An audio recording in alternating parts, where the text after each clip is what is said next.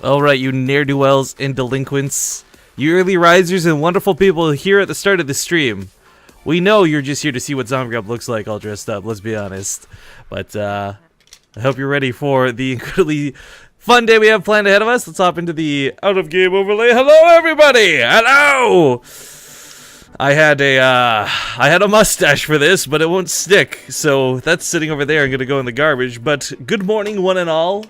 We're here for some fancy celebrations today, as of course today we are celebrating the 10 millionth view on our Twitch channel. Now, there's going to be some Archon mode matches, there's going to be some Legacy of the Void matches, and of course we're even going to tie it up with some Heart of the well, I almost said Storm, Jesus. Heart of the Swarm matches on the Season 2 maps, so that you guys know what you can expect come this season of WCS. And a special little thing about my cane here. Oh, it's so fancy. I'm not sure if some of you guys will remember. If anyone hit Toronto up with us at medieval times, you should know what this is. Otherwise, I'll leave it as a secret for the rest. But yeah, good morning, everybody. How you doing, Zombie? You look fantastic, by the way. Like, jeez. Who would have known? Who would have thunk it? That's so weird. There's a girl underneath all that. Oh my god. Do you feel fancy? Do you feel wonderful? Well, yeah, because I'm wearing a bunch of things that you guys don't really see. It's like this wrist, bracelet thing. Got rings on, and this is a dress. Although I realize it's hard to tell.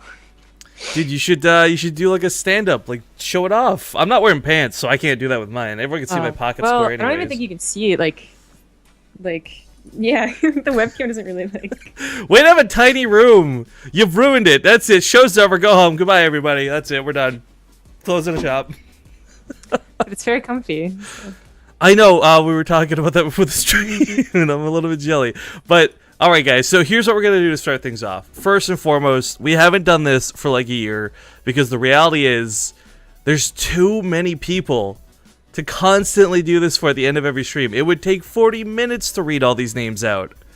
We're gonna read the subscriber mother flippin' list for the channel. Now you guys probably noticed, why is there an hour before the games actually start? Well, there you fucking have it. It's called time budgeting. Before we get into anything though, I mean, like, there's gonna be names I've forgotten over time. Funny enough, by the way, today couldn't have synced up more coincidentally perfectly, as today's the 18th month that we've had the subscriber option here on Twitch. Obviously, we've been around for a little longer than 18 months, but I logged in this morning and it gave me the cue for our renewal. Like, congratulations, it's your 18-month celebration. I'm like, shit. So not only is it 10 million views we're celebrating, not only is it the subscribers and our supporters we're thanking, we're also celebrating the fact that it's been 18 flippin' months to the day, I guess, since we got partnered on Twitch. Because, of course, I was the very first sub to our own channel. Back then, you had to actually sub to your own channel. What's up with that, right? But, yeah, today should be pretty good. Lots of cool matches signed up. We're going to be actually playing in the Archon mode show matches, by the way, guys, to start. It's going to be like a King of the Hill. And we'll see how far we can get in it. Our first opponents today are going to be our wonderful admin, Suede, and his DreamHack compadre, Stajo, who you guys probably see lurking in chat over there. But, I don't know. Without dragging us on too much longer, before we get into this incredibly long, arduous task of reading out the subscribers on this list, Zombie Grub, you have your glass with you? I do. Then let's do a small toast, shall we? Ladies and gentlemen tuning in, thank you for helping Mainstream TV be what it is. I know we've still got a long way to go, and we're not the biggest channel on Twitch by any stretch of the imagination. But holy shit, who thought, like 2 years ago, two nobodies would get 10 million views on Twitch? Who thought two non-pros, non-players, non-casters could become casters? It's been a lot of fun, and to everybody tuning in and everybody who watches the channel, to you, I say thanks.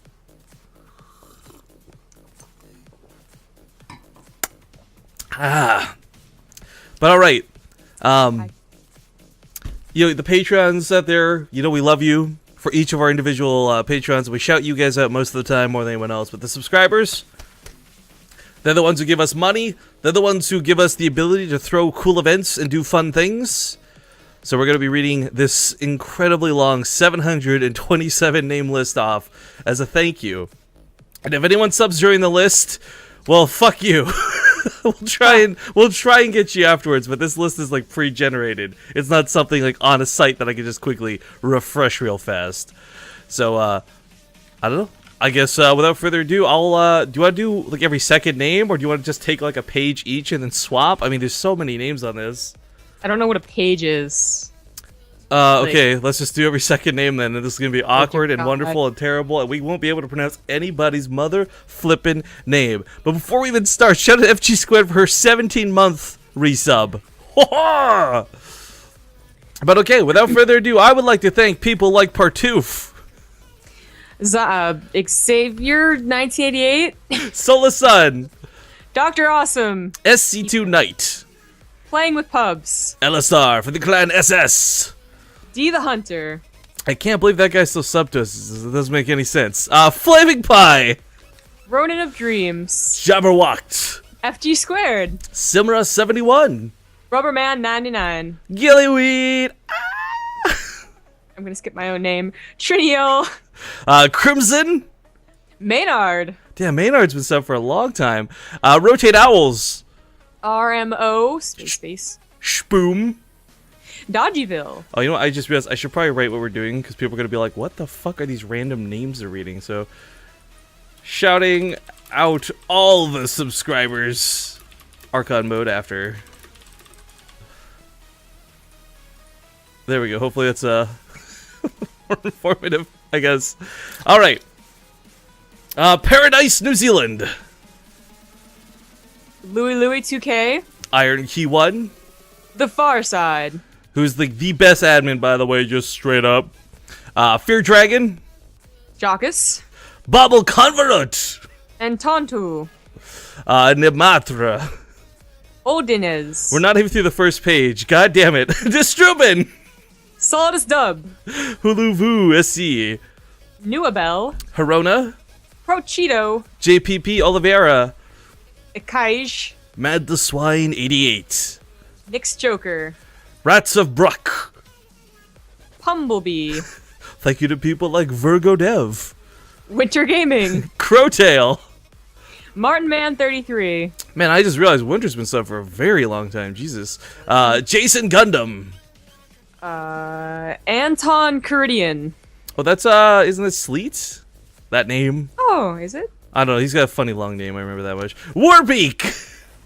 Krugisian, It's Dismay. Melee Mage. Melee Mage. It's actually Mule Mage. I made this mistake too, and I named my Pokemon incorrectly after him. Okay, Melee Mage. Shock Fist. Mad Cow 669. Queen Green TX. Martin Heraid. Mark Crown Stories. Stardust Games. Mista 2. Cartman 100.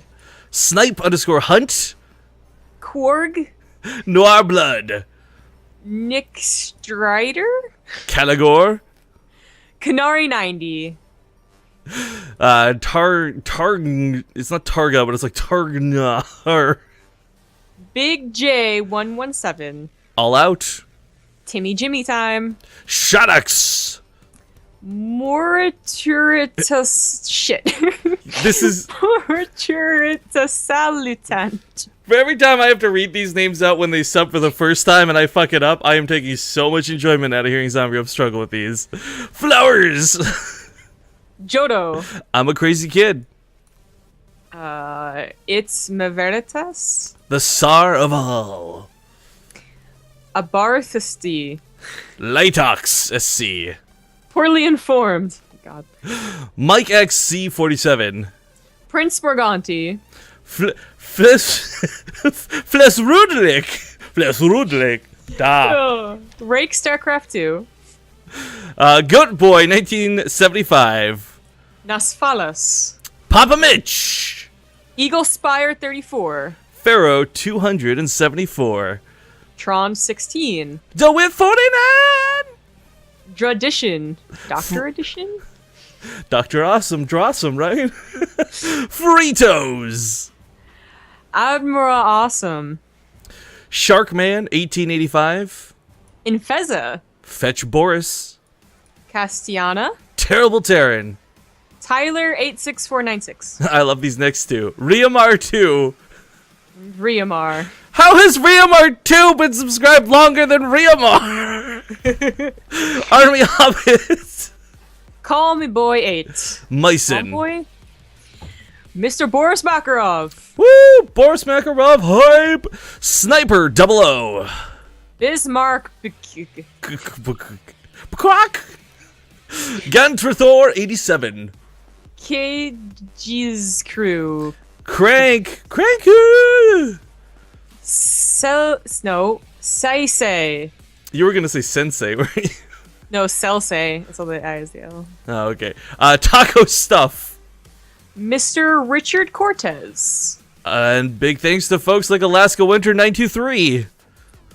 Plug with this. Plaguidis. That's the guy from I think that's the esports Heaven TV guy, I believe. Arthisos or Arthisos, Artisiosios, Bosbas. Ibble double. Dibble. Ibble dibble. Ibble the dibble. It makes Finalias. Monkeybot 10. Juliard, I don't know. 85. Krellies. Just eyes. fair warning, guys. It doesn't get better from here. Stoned Spider. Spanish Gorilla Liquor. Like, really, what is a Spanish gorilla liquor? Zykaz. Solus Rex. Sleepy Cod. Passive Crimes. Not a foo. Robothori. Ancient Meat. Matt Pike. Quitesy. Liquid ITYC. Liquidity, by the way. Liquidity C. Okie dokie. President Luthor. Not my president, though. Tomahawk 006. Dallycat.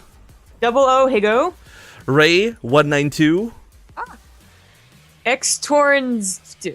ZVT. Come on, that's obvious. God. Regeltis. One of my Lord- Patreons. Lord Omelet. Love SC2. Time to Tell. Blazin 352. Jake B 4042.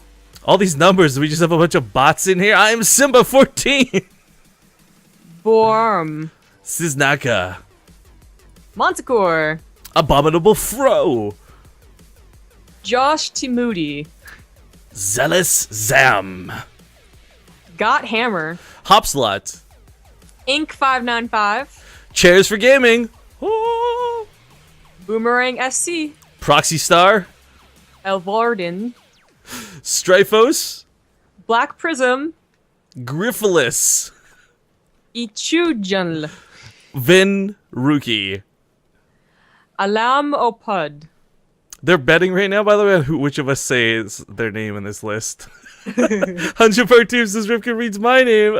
Just heads up, guys. These are not alphabetical. This is like in the order in which people sub from like forever ago.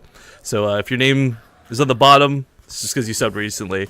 LMO Pud. Oh no, you said that one. First person Swede. Spirinal. Vulark. Diablo Melandro. Diablo Melandro. There you go. I know. I always think it's Diablo too. It bugs the crap out of me. Maxzuga 82. Texas 93. Marish. One King X. Hardy Marty. Hithre. Death Metal Master. Tesomos. Vigilante 1024. Hewu. Nick Jones 83. Stanang. Exile. Naosaku fan. So I needed a fancy sip. Eric Mai. Arknog. Star Lady 45. Ole mole. Holy moly. Jupin. No, sorry, Dugmar. Jupin. Damn it. Smash. Gosu Pizza. Liking GTV. Liking Grope. Dude, that guy supports us on 3 different subs. Like it's the Wow. best. Woolly Smash. No, wait. Hold. Sh- Jord SC2. It's like Are you sure about that pronunciation? something like that. CGDF2. Philip Tan. Mig Delta. Skip that one. Yeah. Baxter. Mouse Shake. Did I say his name? Well, Mouse Sports. Oh no, Shock. It's Shock. My bad. You're right. God. Thank you. You're welcome. Throw. Oh fuck this name. Sickic Visage, I think. Acid Bean. Gray JW. Brawl Expert 95. Nunez. Not Midnightius, Nunez. Wait, I lost count. Nunez. I meant Nunez. Snowy. Eldritch. A Cypher. Dude, you're getting all the names of the people we like are good friends with. Yeah. Hamarn 2. Ishvi. Cynical Gamer. Zalik. This name is great. I'm gonna take a small pause here to let you guys know we're almost halfway through the list. Thank you to Drag Queens in Space. Delufison. Isis. Solitu. Exquian. Law Boss. Sorfine. Sloopgleros. El Mino. Napster QQ. Shandath, New Netherlands. I don't know. I'm sorry. Parson. Bourbon and Games. Aquanuts. Me Green 813 or 831. Pardon me. Bitwrench. Ruined Lands. Digital Rasta. Tiny 310. Tiny. Tiny E 310. Hello, Zergling. Hello. Morty Suck. Secret Base SC. Rickapy. Funley. Any day now, please. For Haley. Samurai JB. Delhi 8079. Turpin 1000. Firestarter 0047. Did you notice we get these people with numbers and they always come in like these clusters and then there's like a bunch of normal names and then okay. Which one did you just read? Sorry, Firestarter? Firestarter. Harness 04. Carpe 228. And Nand Menu. Yags. A Vilo! Liquid Snoots. What the fuck? That's a show match right there. Redwood. Dude Smack. Svindar. Chabaldwin. Olympic Airways. Hadetu. The Ice of Nine. Maltox 774656. Nuke Mall 9405. Optimus Probe. Nathanias. Namakast. CAD SC2. Panic 677. I am Cell SC2. Ninja Mao. Dovin Wolf. Demos Evolution. JP310. Epsil Ox 1. Power Axe 89. Diocletian Zerg. B Milo. You skipped one. Jatlantis. B Milo. I'm sorry, I have to start like kindergarten, like do the thing where like you get the finger underneath each name as you read it, so you know, like, Crazy King. No, I did it again. Fuck, McPaulo Frito. Crazy King. Warf_PL, another one of my patrons. Kinky Mal. Squarker. Alsnur. Oh, I'm wondering, do we still have someone sub to us named Zombie Grub's left nipple, and is that person gonna get read out by Zombie Grub? That's the question everyone needs to ask. Jin LeMay. The Librarian. Our man Tempo.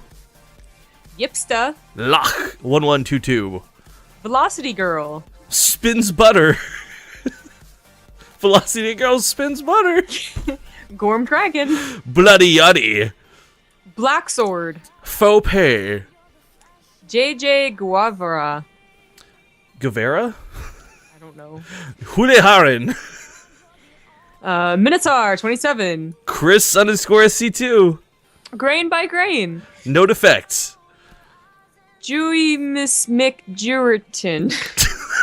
Is that a real fucking name? Jewy Juriton. Are you serious? Ian Chad 2003. Dog Dozer. Little Raven 101. Darth Sidious. I don't care. Shut up. Tanave. I love some of these names. Grim Miseta. Level BW. Secretly popular. Dexter 1516. Ian's 11. Jeromia. I'm pretty sure that's Dr. Aromia. Oh, god damn it. AKA Venomoth, AKA the Schedule Meister himself! Baker Street 2458. Bear Person. Dies easily. Bazooka 821. We could actually legit write like a short story with some of the names like in this thing. Like, what's her face spins butter and Bear Person dies easily. Bazooka, no, you said, sorry, Tricon TV. Kraj 89. Taquatun. Fisheye 21 CN. Jeush 123. Cap Maniac? Black Dynamite! Not again, you foiled me, Black Dynamite! Ender 405. Esmbos? Etotat. Continuing our big thanks for folks like Cabrera TV. Officer Crayon. No, I didn't do it, I swear. A Magic Monkey. Gerlino. Gordeath. A Moth. Kamip. Morova. J Power. Panic Switched. Whoop.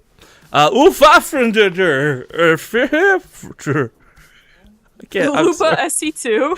I'm sorry, guys. Some of these names are just not gonna get read correctly. BFP 1000. D. McCaffrey. Loopsius. A million Loopsiuses. Ken Pak 1. Hyustus. Dom Doran. Siri 1. Kane. You would get Kane. Pimmoth. William D. 826. It's okay, because I got Citizen Kane. Which one's the real one? Dildo Gaggins. The Channy Man. Frookie 12. Dalton Cochran. Corvinus. Blasted 101. Drunken Master. Galaxius Cosmo. What the Fuzz 2. Corrupt Pancake. Jamie BF. StarCraft 2. Mimi Kitsune.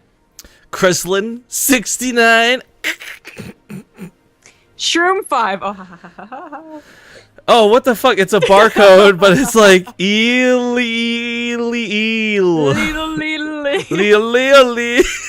Legit have like a barcode sub. What the fuck? Chicken Nugget. How does that guy even remember his name to log into Twitch? What if he subbed us forever because he forgot his fucking login name, right? Humble Grizz. Ninja Bear 23. Detracraft. Crazed Climber. Maxigon. Nelusina. Zelator. But with a 1 instead of an L. Irvnasty. Irv Nasty. How did you get Irv Nasty. It's like, the pronunciation, please. Inimalist. This one trips me up. Alis or Alas? Faulty Cause. Manly Goo. Honky Blub. Fucking skipped one. Titinigu. Honky Plum. Sorry, I'm just like this. I'm trying to bounce back and forth between like chat and Someone this. just, That's a like, mistake. sub as you fucking skipped one. Nick is lost. Biggie Shred. Big Irish Red. Damn it. They're just I can't read words anymore. They're all just coming together. I know, they're all just blended. Brent Starcraft. A fine gentleman. Captain Canada? Oh, don't tempt me. Mike 3 Hunt. Are you sure that's how you say that one? Mick 3 Hunt? I don't know. It's Mike. Hunt? Mike Hunt? Why are you laughing at me? Don't say it. Don't say that name ever again, okay? Think about it. You'll figure it out. Complexity's minigun. Raven 85. She fucking did it. Dart Diva. Another one of my Patreons. Forsex. Printer Hands. Rod 404. Darmakian. God of the North. Mr. Cherish. F7 Super Serial. Dabujo, aka our old friend David, who used to do all of our graphics on Base Trade TV a long time ago. Logan. Good guy, Twitch admin. You just broke your mic. I didn't even touch it. What the fuck? Stop. It's just coming out on its own. Etc. StarCraft. Jidifs. Etc. StarCraft, by the way, gets a special shout out because he makes maps, guys, and he was the one who made Yansu and some others. Salavampi. Prophecy SC. Chaos Master 21. Surprise G2. I feel like I'm losing you, Zombie Grub. On this. It's just like Sup R's. No, I don't know. mother flippin' Zagio. Tobias 75. Kikai. Cantor Dust. Max Diffie. Stymied. Time Shifter 08. Sparty 6. Loadin SC2. Valentian. Red Sea Ding Dong. Backtrack 1. Thomas J. Servo. Radium Bromide. The 747 Beast. Hugwash 456. Draco 3. DCO'd. I completely have lost where we are. Oh, there we go. Gotta love 69. Yeah!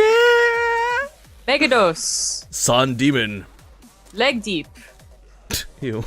Talanasty 2014. Beat and Kill. Well, you've heard the phrase knee deep before, right? Yes. Zarfield. Nocturneridge. Sweffy Mo. Roger Rooster. Shame Glaze. Mocha 1705. El Buracho. Owl Slum. Tall 1983.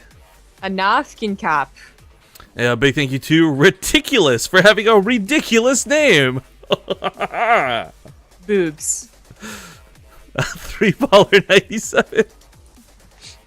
Yonan 82. The guy's name is literally Boobs, guys. Zafra Webs. 43. Webs. Webs. Filthy Rake. Reynard T. Fox. Bovine Intervention. Craig the Pacifist. Quirky Pony. W Ghost 66. Moving Laterally. Literally. Ginger Matify. Sado Parrot.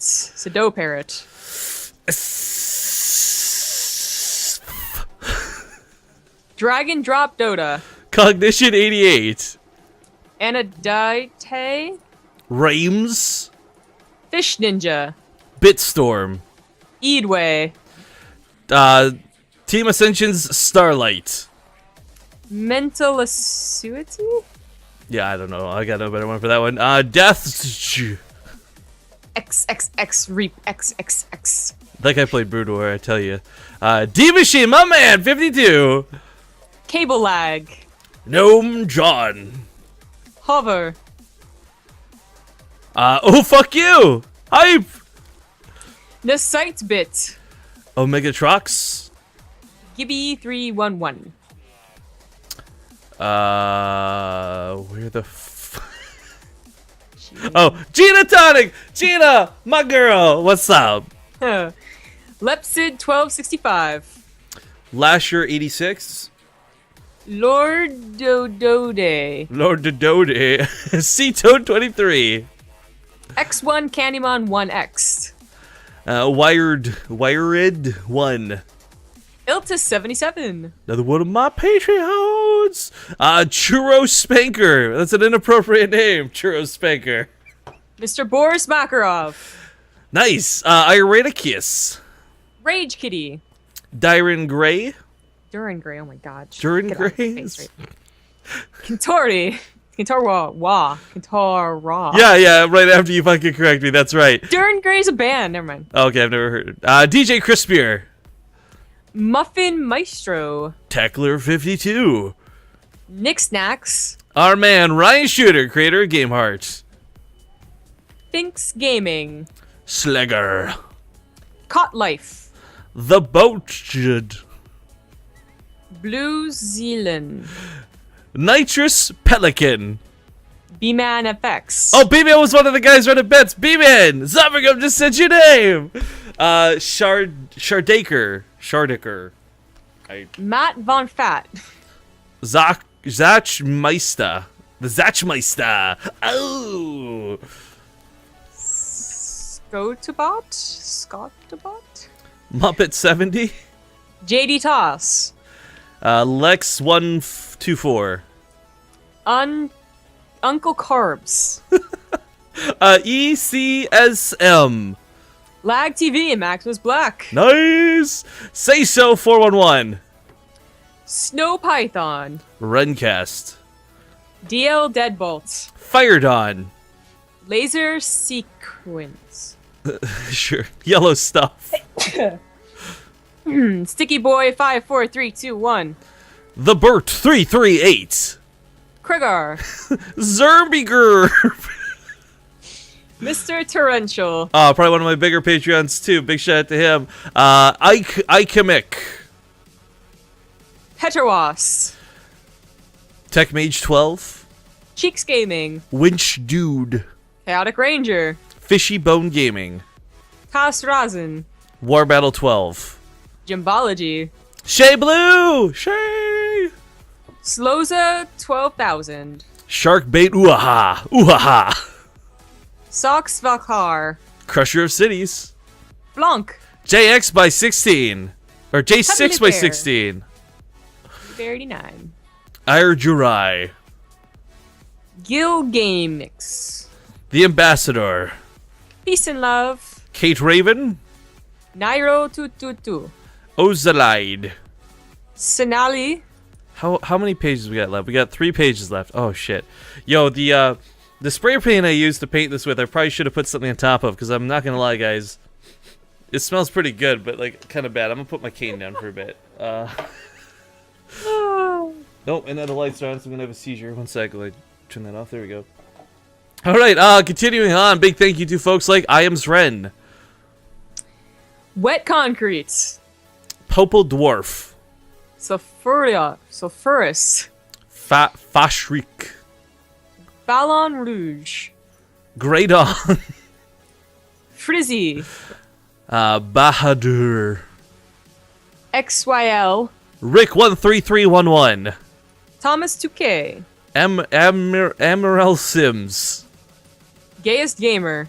Now, is he sure? Like, was there a contest? Like, Fractal Mother Flipper Cactal. Anubis Anubis Hades or Shades? Anubis and Hades would make sense, actually. Because Milantes. different mythologies, Jesus. They're both that. Okay, Milantes. Mordecai Sweet? Satgur. Desro. Shawe. Sweden. TGA Sweden. Aling. B Gamer. Lol. Azuhi. Azahil 2. Pandemonium. 1984. Henka Lev. Eve Card. Clutter Monkey. My waifu. Sword Noobs. Typical noob. Not instant. Tanja 84 DK. Man, how do you not need water through this? Oh my god, I'm dying here. Achilles, 1986. Arididin. Wombat Master. Ryan AZ. Sidewalker. Leomin. Bractimus. As far as it goes. Ace 9876. Or 7, yeah. Sukidong. No, fuck you. Okay, let's party. Oh my god, those 2 names. Okay.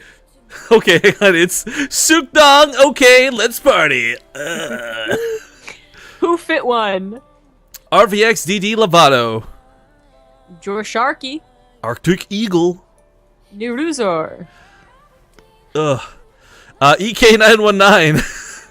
Ascalad. Goat Prophet. Detect Bro. Kitten Crusher. Seattle Jorg. Kethbad. Master Tracks. Caustic 45. Helifor? FNG StarCraft. No. Adepta X7.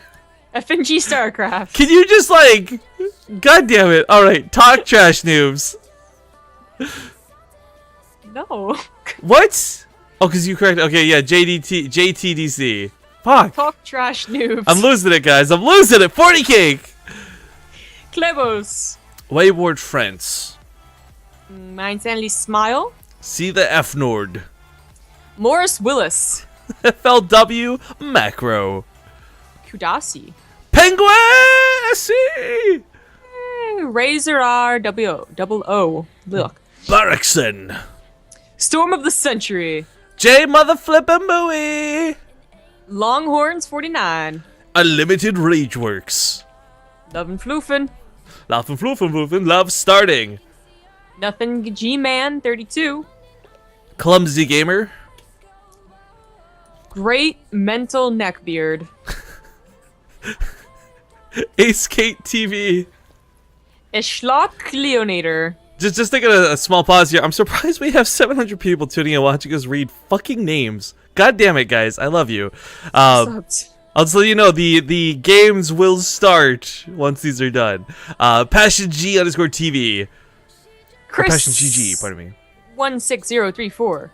Ew Peterson. Ikel Grimbergen. Afterlife 557. Joachim Kanan? Joaquim. Hakim. Like Joaquin Phoenix. Hakim Kanan. Dapperkins. Bug Mana 1983. TJA 1980. Ilu SC2. Shiar. Strobel. MB Super Mario. Ultimate Lockdown. Tesla Toss. Jumper Legs. Dr. Hannah. Surf Cat. Waffles, or Captain Waffles O.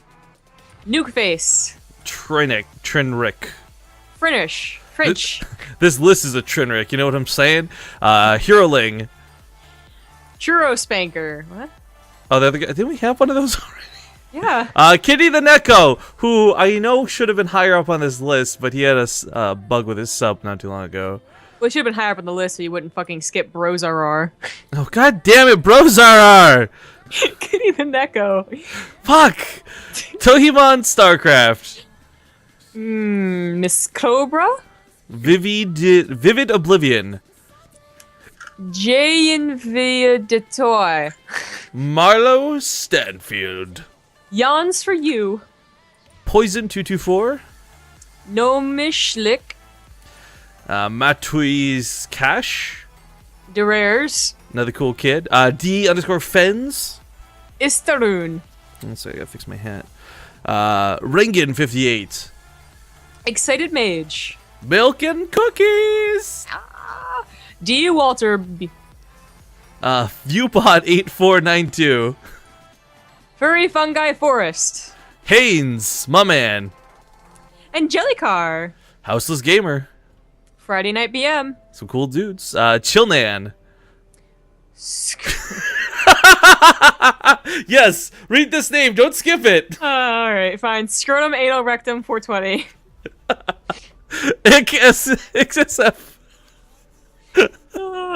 Scantless No-So. I don't think that name would have been so funny if there wasn't the hesitation of you like realizing what you were about to read. Like, oh god damn it! Like, WYCTV. Nope, it's Tempest of Chaos. WYCTV. Fuck. Kratianos. Husky Psy. Shot Stroke. Jack Selvist. Napacom. Silicon Mind. ASAP Beelan. Aidur. TKL StarCraft, our French homie. Hemrick B. Schwandrin. I'm just schwandering how to say your name, bro. Duality. Gerthang 3019. Empires 21. Boost Trude TV. Tremult. Evil Zargio. MSEB 89. Matt _D. Kills. Lucky Drunk. Mir 1989. Monster Group.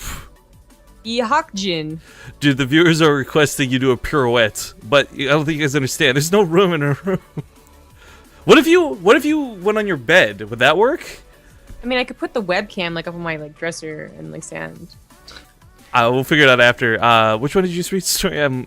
Fucking Dr. Ericon? Is that me or?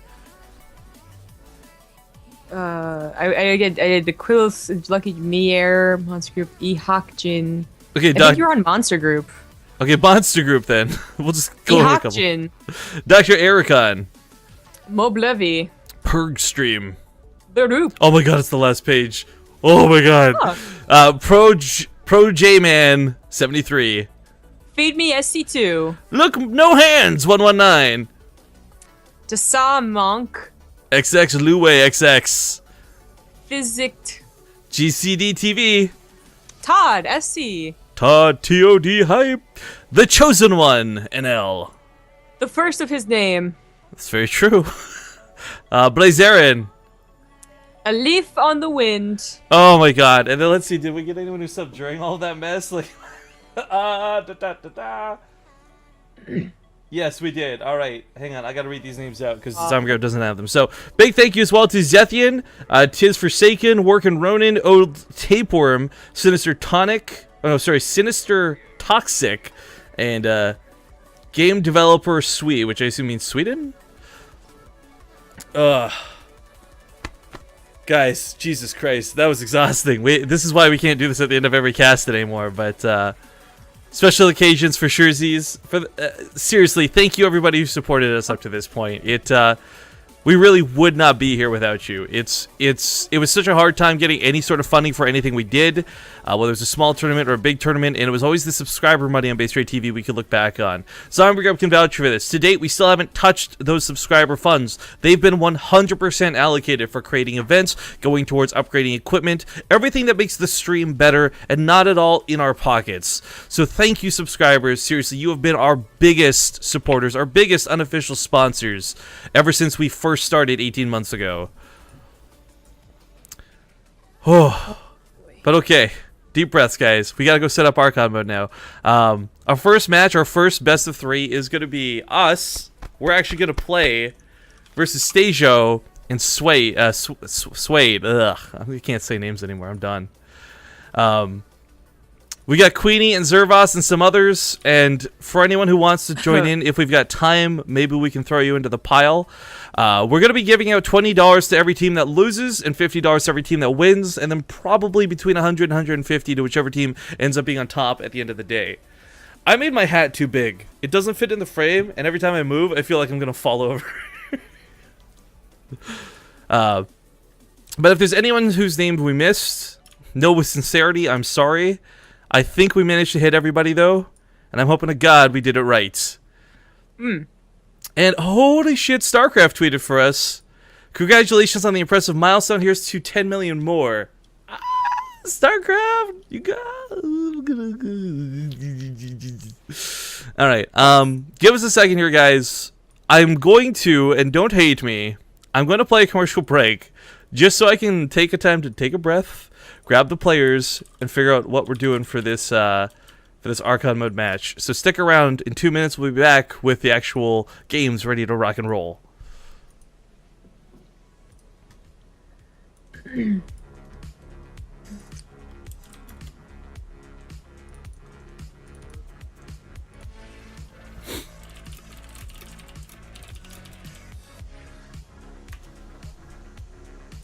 Yeah.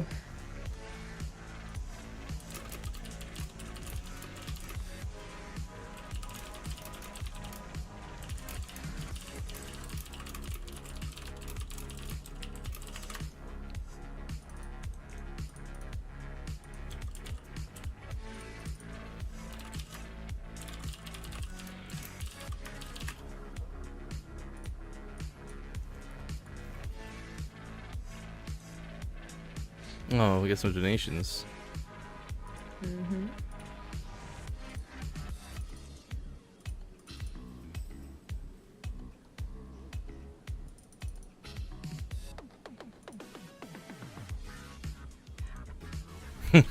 So I'm now aware that you guys are probably hearing a lot of what we're saying on account of the fact that ads are not fucking playing.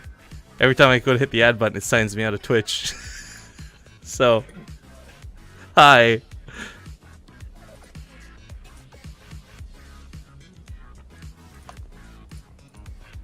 Alright, we got stage 1. Helmet YouTube channel.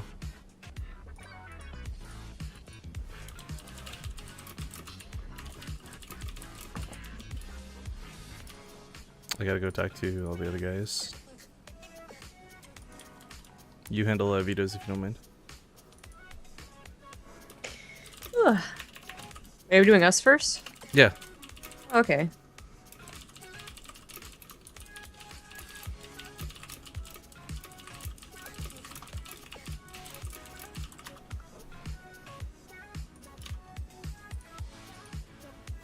All right, we're back. Hello. So it took a moment. It was a little bit headachy, but we got something fixed, and now we're gonna be hopping into the games in a moment. Zombie Grub and Stajo or whoever on the other team is gonna be handling vetoes. We're doing an Archon mode, King of the Hill. Now, Zombie Grub and I will be competing in this. We're gonna play on the first level, and we'll see how far we can get. But we have some very, very fun folks involved here today. Queenie and Zervos are round 2. Jonah and Euthermal round 3. I think Intense is replacing Ariam with I think Poke Bunny or somebody. And then the kind of final boss is Nurchu and Bly. But if any pro gamers are watching and want a piece of this action and want a couple of bucks, send me a message either on Twitter or Skype so I can get a hold of you, and we'll get you in on the action. But another big thank you goes out to Mr. Mark Olberts from Blizzard, giving us a congratulatory tweet as well. We'll favorite all these things so people don't think we hate them. Spam that favorite button and annoy people who are following us. Oh boy. And Fezza, how could there only be 10 million when there's 7 million people in the world? Fucking troll. Alright, gotta get off the Twitters. Did you figure out why we were laughing at what you said, by the way, or no? No, I've already forgotten what I even said. So. Okay. If you condense Michael Hunt to Mike and his last name Hunt, it sounds like Mike Hunt. Oh, okay. Let's see, we got some donations to read out too. I didn't actually expect any donations, so we didn't really set up for that, guys. Give me a sec. Oh my god, people are still donating. CPP Maniac and others. One sec, guys. I didn't have the bot set up to pick up or read these because, yeah, you generous sons of bitches. Let's fix that. All right. So here's my attempt to read out the donations really quick so my hat doesn't fall off my head because I'm really worried my hat's gonna fall off my head. $5 from TSA Mank says my name is pronounced Say Monk or Sha Monk. I'm sorry if either of those are incorrect. You've corrected me on how to pronounce your name with a pronunciation that makes less sense, to be honest. But I'm sorry that we said your name wrong. Shanda the NL says no worries. Don't need to get my name right ever. Winky face, $10 donation. Thank you so much. Bob Convolute with a big fucking $100 donation says, "If either of you offered me candy, I'd call the authorities. Here, have some money." Yes, quite. Exquisite. Ace Kate. That's not creepy at all, dude. $10 from Mr. Boris Makarov says, I haven't done these in a while, but here's to 10 million more views. Ace Kate. Hashtag pancakes. CPP Maniac with a $100 donation. Hype! Says, congrats on the 10 million milestone, Rifkin and Zombie Grub. Hope to be here for the next 10 million. And last one I got here is Castiana with a $10 donation. Says screenshot link at the end. Ads are playing. I forgot to disable ad block. Congrats on the milestone. Okay, guys, thank you so much. And I'm sorry I didn't have that properly set up to read those because, like I said, it wasn't exactly restricted donations for this. So thank you guys so much for being excellent. Thank you for your generosity. And you should know, those donations are going towards something that we can't talk about just yet. But when we do talk about it, you're going to be very fucking glad to know where they're going. So thank you for the generosity here, folks. But do we have vetoes done? Are we able to boogie? Almost. Hold on. But I got, two donations as well. Thank you, Andreas and Gerbin. Groovin. Gerben, I don't know. Oh, Thank you. we actually got a couple of subs too. Ulthays, Duffy, and Cactus. Wait, what's that say? Cactus Valley. Cactur Valley Dance Off, who also donates $15 to say a trifecta of $5 from each of my accounts.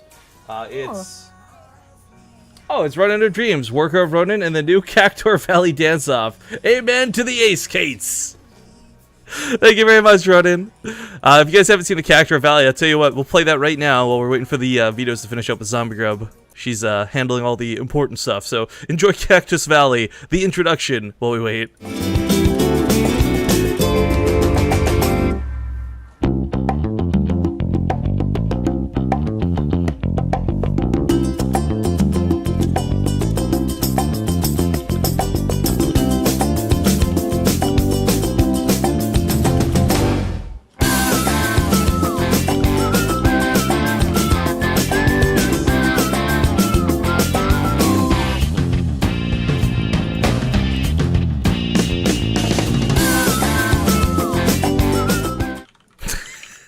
That intro is the silliest and greatest thing.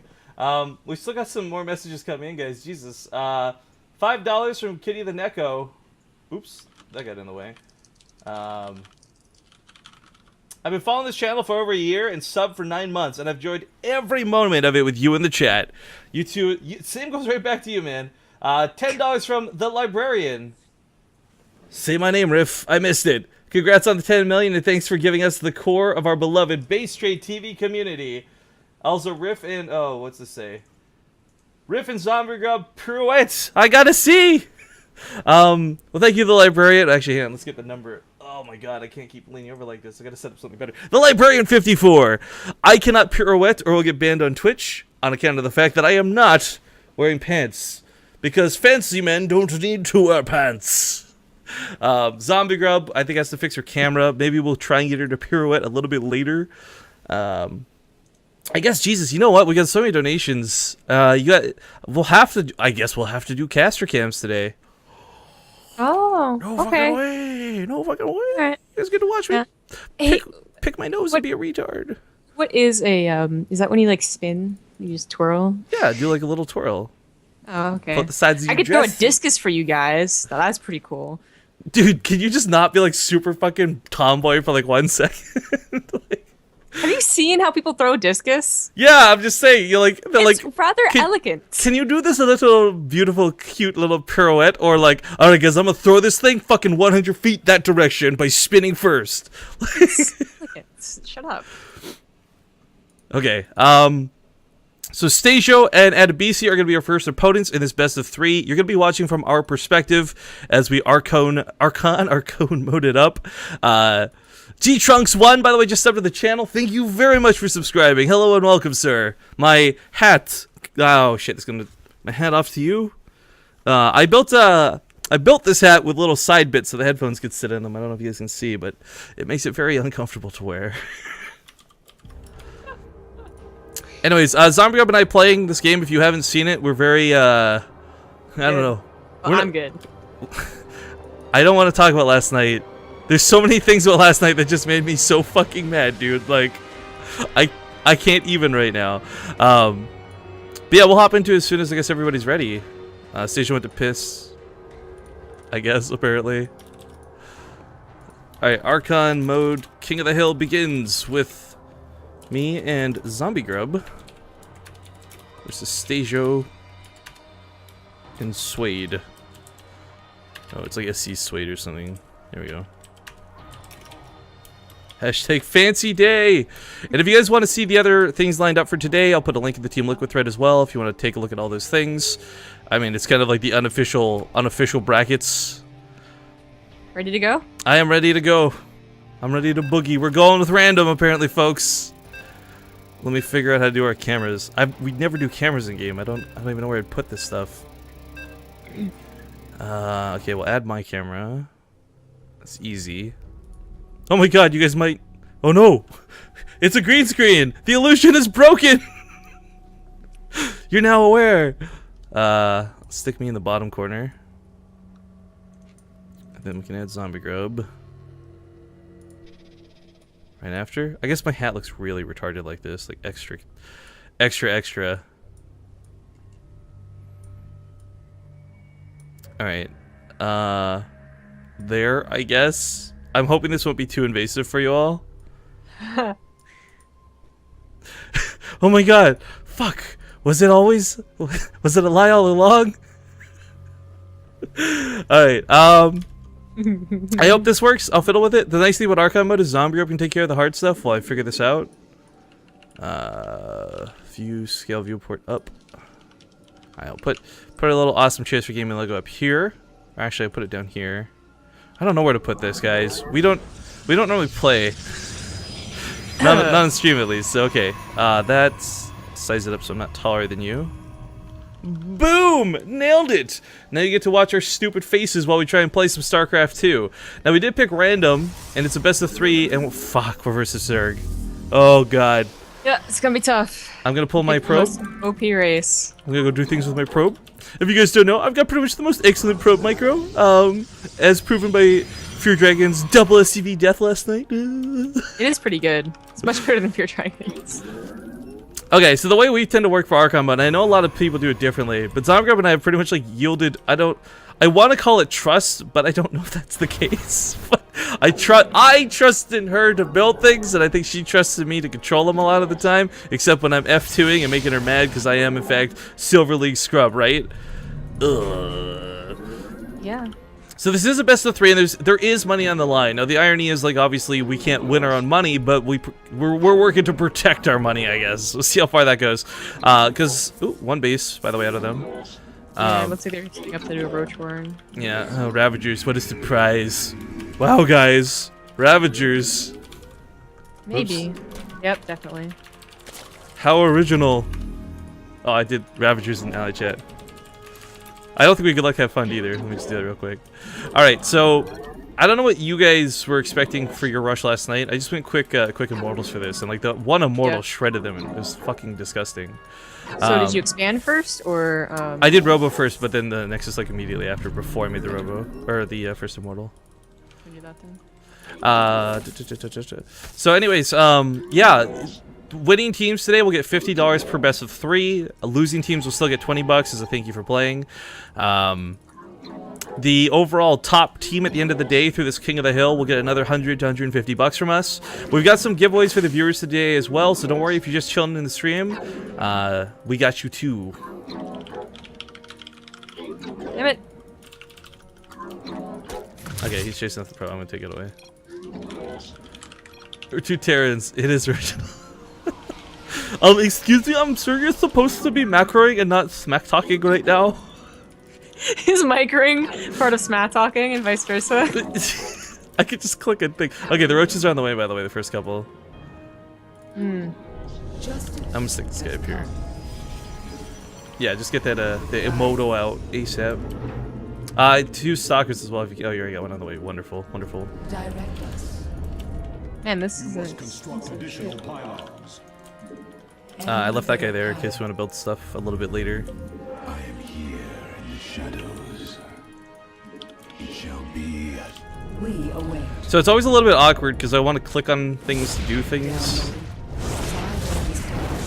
And the other problem with this too, oh god, is not only does the Corrosive Bile do a lot of damage, the actual Ravager itself has some silly DPS, like ridiculously good DPS. The nice thing though is they have pretty much jack squat for health, so as you guys can see, as long as I'm not being lazy, should be able to deal with this.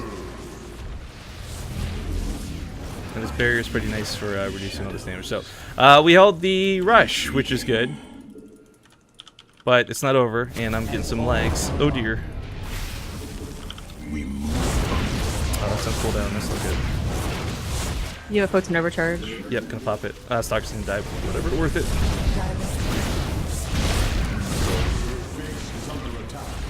Oh, Immortal Shield, please. Come up, cooldown already. Boom, nailed it. Alright, held so far. Another Immortal? Cool, cool, cool, cool. I don't got any scouting, so I don't know if they, Hey, I'm gonna pylon here. I don't know what they're following it up with. But, I mean, it was a 1-base opener, so we lost no probes. I think we're doing pretty good. That barrier. Yeah, oh, yeah, ooh, yeah, give me that, baby. Yeah. Could you not be creepy? Sorry, I'm excited about the things I can do with this. I'm gonna borrow a warp in real quick. Just because I want to scout. We interpret. I'll grab that in a sec, too. Are you following it up with what I would imagine you're following it up with, by the way? Oh, shit, we're gonna defend first. Our window is short. Go ahead.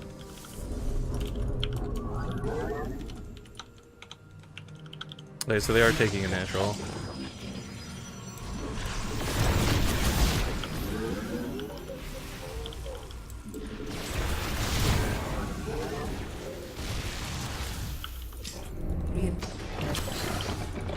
They're continuing to be butts with these roaches.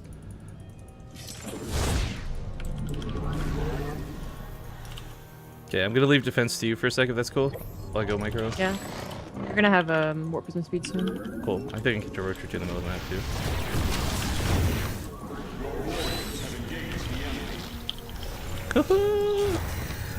Research complete. Nice, nice, nice. That speed boost hype. Alright, let's see what they got. The adept died, by the way. Sorry, I wasn't really controlling it. The observer, you mean? No, adept. I warped it into scout. If Oh, anything that's with what her. you warped in. Okay.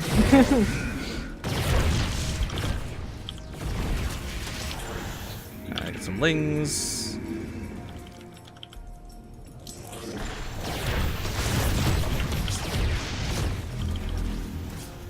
Pickup range on the warp prism is so cool now. They're only mining on one base, by the way. Like, they're not even mining in the main. Well, it's good for us. Yep, striking their third.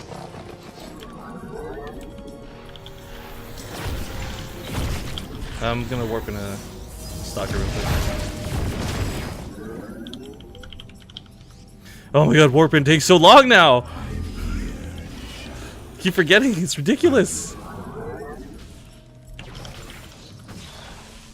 Mineral field depleted.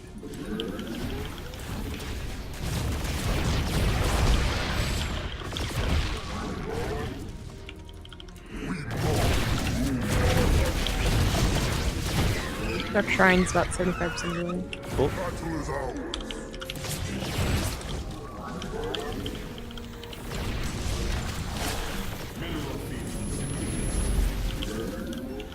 That pickup micro though. Ugh. State thy bidding. They got a lot of lings, by the way. I don't know if we're on the way to disrupt or not, but one would be nice. Yeah, we have one. Cool, cool, cool. I'm gonna come trade these out then. I like the disruptor's voice, by the way. Like, I don't know if that's weird, but I really like the voice on it. Okay, use the warp GT weapons. Okay, one sec. Require my Clean some of these up. Oh, see, you just use them. back to the shadows. Yeah. Now we lost that that guy.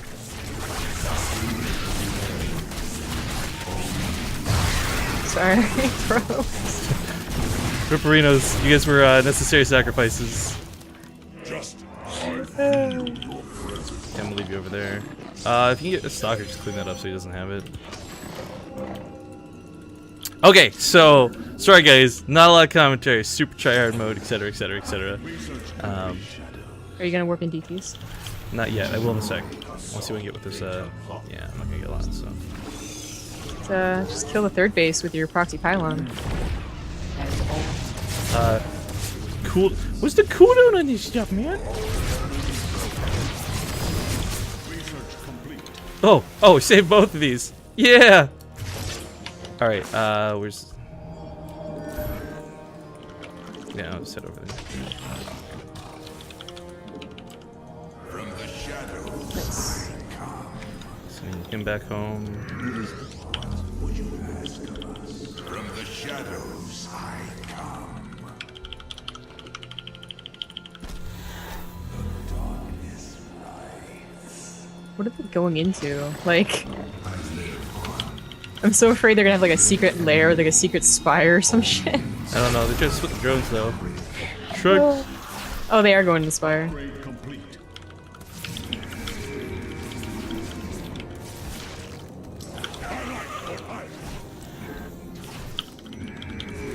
Oh, please come off cooldown here in a sec.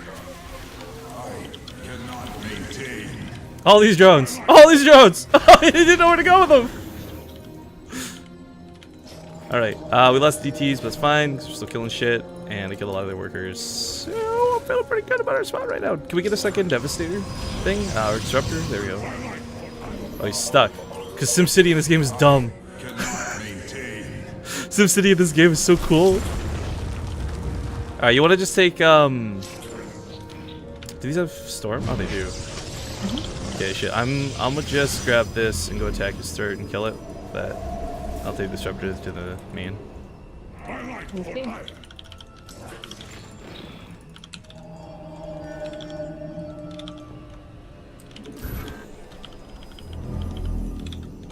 Do, do, do, do, do. Oh no, that lag! Oh no! The battle net lag! No! Oh, okay. Whew. Those mutas are out.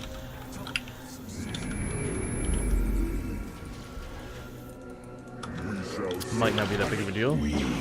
Probably not. I mean, I already prepared for it. Yeah, I might lose the Disruptor, that was my only concern. Or not Disruptor, the War Person. We'll see, we'll see. Try to get as much damage with these before I go down.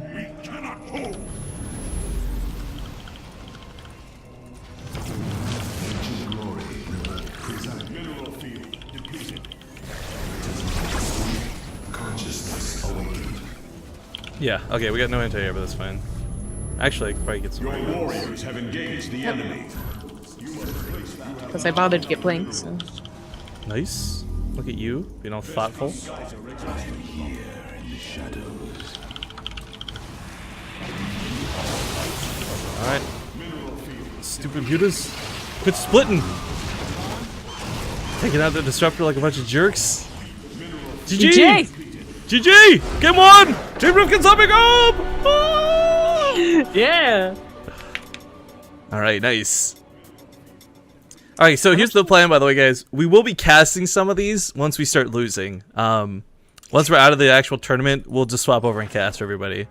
If we start losing. Queenie's asking if she can stream. Yeah, anyone can stream these. Go nuts, have fun. GLHF.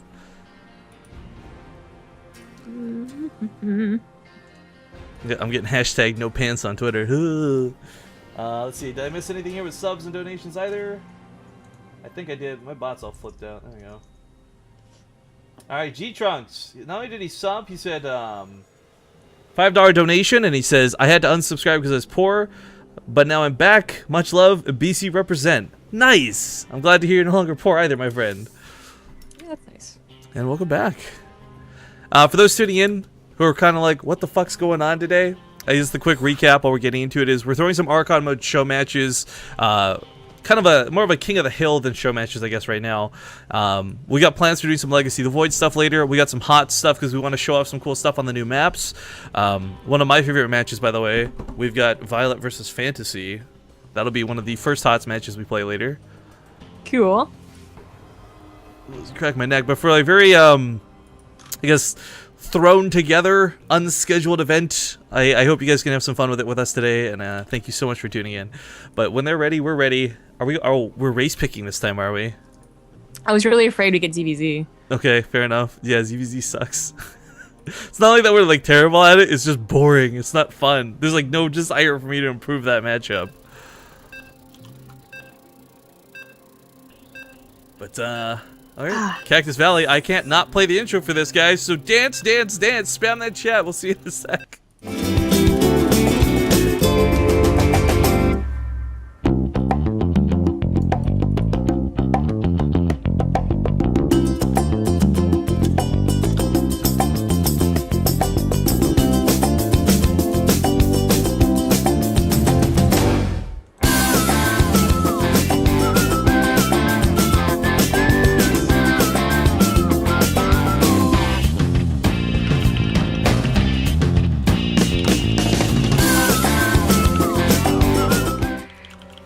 right, did that work? That did work. All right, hey guys, welcome back. Thanks for dancing with us in chat. I love that intro. It's so cute. But if you're just joining us, we're up 1-0 over the other team in the first part of the King of the Hill. Reminding you all that if we lose, then we don't obviously get any money. If we win, we obviously don't get any money. We're playing to protect the cash. But if Stajo and Suede lose, we'll give them $20 to $10 each. If they win, it's 50. And of course, the end of the day will net whichever team is on top $100 to $150. We've left the hardest team for last today. Bly and Nurchio are kind of like the end boss Archon. I poked Maro and Naniwa and some others to see if they want to play. I didn't really get a response. If they do, we could totally throw them in at the end because I think casting those games would be a lot of fun. But to be honest with you, well, I think we've actually got a pretty good chance, like assessing this off that first game versus Suede and Stajo here. I don't know how we're going to do next round versus Queenie or Zervas. And if we somehow luck out versus them, Jonah and Euthermal beyond that. So we'll see how far we can get. It probably won't be very far, but that's okay because the sooner we drop out, the sooner we just go to casting. No, sorry, it's not Bly versus Nurchio if I said that. It's Bly and Nurchio will be versus them as they're the Archon. Protoss. Oh yeah, I thought they were Zerg. Oh, they picked random. Oh, well then we just gotta go Cyclones and win, right? Yeah. I'm like not even kidding. I'm gonna do it. I know, right? Cyclone's so dirty. Cyclone's so gross. Go ahead. Yeah. Can I spare the money? Can we spare the money for an engineering block? Yep. Not really. Okay, Well, maybe in a second. Well, the probe's here, so I don't have. I've got like 2 seconds. Upgrade. Forget it. It's not gonna be worth it. Yeah. I'll just trade him over scanning. Are we doing a Reaper, by the way? Oh, we are. Okay, cool. Bad news. Send the SV back home there. Congrats on the 10 million views. Thank you very much, guys. We worked so damn hard. I'm so stoked, by the way, that we got here. I titled the thread of the Team Liquid a bit of a joke. You know, this one time a bunch of nobodies hit 10 million views and had a bunch of Twitch subscribers or whatever. But man, it just. Oh, sorry, one sec. Gotta kill the probe. Fuck you. No pylons, please. Yeah, well, we started doing Base Trade TV. The idea was like if we could.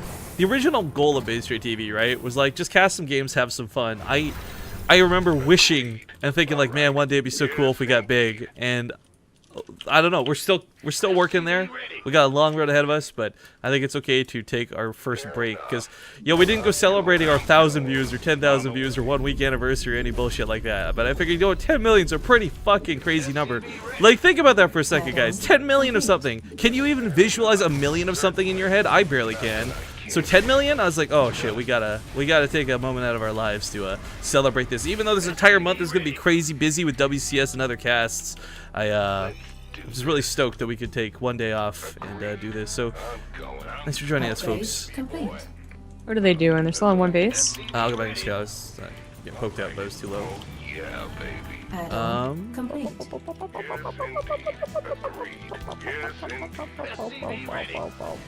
I actually have no idea what they're doing. What the fuck? Where's your tech, guys?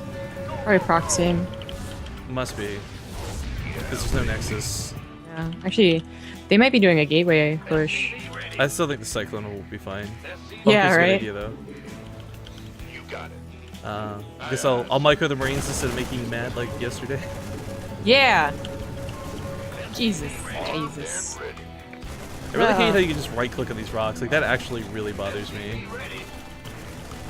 Alright, I'll leave the Marines here at the front. I'm just gonna take the Cyclone out and look for the Mylon. Oh, Oracle on the main coming. Oh, nice. Yeah, what a fucking surprise. Like everyone's doing that on ladder. Alright, that means this thing's to our north, and I'm gonna go take it out with this one. Our SCVs are under attack. Oh no, not a fucking SCV. Oh, Jesus. What are you gonna do now? He already wasted a ton of energy. I'm just gonna take the shit out. SCV ready. Oh, I got the lock on the Oracle. Amazing. Oh, you can kill it. Well, I killed it. There's two. Additional supply depots Oh, okay. I almost killed two is my point. Sure thing. So where did they proxy? It was like way up here, I guess. mineral field depleted. SCV ready. Can you just rally the second Raven or Cyclone to the watchtower? I'm on it. Yeah, there you go. They really proxy? Like, how far away is this proxy? What in the fuck? SCV ready. Yo, Zethy and Anastasia, what the fuck? Where did you get proxy? I saw that oracle come from north, but I guess it's not? I mean, where else? It might be Weird over shit. here or something.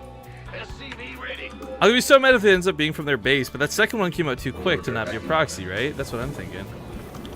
Yeah, yeah. Okay, well, whatever. Fuck it, I'm not wasting time here. We push. Just watch out for potential pylons, I guess. Oh, we got here 2 cyclones. Yeah, 2 will be fine. Armed and ready.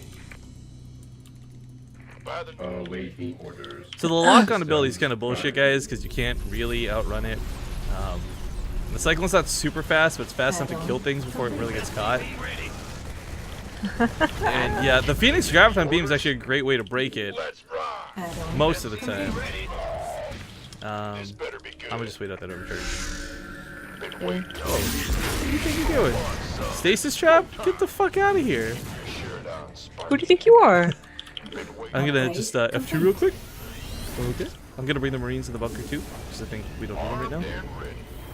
Mineral field depleted.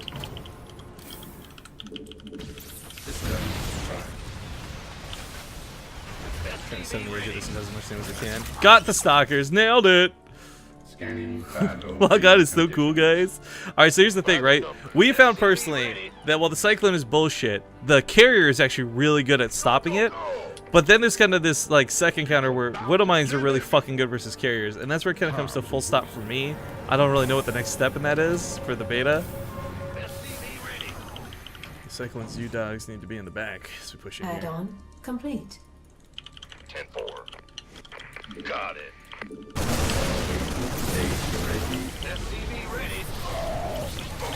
Oh, dog, you just force filled. I'm not trapped in here with you, you're trapped in here with me! Add-on complete. Actually, we're probably gonna lose most of this. Research Oh, come on, Cyclone. System. Gangway. Coming through. Is the Stalker fast? Okay, well, that answers my question. Oh, we don't. No Stimmerino. It's Actually, almost didn't kill that upgrade much. complete. You can push across the map and probably be done. Okay. Oh, wait, I see we have window mines. Yes, window mines. Mineral field depleted. Ooh, that 2 timing was like so sick. It was perfect. What the fuck? Research complete. Like, patting yourself on the back like, it was a pretty good job, I'm just saying. Like, Good job, Shamigo. Mineral field depleted. Research. guys, it's really hard to play with this hat on, by the way. Like, you guys understand, like, I made this perhaps a little too heavy, I think, because it's, my head, guys, every time I, like, tilt it a little bit, it's all wonkied up. Oh, that was a beautiful Widow Mine shot.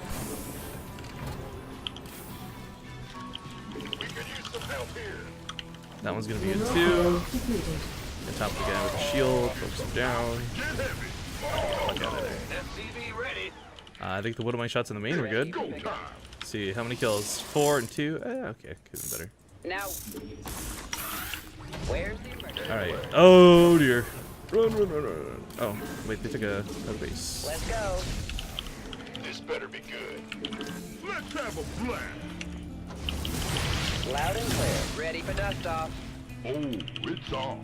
Inside. 5x5. Armed and ready. Been waiting on you. Talk to me. Who wants some? Oh, wow, that Medivac lived with 1 health. What the fuck? Boy. How did that happen?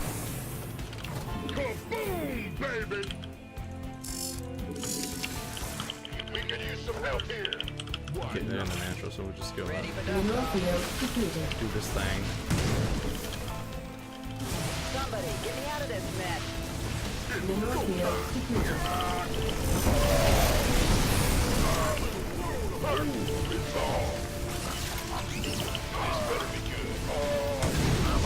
Talk to me. Oh, that Widow Mine's gonna hit these probes retreating. Come on, come on, come on! Your forces. No! What the no, fuck? Complete. Garbage. Upgrade complete. Okay, Upgrade well, let's just complete. go Ready for dust off. solo FPS. You have 2-2 now. Oh, do we? Nice. Yeah. Light flight's here. Dropping off. Kaboom, baby! Oh yeah! Feeling that pressure. But I think we good. Your forces are under attack. Oh, I was just coming up with that. Oh, maybe it gets a shot before it dies? No. No. That'd be too much hype. Give me a pre-scan right here if you could. Add-on complete.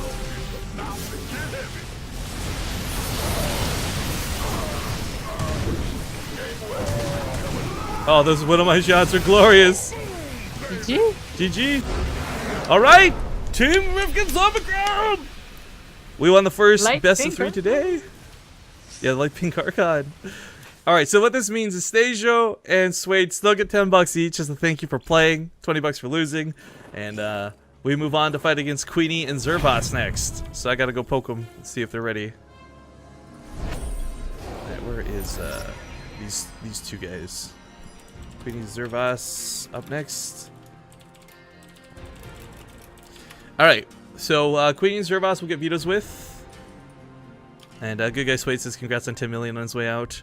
Stajo just in chat rubbing his own. I was so good.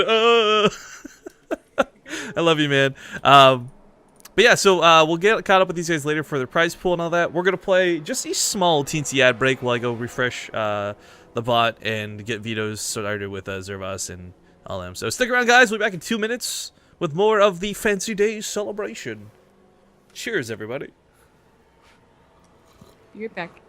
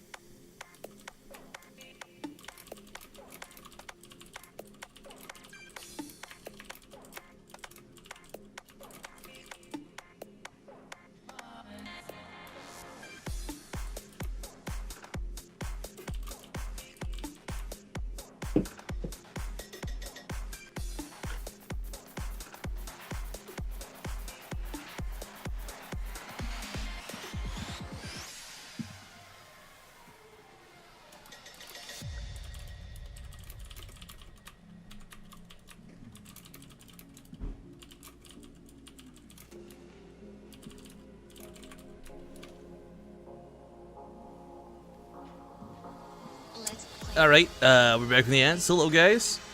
I guess why? Because I'm doing vetoes this time. I'm sure my vetoes are gonna be terrible and get us screwed. Do you want to see if there's a way to fix your camera and do the show off? I guess that everyone keeps asking for. Fine. Okay. Here, guys. I'll even make the Skype window bigger so you can creep on Zombie Girl while I do this.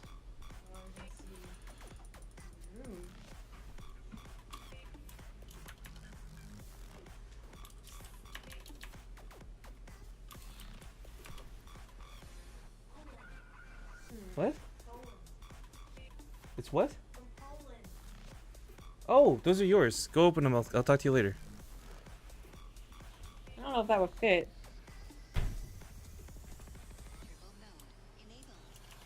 Alright, so we're trying to do vetoes right now, guys. Zervos gets rid of Orbital. I got rid of Iron Fortress. Camera froze. It froze. So it's 2 vetoes each, guys, down to 3. We just did fuck Inferno pools, right? Like, just removed it for this. Zombie Grove!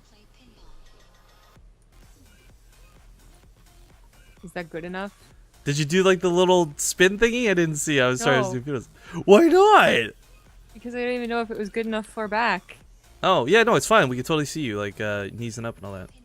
Okay, fine. I got a twirl. God, I hate twirling. Yeah, you got a twirl. You're welcome, everyone.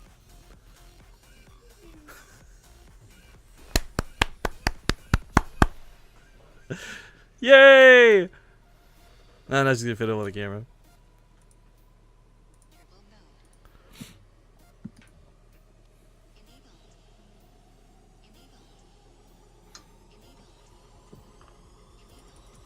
Yay, zombie grub! That was totally worth it. Yay!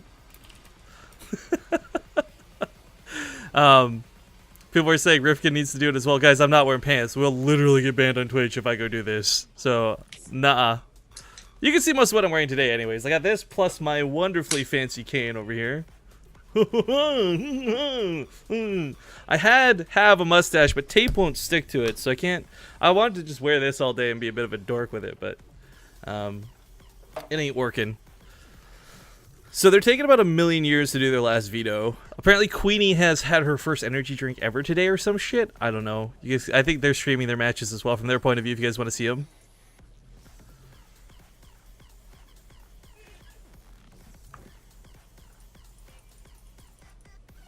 Okay, so it won't be, they remove Coda, so it's Echo, Cactus, and Ruins of Suras. We'll start on Echo.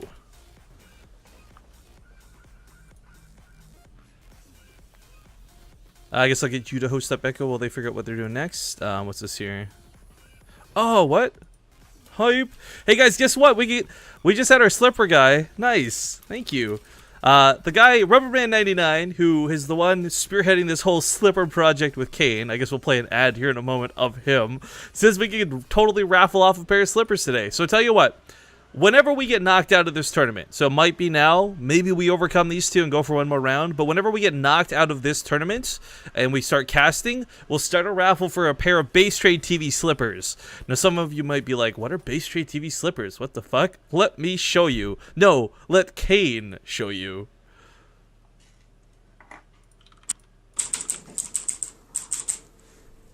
Base Trade TV slippers. Help me macro.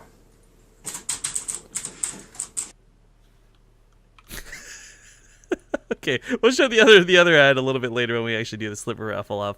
But we finally have vetoes sorted, and we're gonna get into it. Yo, nerds, pick map 2 before we start. Got another donation just now. Who do we have here? Oh, a couple. Hailford donated $4 and says, "Can both of you say this line as seriously as possible? The Simurg did it." The Smurg did it. Did we just cast a spell? I don't fucking understand. Castellano with a $10 donation says, "Creep harder, chat. Are you two drinking for this, or are we alcoholic free?" I'm not saying nothing if you don't say nothing. Okie dokie. Thanks to Andrew Saxon for $25. Congrats on 10 million views. Here's some cash. Go get something for yourself. Oh, hashtag pancakes. Of course, It's hashtag like, pancakes. Go get yourself pancakes. Okay. That's what I can do. All right. So I guess starting our next Archon best of 3 versus MYI Zervas and MYI Queenie, both wonderful friends of ours, as ZG and I start our win streak. Hashtag fancy day. All right, so here's the lineup after this, guys. Should we win or should we lose, whoever is up next will fight. The winner of this will fight Jonah and Euthermal. The winner of that will fight Arium, or sorry, not Arium, I guess, Intense and I think Poke Bunny. And then, of course, Nurture and Bly are the current end bosses. I haven't had anyone else message me, but if we can find some other Archons to throw into the mix for us to cast, you bet we'll try and look for it. The time schedule on Team Liquid is really an approximate. I have no idea if this will go longer than 2 p.m., shorter than 2 p.m. But we do plan to just basically do things for most of today. My pink. Hey, can you guys go brown? Because it's...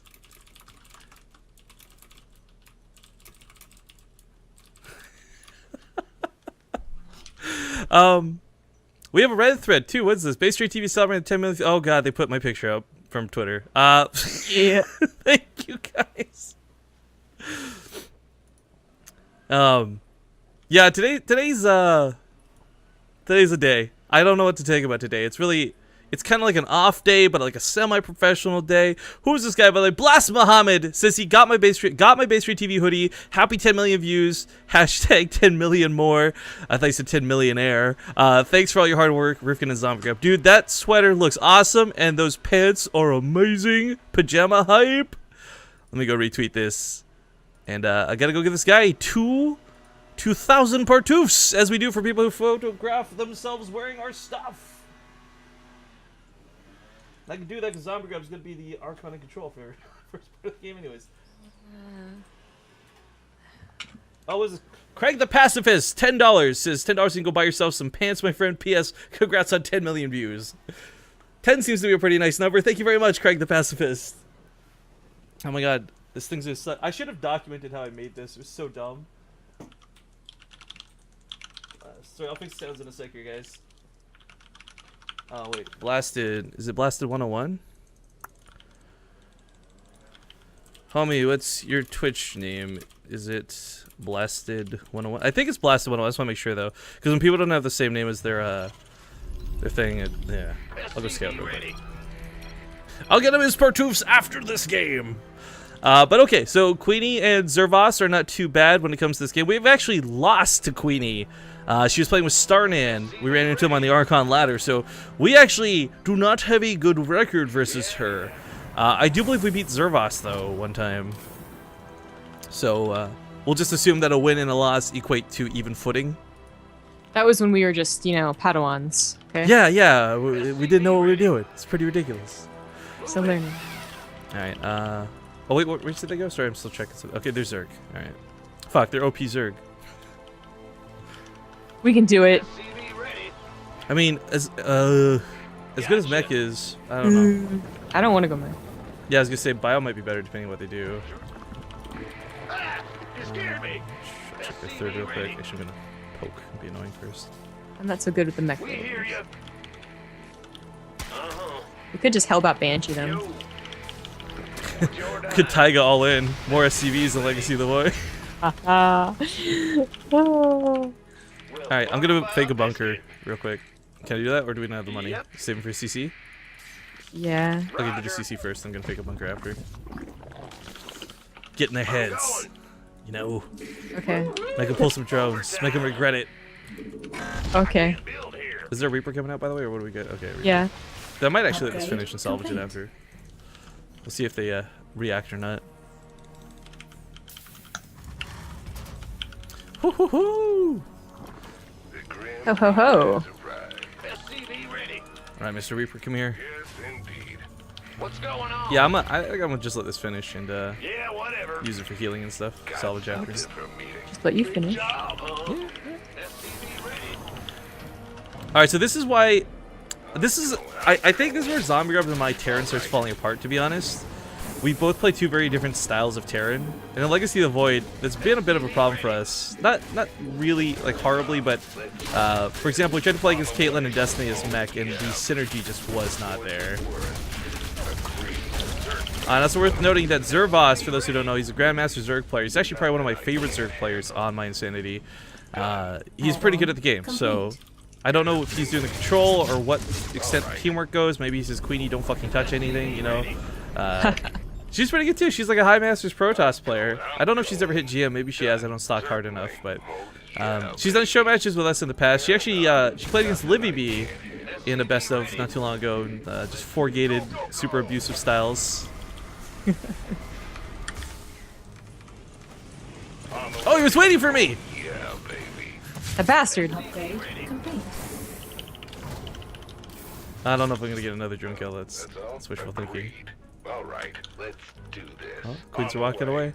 Fair enough. Can I kill another drone trying to go for that third?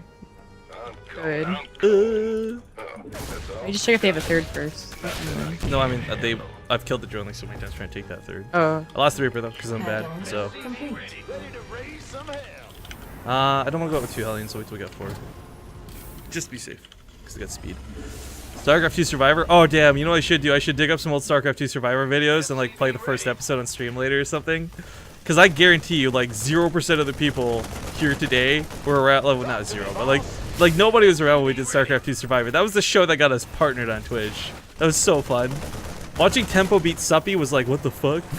Ready to raise some hell. Alright, I'm gonna go party Mineral field in the depleted. USA. Oh god, that SCV ready. voice pitch though. Is that it? What are we doing, by the way? Sorry, I don't know. Hellion Banshee? Hellion Banshee. Okay. Smoking. Absolutely. Smoking. SCV ready. Word. Right on. Pedal to the metal. Fuck off, Queens. All day long. Ready to raise some hell. Fire, fire. SCV ready. Been waiting on you. Burn rubber. Wait, do we only have 5 Hellions? No, it's 6. Okay. Add-on I'm dumb. complete. I'm going in. SCV ready. Word. Hell yeah. Sounds sweet. Are we doing an armory behind this too, or is it just Hellion Banshee? No. SCV ready. Pedal to the metal. Smoking. Right on. Yeah, they got like 4 Queens, so I don't know how this will go.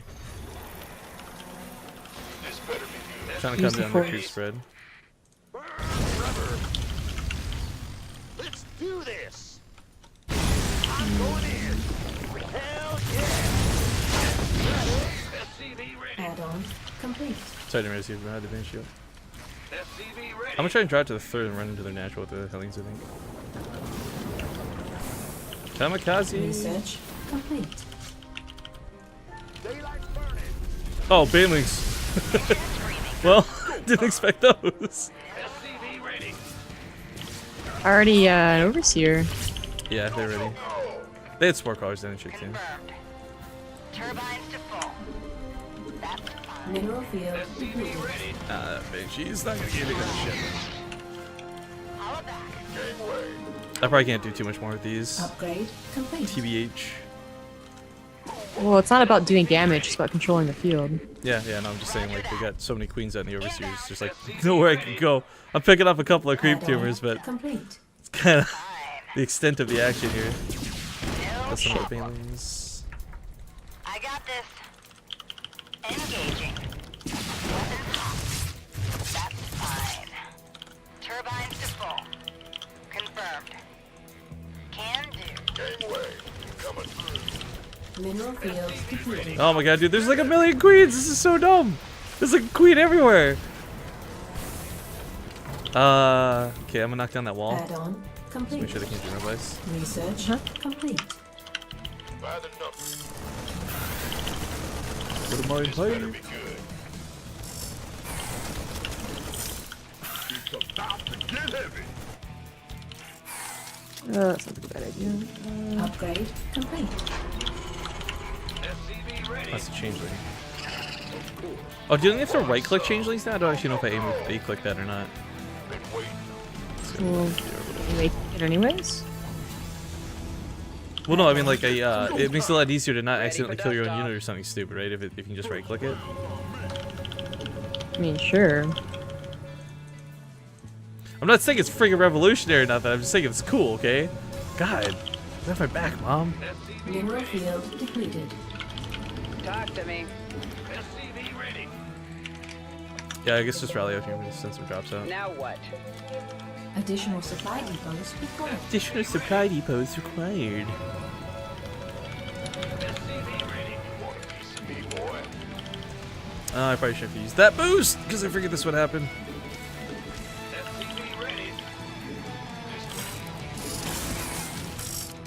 Alright, do they have We could use some help here. Research complete. Got it. a couple of ones? Add-on complete. We have mutas. Yeah, not a whole lot, but they got me this. For the wings, please. FPV ready. You got it. Add-on complete.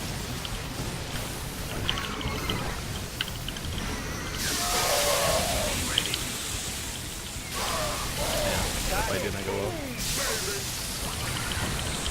Ready for dust off. Run, Marines! Of course. I think I got most of the banelings, but yeah, the muta's too good.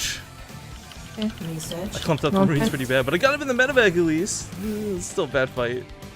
I'm gonna try and get a Thor out. Okay. Yo, yeah, actually Thor would be good, but if we can, 1 or 2 Cyclones wouldn't be a bit too bad either. Just so I can have on the front lines with the Marauders. Okay, what do you want? Thors, Cyclones, or what? Just like 1 Cyclone, I meant. Like, Will do, 1. Command. Oh, okay. That way I can have used its lock on. Upgrade complete. I think Literally- Thor's generally going to be better, yeah.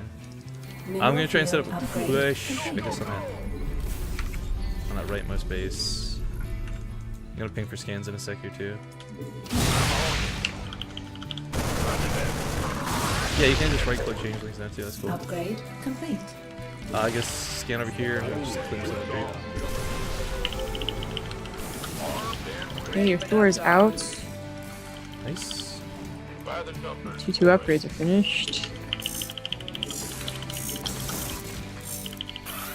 Oh, god damn it! Mineral field I thought you checked that. Check I mean, what? like, not like you literally, but your medevac Research looked past the Oh, fourth sorry. base, and there wasn't an overlord. Scan here if you can, please. So mad. Fuck off. Oh, it's Thor. I have a feeling he's Somebody gonna get hit me over out of there. this mess. Oh, well, that medevac was garbage. Rally over here. Right, question with the Marauders, but the billing's gone. Mineral field depleted.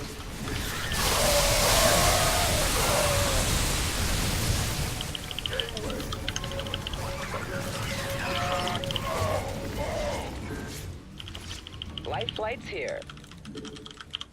Mineral field Wouldn't mind hide.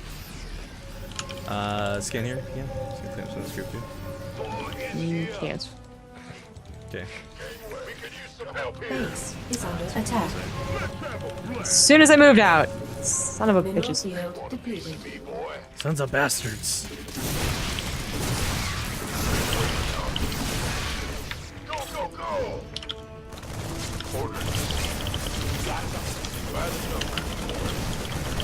Mineral field Okay, depleted. now I have scans again. They got ultras. Oh shit. Vespine geyser exhausted. Upgrade complete. I mean, what do you want me getting into that? I don't know, man. Ultras are good. Mineral Who field am I mean? Oh, depleted. stupid Marine in the medevac. Heading out. Oh, no, no, no. Oh, shit. Why did that make me click on the barracks? What the fuck? Ready for dust off. Stream, what just happened there? I was like controlling the medevac. Mineral field depleted. Okay, Cyclones for sure against the Ultras, I guess. Definitely good. You can hit them. Upgrade. Getting Mineral some. field Yeah. depleted. More Wood Ones would be good. I don't know if we can afford a Raven or anything, but we gotta get this creep under control, like, real bad. Oh, that was a great hit, though. Shit, nobody's over here to pick this up. Upgrade complete. You have 3-3 at least. Yeah, but we haven't really been able to hurt their economy. Like, all I know is that it's probably Queenie controlling the banelings. I say this because I don't think Zerfas clusters against these Widow Mines as much. Get heavy. You got it. Add-on. I'm gonna keep going to scan in a second if you can. Okay. Awesome. Take care of it. Got it. Gateway. Coming through. Kind of like leapfrog feet forward here. I don't know. It's about to get heavy. Your forces are under attack. Complete. Oh, I got a lot of the mutas. I got almost all the mutas. Vespene geyser Oh, exhausted. lurkers. We could What use the some fuck? help here. Boom, baby. You gonna give me orders? Been waiting on you. Armed and ready. Research complete. I need scan for the lurkers real bad. Your forces are under attack. What? No, I couldn't get out of here. Just going bad. Mineral field depleted. Go, go, go. Picking up or dropping off. Alright, so the lurkers are gonna be. I don't know really how to deal with these because we haven't had to Ready fight for them dust yet. off. It's about to get heavy. Well, it doesn't seem like he has much anti-air. Been waiting on you. You gonna this better. Armed and ready. Run, Marines! Boom, baby. Run to the planetary! Upgrade complete. Oh no. Oh, Sure thing. I am plus got these here. Just right at the floor. It's go time. Nice drop on the top. Armed and ready. Let's have a Upgrade complete. Scan. Oh god. we could use some help here. I got good F2 and doing that a lot now too. Raven online. Another scan. Armed and ready. Mineral field depleted. Yeah, legit Ravens might be good to have actually, because pinging for scans is gonna be terrible every time there's a lurker. Baby. I need to bulk up these forces. Waiting on you. Now what? Acknowledged. This better be good. Where's the emergency? Ready for pickup? Yeah, they said meters. I thought I cleaned them all up. Evidently not. Acknowledged. You. Oh, that army's really scary. Now, We could Oh, use some help here. more lurkers. Take a scan. By the numbers. You gonna give me You should probably just hotkey the command centers. Well, I don't know if you're using it for mules or not, that's why, Just assume that I'm not. okay. You can't. Mineral field depleted. Yeah, I'll grab them in a second. This lurker line's gonna be hard to break, though. They do a lot of damage fast. Jesus. by the numbers.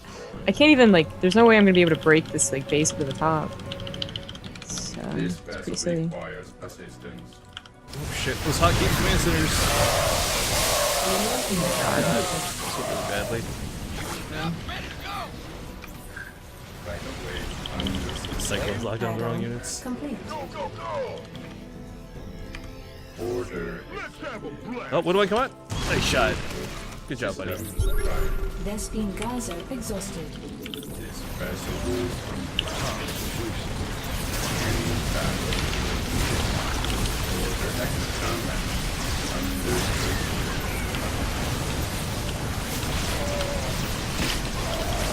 Don't just split, kite. Sorry, I'm trying to do the cyclones behind this too. Our SCVs are under attack. Oh my god, ultras are so strong with their armor. Headed into lurkers. Yeah, this is just kind of going to shit, man. Lurkers broke the fucking bio ball hard. This is. Ooh. Let's have a Do you have any? What blast. am I? No, nothing left. GG. Oh, Zerg's hard to deal with, guys. Zerg's hard to deal with. Down 0-1, starting the series. We could try and scumbag it up protest style and just do like air or something. I don't know. I don't know how to deal with lurkers and ultras at all, to be completely honest with you. I wasn't watching, but I mean, you just gotta like pressure them more. They seem to have gotten to 5 base really easily and up to ultras. Yeah, that was part of not being able to get rid of those mutas. When they finally got them, I think it was like they were already on 5 or 6 bases. What's the second map? I don't know how I got into Echo. Well, Maybe it's Ruins of Ceres, so oops. Whoopsie poops. Alright, so, like I said, guys, if we do go down in a blaze of glory for this, it's fine, because we just start casting afterwards, right? Just playing and trying to get more involved in all these things. It's a little bit fun. People are saying Ravens and Mass Banshee. I mean, that wouldn't be too bad. It's so gas expensive, though. Although the new Banshees are so sick. Do they outrun the new mutas? The fusion core upgrade? No. I mean, if they're both going at like the same length and speed, I don't think they outrun them. But also, I think their acceleration is still worse. Wait, I don't know, to be honest. Okay, what do you want to do? Whatever you're comfortable with, man. We now know what they're gonna do if we go Terran again. We could maybe swap to Protoss, whatever you feel comfortable popping out.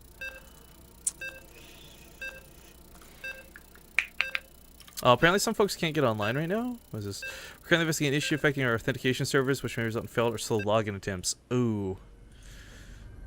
Hopefully that gets fixed. Otherwise we have to find something else to kill some of the time. But Ruins of Saras. Alright, this map is pretty damn big. I'm grabbing SCV early, just go scout. Go ahead.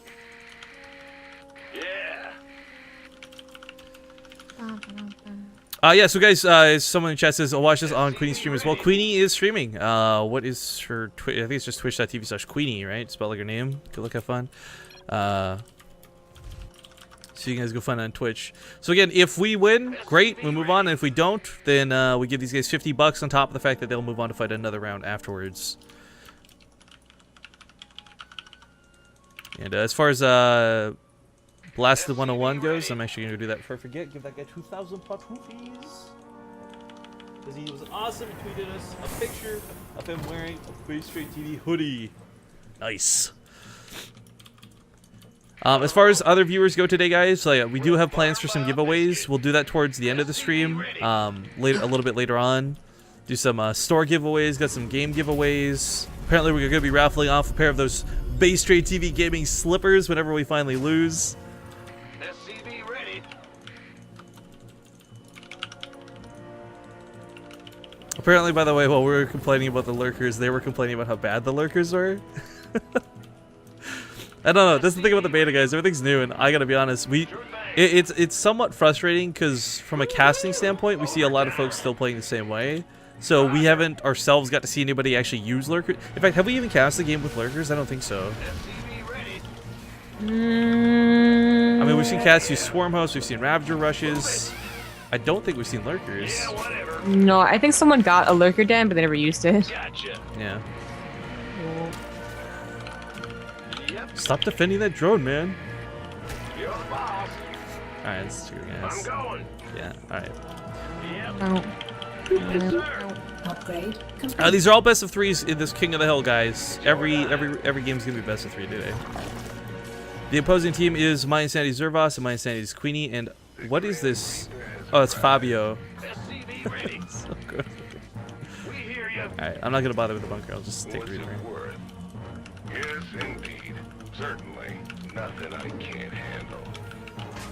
SCV ready. I'm going. I mean, we could also try. I don't know if you'd want to do this, like not mech, conventional mech, but we could do like mech to like air mech. Let's do this. Yes. No? I don't know.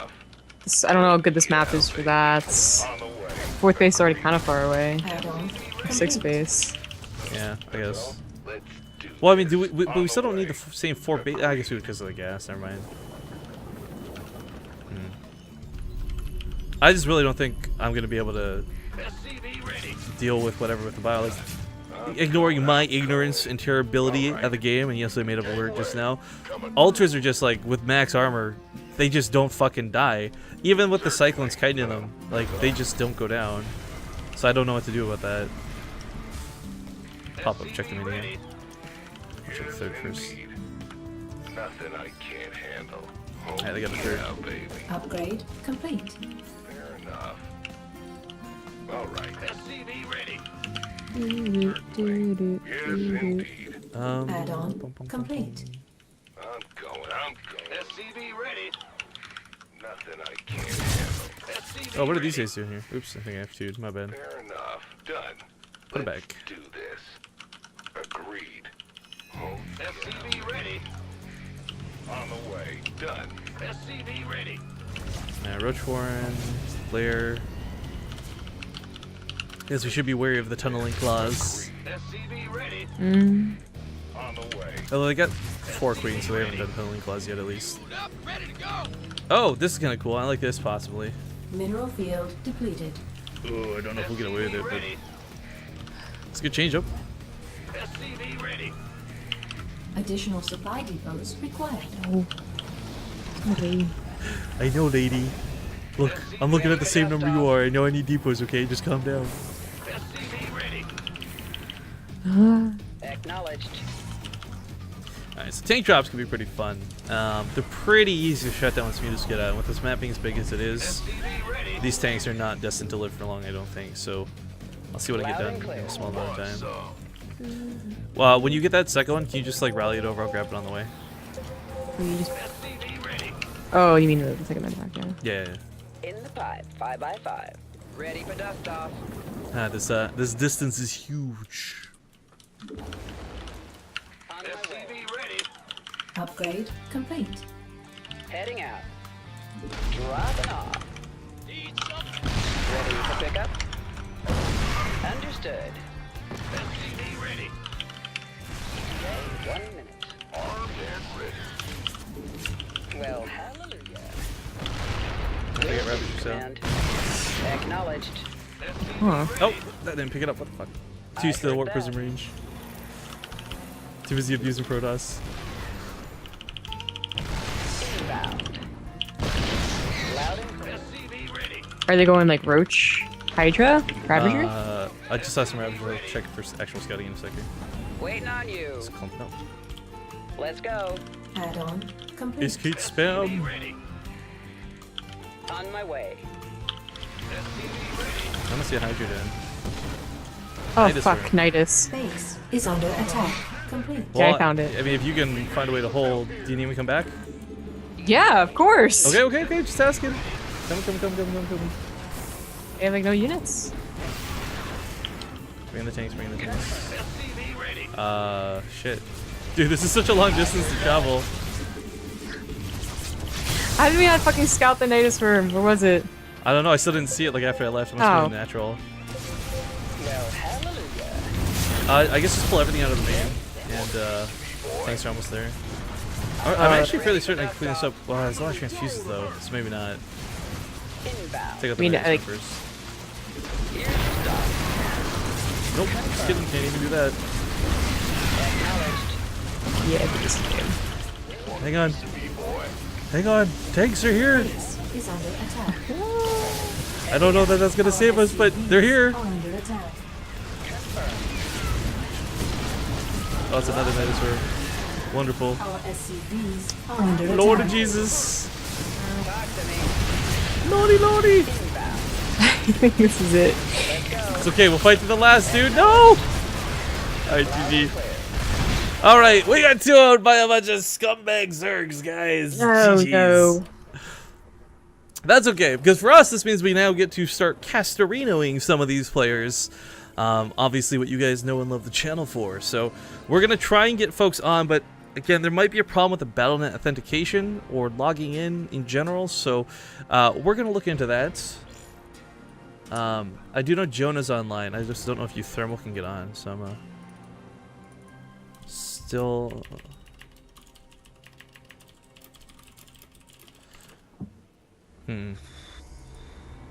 Apparently they're stuck at like estimated wait time, like 1 minute. Okay, well, guys, we'll hit our second ad break here real quick. Give me a zombie grab a moment to breathe and stretch and all this, and we'll see if we can figure out how we're gonna go about it. I mean, we could. I wonder if HOTS is down too, because we could just swap and do like the hot stuff now, and continue the Archon King of the Hill later if it's just beta. Okie dokie.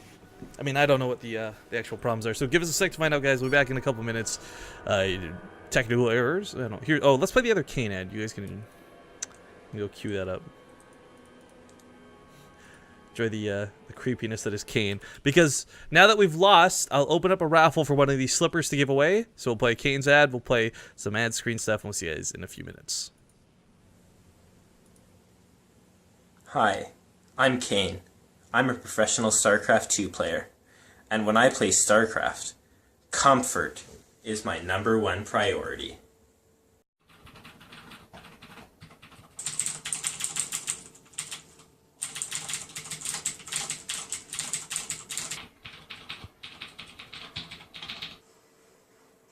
winning in optimal comfort. I win thanks to these Base Tray TV gaming slippers, made with real sheepskin and alpaca fur. $10 from every purchase goes to Base Tray TV and helps support single moms in Peru.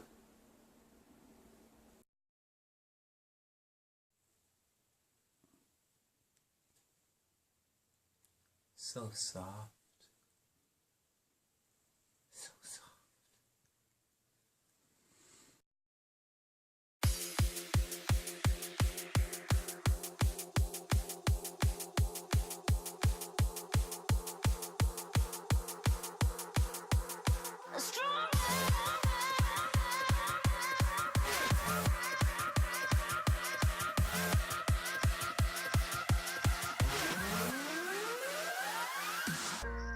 Yes, you're very quite tough, always having bad luck. You think you're going crazy, look up, there's a new life waiting.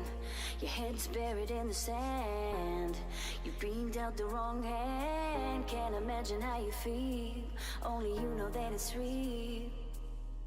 Don't look back, just carry on, carry on, carry on.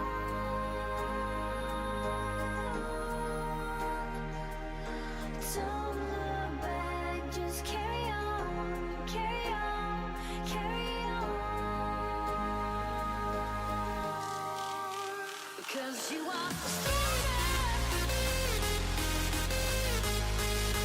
Yes, you are stronger. Because you are stronger. Yes, you are stronger.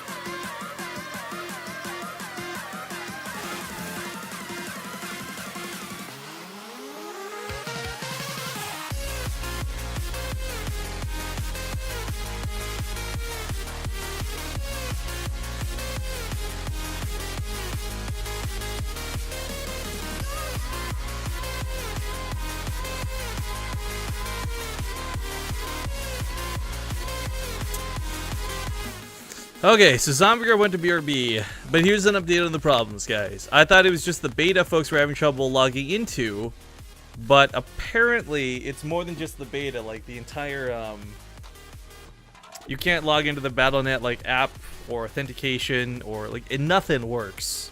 So, oh hey, welcome back. So what we might do to fill some of the downtime is play a little more Archon mode and just kind of dick around maybe with everyone doing off races, or we could swap up teammates or something fun. I don't know, but this does kind of throw a wrench in our plans and a huge wrench in our schedule, but hopefully we can keep you guys entertained for a little bit until we can get back on track. Let's see here. Yo, Zervas, Queenie.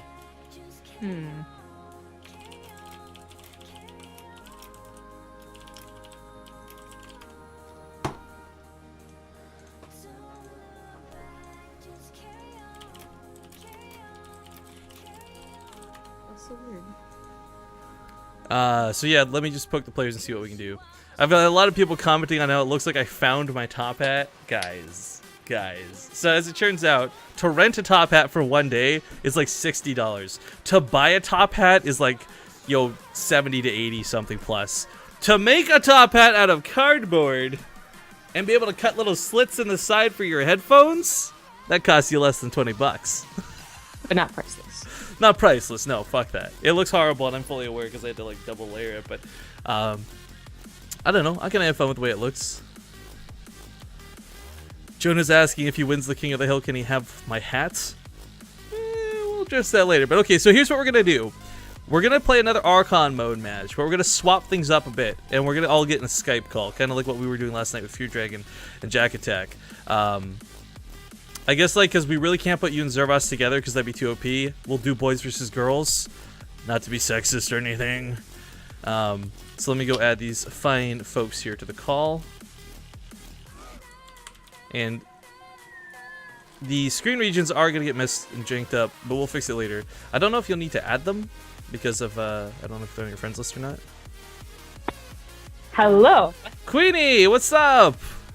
Oh, feeling so good. Yeah? Fuck you guys. I mean, hello. Congratulations on your win. Did you like our nidus? Yeah, did you guys feel good about it, you fucking scumbags?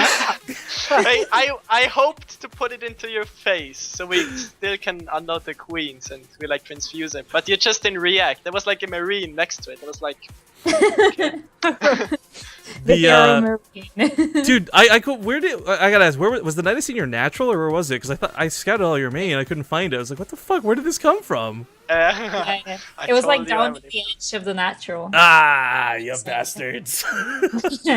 Okay, so increased. Here's what I'm thinking. Zombie Grub is monstrously better at this game than me. And no disrespect, Queenie, I'm sure Zervos is monstrously better at this game than you. So to put Zervos and Zombie Grub together would just be unfair. So I was thinking we just do boys versus girls for this one. That cool? You're gonna get wrecked. Oh, we're gonna. Excuse you, madam. I have vengeance in my belly right now. You will be eating the wreckness. Dude. Zombie Grub and me on a team? Oh, you don't know what you're in for. Alright, so... Grub, back up the fight talk. Yeah. I can't. I have no idea what it's gonna be like. Alright, so, Can't be any more frustrating dealing with Rifkin. Wow! Excuse I'm just kidding, you. Rifkin. Yeah, I was gonna say, that's the type of shit you reserve for Fear Dragon. Fabian's not allowed to play with his feet, though. Because he's GM, so... It's not... Oh, okay. Well, I'm not GM, I'm unranked, look. Yeah, you're garbage. Dude, I like that you're both on the clan Fab, by the way. Like, alright, so I guess... Have you seen the picture? Yeah, I zoomed in actually during that last game. I was like, what the fuck is this? And I'm like, oh, it's Fabio. Like, long, glorious hair. Fabio. But it's okay. the fabulous. Jesus. Since this one's just kind of for funsies or whatever, I guess just make whatever map Zombie Grub and we'll boogie through it. Okay, dokie then. Oh no, is Fear Dragon here and he heard what I said? Oops. Just kidding, I love you, Fear Dragon. So we have the raffle closing in about 4.5 minutes. If you guys want a pair of these slippers, we'll ship them to you no matter where you are at our cost. So they're the Base Rate TV gaming slippers, the ones you've seen Kane wear on the WCS stage. They look silly, but they're incredibly comfy, I guarantee you. Like, and I'll just point out, the day he won his slippers, or the day he wore his slippers, that was the day he won. The day he didn't wear his slippers, he lost. I'm just saying, like. Yeah, it's confirmed. Yeah, Fabio, you're not allowed to play your main. You want a micro? Yeah, I don't want macro. Okay, well. That's okay. Are you guys sticking with Terran Zombie Grub? Oh my god, are you guys going tryhard secret fucking typing whispers to each other right now? Tryharding. This is supposed to be fun! It's not supposed to be fucking tryhard! Well, it is gonna be fun when we win. Okay. Alright, Zervas, we'll stick with Zerg then. Fuck these two tryhards. Wow, okay. I'll let we you can do whatever. We'll win no matter what, right, Zombie Grub? No. What race? Tell me what race. No, we'll do What do you Zerg. want a macro? We'll do Zerg. You sure? But that's so boring, micro-wise. Okay, then give me I Terran. need two micro units. No, Protoss. Terran? I don't Okay. do random. It's fucking random, dude, because we ain't screwed. Yeah, I don't care, man. Like, it's gonna be easy anyways. Easiest game of my life. Alright. Since Ready? one second, let me just tweet. Oh, yeah. Since the BNets is having login issues, we're continuing some fun Archon matches, swapping up the teams. CG Gaming, Queenie. Oh no, NYI Queenie, my bad, sorry. Whoa. Alright, Zervas. I'm ready when everyone else is. Okay. And this is gonna go terribly. But you know what? Here's the thing, right? Me and Zervas, we got this bro connection. We've cast together before, it's awesome. So have me and Zombie Grub. Oh, Yeah, that's with, right. Shit, Livy you're right. Yeah. Shit. Get wrecked. Well, I guess cams aren't really gonna work for this one. We'll just hide those for now and bring them back for later, guys. So the teams are swapped up. Queenie's streaming this as well from her perspective. If you want to see it, it'll be her and Zombie Grub, as you can see on the load screen for Sabine and Zervas. and we went with random. So And we have way fancier. Yeah, let's make those drones, Rifkin. yeah, totally. Let's make those drones. Gerd drones. Yeah. The good drones. Okay, Zervas, here's what we're gonna do. It's gonna be like lunch orders, okay? You just you tell me what you want, I'll serve it up. It'll be a hot steaming plate of disruptors, please. What are you dancing for? Stop dancing. We gotta be serious here, man. Oh, everyone's upset we didn't play the Cactus Valley intro. I'm sorry, guys. We'll make it up to you later.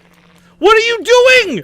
What are you doing? That was not me now. That was not me. That was 100% you. Fuck you. Don't even. No. Are you gonna throw this game, dude? I want to win. Okay. Do you hear the smack talk these girls were? Dude. That was not me. That was 100% you. 100,000,000% you. Really? Wow. I can't believe. Well then, sorry. I can't believe you right now, man.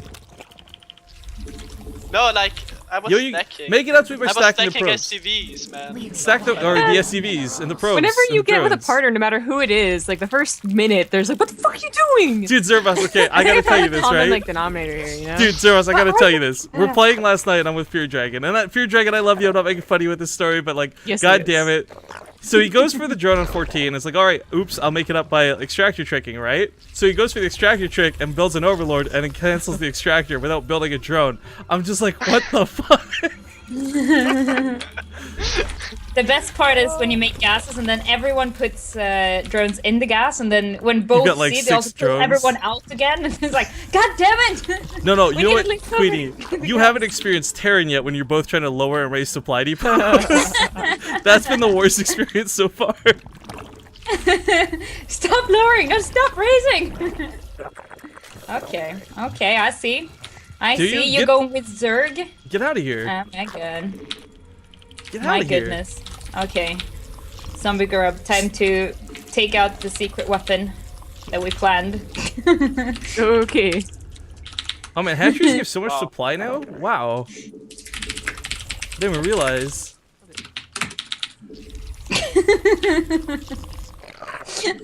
I have the plan! Oh god. Quite ambitious. Yes. I think that this is completely legit, and I think that after these games, we're gonna see a major influx of the strategy on ladder. I swear to God, if you guys go straight to battle cruisers and we lose, I'm gonna kill you. Shh! Stop spoiling Gonna be, Riff! Oh gonna my be god! really sad. Like, oh, you're sitting here rocking in my chair, like. What the fuck are you doing, man? What do you mean, what am I doing? I'm just dancing around with this drone. Dude, you're the micro. You tell me what the fuck you're doing. Dude, do you ever? I didn't do that. I didn't do use that. it? Oh, we have a what? You ever, Oh, hey! yeah. Zervas, you're Oh, killing sick. me, man. You're killing Love me, it. Zervas. Save us! Save us with your micro! God. Oh my god. What? I'm not allowed to mic. Oh, what is this? Do you think this is StarCraft? Yeah, this is real life. This is real life, Rifkin. We go hard in real life. More minerals. We require more minerals. Damage all the drones. So shit! Oh, roaches! Oh, no, don't see our Ravagers coming, please, no! I'm so surprised! Did you let that fucking finish? Did you let that fucking finish? Loving this spore. Oh my god. What am I gonna do with the spore crawler? Well, good thing, you know what, fuck you, don't go Banshees, because we got spore crawlers. Yeah! Yeah, well, I Zervas, guess our plan. Bro, we need some communication, man. Like, what are we doing? I can't. Oh, shit, yeah. Can I trust you? I know what we're doing. Okay. No, I lost the Reaper. We're screwed. Oh god. What? Why can't we Chrono Boost? We require more minerals. We must place that on. All Okay, I right. think We require we're more good. minerals. come back in. No! Oh, God. damn it! Oh it! my goodness gracious. It's okay, dude. Just play fucking Pop Goes the Weasel or whatever. What the fuck? Quiz the Weasel? Oh my god, Zervas, are you for real right now? Sick Weaseling. They're so strong. They're Number so one- strong, man. Number one Weasel. What is the NA. build you're doing, though? You told me anything, so I'm doing anything. We require Yeah, but This that's not good. this is like the best fucking Anything thing. that's good, I meant. Oh, okay. Oops. under attack. Oh, we don't have That's Zergling speed. I should fix that. Who needs Depends what you want to do. Sure. Are you Oh, here fucking they- for real? Oh, this stupid ass siege tank. Oh, Oh, they're gonna siege tank drop a serve us. Oh wait, is it the bug? I think Yeah, it is. It's pretty annoying. What bug? I think making Okay, overloads no, would be a not good bug. idea. Acquire more minerals. What's the bug? But Nothing. But guys, we need to provide information to the stream. So, yeah. No. What do you mean information? You We're know, not gonna like report say these bugs. What? That's not why we play beta. Oh, you're right. To get Hey, try Bear, hard competitive about before anyone else balance. can. Our forces are under attack. They're little sharks. Dum, dum. Can we get a raven? Fucking serve. I think that would be good versus the bird roaches. Technically, yeah. I mean, since we're Russian BCs anyways, you know? yeah. Wow. Ladies, please. We require more. Yeah, so I'm just gonna rally everything in I'm here. kinda scared to go out. We I'm gonna save up require more scans. minerals. Yeah. Mineral Watch. field Oh. depleted. Metamorph. Our forces are under attack. Oh, cyclones. Annoying. We require more. They have stuff. Yeah. We have stuff coming. Shut up. It took a while. It's coming. Forces are under attack. Oh. We require So close! So close, so far. Oh, you lost an Overlord, Servus? Yo, you just finished telling me we need Overlords, and there you are just giving them away! It died here, you know? Yeah, what is... This is an Oprah, dude, okay? We can just give away, like, an Overlord for you! For you! What? This isn't Oprah? Oh, did you see that? Some group? We got flyers. Oh, Okay, I Servus. leave you. That's Oh, I have to defend? I have to defense? our forces are under yeah, man. Oh, God. Oh god. I'm What are you doing oh-godding about? I have stuff things to oh-god about. This guy built Oh, a spore God. crawler for me. We might lose. No. We're not losing anything. We got blue flame. Are you kidding me? Oh my god, I couldn't even kill one cyclone with this shit. We require forces. No, get rid. You mean you can't even? Are you okay, some group? Oh, Servus, I hope you're doing lots of damage, man, because we were getting fucked back at home. Well, I'm doing some damage. Oh, some damage. Okay, cool. We require more minerals. I'm doing something. Not sure what, but Forces are under attack. Fucking cyclones. They're so good. Such an amazing unit. Yeah, such an amazing unit. I wish I had an amazing unit. You know what? They legit have too much health. Yeah.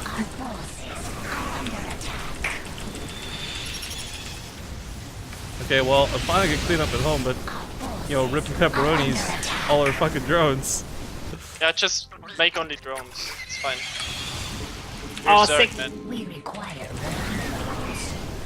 Okay, so I think they think. Oh no! Oh no! No! No! No! No! No! No! No! No! That was the worst time in the back of my. Oh god damn it! big macros of the group. This is so good. They don't have any drones. We require more. Oh my god, well good, because this is taking forever to clean up. Yeah, no, we're good. We're good. Okay, well, Like I killed their base basically. Just saying. More minerals.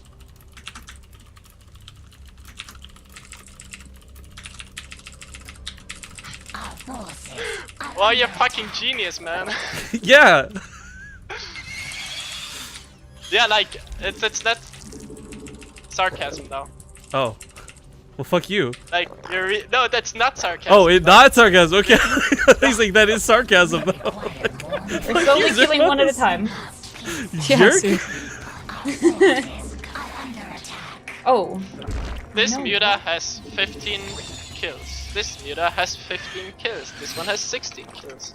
There's Okay, some more go. back at home, by the way. We require more minerals. Yeah, scum. Oh, sweet. Then I can actually do damage again. Oh boy. Yeah. Our forces Alright, I have to get up here soon too, but I need to rebuild all these drones that we lost. Fuck. No. We require more minerals. wait, I'm going up. Hey, Oh, your shit. army has a lot of Well, we're energy. getting Thors just soon, saying. right? Oh shit, we don't know. How do we get Thors? Oh. Armoring. Oh, okay. I'm learning how to Terran right now. Oh, this is the worst. It's okay. What do you think I'm doing, Zervas? Okay, I'm trying, man. Ah, it's fine, it's fine. I don't know what you're doing, I'm a bit busy, so this is why. Just... You need to clean up this stupid shit over here. Ah, Wow! Manners, please. not you.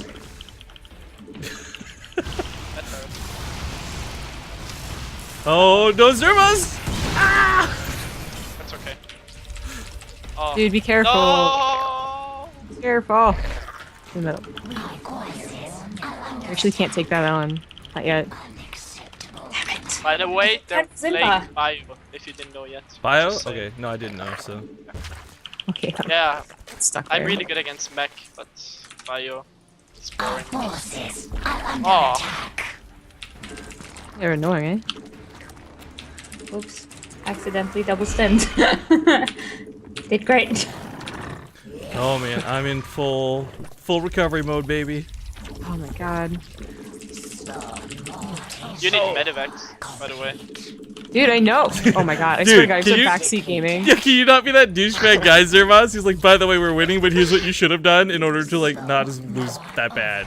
Oh, you're getting that upgrade sick, man. I love it. Yeah, you're fucking right, I am. Oh, for fuck's sake. Maybe you shouldn't lose a Muta, Jesus. Okay. Now who's backseat She's gaming? so salty Know what I'm because she's losing. Wow. I'm doing this if you see where I'm going. Just to Do you have the magic? Oh my god, bring these with you. Oh my god. we got this. Oh, service. Oh, buddy. We got this. Yeah. Sure. We require more minerals. We really don't. They kept us off for thirds for so fucking long.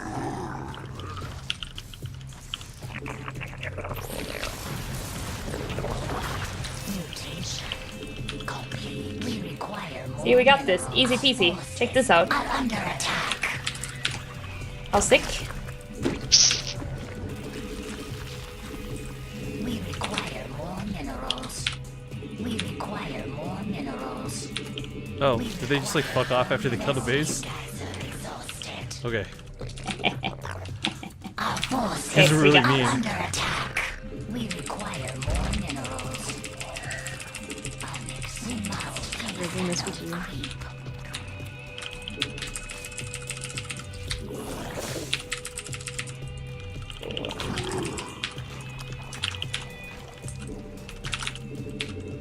Our forces are under attack. No. Oh my god, our overlords. Zervas, please. We require more minerals. Metamorphosis complete. Our forces are under attack. Oh, sick.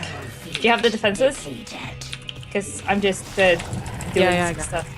Oh sick. man, this fucking bug! Require more minerals. Yeah, it's pretty annoying.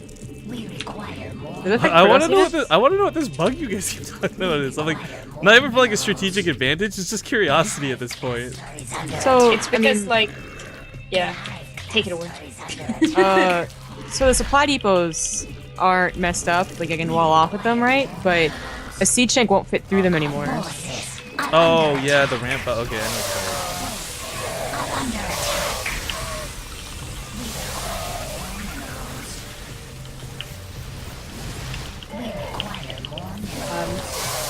Nice. Very nice. We require more minerals. Run! Yeah, we just need economy now. Sick, we have so much stuff. Yeah, I'm trying, dude. We keep losing bases though. Damn it. We require more minerals. Oh my god, sick. You got fucking sick macros on Big Crab. You got fucking sick macro, right? Thanks, Zervas. I always get That's fine. surprised when I see that we actually have more units, you know? We require Yeah, it's turn way. Like That is not how just a I unit. play. Oh my god, Zombie Grub, you're a hero. Where did, oh, did you grab all the links? Shit. The hive cluster is under attack. The speed guys, our forces are under attack. Our drones are under attack. Our booties are being touched. Is under attack. We require more minerals. The That's problematic. is under attack. Yep. Our forces are under Units are coming, but We get a little bit. Ah. We require more minerals.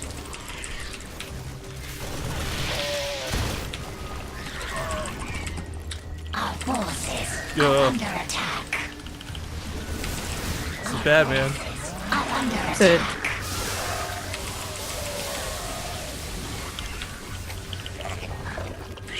I have no idea how much damage she caused. I'm just like trusting her word that she like killed all your drones. Looks like it was legit. We're doing great, Zombie Grub. Oh my god. I can't engage into this. I know we keep losing all the links, man. I'm trying to get some stuff here in the main, but I think you should like split your lings, you know? Like I heard splitting banelings is really good. oh, against this fucking counter VM. Are you real right now? He started it. That is true. That is correct. The hive cluster is under attack. Do I have enough medevacs or you know, should I make more?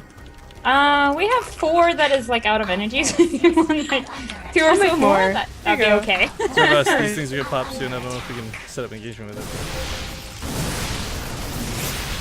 Oh, maybe a little too soon, buddy.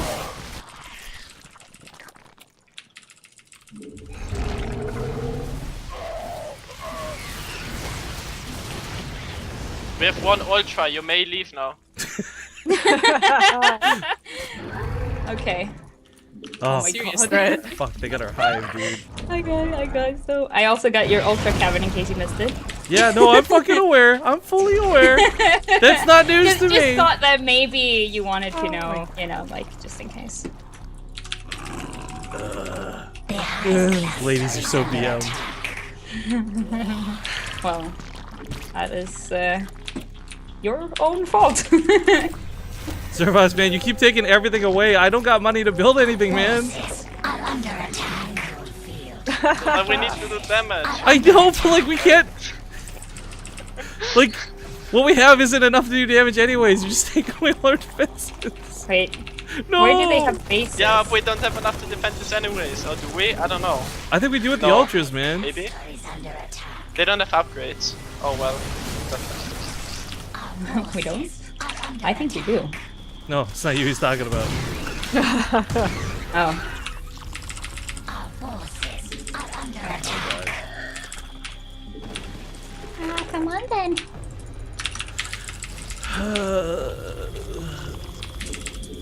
Yeah. Our forces are under attack. Oh my god, the splits. Are you seeing this? I think we lose, buddy. No, you wrecked that army. No. So, But okay, you had GG. ultras. So that's game 1 and best of 3, though. It's not over yet. Oh! Not over yet. Oh my Okay, god. okay. I do want to point out Team one Zombie thing, though. Queen wrecking. I want to Just- point out Ugh. one thing, though, okay? Before we get to this next game. Just because Queenie's feeling really cocky right now. You didn't kill, like, any drones that game. Like, I want to make that very clear to you. I burrowed, Oh. like, every single time, and you just left the base. So I would just unburrow, like, Wait, 18 drones. So and go you back. had Do you know all how of those many drones, and you still But no lost that game? hatcheries. Yeah. We didn't have any. I had no Like, larvae. I had nothing to work with. Like, Oh, okay. Rifkin, do you A- know a how good many? compliment to larva or SCVs I drones is a killed? hatchery. you probably killed like Do a you know how billion, many dude. I mean- SCVs I killed? I got no How many clue. You probably SCVs killed did like you a billion. kill? I think you killed more Marines than SCVs. I had like 40 Oh, at the natural. Anything. Yeah, I think so too. Like you kept killing out like the single marine that kept Oh, coming the winner out. of the raffle. Hang on, I gotta do the winner of the raffle. Ugh. Oh man. That's That was fake. High Did five, someone- Zombie Grub. Can you guys give me like a fake drum roll or something, please? While I do the draw here. Thank you. The winner is going to be Snigglesworth. Snigglesworth, congratulations! You've won a pair of Base Trade TV gaming slippers, valued at approximately $50. Ah! Oh boy. All All right, so Snigglesworth, here's what you need to do, man. I need your mailing address and all these other wonderful jazzy things in my Twitch.tv inbox here on Base Trade TV. I'm not going to send them out right now. We'll forward it out later, and we'll get these sent off sometime later in the week. But you've won. Congratulations. Bye. But we got one more game to play at least. But it looks like the Battle.net's coming back online for some folks. So we'll try and wrap this up, guys, and we'll continue on with our Archon King of the Hill. So thanks for tuning in so far. On our stream, at least, we're going to hit a small ad break while we get this lobby set up, and we'll see you guys in 2 minutes. Well, I might as well get in on that ad break. There you go. That's a good timing. Oh my god, Zombie Garb, your macro is fucking awesome. Well, to say against that, it took forever to stabilize. Like Jesus. Yeah, but that was the beauty of it. See, that was all a trickery to make them feel good, you know? So they thought that, we can take this on. Hey, strategy. Just make whatever map, by the way, so because we gotta get to the next like Zervas and Queenie versus Euthermal. Those people are gonna lose anyways. Oh. Are they WCS players? Ah.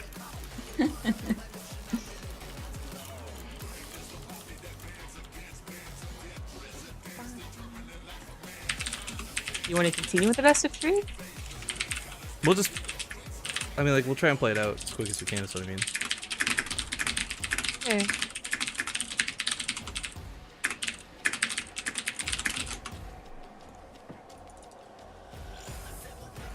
Well, it was a lot of fun. Yeah, that was amazing. Terran is cool. I wish I could play it.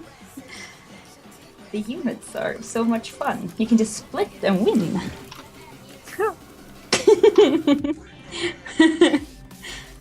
As long as someone else does the macro, you know, then it's okay. Otherwise, I might get one of those armies, and then I, would suicide it somewhere, and then I would not have anything that, So when I kept going back and thinking that we had another army waiting, I was like, holy shit. We can actually achieve things. About 10 seconds. Ready? 10 seconds, then we can go. So the ads finish out. Yeah. I'm ready whenever. Okay, I think I got a hold of Fantasy too. He's curious what's going on for time-wise. All right, yeah, go ahead and start. All right, guys, welcome back. What I wrote you? Let me read real quick. Okay, yeah, sure. Okay. But okay, guys, welcome back. Oh, what? Her? Okay, welcome back. I'll try this again. Welcome back. We're gonna hop into Echo. We continue this best of 3, but it looks like the Battle.net has started coming back online for folks. Authentication issues have been kind of sorted, and we're gonna be getting into casting again afterwards. Now we're playing with Queenie and Zervas right now. We're kind of having some fun because we were filling the downtime, but it'll be those two versus Euthermal and Jonah after the break, or after this best of 3. Not the break. What am I saying here? It's gonna be quick because we're gonna 2-0. Oh wow! Okay, these cocky bitches. Hey, you know what they say? Try Fake hard it till you mode make it. activated. Okay, So far, it's working. I'm grabbing a Proprio Scout with. Try hard versus like 2 master players. Like Jesus, you really are unranked. See, look at that's why we couldn't. That's man. This is why we can't have nice things. The fighting words, I love it. If there was a job where you could just write like good lines to say to people to BM them, we should get that job sometime. The opposite of like a greeting card company. A Yes. fuck you card company? Is that? You want to BM someone in Smack style? talk. That's perfect for a new product. Smack talk cards. Perfect. Dude, they need to give Korean smack talk coaching lessons though, for real. Like I would love to like when yeah. MC and them like smack talk, it's so much better than like, oh, I hope to show good games, please cheer for me. Like no, I wanna hear like party and be like, fuck you Solar, you're going down. You Zerg shit. Okay, maybe not that far. That's too far. You That's too Zerg far. Shit. That's going too That was far, but Nothing intense. is too far. I'm just enjoying the macro show here. I'm stealing an SAV to scout. No wait, we already have one. Never mind. I'm stealing that one. no, take another Yeah, one. send Go one, scout. send one, Yeah, please. go Send scout extra hard, because you might need to. Yeah. Oh, Like, okay. The proxy hatch is Oh. almost done. You need to see Oh, okay. Yeah, we're fine. Come here, look, I'm gonna show you the proxy hatch. You following the drone? It's right over here. Psych! Oh, it's a back alley. You get shanked on. I think I win this fight. Yeah, that's right. That's right. Health regeneration hype. I don't give a Oh, fuck you what- made a proxy in your natural? That's pretty bold. Yeah, it's a proximity to our own base. You're not allowed to call for help, by the way. That's just lame. Oh, they already got speed on the way. Oh, look at that! Look at that hit! Look at that hit! Oh! No! No! No! No! No! No! Oh, you guys are being real dicks right now. Just let me be a bully. Oh no! Oh no! Oh no! I'm so low. Serve us. You done goofed. Let me know if you want me to leave anything at home, by the way, because I think that's what probably ran into last game where I was hoping to have lings at home to make bailings with and like didn't have anything. Whoa, whoa, whoa. Okay, how do we deal with this? Deal with what? They have speed. Wait, maybe that's normal, by the way. Never mind. Or well, they are about to have. I feel like You're really good at this. Oh. Thank you. Let's get back home. Predicting. I feel like a Y-wing dude from like Star Wars straight up. That looked really cool. The formation was awesome. I didn't see it. I was Like- busy macroing. Wow. What's macroing? I forgot he was tryharding. I mean, you will have a lot of units this game. I tell you. Okay. Okay, I believe you. What? Fabio is macroing? What? No. Yeah. It's a little more dangerous. Now we do the battle cruisers. Was never expected. No, no, no, I want you it's to go fine. back to less. For real though, dude, battle cruisers are so that teleport thing they got is so sick. The hive cluster is under attack. No! Servus, I want you to know, Well- buddy, I killed 2 SCVs. I hope you're proud of me. I'm so proud of you. Good. I notice you. Our forces Thank you, senpai.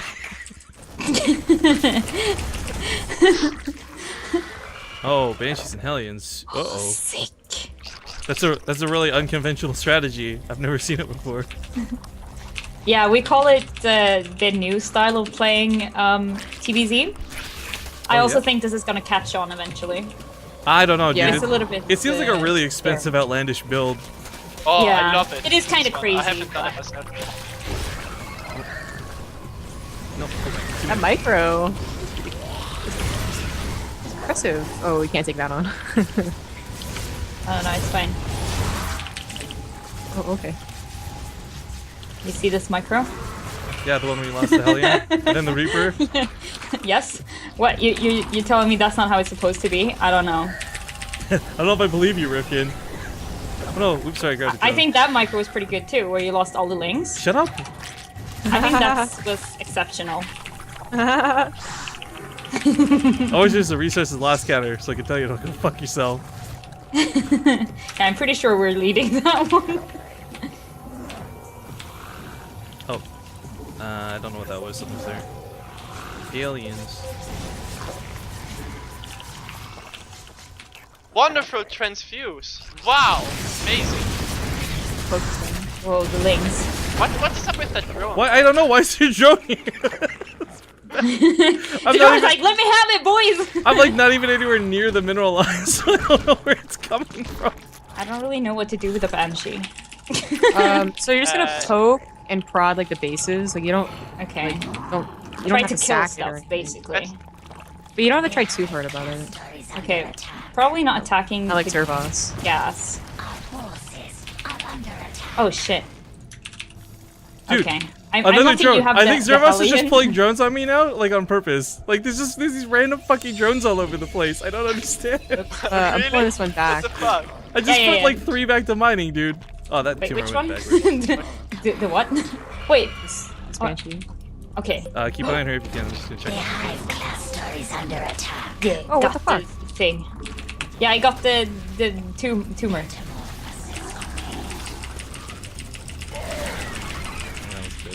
Bad mic. Yeah, our drones are really off.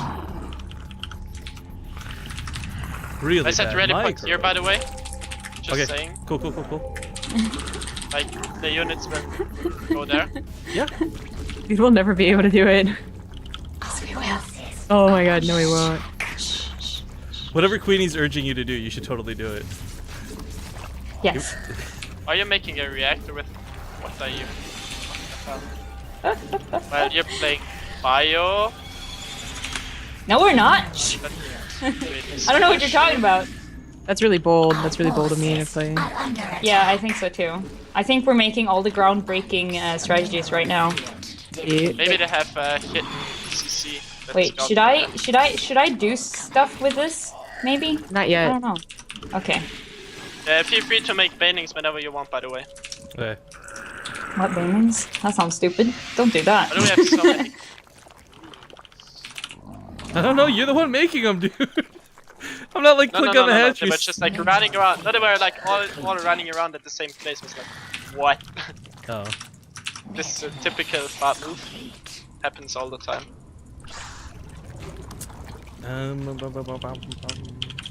What do we got? That's what am I in? That's some more bio.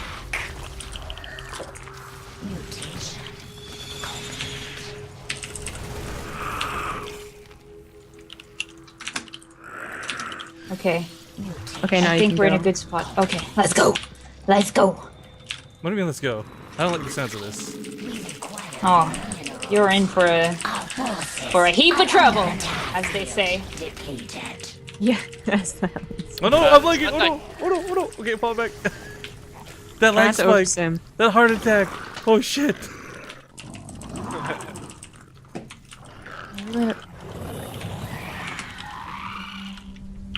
Oh, you have plenty of stuff. You can just roll over them. What, roll over? I don't know about that.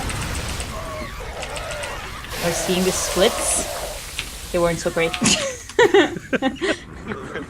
was about to say. What? Shh. Oh wait. Since we're winning, we can troll them, right? No. What? No, we need to win first. Troll them There you after. go. Dude, it's gonna be amazing. I had to clump your wood mines. We require more Vespine. Yeah, you're a bit better at this. Oh, that is. Oh my That was so bad! Servos, I'm so sorry! Servos, I'm so sorry! I have no excuses! I'm so sorry! Oh my god, I don't even want to fucking play this game anymore. Servos, I'm so sorry! But I thought I clicked the Bailings, I grabbed the mutas, I'm so sorry! well, whatever. Our traps worked perfectly. It's not like It's all you, man, I can't touch anything! I'm so sorry, I'm not touching anything else! I'm gonna changeling! I'm gonna take the changeling! Oh my god, don't try it, Ken. Oh, sorry, I Oh, wait, you accidentally lost, like- touched your medivac. So wait, you lost every single muta? Yeah, no, I think like one got out alive, I don't know, I'm so sorry! There we go, there's the one! There's the hero! You're so amazing, man. Like, I'm so sorry, Servos. I'm so sorry. Don't cry, Rifkin. It's not that bad. all those mutas. Right when I say, yeah, let's troll them. Yeah, no. See, that was all part of the plan, right? Servos is like, I let's didn't troll him. expect you to do this, man. Yeah. Oh, my bad, dude. Okay. It's okay though. You can just attack now and like, oh wait, they don't have this one. They should not take this one, okay? So your job is to deny them. Wait, which pinging where? Oh, okay. Yeah. Oh, by the way. Yeah. I'm coming. I'll get some of this. Cluster is under attack. Oh, they're gonna do lurkers. Our forces are under attack.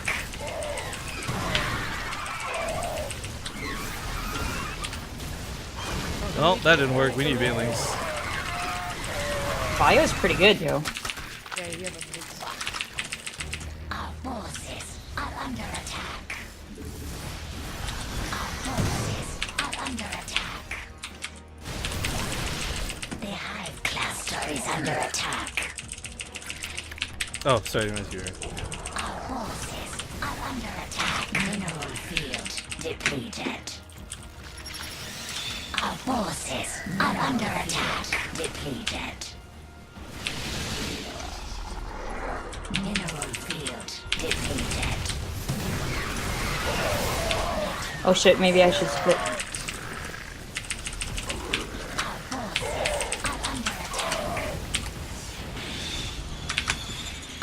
Okay. Are under attack. The hive cluster is Looking under after the Miras. Good. Yeah, yeah.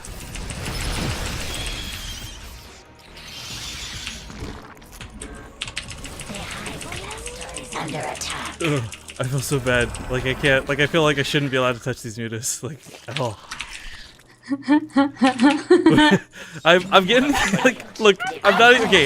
At this point, this has nothing to do with why we lost those mutas. That was just me being bad. But I am starting to lag a little bit. Just as a heads up. So please don't give me anything too important to control. This isn't out of fear. This is out of I'm actually lagging. Yeah, I'm also getting a bit of lag actually, but you don't see me making excuses. I just said it wasn't an excuse. That was me communicating with my teammate. You're feeling so bad. Dog, you would too. You would too.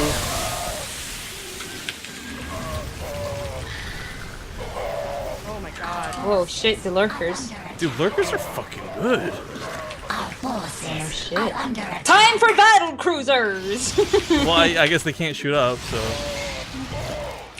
Damn it. How do we actually fight that? You don't? That's how. I guess so. Oh, what the fuck? Widow mines. Jesus. Yeah, just make some thingies. Yeah, no. Oh wait, I'm coming over. Okay. I didn't realize there's still widow mines where the lurkers are. We got lingy boys. Oh, drones, you're gonna die.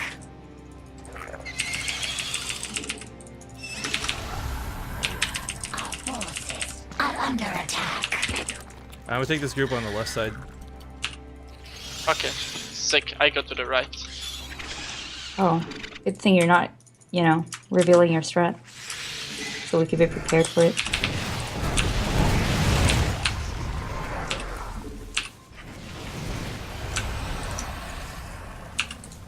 Oh, tanks, that's smart. Our forces are under Oh, I'm doing... I don't really know what to do here. Wait, I have an idea. Our forces are under attack. Mineral field depleted. What the fuck? shit. It doesn't die. What the hell? Hydras, please. Mineral field depleted. Oh shit, oh shit, oh shit. Are under attack. See you never! Oh, where to? Our forces are under attack. Whoa! What are you doing? Come on! Oh my god. See? It escaped. I sacrificed them for the greater good. Oh my god, lurkers. What douchebags.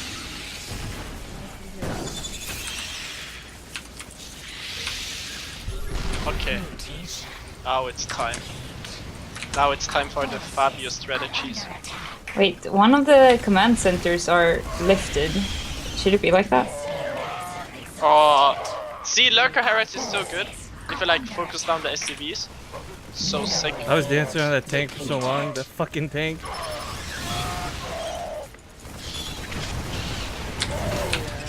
He's getting low. I have like no minerals over mining. I Good. don't think we have any scans either. Good.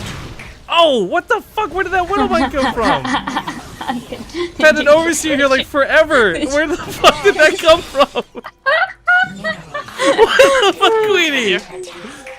I'm sorry. There's nothing, there's nothing. I checked earlier because they transferred SCVs and I thought there was something. Yeah, I think we're dead. It was... We got... I trust in the... Oh! No, the swarm hosts! No, the swarm hosts are coming! No airplane hosts for you. Brum, brum, brum. I was like I'm making sorry, them, Zombie Crab. and then Rift King Okay, Rift King here's lost like Okay. all of the Muras and Banelings and was like, okay, let's guess not on Swarm. Let's not talk about that. Let's not talk about that. Here's what I propose, guys. We're a little bit behind schedule. Why don't we leave it at 1-1 so nobody is like the actual winner, and we'll just go on with the Archon mode King of the Hill. Is that cool with you guys? Sounds cool. Yeah, sure. All right. We can finish it some other time for the ego. You know? We could do like the best of one off stream. All right, so Zervas and Queenie, it was really nice hanging out with you guys. If you want to do some shout-outs really quick before we kick you out of the call so we can get the next game set up. Just a huge shout out to you guys for hosting this. It's really, really fun. So thank you for doing it, Rifkin and Scrub. You're awesome. Thank you guys Shout for out participating. for you for making me help procrastinating my university work and essays I have to write. Uh-oh. It's amazing. Sorry about that, man. Well, thank you guys for joining us on our 10 million fancy stream. We'll see you guys in a minute in game. We'll get Jonah and Thermal around so you can do the vetoes. And again, guys, we get to continue with the best of threes. So you guys have already locked in $50 from winning today. You'll get another 20 if you lose. You get another 50 if you keep winning, and so forth and so forth. So best of luck to you both. Take care. Thank you. Bye. All right, so I'm going to need you to restart the call because the screen regions are going to be all borked. All right, that being said, guys, we're going to get vetoes started here in a sec. Get Zombie back with her wonderful fancy makeup and jewelry and other things. There you go. Hello. Totally. All right, so let's see, are they okay? Team Euthermal veto first. Go bananas. All right, so Zervas and Queenie are really fun folks. Some of you may remember Zervas a million jillion years ago, cast on the channel for a while. Queenie is a wonderfully fun person. She streams all the time. They're both going to still be playing, but I think she's still streaming on her channel. So if you guys want to see, you can check out, it's just twitch.tv/Queenie, I believe. Either way, it's on Team Liquid. We shall forever forget about that moment. Rifkin moved commanded mutas into the one of my field. That was hilarious. No, dude, I was like legit. I had tears in my eyes because I realized, like, as I was doing it, it's like I left my body. It was like a slow motion, real life moment where you're like, "What am I doing right now? Don't do this thing." But those are fun games. So yeah, we'll go with Zervas, Queenie against Jonah and Euthermal. I guess we'll just play a small ad break, guys. We got some subs and some donations that should get caught up on, so we'll do that after the break, and we'll see you guys in a couple of moments with the brand new best of 3 for the King of the Hill.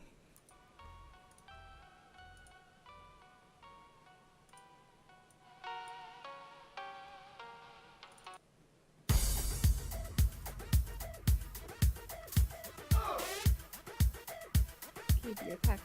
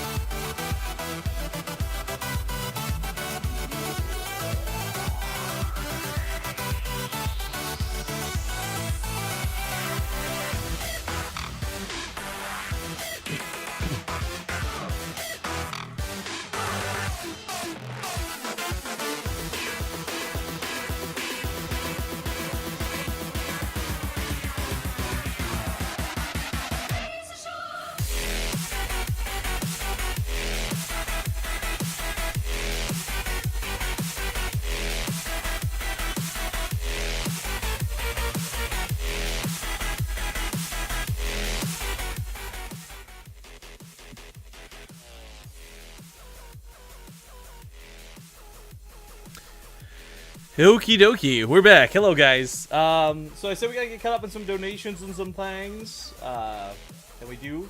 So, big thank you to Craig the Pacifist. Oh wait, no, that was actually the same one. Sorry, I guess we don't have any donations. That's good though, because we did at least get a new sub. Fox Horror, thank you for coming back. Thank you for subscribing. We do have the players starting videos now. It's a little bit slow to get going, but I guess I'll leave you to take care of them. And if you don't mind talking to the stream for a second, I actually have to BRB and I have to hide my camera because pants, or lack thereof. So. Okay. I'll be back in a sec. Okay. Well, they're gonna go ahead and veto. Okay, apparently Jonah and his teammate play secret.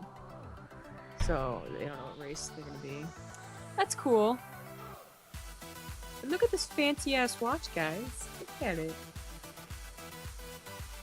can actually get it to work.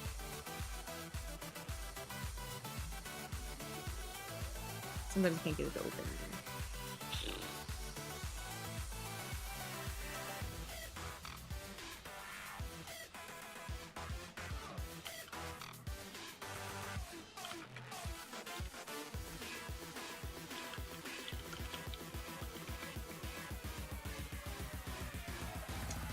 Someone tries to veto overgrowth, and that fails.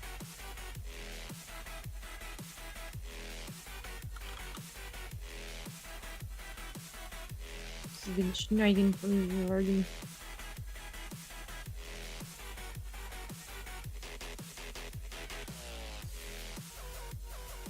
Whoa.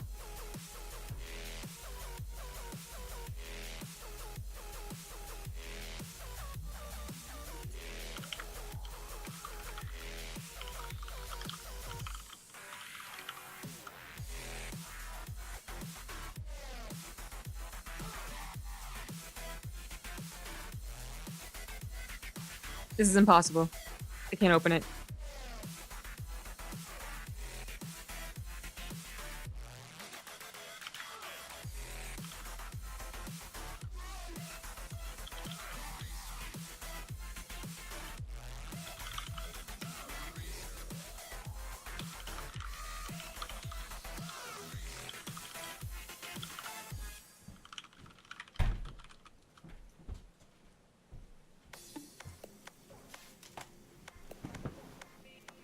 Hey, I'm back. Hello. They finished videos yet? Or No, they're dicking around. tell them to quit dicking around. I did. Take charge of the situation. I did, and they were like, "Well, it's not my fault. You had fun." And I was like, "Well, it was my idea." It wasn't our fault. You guys couldn't log on. Oh wait, where's my camera? Okay, show it back down. You was talking about the second game that we played. Oh. Well, do they want our money or not? Yeah, that's what I should have asked him. Should have been like, "Quiet. We're making this, so don't talk back." And they veto Cactus Valley. Oh, these sons of bitches. Oh, I got it open. What did you get open? My wrists or pocket watch. There you go. Is that a watch in your pocket? Or are you just Yeah. happy to see me? My dress doesn't have any pockets, so I don't know how a woman wears a pocket watch when she's wearing a dress. Is it a purse watch at that point?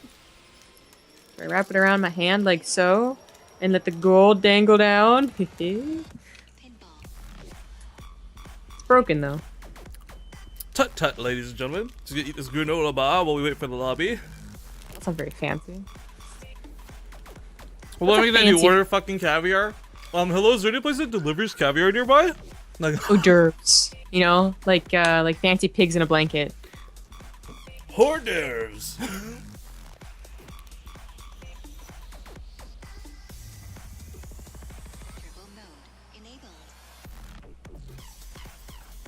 So we will be getting back on track here in a sec, guys. As far as much as we plan to do today, we plan to stream for another few hours at least. We got some more show matches we want to hold, and man, it might not be like the biggest day of all time, but I want to thank everyone for joining us for it. Seriously, if only 10 of our folks who were sub to us who followed us showed up today, we still would have gone through with this. This is a lot of fun, and we don't get to celebrate much on Base Rate TV because we're usually working. So I hope you guys are enjoying enjoy the show. If you got any comments or questions, don't be afraid to ask them. We do have some stuff to give away still, so don't worry. We gave away the slippers already to one lucky winner. We got some other stuff to do too.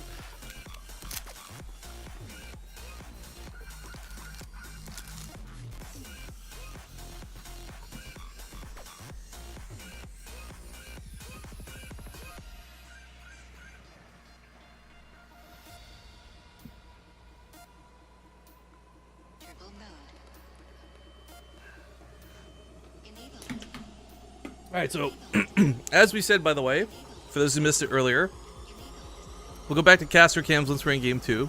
Something we never ever use. In fact, this will be like one of the first times ever.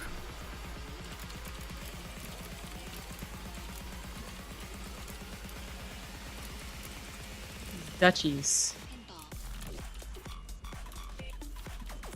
Dutch people? Doesn't Dutchies mean a different thing?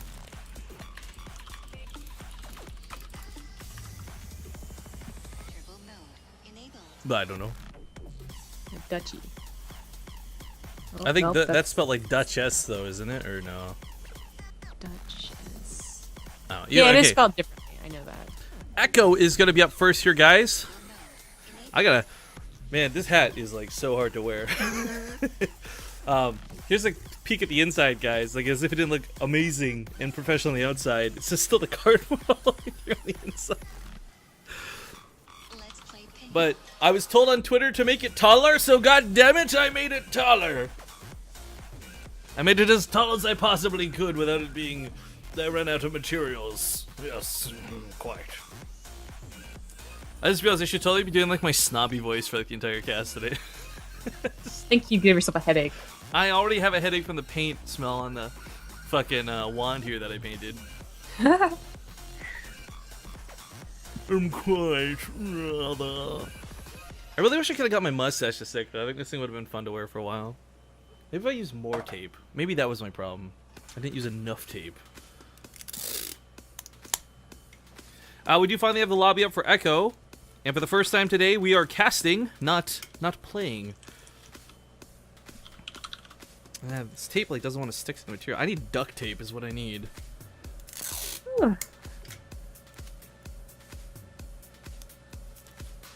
That was my mistake, going with amateur normal people tape. It's a fancy stream. I need fancy tape. Oh, this is gonna go so poorly here, folks. Whenever they're good, we can go, by the way. I was gonna keep Okay. intros and stuff. See if this will stick, though. I put so much tape on it. Okay. Oh, no. Fell off immediately. Fucking thing. Oh, now my hat's going too. Ah! Falling apart. Here, I'll just, I'll stick it on the hat. Boom! Alright, guys. We're gonna hop into Echo. As soon as Jonas' mother's done bothering. It's Archon mode. Play without him for like a minute. But we're going to continue through with our Archon mode show matches. It's a King of the Hill style event that we've put together. And let me go ahead and mute some things and turn the music off because we're going to be getting into the game. So Jonah and Eutherma are playing Terran. Zervas and Queenie are playing Zerg. And Euthermal hates Zerg. So we'll see how this goes. We're going to hop into Echo and we'll see you guys in... Oh, the mustache fell off the hat already. God damn it. We'll see you guys in a second.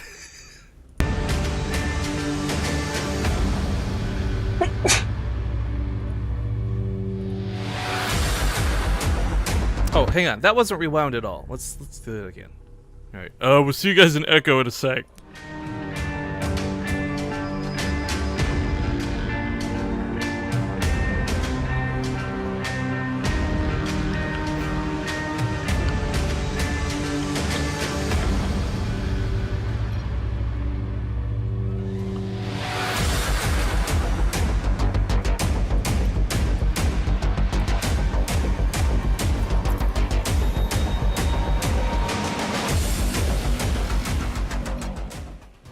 Alright guys, I forgot. We have to change some things up for this because we're casting instead of playing. So Zombie, if you wouldn't mind starting the introductions while I get things started here. Okay. In the bottom right, as the pink Archon, It's Zerg player Queenie and Zervos. And I'll fix the cameras in a sec because I don't know where to put them. Get in the top left. It's going to be Jonah and Euthermal. And I'm going to put the names up here in a moment, guys. I just have to, again, swap some things over, like turning off mouse scrolling and all that jazz. I guess we could probably sit above this. Might work. Oh, I think that might be too invasive, though. We'll just go with it. Fuck it. Hey, guys, enjoy the overlay. Actually, but the top, no, that would look really janky, too. I don't know where to put us, guys. Maybe a little smaller. I think it would work. Am I doing the top left too? Top what? Who, where? Saying the names. Oh, no, I already said it. Didn't I? Oh. Did you? I just Jonah and Euthermal. Oh, I guess it was really just not that formal, man. Oh, my bad. Alright, I think I You're forgot so how I do wondering cameras. about the overlay. No, I'm still complaining about the overlay. It just has nothing to do with the fact that I already introduced them. Alright, Okay. I think we'll do this for the overlay and see how that goes. But we gotta add some text.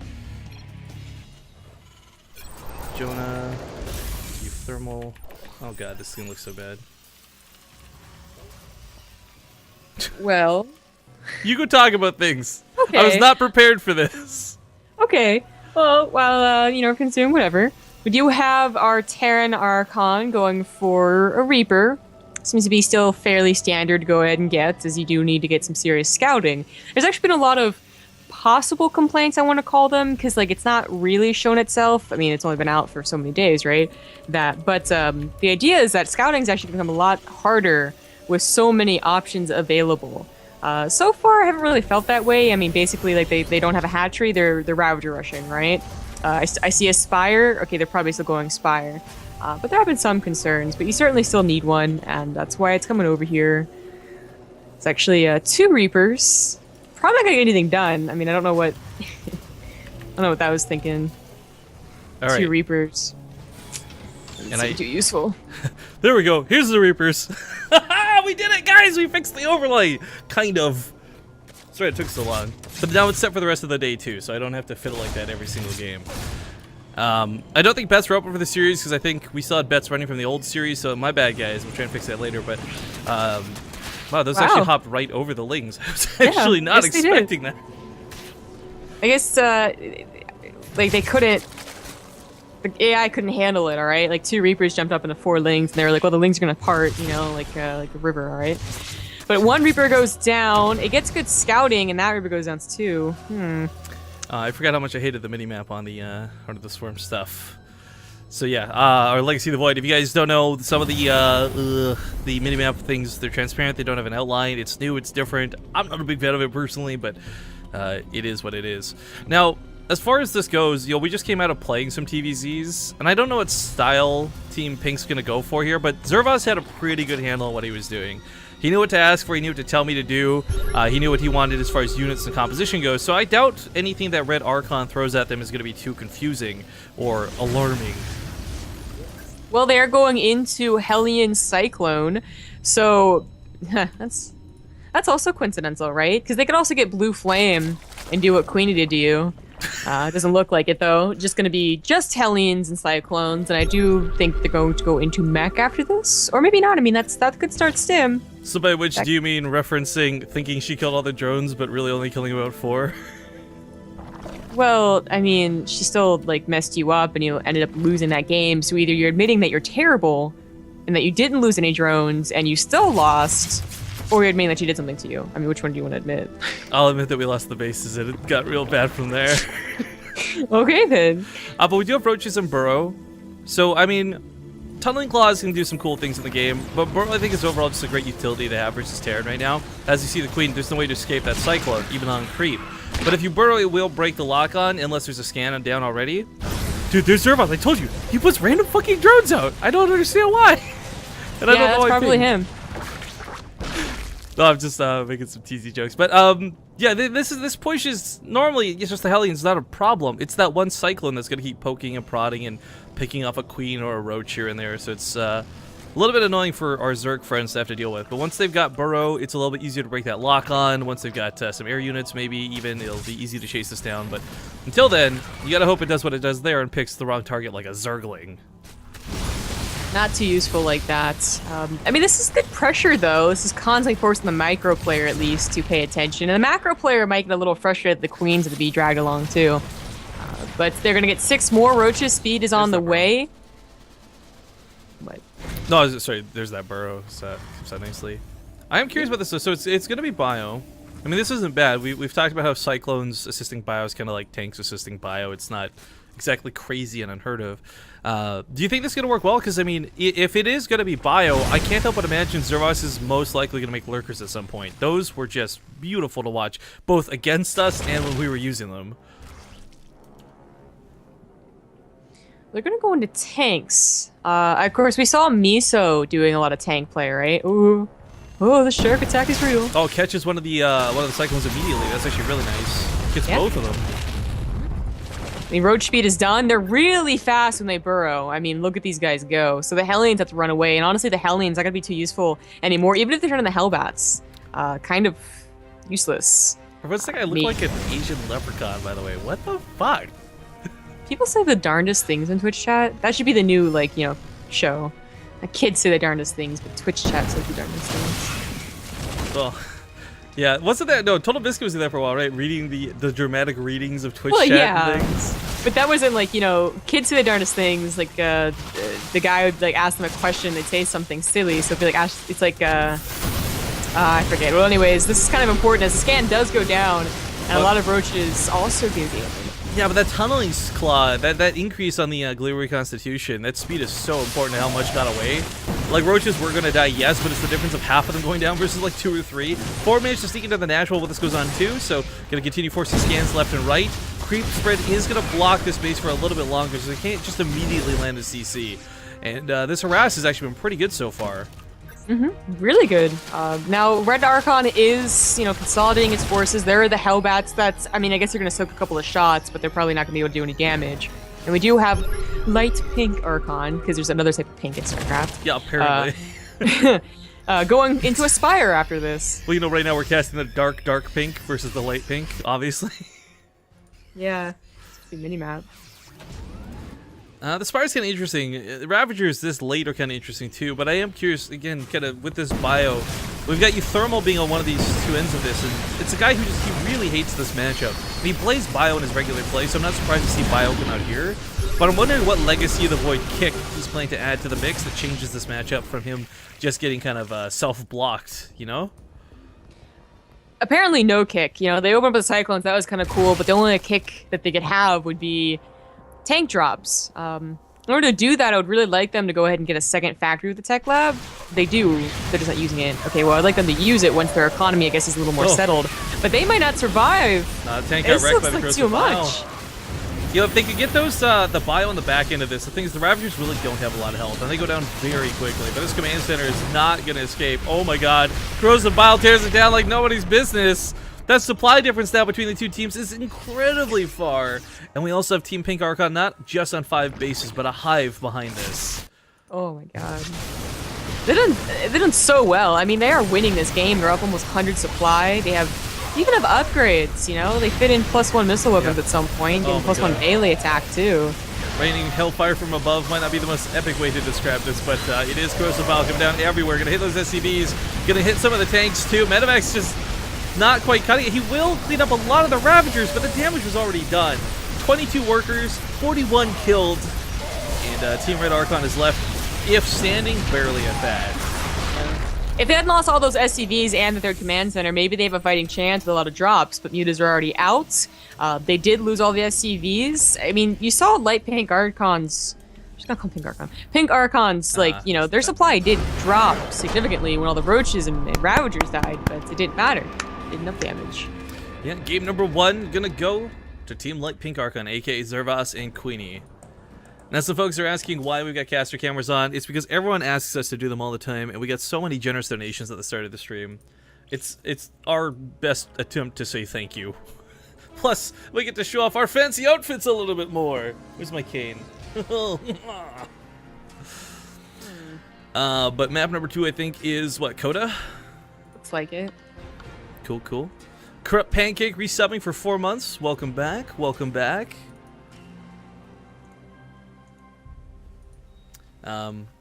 yeah, we'll get the lobby up. We'll get into this next game. The schedule for this is a little bit off due to the Battle.net having gone down. But the schedule for this is whoever wins this best of 3 gets $50. Whoever loses gets $20. But the winner goes on to fight against Intense and I think Poke Bunny. I'm not sure if that's who's replacing Arium. Then we have Bly and Nurchio at the very end of the King of the Hill. After that, we'll swap into do some Heart of the Swarm stuff. We got Fantasy versus Violet lined up for a match. I may have to contact them actually since I don't know if we'll have to cast them first. This is getting quite late in Europe.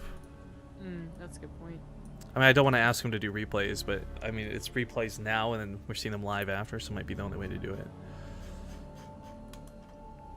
Well, thanks to Zachary for $5.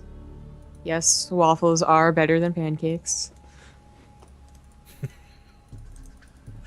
Everyone ready? That caps lucky for no reason though. Oh wow, the Muslims hosting us. Speaking of fancy sons of bitches, the Muslim, sir. Thank you kindly. Oh, where's my mustache? Oh, that's right, I threw it away. Oh, thank you for the host, though. Really appreciated. If you guys are just joining us on the cast, we're in the middle of a King of the Hill Archon sort of tournament, mini tournament, bracket, whatever you want to call it. We're hopping into Coda next. Zervas and Queenie versus Jonah and Euthermal, and it's Zervas and Queenie up 1-0 in the series. We'll see you in a sec.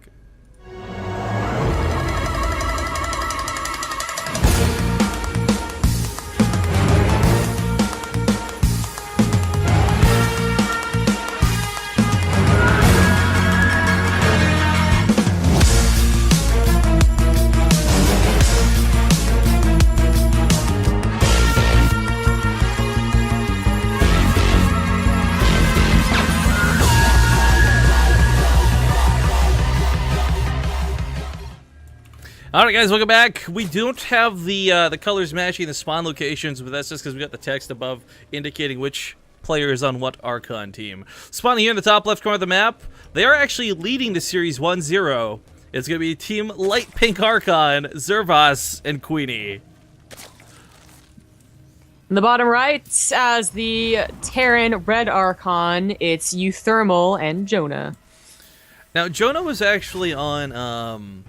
was it Remax? It was one of those talk shows recently discussing a lot of his thoughts on Legacy of the Void, and I gotta say, I didn't necessarily agree with everything he said, but he had a lot of really well thought out points, which to me just says, okay, he tested the game in a lot of different aspects. He's got kind of a much more broader idea outside of his own race, and it was actually kind of pleasant listening to a lot of the I guess concerns, criticisms, whatever you want to call them, that he had brought up on the show. I didn't catch a lot of it. Well, there was nothing really worth quoting per se, but I'm just saying it'd be nice if we had a lot more folks who were doing that, where they're really looking at the game as a whole and not just going, "Yo, disruptors are fucking broken. Let's change them. Let's give them energy," or whatever silly suggestion is out there, right? Like, yeah, I suppose there are a lot of like Team Liquid like strategy posts and a lot of people that are very interested in that type of discussion. Which is why whenever I hear like people on the shows talk about it, I know that they're just like barely scratching the surface, you know. Because, like, I try and read some of these posts that go into detail about the economy and, you know, the scan range and all that. And I'm just like, huh? Yeah, okay, in the game, it looks kind of cool. But that's what I got from it. You're that person. You're just like, let's simplify this as much as we can.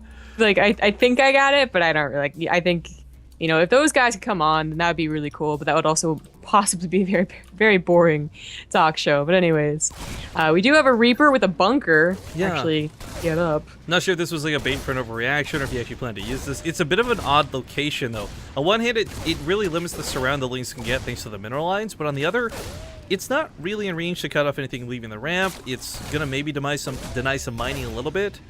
By the way, I don't imagine this is going to go too far. Well, it forced out a lot of lings for sure. Now these lings, 9 of them, I guess there were 10. With speed, they can be enough at first to deal with like Hellions, so it's not like they're always going to be useless, right? Oh, but second Reaper gets here. Second Reaper comes in.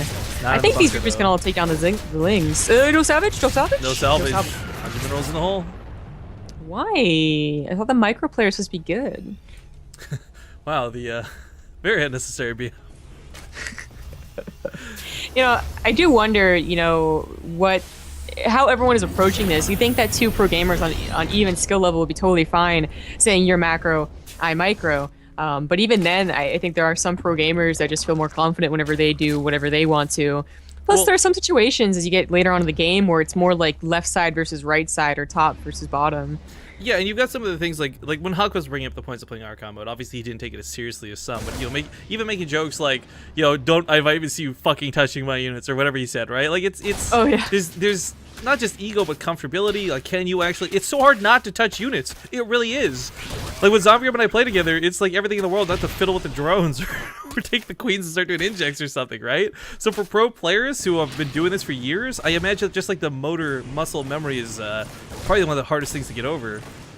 Ooh, Sweeper's trying very hard to stay alive, but I guess the micro player has nothing else to work with. No, not really. Scan did go down. What did he see? The main.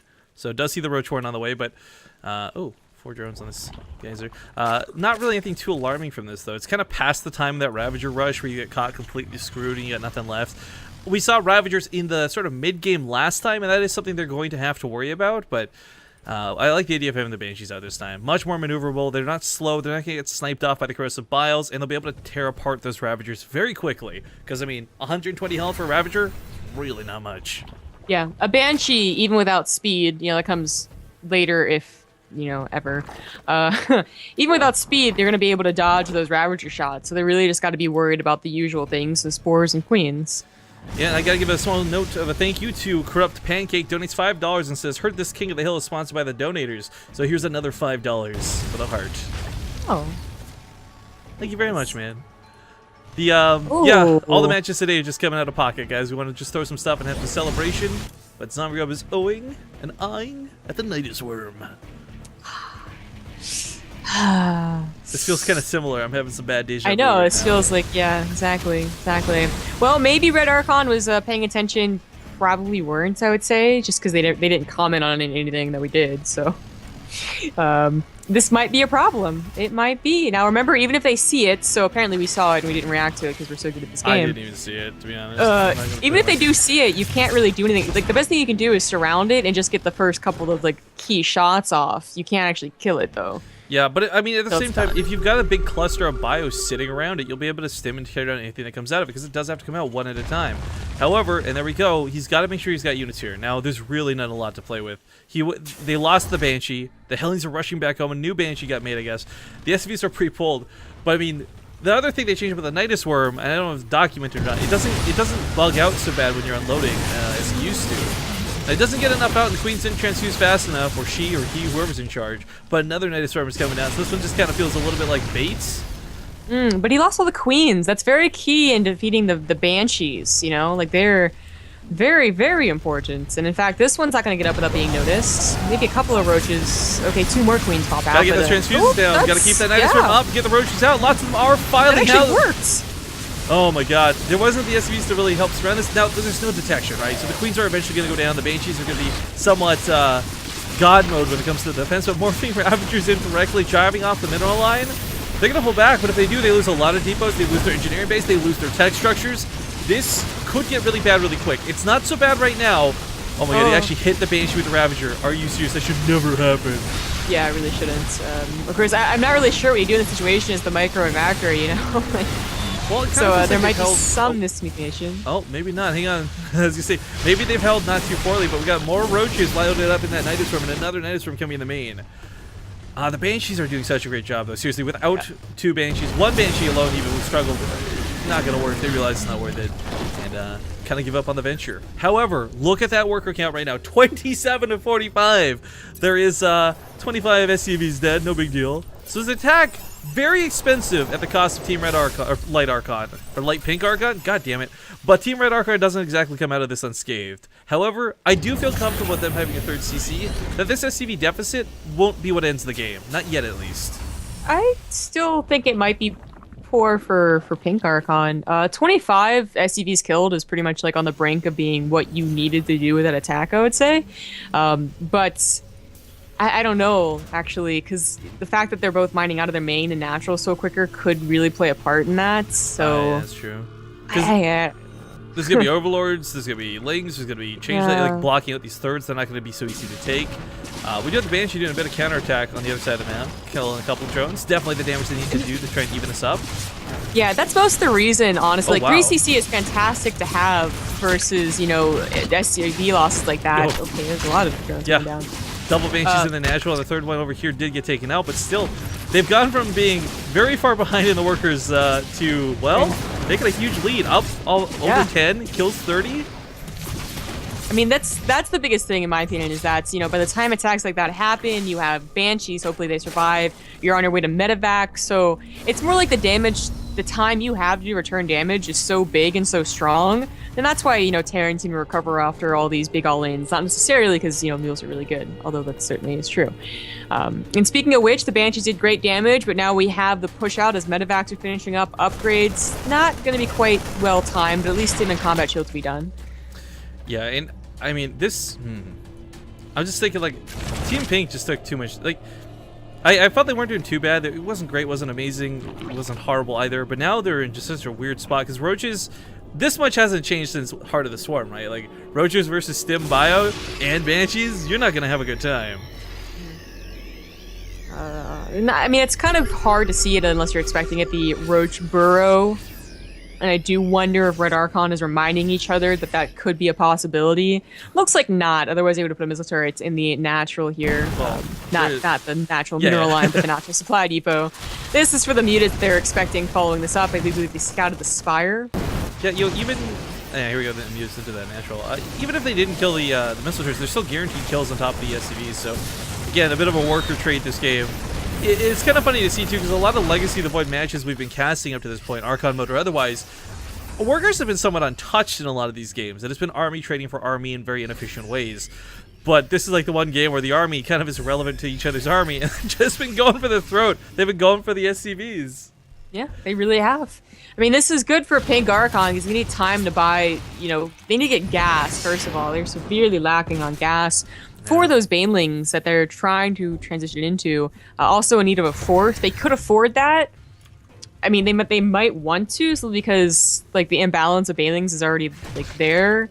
That maybe if they lost a third and had a backup fourth, it would be better than just getting a ton of Lings and 7 Banelings, like, only 7 Banelings. I don't know. Well, Mutas will try and catch that medevac. We'll have to unload. Not gonna Yeah. do too much here. Where's the rest of the army? I know they had a bigger one. I guess it's mixed up everywhere in all 3 bases. They can't consolidate unless someone F2s. What? Whoa. Who? F what now? I didn't even know that button. I didn't even know that was a a key. Yeah. All right, medevac is gonna come here to the north. Drop gonna go off. There's not really that much to defend right now. Team Light Pink Archon, Team Zerg have been kind of stretched thin trying to defend. They had some cool counterattack there for a little bit, but that was most of their juice. Now that they're on the defense, I don't really know they can take these cost-effective trades. Without the Banelings, without the proper economy, I mean, they're still sitting on 45 drones, and it's going to be really hard to play in this situation. Muta's getting picked off too. Nice focus fire out of what I assume is U-Thermal. I don't know if it's him or Jonah showing the drops, but I mean, each of them could take a drop, theoretically, just micro like crazy. Good focus fire on the Banelings. Great focus fire on the Banelings. That's going to push the drop out of the main. That's one thing they have to give up, too, is centrifugal hooks. Oh. They do have a 4th base on the way, but only 41 drones. It's not really going to saturate 4 bases. What's, hang on, there's a roach here. Forces Oh, it's a changeling. Changeling. It's a red changeling, the red army. It's really well hidden. Medevac is going to pick up. I mean, they're trying to take a 4th, right? And I don't think this is a bad move, but oh man, this is spread so far from the main. I feel, knowing U-Thermal the way we've seen him play, the second he starts going with multiple drops, that's when we see like the Maru Thermal, as we tend to joke about, right? Like it's going to be really hard to keep up with him. Yeah, but the other alternative base is one that forces you closer to their attack path from their 3rd, Yeah. you know? Red Archon took a really wise 3rd. So, kind of damned either way. But so far, dealing with the drops on the main side isn't too bad. This is one unit micro to the back. It was nice. Yeah. But they are dipping. They're not dipping down in supply. They're just not getting anywhere with their supply. You know, like it's been stuck around 100 for a long time. Oh, you know what?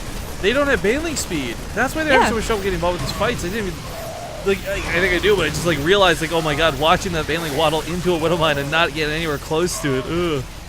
something they had to give up. I mean, I'm kind of surprised that they try to get upgrades, to be honest, you know, and another thing that could have definitely helped them, well, will help them when the game finally closes out, if Red Archon finally consolidates all of its army, is this creep spread. I think could have been a lot better to make up, maybe, for not having the Baneling speed. Normally, I nod my head when I'm agreeing with you, even though no one can see it, because I'm that kind of guy. And I'm now learning that nodding my head with this hat on is very difficult. Oh, these Baneling hits, though! Could have been a little bit better. SCV is still a little bit dangerous, yeah, because of the Lings there, but this is what I'm looking at here. This number here, 118 army supply to 53. This is not so crazy and common to see versus Zerg, but normally there's at least a ton of Banelings waiting, and that's where you take that one really good engagement, that one really cost-effective trade, and maybe turn the game around. But sitting on 48 drones still, not able to build any drones for the last several minutes, has really just put them in a terrible spot to get Banelings, to get the numbers they need. And the pre-split out of Team Red Archon is just, it's glorious, is what it is. Yeah. I mean, they're on creep, you know? Like, if there was a chance to take the engagement, it would be now. You take out half of the army and you pull back, wait for the other part of the army to come on a creep. But they don't have speed on those Banelings, so, like, not the same effectiveness as having speed and creep. Creep is starting to get cleaned up, too, although they're missing a ton of alive creep timbers. Ooh, that one-way shot was pretty nice. Took out a lot of the Lings. Banelings still without speed, even though they're on creep, still struggling to touch this army. The Mutila's count is thinned out pretty badly through this, and that army supply just continues to grow in difference. Drop in the main. This is starting to fall apart for Team Zervas and Team Queenie. Yeah. Well, this game fell apart once it took so much damage from the Banshees. I mean, honestly, it might have not have been a good game even if they hadn't taken damage from the Banshees. That Nidus Form cost a lot, and it didn't kill them, you know, it did damage, sure, but, you know, maybe not enough. But the Banshee really solidified that they were going to win, Red Archon, that is. Yeah, I kind of thought when we didn't see the Baneling speed upgrade for so long and there was not really a big investment, I thought maybe they were going to go Lurkers or something, but I guess this whole game's just been an example of not having any money to work with. Well, Lings get a decent surround. Looks like they ran out of Widow Mines, so usually that'd be a really good opportunity to take an engagement. But speed not even done. It's like 5 seconds away from finishing. There we go. Marines not even take the most cost-effective trades. Not that they really need to, though. They've killed all the important bases on the outlying side of the map. The main base was gutted. Ross, there's no mining going on over here. Thor and Marines just kind of pushing up slowly and surely. I guess if you're someone like you, Thermal, who hates this matchup with a burning passion, by getting your buddy like Jonah to come keep you calm and talk you through the match, doesn't go so bad. So GG, ladies and gentlemen, game number 2 gonna go to Team Red Archon. And that'll send us to game 3, ace match of the series. We got a donation just now, by the way, from Milk and Cookies. What do we got here? $5 bills. It says, make it drizzle with Milk and Cookies. Drizzle. Milk and Cookie time. Well, thank you for that donation, sir. Guys, it's been about 40 minutes since we played our last ad break, so we're going to quickly squeeze in 2 minutes while we get this lobby up. You're not going to miss a thing, I promise. Do stick around. We'll be back with the final game in this best of 3 after the break.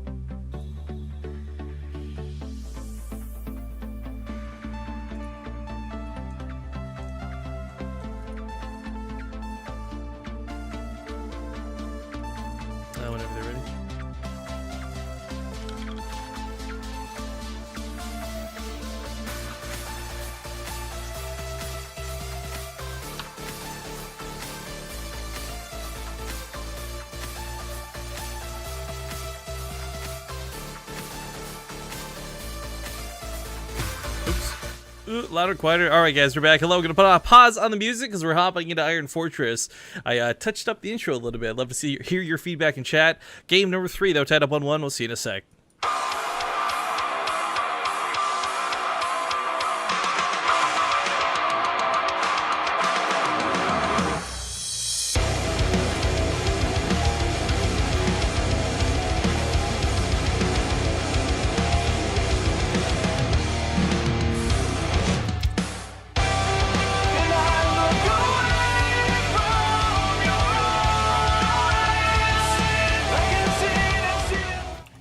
Alright guys, welcome back. Game number 3 currently underway here in this best of 3 in the Archon of the Hill, King of the Hill, however you want to refer to it.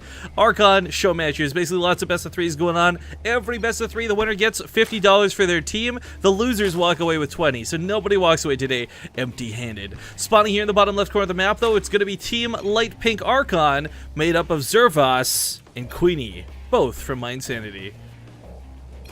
The top left as the Terran Red Archon, it's Euthermal and Jonah. And Milk and Cookies has a question for you in chat. Says, I wonder if Zombiga realized that whenever I donate here, I also donate to her as well. Yes, but it takes like 4 minutes for it to get to my email or something, so I always check, and then I have to check again later. So thank you, as it did just arrive. And I'm just talking to Fantasy. So I think we're gonna have to put a pause. Oh, this would be so awkward. We either have to do. I can tell me what you want more. We either have to do Fantasy and Violet through replays because they have to play after this, or we can swap to that temporarily and grab whatever Archon mode matches. But that means the other 3 Archon mode matches will have to all be replays. I think it might be better just to grab Fantasy and Violet from replays. What are your thoughts? It sounds more convenient, even though that's a matchup I'm pretty hyped about. Yeah, well, I mean, it's not like it's not like it'll be spoiled for us, right? Because I mean, replays just aren't the same, Rifkin. They're just not the same. It doesn't make any sense. Like, I've thought about it. Doesn't make any sense, but it still just doesn't feel the same. All right, here, I'm gonna put the camera on you for a sec while I talk to these two about it. Okay, so. Okay. There you go. Have at her. Thanks. Well, alright, so we had Iron Fortress not vetoed, but I guess there was a TVZ guarantee, basically, even though Red Archon was kind of being kind of cheeky with whether or not they had chosen their race. They obviously chose Terran, and as such, Iron Fortress not so bad. Reasons why it's, you know, for Protoss, basically, is that the 3rd is pretty far away. Kind of still worrisome for Terran, but much easier, you know, it can move about more if you keep the Hellions alive, then that's no problem really to defend against it, against Lings. You can place a bunker there, consolidate Marines. There's a ton more options, and trying to warp in at a pylon at your 3rd while it's building, you're gonna die. Because then, of course, in Legacy of the Void, you take more damage when warping in. Just a very quick 3rd CC from Red Archon, and a starport as well. Very close to the rocks. Gotta say it's probably for Banshees. I mean, they did that last game, right? Yeah, last game. That's why they did so much return damage. Were able to really just like, yeah, I'm gonna win this game, you know, after they killed so many drones in return. So probably hoping that it's gonna have similar effects. It's gonna be very good for defense. It's gonna be able to provide that harass, and maybe it'll actually kill something. Maybe. I think Zervos is the one that's macroing, and Queenie's the one that's microing. I think that's the better way to go, honestly, just because, you know, Queenie's not Zerg. And she could probably, you know, move Ravagers, am I right? Yeah, totally right. Sorry, I'm back. All right, so I got it set up. They're going to go play their best of 3 as soon as possible, and we'll just have to grab the replays for later. Okay. Well, that was not getting up that ramp, though. I thought this was going to be for defensive, you know, against the Hellions, defending their 3rd. And they tried to attack, and I'm just wondering why. It seemed really, yeah, like the SVs had already been pulled. There's nothing really gained from that other than just losing the Lings, and by doing so it gives up a lot of map control potentially. So I'm not too sure about that choice either. It's probably Zervos shouting, "No, don't do it! No, stop!" Like, are you pulling a Rifkin right now? Are you giving away all our units for free? Just stop. Really? Are you real? Well. Banshees are on the way, Cloak's on the way. The Queens haven't really been touched. You know, it's one thing you can do with the Hellions as well if you're not going to be able to kill anything else, is just to do a little bit of damage to them. Spore Claw is being placed down. As we believe the Ling saw the starport, it was right there on the wall. Not too bad for Red Archon. These are where those 20 Lings that had died would be really handy, you know. The Queens actually might not be able to deal with this. Ooh. Cloak's not done, so okay, they're going to be fine. Alright. That was a little worrisome, you know? Overseer wasn't there. If there was Cloak, the Banshee could have just stayed on one of the Queens and just, you know, probably killed one before this Overseer was finished. Yeah, there was an attempt to counterattack across the map too, but sadly didn't get a chance to get a lot done there. Yeah, well, they secured the third. Soon Red Archon will have to think about securing their own third against Lings and will eventually be Mutas. I guess this map is a little bit funky because you got these side paths and so many open entrances. It's not going to be really easy for either player with Terran or Zerg to just completely wall themselves in, so to speak. I mean, for Zerg, you don't really make wall-offs anyways, but that creep spread is going to be more important than ever just to see the attacks coming from what is like 5 or 7 different openings. Red Archon is going to try and wall off, and that's not so bad of a move, but eventually you get to a point where you're going to have to wall off here, and over here, and in the middle, and it's going to be way too difficult to do all that. I guess that Bailing Nest was actually pretty late. If there was a Hellbats push, they might have gotten a little bit wrecked. Lucky for them there wasn't, and they could have been a little bit greedier. They're up to only like 59 drones. They just lost one here. I guess they're only on 3 bases, you know, and only recently, so that's probably pretty good. A 4th base, unfortunately for them, will have to be on the other side of a big gap, making it really awkward to secure. But we have Hellions going into the 3rd. And they roast and toast most of those drones. Oh my god, going down to 45 drones. Quick and easy. Yeah, 21 go down total. Yikes. He does lose the Hellions, whereas, you know, versus Ling Muta, Hellbats are actually kind of good. I mean, they can soak Baneling hits, and it's actually kind of useful. So they did give away something for those drones, but I certainly think it was worth it. Sorry for the wonderful contribution here with the casting, but I'm sorry, I'm still trying to babysit them. Neither of them know the English names of the new maps, so they don't know what to veto. Because for those who don't know, the HOTS matches we're trying to throw today are supposed to be specifically on the new maps for WCS Season 2, so everyone can get a look at them before the qualifiers begin. It is a little bit late to release them so close to the qualifiers, but so everyone's fully aware, because we are going to be doing like 10 or 8 days, whatever, qualifiers straight here in Base Trade TV, the WCS qualifiers are not playing on Overgrowth or any of the current maps. It's the next season, Season 2 of WCS. But the Baneling sneaking in. I mean, this is kind of what we're talking about before too. There's multiple attacks paths you got to look out for, and 7-something Banelings can certainly kill a whole line of SCVs, no problem. Yes, they can. Want to wall off the back there anyways, as your forces will be rallying to the front. It's really the back that you got to worry about. Oh, they are trying to. Adding another engineering bay?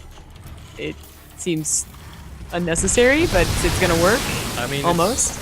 It's cheaper than a Rax, and it's got way more health than a depot, so it's as crazy as it is. I guess in terms of making a sturdy wall, it kind of works. Well, a wall is only as strong as its weakest. Fuck, I completely messed up. You're just like, no, I give up. I can't do it. Bail. Just bail on it. But seriously, a wall is only as strong as its weakest link, you know? So, okay, you have an engineering, but you also have like 3 supply depots. Like, which one am I gonna break? I know, I'm just saying, like, it's not the worst use of minerals. It's only 25 more or whatever, right? Like, ooh. If they lose this game because they're like only able to build half of an SCV in a base trade, then I will eat my cardboard hat, you know? Or the Mutas take down one of the engineering bays that are producing, so he's like, oh, I have a backup one, don't worry. Thank God. It's like that game where Young had like 4 engineering bays, the 2 in the wall, exactly. and then he built 2 real ones after. Nice live turret, by the way. I think that's pretty good. Little Mine's also going to be a bit of a problem, but they do get down, so Muta's going to become limited in what they can do.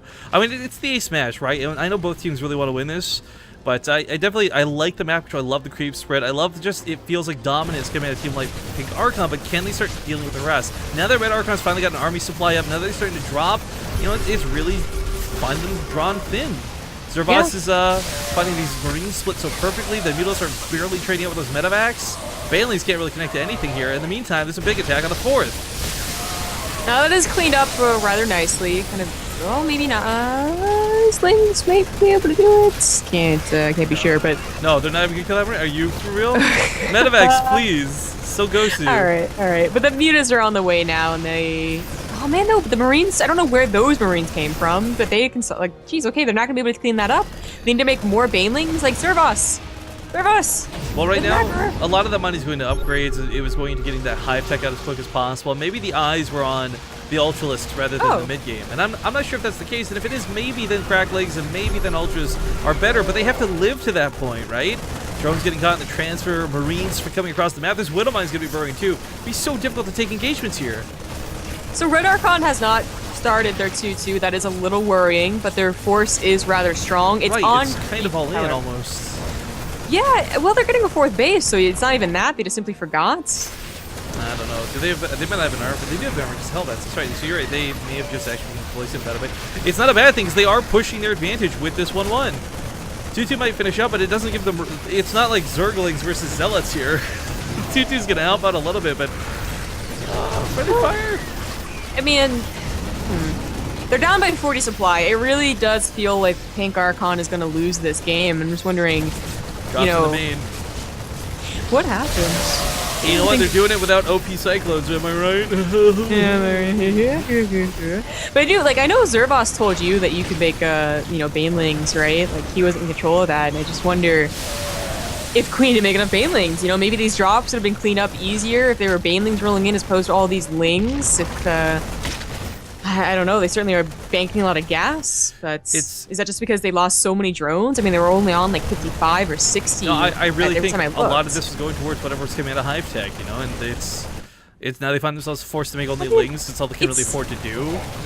It's just that, going to high tech really is quite dangerous, but it was a matter of 50 supply, not like 20 or 30 that you're behind on. So I gotta feel like it's the drone count. Every time I looked at it, it was like 55 or 60, and I was like, this doesn't seem that right. Even if you did take maybe a later third and a later fourth, but now they're down by half the supply of Red Archon. They're down 3 bases. One thing I want to do is probably later today, if not tomorrow, go through the VOD on Queenie's stream and just kind of listen to what was going through their minds while this was going on, talking to each other, trying to figure out like what was going on, who's panicking when. But this does look like it's pretty much over. The supply count's way too small. These lings just been given away. Even if he could make them into banelings, there's just not enough of them at this point. And it looks like Jonah and Euthermal going to take this series and go on to fight against Arium and Intense. Actually, it's not Arium, it's right, he had to be replaced. So Intense and I think Poke Bunny or somebody? Well, it's probably TVT. Either way, Team Light Pink Archon, they get $20 for losing on top of the $50 they already won from beating us earlier. So $70 for them is not too bad for a couple of Archon mode matches. GG. I never know if Zervos is being sarcastic or not. I can't tell that guy. But cool. All right, so another best of 3 wrapped up. Now, to explain what we were talking about and why there was a little bit of confusion for unrelated things to that game, we had set up some Heart of the Swarm show matches today, and so far today we've actually had 3 people bail out because they decided it was going to be too late for them, and that's fine. Then we had Fantasy step up to the plate and take the slot, and him and Violet were going to play, and they are playing out for us, but we're not going to know the score. We'll have to get the replays later. The Battle.net going down briefly earlier did kind of skew our schedule a bit. Not a whole lot, but it did by enough to mess up timings here. So we're going to hop into this next game as quick as possible. It's going to be BioIce and Intense. Okay. And they're playing Terran. BioIce, huh? All right. Guy's a Zerg player for those who don't know that name. But stick around, folks. Small ad break while we get the vetoes started. And we'll see you guys in a bit for more Archon mode show matches. Thanks for joining us today on our 10 million view celebration stream. Be right back.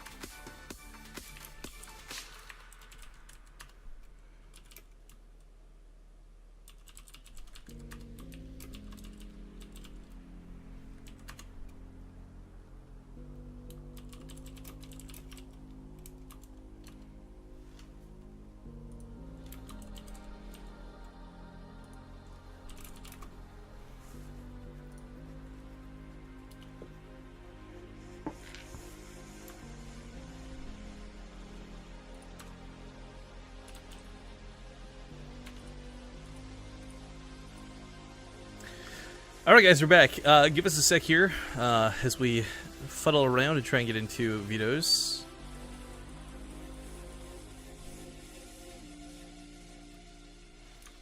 In fact, the Vito's have begun. I gotta go check up on Twitter, though. Oh my god, we got like 50 notifications on Base Trade TV. Oh my god. Lots of people just commenting on StarCraft's thing, I guess. There's that hoodie picture again. We're gonna retweet. Retweet.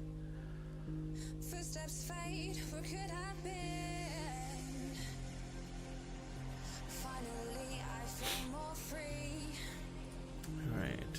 Hashtag throw the discus. From earlier today. Man, I gotta tell you, wearing the tie seemed very redundant to this. As I sit in front of my microphone, I realize it blocks out the tie, so it's like... I could have gotten away with not wearing it. It looks like you're wearing a bow tie, actually, when I first look at you. No. So it adds something. I don't know if I'd ever want to, like, I mean, I just couldn't stand wearing, like, a real tie, like, all day. It just... Good thing you don't work in a field that requires that. Yeah, right, exactly. Oh, did I tell you what my pocket square is, by the way? Yeah, origami. Yeah, it's my fucking favorite. It's starting to bend because I keep hitting and playing with it too much. Alright, well, what other videos pick up here in a second? We are, again, a little bit behind schedule what we wanted to do today, guys. So here's what we're probably going to do from this point on. I know there's some folks like Desra and others who still want to play their show matches, and that's going to be great. We'll play those a little bit later on in the evening.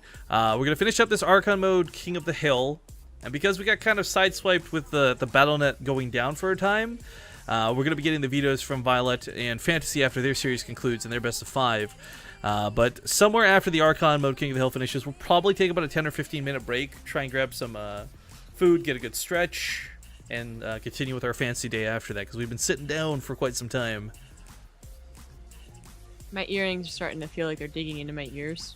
Oh yeah, I keep forgetting you're wearing earrings, because nobody can see. So I may or may not have to take those off. I thought about just plugging in like my earbuds, right? But the cord is too short. I'd be casting like this.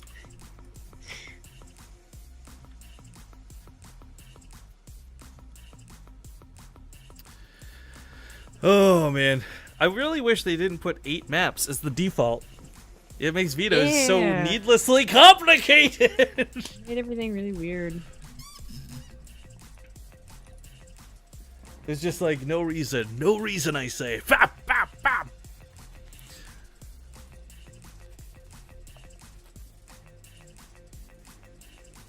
Diablo Melandro comes in and says, "What the fuck is this?" I said, "Fancy day," and I expected Zombie Grub in a top hat and Rifkin in a dress. Ah! Yeah, you don't want to see me in a dress, trust me. But if you guys missed it, earlier today we did take the time to thank all of our subscribers. It took like 35 minutes or something, but we did do our sub shoutouts. So new subs, old subs, we love you all. I really want Rifkin to dress up like a dinosaur for today. Well, we had a straw poll. I guess while we're waiting for the videos to finish up, we ran a poll, guys, what you wanted us to do for our 10 million celebration. You know, if you wanted us, if the vote for dress up in pajamas had won, we would have done that. We had like the dinosaur costume as an option. Someone suggested like bartender and cow lady for Zombie Grub, but it was Fancy that won out by quite a large margin too. So just kind of having some fun with it, enjoying the day. I made my green screen this like. I don't know if anyone actually knows what this is, because everyone's just been saying it's a fancy background. It's actually like a chateau in France, okay? Chateau, like, chateau. Say it with an accent and all douchey. Chateau. Rifkin's reminding us he's not as rich as the guy from Monopoly Money. I fucking wish, guys. My money is Monopoly Money. I guess we're waiting to... Zombie Grub and I have really started looking into doing this live event thing sometime. And we don't really have a lot of money right now to make it work, but our time frame seems to be that if we don't put on too many events and we just kind of save up with the subscriber count that we have over the next 2 to 3 months, seriously, sometime either late summer or early autumn or fall rather, I guess, we could throw a live event, and we're really looking towards doing that. So we got cool ideas, we got some Kickstarter ideas planned and all this stuff, but keep in touch with what we plan to do, because as far as money goes, guys, We don't have a lot of it because we keep putting into this damn thing called esports, whatever the fuck that is. And our next project is a big one. Gonna try and do something offline. But the maps are Echo, Coda, and Iron Fortress. First map is gonna be Coda. Okie dokie. I feel like if I just ripped the top off of my hat and put it kind of diagonal, and like undid my shirt a little bit, I could just go from like classy to hobo in like 2 seconds. Oh yeah. You said like undo your shirt a little bit, and I was like, yeah, zombie. I'm just gonna, yeah. Yeah, like you're trying to get sexy. Nobody gift that, please.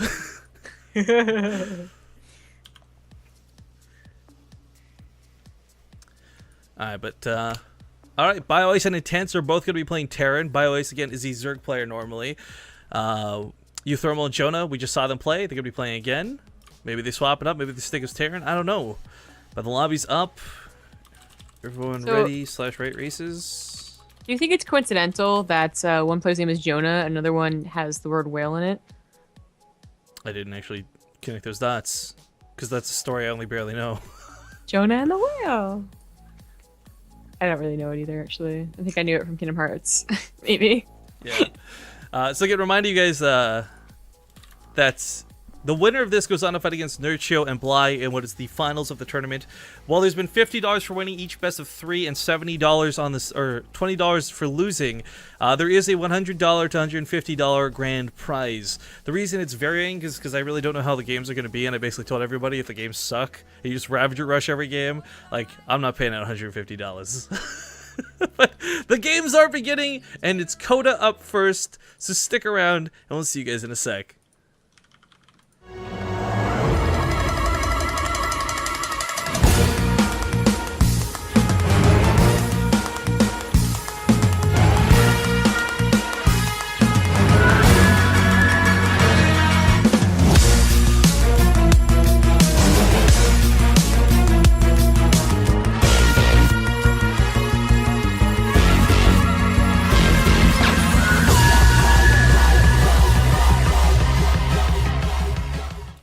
I just was going to swap the names here on the overlay, so whilst I do that, if you wouldn't mind kicking off the intros, Zombie Grub. Alright then, the top left on Coda for game number 1, we have the Red Terran duo, Intense and BioIce. Yeah, I was going to say, actually, I had to redo one name, because the other Archon, the blue Archon, is made up of the guys we just saw play, Jonah and Euthermal.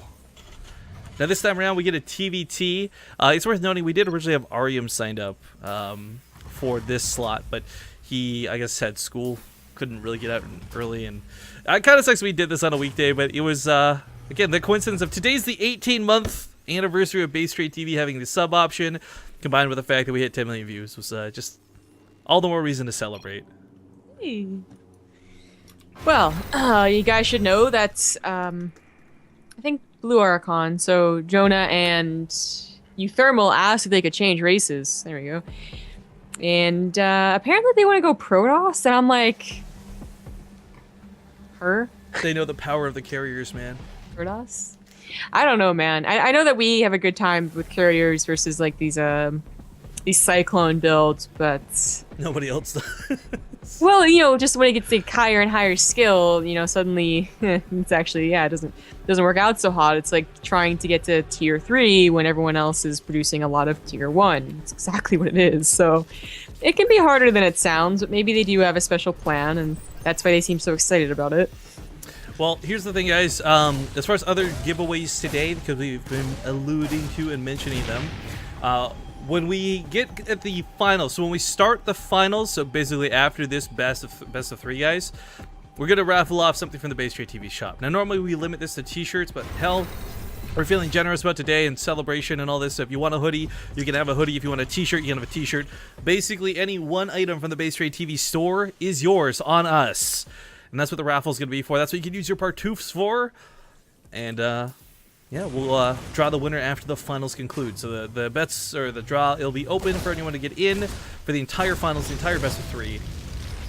So if you're putting bets down, if you're going to bank heists, be wary how you use your Partoofs, because you may need them for tickets. Oh. Well, we have a very typical TVT lining up here. I gotta take this hat off. I'm sorry, I can't. This is killing me today. Wow, you broke the fancy! You broke it! I'm still fancy, damn it! I just can't. Every time I move my head a little bit to nod and agree with you, it's like my world is good. Like I'm gonna fall out of my chair. It's ah! Oh, fine. Fine. Well. Anyways, I was saying that there's all typical TVT, and it will be for quite some time, to be honest. You know, as I guess people tried going straight into tank drops, and like maybe day one, pro gamers are still using all of their old Heart of the Swarm builds, and maybe, you know, using tank drops just as in addition to regular tank pushes. Yeah, I mean, the tank drop mechanic is so cool. Just the way it shakes the game up, what you can change, what you can do, breaking siege lines, creating new siege lines. I mean, let's be honest, guys. As good as tanks are, their greatest weakness is the fact that they're stuck in spot. They can't move and they're slow. But if you can pick that up with a medevac and bridge that gap, it changes the dynamic entirely. Now, he's going to lose one Marine here on the high ground. And Blue Archon is not going to over-dedicate to this, but they will just wrap right into the natural instead. And truthfully, they could probably force a liftoff here if Red Archon is lazy about responding. Now there's going to be the tank out, but outranging this tank shouldn't be out of the question. However, he does get a little bit close to those mineral lines, so he's going to lose some of the Marines. So he gets a fresh mule on one that was about to expire anyways. If he loses the medevac, that'd be pretty terrible, but in fact, he's taking really good trades with the Hellions, taking a lot of those Marines, and saves the medevac. I think he could have got a couple more, but at the same time, pretty good they didn't play over-ambitious, overly greedy there. Back at home, I guess we keep saying he, but it's really they. Back up, Jonah and Euthermal, though. They've not given up on what they're doing. We got the Banshee, we got a Cloak. I mean, they're barely alive, but the Hellions and the medevac come back home, so we can repair these up and have them ready for another drop. I mean, they're going for a very quick third CC to kind of make up for the fact that they got a slower second CC. Sees a lot in Heart of the Storm as well. Now, Red Archon will have higher SCV count, and right now, in fact, they even have a higher army count, and we have a tank drop. Oh, this is nice. Okay, so the tank drop's really cool, and it looks, let's be honest, guys, it looks a little bit funny. It looks a little bit ridiculous, but it's something that can cause a lot of damage. Now, sadly, one siege tank, it doesn't one-shot SCVs, it doesn't obliterate Marines or Hellions, but the idea is that it's really hard to manage. Now, Marines killing the medevac or a Viking killing the medevac, that's going to shut this down easier than anything else, but right now, of course, some focus on the other side of the map is Team Blue Archon is splitting their attention. I'm sure one of them is controlling the Banshee on the other side of the map while the other's at home defending. Looking for drops on top of this tank. Oh, this is dangerous territory for Red Archon. Although with only 2 Marines, I think he could drop him. It's yeah, there we go. I was gonna say though, it's fairly expensive to lose a tank and a medevac, so it's very important he doesn't just give this away for nothing. But the pickup drop Monkuro is pretty cool to watch.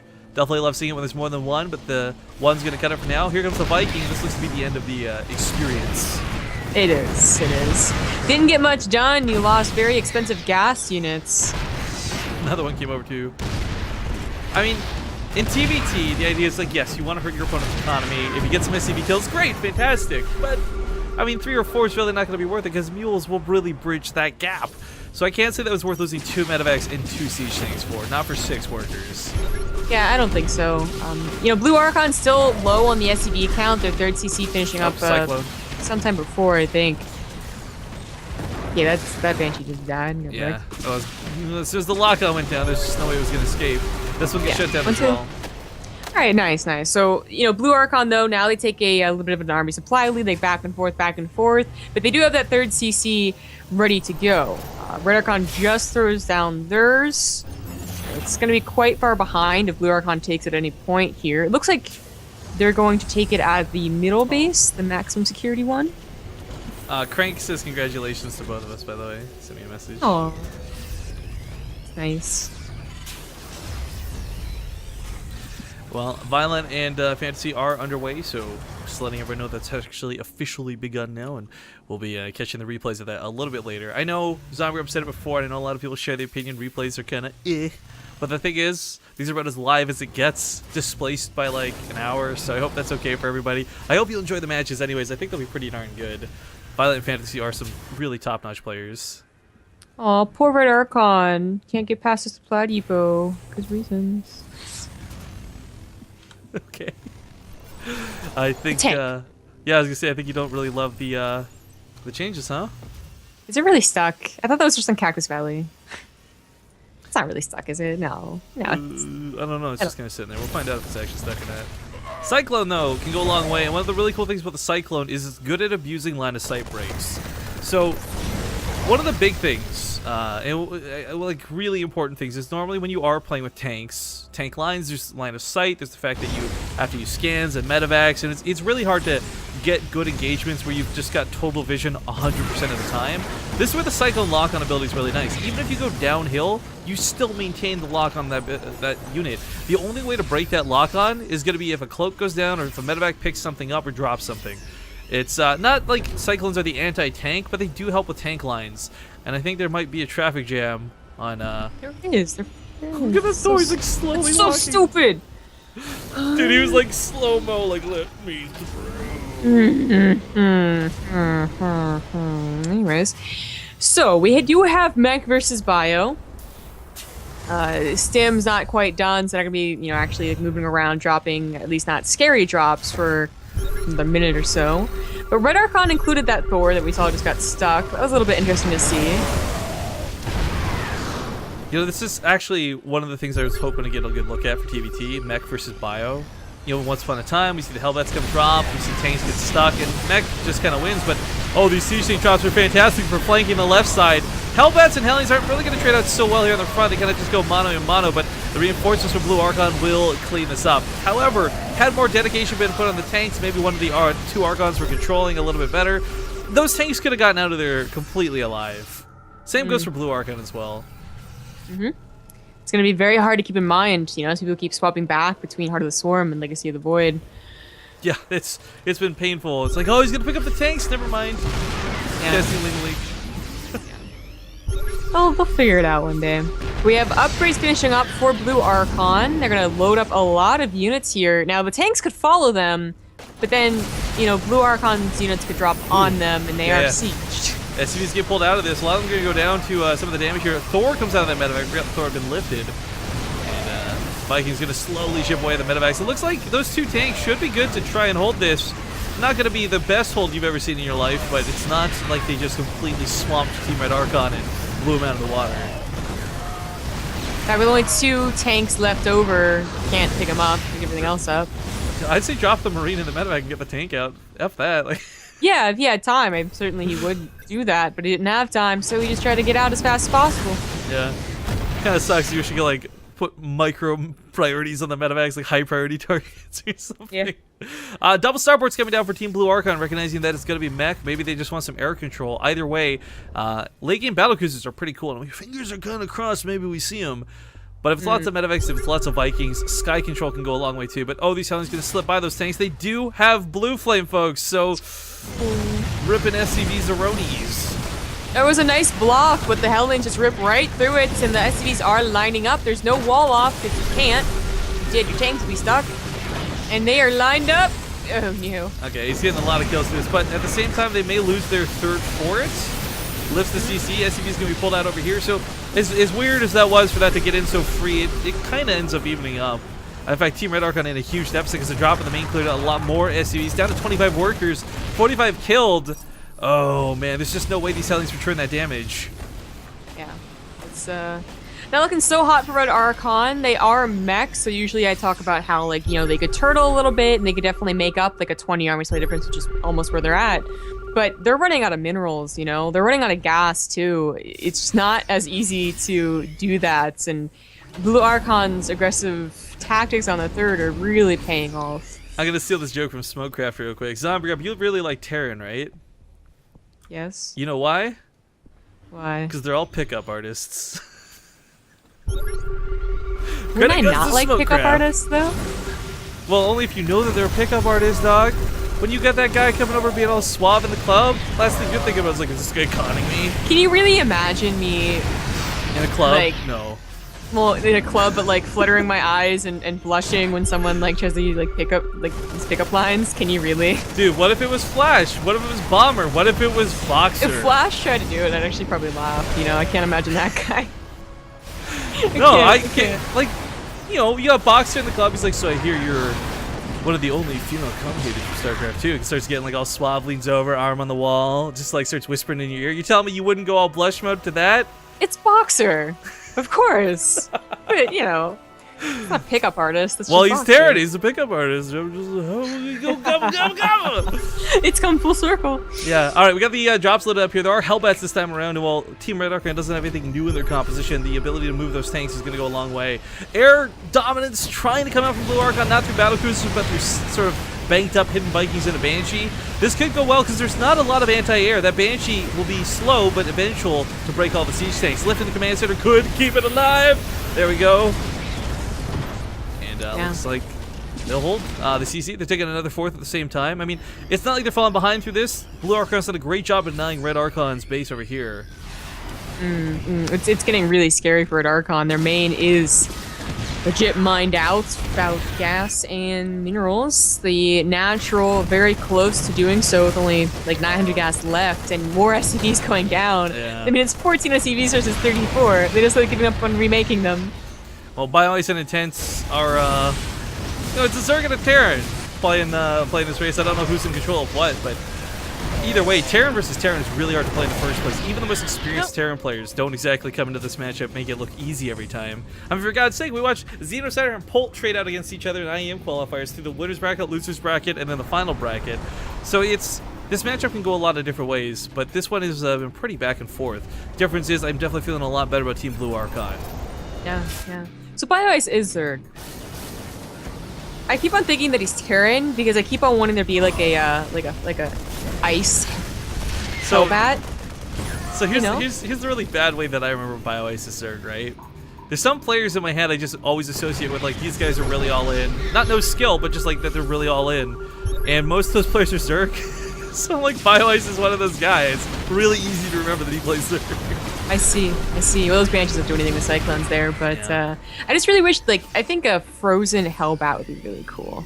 Oh, like a skin? Like a skin? Oh, well, there could be a skin for the Hellbat, but I meant Firebat, so sorry. It's like a you know, like it like freezes like fucking Zerglings. Like, that'd be awesome. Whatever. So what you're saying is you want Jaina Proudmoore in StarCraft 2? Frost Nova. Like, oh my god, Blizzard. I bring up like frost powers and you're like, so Jaina, and I'm like, okay, or I'm like any just saying, other person that has frost powers. It'd be cool. I'm just saying it'd be cool. Now it's really important we do find that the Cyclones involved in Team Red Archon's army, they were really going to be that very critical anti-air, whether it's sniping off the Vikings or stopping the Banshees from running over them. I mean, that was why they had to fully disengage off this base, because one Banshee was picking off all the tanks. Ooh, this could be a little bit awkward. Not going to see that medevac come in. Vikings could have been in position, but Team Blue Archon will get a full unload. There's not much to kill, I guess, production at this point in these idle SCVs. The three amigos. No! Ah! Oh, okay, they're all dead now. The 0 amigos. Well, that base in the main should be lifted for Red Archon. They really can't afford a fourth, but they could maybe defend a command center in the middle. That might be true, but if they lose all these depots, that supply block's not something they can bridge the gap of. Wow, I didn't really expect it. I guess it hasn't really gotten above 150 for them. Team Archon, there's two of you. How do you let two medevacs die without unloading? Ah! Now there is a bug. I want to stress, guys, these do have blue flame, but in the beta there's some weird bug where it doesn't make the blue flame come out of the Hellbats. So Marines did die really quickly, and rightfully so. Yes. Well, Blue Archon really wants to stick with these Banshees. I mean, they do have Viking control, and Banshees they got really great damage. If they got the upgrade for it, they'd be really fast, too. They might not die to a Cyclone. I'm not sure on that one. Well, I mean, Cloak can help with that, too, if you can get the Cloak up before the scan comes down. Well, I guess Red Archon's been lucky so far, getting the scans every single time a Cyclone meets a Banshee, but they are running out of it. See, and it's Sky compositions like this too, by the way, that I'm really excited to see what that new Terran unit brings to the table that David Kim announced, like whenever they finally implement it. Does this stop the Viking Cloud? Does it hurt the Banshees so much? I mean, how useful is it going to be? Either way, this base is getting sieged up. This base too. They're both mediocrely defended. They'll stop drops, but they won't stop the full force of this army. And if they lose either of these bases, Red Archon's already so far behind. This could be what ends the game. I think so. You look at the supply; it's insane. Yeah. The upgrades haven't gotten above 1-1. Look at the supply cap. That sucks for an Archon. Yeah, there goes the command center. And they're pretty much going to lose that base either way. Cyclone's going to kill some Vikings here, and that's kind of cool, but because the Cyclones are going off on the Vikings, they're not going to be going off on the Banshees. And oh my god, that is a lot of Banshees. Just cleaning house on the tanks, cleaning house on the Cyclones. Everything here is going to go down. And Team Blue Archon, it cost them a couple of Vikings. Still wasting the lock-on cooldowns on them. No scans, able to go down. Here comes the Bioforce, looking to clean up the win. Swooping in with those Marines, those Marauders. Who cares about those tanks?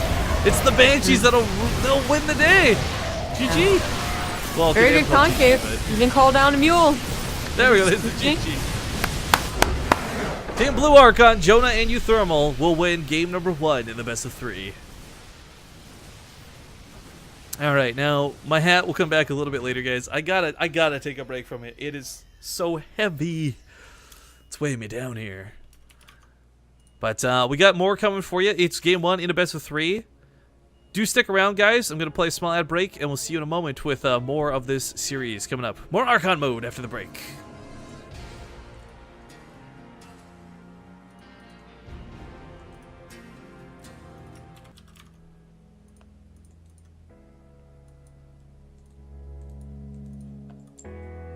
All of our words were left undone. Don't run for your life, don't you dare run. You and I were meant to collide. Through the world, now here through your eyes. You and I were meant to collide forever.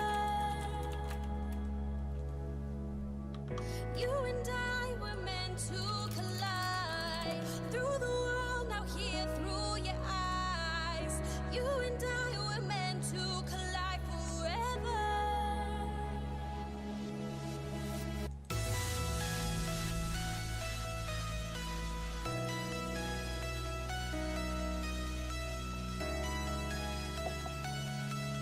Why is everyone talking about day 9? What? Because they brought up that he's casting heroes. Oh, is he? Yeah, there's just a tweet. Oh, that's awkward. Oh,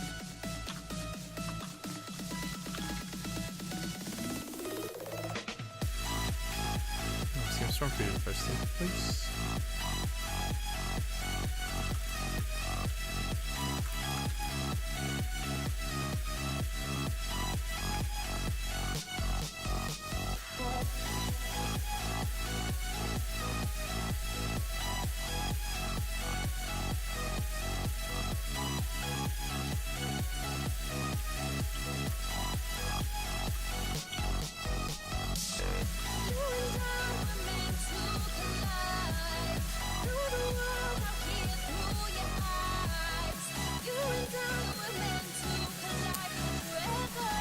Ooh. Alright, I know you saw. We can go whenever they're ready. But thank you to the folks over at CM Storm sending us a very nice. We got a lot of really nice tweets today from everybody, just congratulating us on our 10 million views. You know, we had some donations earlier, some subs came in too. Just generally, thank you everybody for just celebrating with us. I mean, normally we put on show matches like this and it's tryhard mode, like let's get as many views as we can, let's try and get some dollar bills and all that. But today's just kind of, again, 100 people, 1,000 people, whatever. We just celebrate, we're having a good time, we're enjoying the games, and I hope you are too.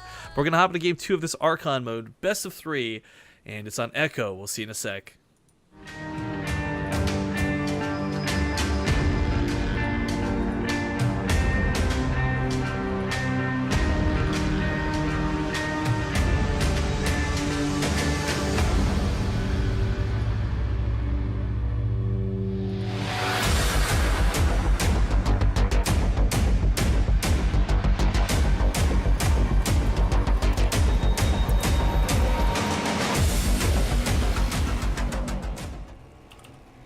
Alright, so I think they swapped. Yeah, okay, let's swap those colors around. So it's Team Blue Archon is now Bio-Ice and Intense, or were they before? I don't know. Either way, in the bottom right corner of the map, spawning here, it's they're down 1 in the series, but it's the Blue Archon, Bio-Ice, and Intense.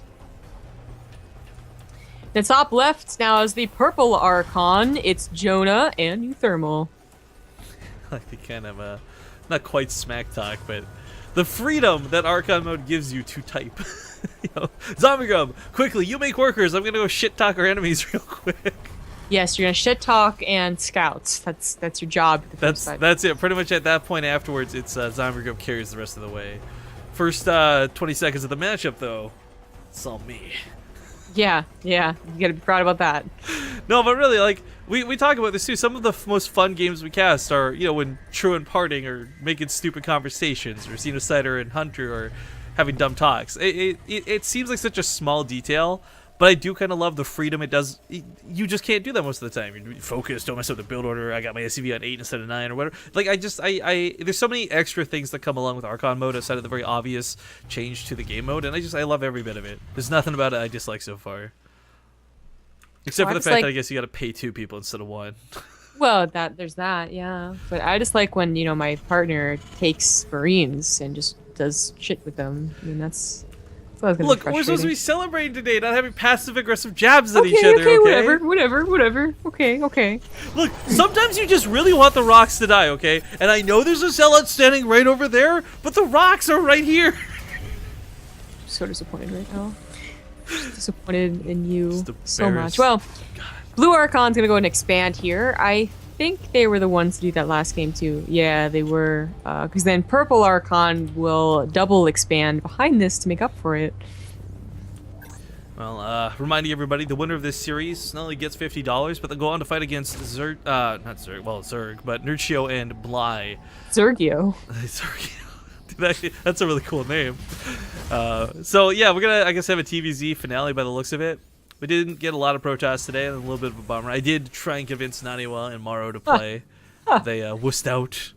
They wouldn't play Protoss anyways. Yeah, like, probably Naniwa not. would agree that, you know, playing Terran's gonna be better. No, my point is, we tried to ask a lot of people today. It wasn't just them. I'm just saying, guys, we tried, but we got a lot of folks who still came out, showed up and played some of these matches, and I hope you've enjoyed them so far. It's still early builds of the beta, and lots of things are imba and broken and blah, blah, blah, but I'm just glad we didn't end up with a mere matchup. Although, you know, in before BioWare says, let me go Zerg in the finals. That's true. Well, we did have Blue Archon scout surprisingly well, considering that I thought the Reaper's going to die to the Hellion. So they got to scout the fact that the starport didn't have a tech lab and that they know it's going to be a drop. That's always nice to know, even though that they did a good job defending against it last game. So they pick off that SCV, Griffin Pepperonis. Wait, that was an SCV, right? Yeah. Reaper died on their side of the map before getting too much, as you point out. Like, scouting is going to be pretty important for both sides, really, but not seeing the tech lab or anything like that was definitely got to be a little bit of a curiosity for Team Blue Archon, but not so much that they're burning a scan. No, I mean, they're probably figuring that there's going to be a tech lab follow-up. I mean, it's just, you know, it's TVT, right? But yeah. First, they got to deal with this medevac. It drops just right in the main. Oh my god. You know what? It does force SCVs to get pulled. Tank coming out, though, should be able to clean this up. There's also a Viking on the way, too. So had this been a faster Banshee, I don't think this would have really gotten too out of hand anyways. But still, the mobility of this medevac is going to be something he has to keep up with. That tank is definitely out of position now. Marines are quite badly injured. He's going to not focus on the medevac, but go for the Hellion. Not a bad choice. Takes it right away. Viking will be able to finish off that medevac, and the SCVs help citizens arrest the Marine. Nice. All right. So, at the end of the day, all right, Purple Archon, they are down workers, they are down army, they're down a command center. Okay, this actually make them sound that good, does it? Hopefully they'll stop down their own third command center, or at least find something to do with this Banshee to make up for everything, and there is the third command center. It's like, all right, well, they're not as good as I thought they were. They're bad, and they're worse, and they're bad. Yeah. No, it's the same thing that happened last game, though. You know, they were a little down in army supply, they were a little down in workers, and I don't think their Banshees really did anything, but it's more that, you know, they got a third CC faster, so they, it equalized eventually. Well, Team Blue Archon is, you know, they got turrets all over the place, but most importantly, they have a Cyclone follow-up to this, so their Banshee's not really going to get the opportunity to do much. In fact, there was already a Viking earlier, I totally forgot on that already, so this was kind of doomed to fail before we got going, but it's not to say the Banshee's really out of the matchup, though. As we saw last game, that transition back towards Banshees and Vikings ended up being what was the key for Euthermal and partner Jonah, there we go, in game 1. So I'm guessing that's Purple Archon scan on whether or not they have but there's a... I don't know where the scan's going down. Oh, there we go. It's in the main of Blue Archon, but that was 2 scans right next to each other. That's also Blue Archon scan, so maybe 1-1 on both sides. I guess it was. That's Wait, awkward. wait. It looks so weird on the minimap when I was looking at Vision. Anyways, double tanks unloading here in the natural. What the fuck with those scans? I don't know, but it's gonna drive the SCVs back. There's a tank here to defend, but 2 tanks are better than 1, and No. they do obliterate it. Well, one Viking's better than 2 tanks and 2 medepacks, apparently. Well, yeah. Yeah. The thing is that, while they could do a lot of damage still, because it's only 1 Viking, right? And the medevacs, they'll take a couple of shots. You don't want to lose that gas. That is a lot of gas, even if you got a couple SCVs. Okay, so I give up. Most of the time, I can catch scans, because the minimap makes things very aware of when things are happening. But the new minimap sucks, and I keep grabbing the vision of both players, and the scan is gone before I find it. So I just give up. You're gonna hear scans, guys, but fuck it. I'm not looking for it anymore. It's so stupid. Bro. It's an observer's nightmare. I hate everything about the new minimap. Oh, God. They're there. Wow. Blue Archon is going into mech again. And I hope I'm getting these right. Yes, okay. Then Purple Archon into bio. Did work out for them last time. They were able to keep Blue Archon off of the 3rd. And if they can do that again, that's certainly the way to go. You start starving out really quickly in Legacy of the Void. Yeah, it's really weird too, because I thought with the economy, I remember when we first heard about the economy changes, before we saw any of it actually play out, everyone was talking about how you'd be on 7 bases or 6 bases and everything's going to mine out so quick you have to keep expanding, but it has kind of created these weird little more, or no, not more, but like less Death Volley 2 base openers or builds, or like you don't get as much off of these bases, so of course that makes you expand, but also doesn't give you this crazy army that you can just kind of YOLO around the map with. And I like that change most, I think. Cyclone takes out that Banshee. Tank's still looking for a place to get some shots off. But it's picking up a tech lab, poking away at Marines and Marauders. Tanks can get away with a lot. They do a lot of damage very quickly. But they got to be worried about this Viking.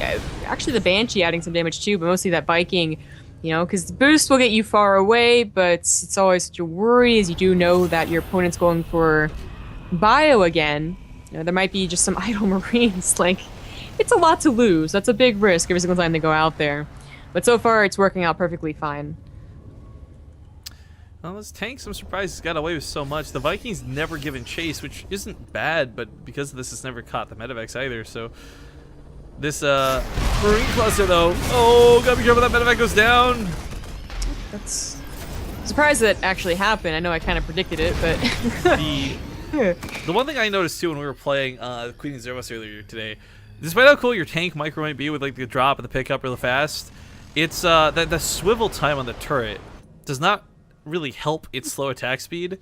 The fact that it has to kind of churn to shoot, despite the fact that it's been dropped, is a little irritating to work with, but it's kind of one of those things like Jack Attack brings up scan ranges, or the Ultralisk attack swing or back swing or whatever it was talking about. Like, it's one of those minor things to the game that I think it would definitely enhance it if they would change, but I don't think it breaks the game that they don't. Yeah. So even though just like that millisecond of swiveling around to shoot. I know that Lush has done a couple of, I don't know if he did a video on this, but he definitely did a write-up on the tank swivel, just turret usage in general. Yeah, his was more for like unsiege tanks, wasn't it? Those so you could like hit and run. Yeah. With them. I remember that, what you're talking about. And again, it'd be really cool to see micro like that. I 100% agree, but I feel that doesn't seem to be where StarCraft wants to head, you know? Well, I mean, everything is a chain reaction to each other, right? You change one thing and maybe you make it overpowered. So it's always harder than it, I think other people make it seem. But this is a big attempt to bust Purple Archon. Yeah, the Raven went down immediately there. Sky Control still gonna be in favor of Blue Archon. They got all those tanks still standing. Yeah, it is working really well. Purple Archon really has never had opportunity to deal any more damage past the initial drop. And I think they maybe get one Banshee. Yeah, they did. So the 3rd got down there comfortable for Blue Archon. That's a big difference than last game. And now they have a really, really great position in the middle of the production rally. The Viking control is insane, too. I mean, okay, there's maybe a Cyclone or two on the ground either way, but the Vikings in the sky for Team Blue are going to give them control. Medevacs can't shuffle units from the main to the 3rd. He's got no way to reinforce his base. It's effectively cut off. If Blue Archon decides to pressure this with even just Hellions, they're going to break that base, but picking off tanks here and there. Vikings still just dominating. 4 more on the way. New tanks arriving in the front lines. They're going to cut out this 3rd base. No question about it. Purple Archon's just kind of slowly dying out here. it looks like they are gonna die out. I mean, it's kind of deja vu, but instead Purple Archon's the one that's down 40, 50 supply and down a third base. TVT's a hard matchup to really master, and this was turning around so bad. Like, if we had saw this in game 1, we would have been like, Team Blue's like the dominant team in this series. It's not even close. They're making just Team Purple look silly right now. There's no medevacs going out. The Banshee can't really get a lot done with this many Vikings in play. It very much looks like we're gonna go to game 3 at this rate. It does. Although we're I with guess the Vikings. There we go. I don't think he has a scan. Awkward. You're right, he Okay. doesn't. He just, I guess, muled. Yeah, a little awkward. I mean, they really don't have to, I would say, because they're going on a 4th base. Well, not anymore, anyways, because they're going on a 4th base, and they know that they basically got Purple Archon pinned back. So, 56 SCVs seems pretty healthy amount, at least compared to Purple Archon's 36. Purple Archon did play kind of calm, though. They tried to bank up some Vikings behind this, maybe hoping to catch their opponent off guard. Siege Tanks do siege, and the Hellbats are really late to the party, so just maybe they'll break this on the ground side, and if they do, they'll be able to absolutely chase those Vikings. That being said, there's a lot of tanks, new Hellbats on the line. GG is going to be called, and Team Blue Archon will tie up the series 1-1.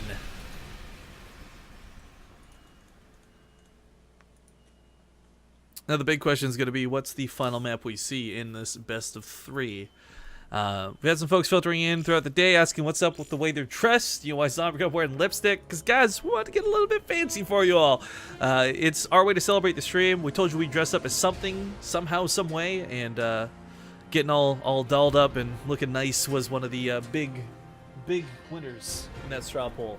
Let me get my hat, put it back on for a little bit, I guess, until I get sick of it again. Homemade, the best kind. But I think the last map is, what, Iron Fortress? Or did they play that first? Sorry, No, Coda Echo. Okay, Iron Fortress, yeah. Iron Fortress. Alright, so again, just kind of recapping for anyone who might be joining the stream recently. Every best of 3 is worth $50 to the winner, and it's $70, or sorry, $20 to the loser. So nobody walks away today empty-handed for playing a base rate TV show match. We got some giveaways for the viewers. We've already done a couple through the slipper sales and all that stuff, or the slippers, pardon me. We're giving away a base rate TV store item. So again, you could have the hoodie, the t-shirt, a bunch of fucking buttons, shot glasses, whatever you want if you win the raffle. That'll be following up after this series concludes. Show us your guns. Well, it's not a very big one, guys, but it's a Nerf gun. Oh, hilarious! Dokey. Yep, looks like they're ready to go. So Iron Fortress, ladies and gentlemen, we've seen this map quite a bit today. Stick around and we'll see you in a sec with the finale of this best of 3. Remember, the winner plays Nurcho and Bly after this for the grand finals.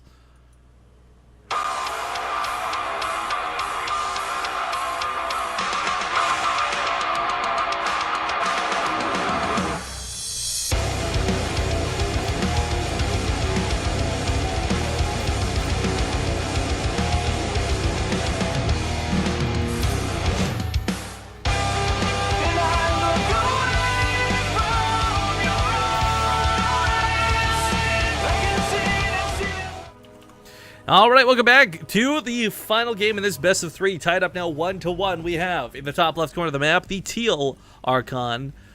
It's going to be the mixture of Jonah and Euthermal. So in the top right, as the Red Archon, it's Bio Ice and Intense. Okay, so the Archon mode show matches have gone on quite a bit longer than I thought they were going to, but that's okay, despite the battle errors earlier. Hiccups aside, we still have a lot of cool stuff coming up today for our celebration stream, and one of the big things I really want to get into are some of these HOTS show matches. There's going to be a couple Legacy of the Void 101s, not Archon modes as well, but for the reason we want to throw some HOTS matches, and a lot of you are like, oh my god, HOTS is so boring. The entire season of WCS is still going to be on Heart of the Swarm. Players are training up. We got the WCS qualifiers coming up in less than a couple days' time, and what we want to really show off are some of the new maps. So we're asking players to play some of them out, and hopefully you guys get a good look at what's coming. You know, Cactus Valley amongst others. Those are going to be live. Yay! And the Swarm host change. Yeah, and the Swarm host. That's going to be the most interesting one, I think. Seeing how players use the new Swarm hosts. Yeah, I have a terrible feeling that either people, well, maybe 2 people will use it and be terrible with it. Maybe someone's good with it. I don't know. But most people just won't use it. I think that there's some folks out there that are like, we look at games played with folks like Targa, especially recently versus Hearthstone, right?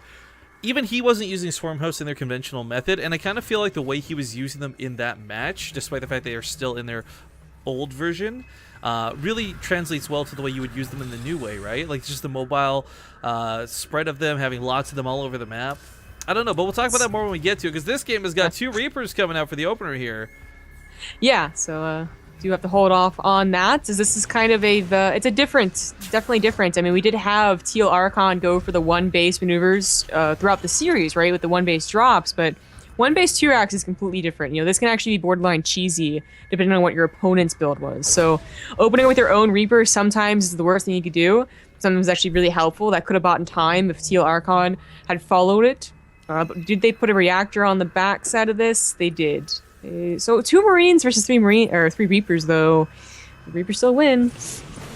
Yeah, it's going to be a struggle for Team Red Archon to really make sure this doesn't get out of hand. In fact, picks up the SCV building the factory. This is really big because, of course, you get the Hellions out, this becomes a lot more manageable, but SCV is getting pulled into the mix. Marines have a lot of damage. They set the fire of the Marines. 2 Marines and some SCVs can certainly deal with these 2 Reapers.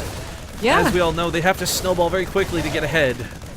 So there was that Reaper, you know, that if it had just attacked, you know, on its own, completely useless, but really helped out there, and the Marines popping out at the exact correct time. They might be able to get these Reapers. Oh, no. I don't know if he'll be able to finish off the Reapers, but he should be able to at least start getting Hellions out. Oh my god, can you imagine if the Reapers ducked in right now and just sat underneath the factory trying to land? Not going to happen. Oh, this actually did not work out so well.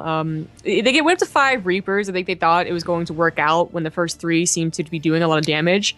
It really didn't, but it's not necessarily a waste. Like I said, it's not really a cheese in that, like, if you don't do damage, you're behind. They have their own command center almost done, although it is in the main. Well, I mean, the worker count not exactly destroyed by this, and you're right, with the CCs coming up, it's not really too bad for Teal. But it does get us like that they wasted this investment. That's a lot of gas to go into the Reapers, and gas is more valuable than ever. I don't think anyone's going to argue saying like wasting 50 gas in the early game is that big of a deal, but realistically speaking, if you end up getting stuck on 2 bases 10 minutes from now, you're going to really wish you hadn't built those extra 3 Reapers. Yeah. Well, we have Marauder Slow coming out for the first upgrade of Teal Archon. That's kind of weird. I mean, additionally, we just have, you know, another barracks on the way and a factory, as opposed to going straight up to a factory and straight up to a starport in case Red Archon had gotten to a Banshee. No, I guess they're banking on Red Archon, or, you know, with their scouting that they did by attacking, that they won't have to deal with the Banshee soon, right? By the time they have the engineering bay up and the turrets up, then the Banshee will attack and they'll be fine. Kind of interesting seeing them select the racks, by the way. I wasn't too sure if that would show up, because you know, everyone's clicking on the buildings. There's like 2 or 3 of them all going at once. But anyways, Bio versus Blue Flame. What do you make of this? Yeah. It's Jonah and Intense who have gone for mech. They went mech early, right? But it's like the role reversal now. Team Red Archon, Bio Ice, and oh no, you're right. I got the teams mixed up. Yeah. Stupid colors. Never mind. I take all that back. Okay. It actually isn't that. So then it is just actually akin to every other game that we've seen from these guys. Mech versus Bio. We got Hellion drops. Looks like they didn't do too much, but still down 10 SCVs is already a problem for Teal Archon. Reaper's doing surprisingly well to help clean up those Hellions too, but you're right. It's down some workers. Nothing too crazy just yet, but it's not because the Hellions killed a lot. It's just they didn't have a lot from that later CC. So every SCV lost this thing a little bit more, etc., etc. But that Blue Flame, once it kicks in, makes it a lot easier to fry up those SCVs. I wonder what they... You know, Teal Archon it looks like they've been preparing for this for a very long time. You know, they scan now. I guess they're checking to see if it's maybe a Banshee or 2 was added in. Because they knew about the 2 factories early on. So I guess that's why they got the early Marauders slow, so they could deal with Hellions with or without Blue Flame a little bit better. And they did start Marauder production so early that they already have up to 4 or 5. Yeah. That's quite nice. Oh, 6, actually. I wonder if this is them really just nice. reading into it, though, saying, like, look, these noobs went mech twice. They'll do it a 3rd time for surezies. Well, that certainly probably helped, but apparently the Reaper got a scout on 2 factories. So. No, I didn't actually realize that actually gone that deep. Yeah, before the scan. So they did really. I don't know how they got back in there, but maybe they sacrificed 1 Reaper. I think they had 4. Well, double drops coming towards the main. There are blue flame Hellbats, and again, I'll address the fact that they won't look like they have blue flame. It's just a graphical bug with the beta right now, but make no mistake, these Hellbats hit hard against anything lights. That's really nice, though, that that pull worked out in Teal's favor, you know? They didn't all pull into one Hellbat drop or the other. Yeah, they clean up the medevacs too, and the Marauders with those concussive shells. Great job of slowing these down. Now, again, for those who might be newer to Legacy of the Void or haven't been keeping up with the content, Marauders did take a bit of a nerf. Nothing too drastic in this matchup. Definitely FX versus Zerg comes to mind immediately, but their attack wasn't exactly reduced in damage by anything crazy. However, the attack was split into 2 attacks, so armor is way better against them now. And pretty much everything mech comes built with a little bit of armor, so that bonus damage isn't as crazy. And if nothing else, the biggest thing is that it's going to hurt them fighting the light units like the Hellbats. Well, we do have double drops headed up. Now the Zelnaga is taken, so this is a little awkward. Okay, then. There's probably going to be Hellions waiting to go, and you don't want to drop on a Hellions and Vikings. It looks like the economy has evened up. We do have Teal Archon on the way to the 3rd, shortly behind that of Red Archons, but it is Iron Fortress, you know, and I guess we got to address that, where the 3rd is a little bit far away, so it is going to give a lot of opportunities for Teal Archon to deal multi-pronged harass. But the last 2 games, they've been trying to go fast into air, you know, and if they do that again, they're going to be passive again, and that was one of the problems of the last game. Let's get the Hellbats drops come down. They immediately melt those Marines. New reinforcements coming to stop this. SCVs get pulled away towards that bunker. Pretty safe place to run to. The Vikings did deter the drop of Teal Archon 2 while this went on, so simultaneously on their 7 map, kind of got shut down. No! Oh, what the hell? I went for the Marauders to sit, thank God! SCVs struggling to stay alive! Okay then, alright, we're good. But, you know, even if they're not killing a lot of SCVs, they seem to always take a chunk of the Marine Force with them before they die. Yeah. This time they even save the medevacs. Yeah, I'm a little surprised when I see any turrets come down too. I mean, just the one in the main. It's not like you need a huge ring of turrets or anything, but even just one turret to stop the medevac from sitting there so calmly. And I mean, this one would have died for sure. Yeah. So Teal Archon already down 40 supplies at this game, you know? The economy wasn't there in the beginning. I mean, there were 10 SCVs and then 5 SCVs, but it all added up. The 3rd CC is also a little later. I mean, like, the mech player is taking it faster, which is, I don't think what you want to see. Or it looks like they're going to race. Oh my god, they're racing. Go, Command Center, go! Yeah, well, the slow Command Center's Red's going to win. Oh, okay. Well, this does mean that Red Archon's going to be, you know, spread out. I mean, look at the tank spread they have to do to try and cover both the natural and the main. That's like this one shot at a time, you know? It's dangerous. It's the Grand Canyon. You can walk around the backside too. There are destructible rocks or cooling towers. Make note of this if you guys plan to play, because a lot of people seem to never notice these on any of the maps, but you can sort of create a temporary wall off in the back. However, this drop is not going to get a lot done. This Vikings here ready to take those shots. Siege Chain goes off too. Marine barely walks out of there alive. But looks like Teal Archon says, you know what? Your army's split pretty thin. You got a lot defending that 3rd base. Maybe I'll go for the strike in the natural. And yes, there's going to be a sensor tower to see this coming, but repositioning is still going to be difficult. Again, they are playing mech, and nothing changes in the effect that, okay, yeah, you can pick up tanks, but do you have enough medevacs to pick up all the tanks? Repositioning everything is going to be very painful. Plus, it's now a decision. Do you want to pick up Hellbats or pick up tanks? So, I don't know. I wouldn't say it was tougher, because, you know, now you have 2 options instead of 1, but it is a choice. And hopefully they don't miss-micro each other. No, you pick up the tanks. No, you pick up the Hellbats. The depot conundrum. Yeah, exactly. Tearing things. Well, I mean, there's a lot of potential for this to drag on further, and that wouldn't necessarily be a bad thing, but I just feel like when it comes to the macro game, the bio players tend to perform a little bit better, but I mean, it is 1-1. I'm not going to count anybody out just yet. Yeah. Well, and speaking of 1-1, I guess, Teal Archon only hitting that just now. Don't know if they put on a second engineering bay or what, but their upgrades kind of even right now, with +2 on the way for Red. I mean, it's just, you know, the ideal way to play against Mag is that you get your 3rd fast, you get your upgrades fast, you have a bigger army. Like, that's the standard way to play. Hellbat drops really mess that up in this game and just in general. You know, like the more direct confrontational Hellbat drops that go on the army has really changed it. Like, you have to decide, do you want to go your own Vikings to stop them from dropping Hellbats on you? Because it's a very powerful move. Oh, I was not dancing, guys. I was just celebrating zombie grubs. Excellent joke. It wasn't really a joke. her excellent quip. A segue, you know, that was humorful. Humorful. Wow. Okay, you lose. Just stop. It's eatable. All right, we got 3 starports coming out, and again, this could just go to the Banshee and Vikings like we saw earlier. It might go to battle cruisers. Either way, the air transition is usually something that is harder for mech players to deal with. Despite the fact they get the upgrades on their air just innately through their own upgrades, it's the fact that you just can't usually see this coming until it's too late, and by then, you don't have enough anti-air. Yeah, it's scary for both players, you know, though. Like, okay, Red Archon could not scout it. Thanks, please. But Teal Archon could also be pushed upon and then die because they're trying to transition. Well, Teal Archon's actually got to worry. There's some blue flame Hellbats. Get this cleaned up. Sensor Tower is pretty important for Red Archon, but you know what? You can siege this location. We talked about this a little bit in the past, and really abuse how close this base is to that cliff. I mean, if you guys thought Deadwing was bad, this is way worse. So I don't know what told Red Archon to make a bunch of Thors, but it's a good thing they did. Steel Archon is trying to get into their own air. Yeah, they haven't actually scouted the starports, but it could also just be the sake of, you know, this happened once earlier, you don't want it to happen again. Yeah, I still plus, think... Oh, sorry, continue. No, you continue. I was going to say, I still think Cyclones are going to be better for this particular style of anti-air than Thors would be, but Thors do have that range, which is always going to be nice to have.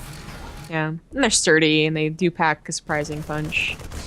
But I was gonna say that it might be around that time, you know, similar to how a Terran player just puts a Ghost Academy around the time you'd expect Storm.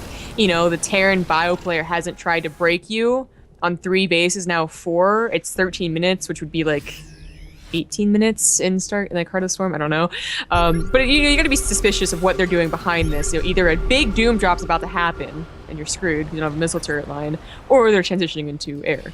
Yeah, I mean, it is gonna suck a little bit. Teal Archon's not gonna have any upgrades for this air, but if you've got 11 Vikings over your opponent's Vikings, those upgrades don't really matter so much. I mentioned the bio is going to be able to help out too, but these sensor towers, man, this coverage is wonderful. This Venn diagram we have on the minimap. There's just nowhere Teal Archon can go without being scouted. The scan's going down relentlessly as well. What can Euthermal and Jonah really do to sneak around? I don't know if Red Archon realizes they have a bunch of units in the main. Maybe that's intentional because they don't want to spare the money for a missile turret ring. Perhaps. So the Fusion Core coming up actually leads to more than just battlecruisers now, guys. And one of the big things is it does allow the Banshees to get a speed increase. Now, the speed increase on the Banshees, to give you sort of a visual cue, it makes them about as fast as the Oracle now. I don't know if it's the exact same speed, but it's right around there. So this could go for battlecruisers, and that'd be great. It could go for Banshee upgrades, and it's still great. Either way, the battlecruisers... Oh, freeing up supply. I was like, he's killing his own units, man. Either way, the late game transition is going to be quite nice. We actually have Team Red Archon now starting to slap down their own starports in anticipation of this air swap. And oh, lo and behold, it's going to actually be battlecruisers. There's one difference in the battlecruiser in that the Fusion Core might, you definitely want Yamato Cannon, but do you get that first or the energy first? Because I think the Behemoth reactor now is actually probably a little more worthwhile because it does allow you to get. Yeah, the teleport ability, right? The Legacy of the Void ability. A lot of people haven't gotten used to yet. For those who don't know, by the way, the teleport. Okay, it's like a recall, but it's really slow and all that. However, you cannot be targeted while transferring, teleporting, however you want to phrase it. So if you find yourself getting caught by 40 Vikings trying to harass your opponent's mineral line, boop, teleport out, safe and sound. Now, this is where things get really interesting, like Teal Archon bases this army that has not been useful. He might continue to go ahead and kill more Marauders or more Marines, but whenever the air fight goes down, however it goes down, wants to be able to take care of this base. I mean, we're not exactly in a situation where either player has 11 orbitals. Nobody's got a bank. Losing these SCVs still hurts. It does. Now they're gonna run this army into tank fire. It doesn't seem like the best usage, but this could just be intentional. They want to get rid of the army, and they. If he pulls back the Marines and actually just kills all the Vikings, or as many Vikings as possible, it's gonna give him a nice lead in the air transition. But oh my God, Marauders trying to fight against Hellbats, but that attack change is so ridiculous.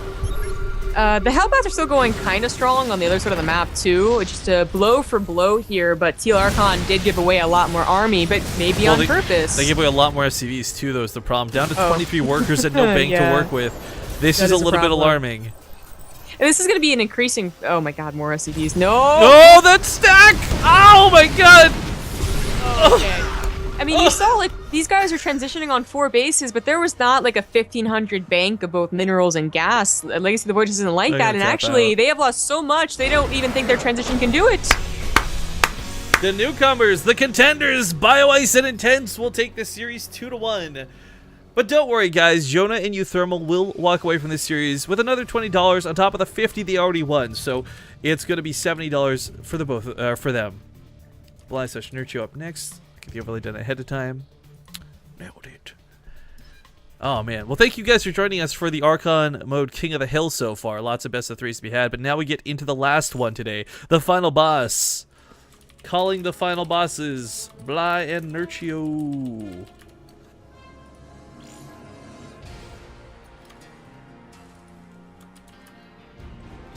Alright, so we'll get the veto sorted up in a moment, guys. Bly and Nurchio will be the final best of 3 in the Archon mode show matches.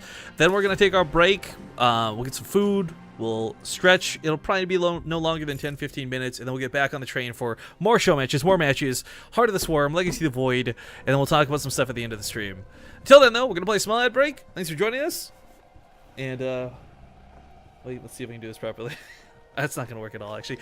Never mind. We'll see you guys in 2 minutes after the ads. Thanks for watching.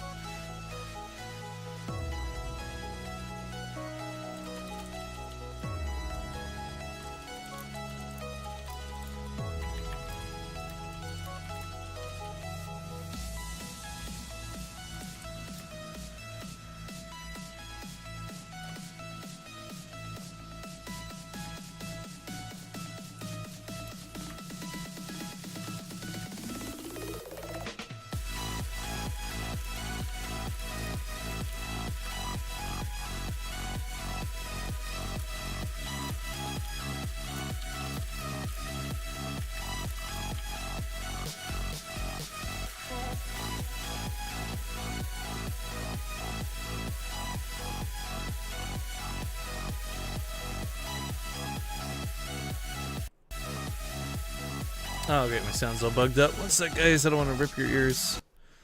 Just gonna mute things real quick. That doesn't mess up the music.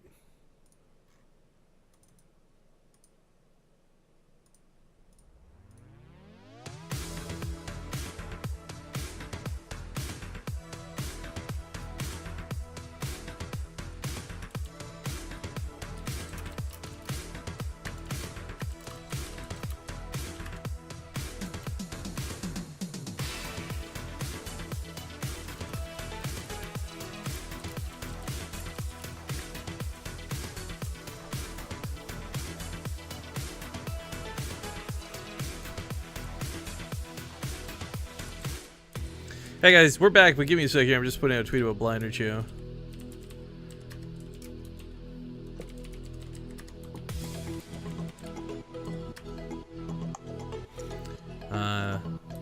It's TVZ, correct? Nurchio and Bly equals Circ. Let's make sure. Boom, boom, boom, boom.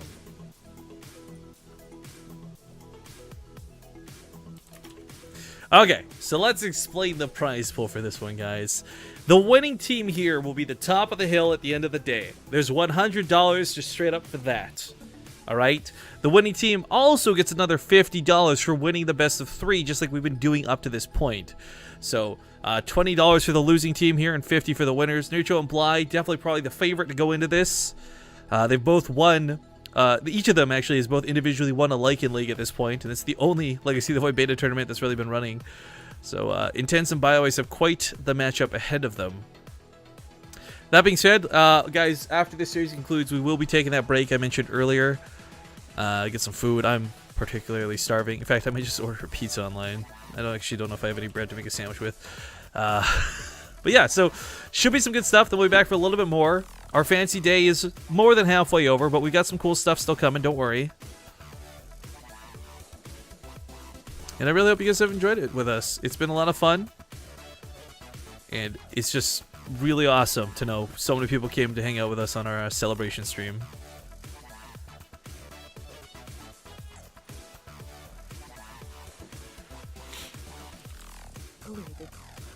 Alright, so they're almost done with vetoes. Getting kind of cold. Cold? Really?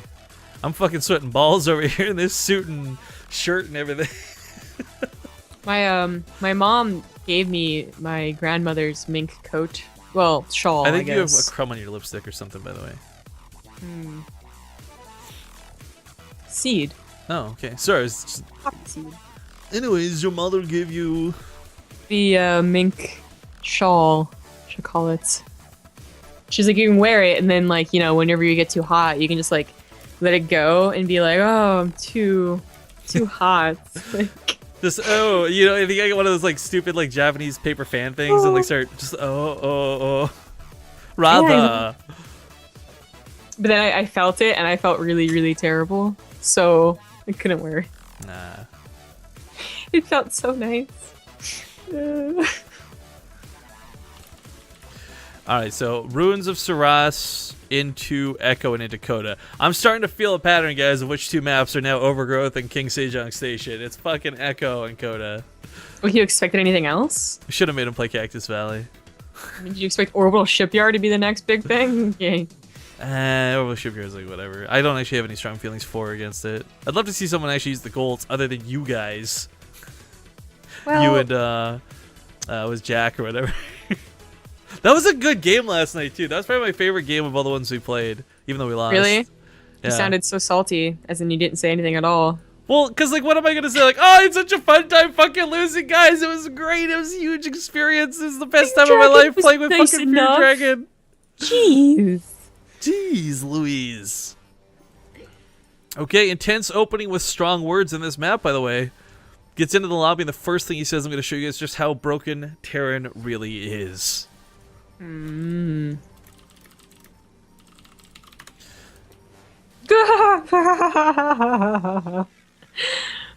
This tweet is just so... It's so nice and so mean. What tweet? Do I want to know, or is it going to break my heart? No, you're probably just gonna call him rude. Oh, okay. Okay, we're ready to go.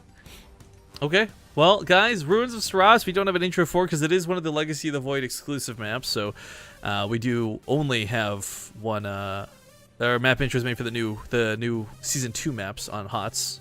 So just go ahead and hop into the game here. Also, this is, I hope you guys are enjoying the caster cameras. It's literally one of the very few rare times we're ever going to do this. I know folks, particular individuals have been asking for a long time, and hopefully you're getting your fill of enjoyment out of it. I don't have too strong feelings one way or the other. I just don't normally do caster cams, and I don't particularly think it's a big deal. But I gotta take that hat off, guys. It's killing me. It's so heavy. Alright, let's get the logos things up. Alright. So, welcome to the final match in the King of the Hill, Archon mode of the Hill, I guess. There's $50 on the line for this best of 3, but an additional $100 for whoever wins this series because they will be the top of the hill. So spawning here in the top left corner of the map, it's the newcomers to the arena. The teammates, Bly and Nurchio, both from Acer. In the bottom right, as the red Terran Archon, it's BioIce and Intense. Yeah, came out of the gate strong, basically saying you're showing how broken Terran can be. This was a huge map, lots of macro potential on it, but more to the point, because they got cross spawn, I think this is the longest of all the maps from point to point, so it's going to be a little bit difficult to rally those Marines or get those Cyclones across the map safely. Or hell, even use the medevacs and tanks. It's going to be tough. Yeah, it will be. Gotta go bio, I would say. We had the same kind of conundrum yesterday. Just like, what do you do on this map? And the 4th base is, it's not like it's super far away, but it's still such a big map that the 4th base not being like a Deadwing 4th base is just, you know, all the more bad for mech. Actually, would this be bigger than Deadwing cross spawns? I want to say yes, but I'm not sure. We'd have to pull out like some sort of StarCraft 2 ruler and actually measure it. I'm pretty sure it would be just because you can't go through the middle. I guess, yeah. I mean, well, you can go through the middle. Well, it's you know, not a direct shoot, though. You gotta go up this thing and then out the way. Not to mention, sometimes it's just not going to be safe. And going around takes even longer with the bases laid out the way they are. But the thing is, just like all the other maps, 3 bases, okay, a little bit of a stretch, but not impossible. It's the 4th bases that really become a bit of a reach, especially depending on spawn locations where you want to go. Yeah, exactly. So, I mean, I gotta expect bio from Bio Ice and Intense. But will they go for any trickery here? He said that he would show them the power of Terran, or the imbalance of Terran, but that's not what everyone's saying so far. Everyone's saying that they're pretty imbalanced, so I wonder what he meant by that. Well, no. Zombie grab. Zerg as a race is pretty imbalanced, but everyone knows that the Cyclone just outbreaks everything else. Like, Terran isn't imba, the Cyclone is. It's an interesting way to put it. I actually do want to see what they plan to do, though, right? Because Terran didn't really get a lot of crazy changes yet. The Siege Tank change was kind of cool. The Fusion Core upgrades and related tech are okay, whatever, in my opinion. The Cyclones are really the one big difference, and is the Cyclone going to be enough to stop Nurture and Bly alone? I don't think so. No. But with Blue Flame Hellions... I mean, maybe. Kind of going back on the point, too, by the way, of Nurture and Bly. They've both won a tournament individually. They've done Lycan Leagues. Nurture won the very first one. Bly won the very second Lycan League Legacy of the Void tournament. And the thing is, they both fought Terrans along the way. So I can't imagine them together gets any worse. But I do wonder if it will be one of those situations where you do have 2 players who are both so good at the game, they both want to do everything. You know, there's that trust perhaps not there. Nurture's like, Bly, quit fucking touching my queens. Yeah, exactly. It's certainly possible. We do have Red Archon doing what I kind of felt like they were going to do, just like my gut. And I was like, yeah, they're probably going to do this, which is a tank drop. I mean, that's cool enough, but, you know, if they do have mutas on the way at any, like, you know, somewhat quick timing, then that's a long way to go back home. You're probably going to lose it. In fact, if they have good enough queen control, that in itself is also, you know, good enough sometimes to deal with it. I mean, it's not as powerful as I think everyone expected. Same with the Warp Prism range, you know? I saw that at BlizzCon and I was like, what is this? This isn't gonna work. And it's actually okay. Alright, so it's horribly spelled, and I just want to make sure we get the raffle up before I forgot.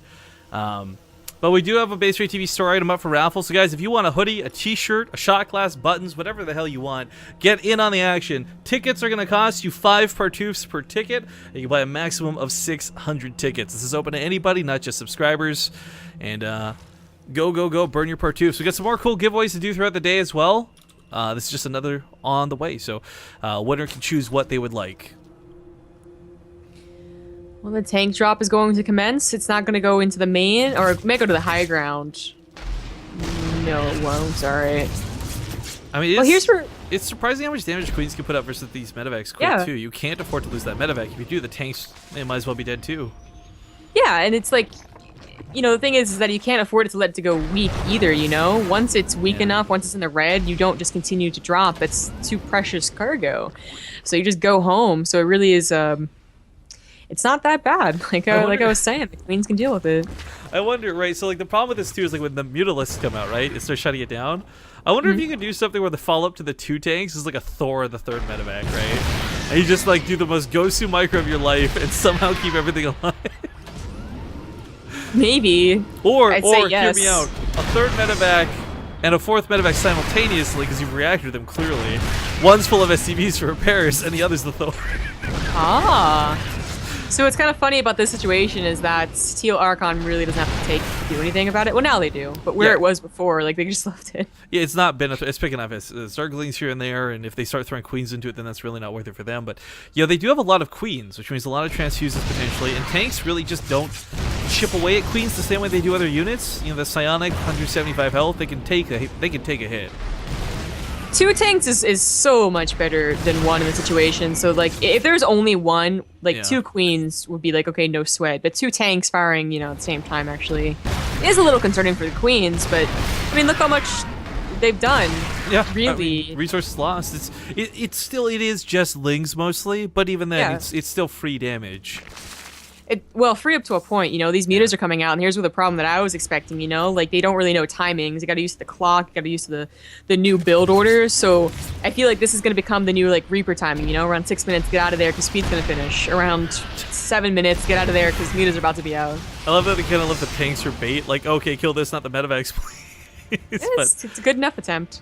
Very quickly, we watch the resources lost, though, catch up, and Intense and BioIce certainly feel the burn of losing those very important units.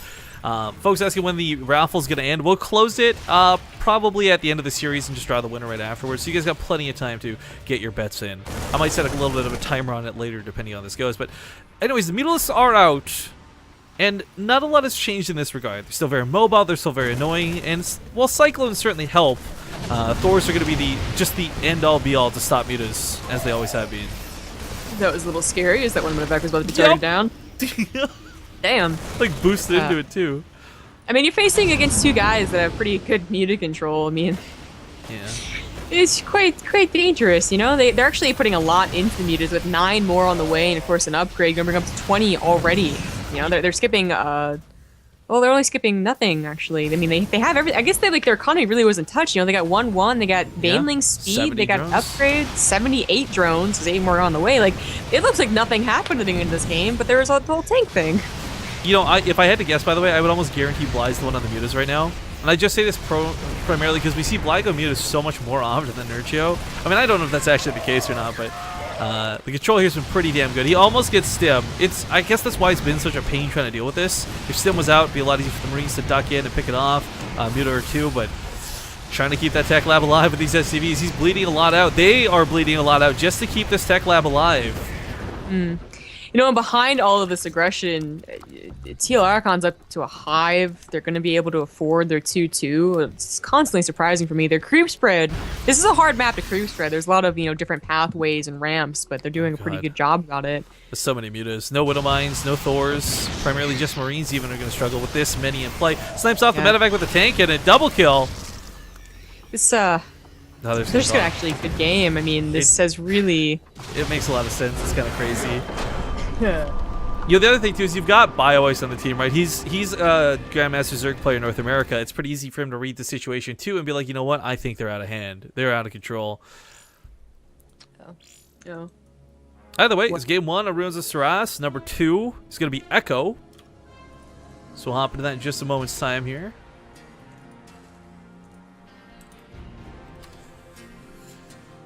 And yeah, thank you guys for joining us. We're almost done with the Archon of the Hill. I still got Zervos' messages open here where he's telling me our plan. We should build a fort with a sign, no girls allowed. Okay, here's the plan. If we can Zerg I macro, the rest of them you macro, okay? Great part. I let him down so badly. You did. You really did. Although, it was the game that we won. I did the biggest fuck up of all, so I don't know like where to weigh that on my conscience, right? Like that Mutalisk just suicide. Be thankful, like he has such good macro. Yeah, praise the Zervos, If I was on the same skill level as Zervos, I think you guys would have been dead. Like, pro game where you lose all your mutas, like you're not gonna win. Okay, Echo gonna be the map. Players are loaded in. If you're just joining us, it's 1-0 in the favor of Nurchio and Bly, and this is the final series today. So stick around, folks, as we get through this map intro. We'll see you in game number 2 in just a moment.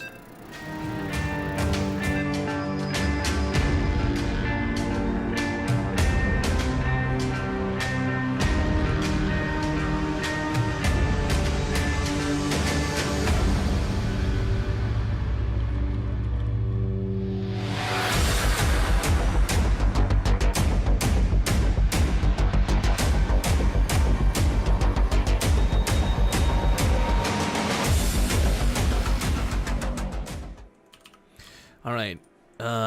Oops.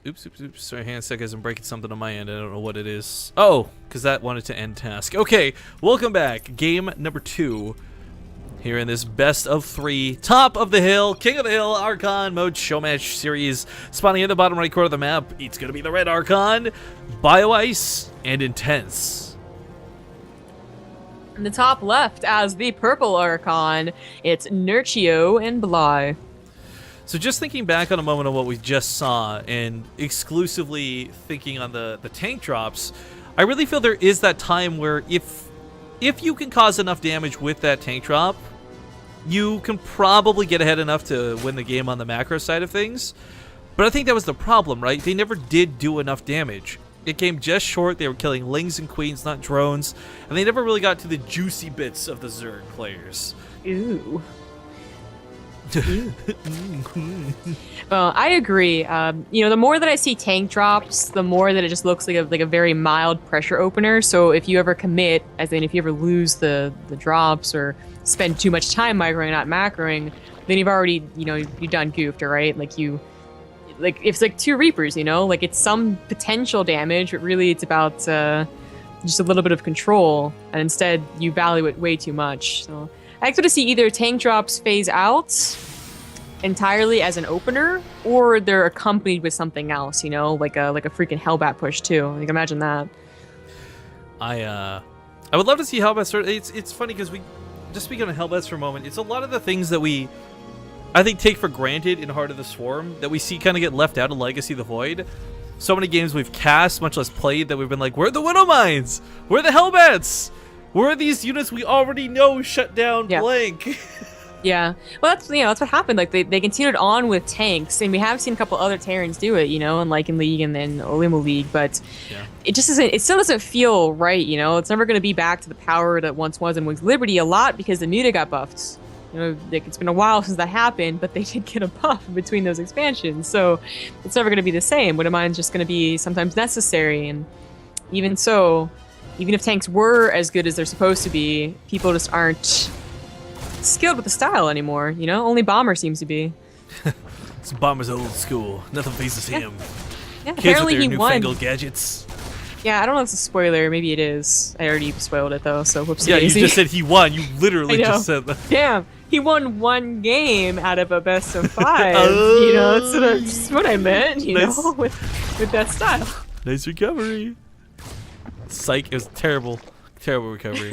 I think at this point, too, it's like, if we've got any fans on Base Rate TV, the second they know Zombie opens their mouth, it doesn't even matter what the context is. It's like your spoiler-free window is gone. Just like it doesn't, movies, games, results, like it doesn't matter.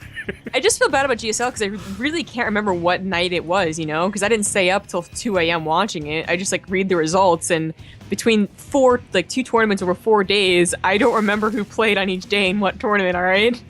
It's fair enough. I wish too, spoilers shouldn't really be that big of a deal, and it's, for me personally, once in a while, if it's okay, I've been waiting for this match for 3 months, okay, don't fucking spoil that. But you're okay, the GSL finals, I slept through those because there was a bad time zone for me. I'm gonna watch the VODs anyways. Chances are they're gonna get spoiled through Reddit.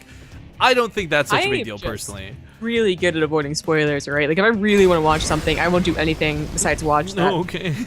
Get up an hour early before a cast because people on Twitch chat are gonna spoil it for revenge. I'm good. Well, there's lings in the natural, it looks like. Speaking of the game that we have at hand, that these lings did quite a fair bit of damage. The Hellions maybe popped out on the wrong side at first. The SCVs were pulled a little bit awkwardly. Oh no! No! The beta leg! Ah! Oh.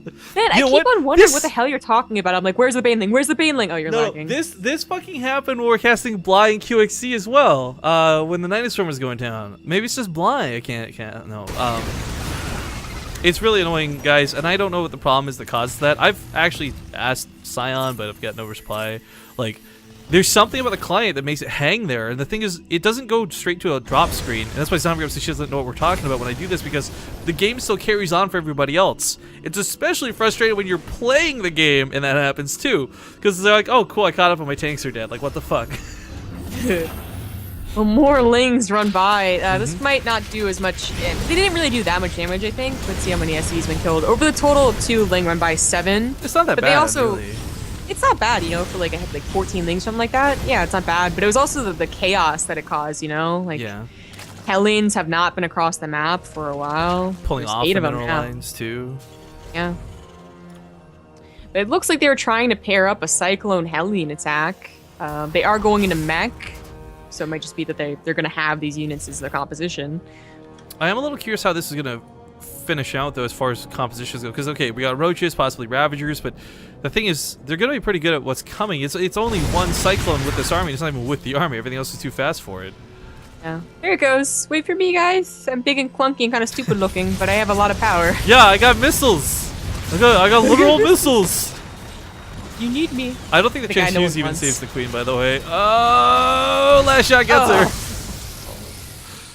So we learned recently, and we've talked to Jack Attack and some others about this. We don't think this is intended, but just so people know, upgrades do affect the damage the Cyclone deals through this attack. It's pretty disgusting, not gonna lie. I think level 3 it does 770 damage over like these 10 seconds or whatever. 14 seconds, pardon me. Yeah, it's just kiting around, and it's one kill here, really low roach there. It's good damage to have, and it does require a fair bit of micro, but this is the point of Archon mode, right? You have one person very much dedicated to controlling these units, while the other macros for you, while the other one does what you would normally be slipping on and floating 1,000 minerals for back at home. Oh, we get that last shot. Are you serious? Looks like they might actually get this Cyclone. You can burrow to juke out that shot, by the way. If they don't have detection, it will break it. So them going burrow behind this is pretty important. But still bleeding out some of the roaches. One of the great ways to shut this down is just a massive amount of units, though. You know, that's why everyone talks about the Zealots and the Marines and the Zerglings kind of being the counter to the Cyclone, despite how expensive any of those individual units are. If you've got enough of them, the Cyclone can't lock onto every possible unit. So lots of Lings is nice, but that's where the Hellions really come into play. You know, they shut out the Lings, and if these Hellions are across the map, oh, these Cyclones could be forfeit.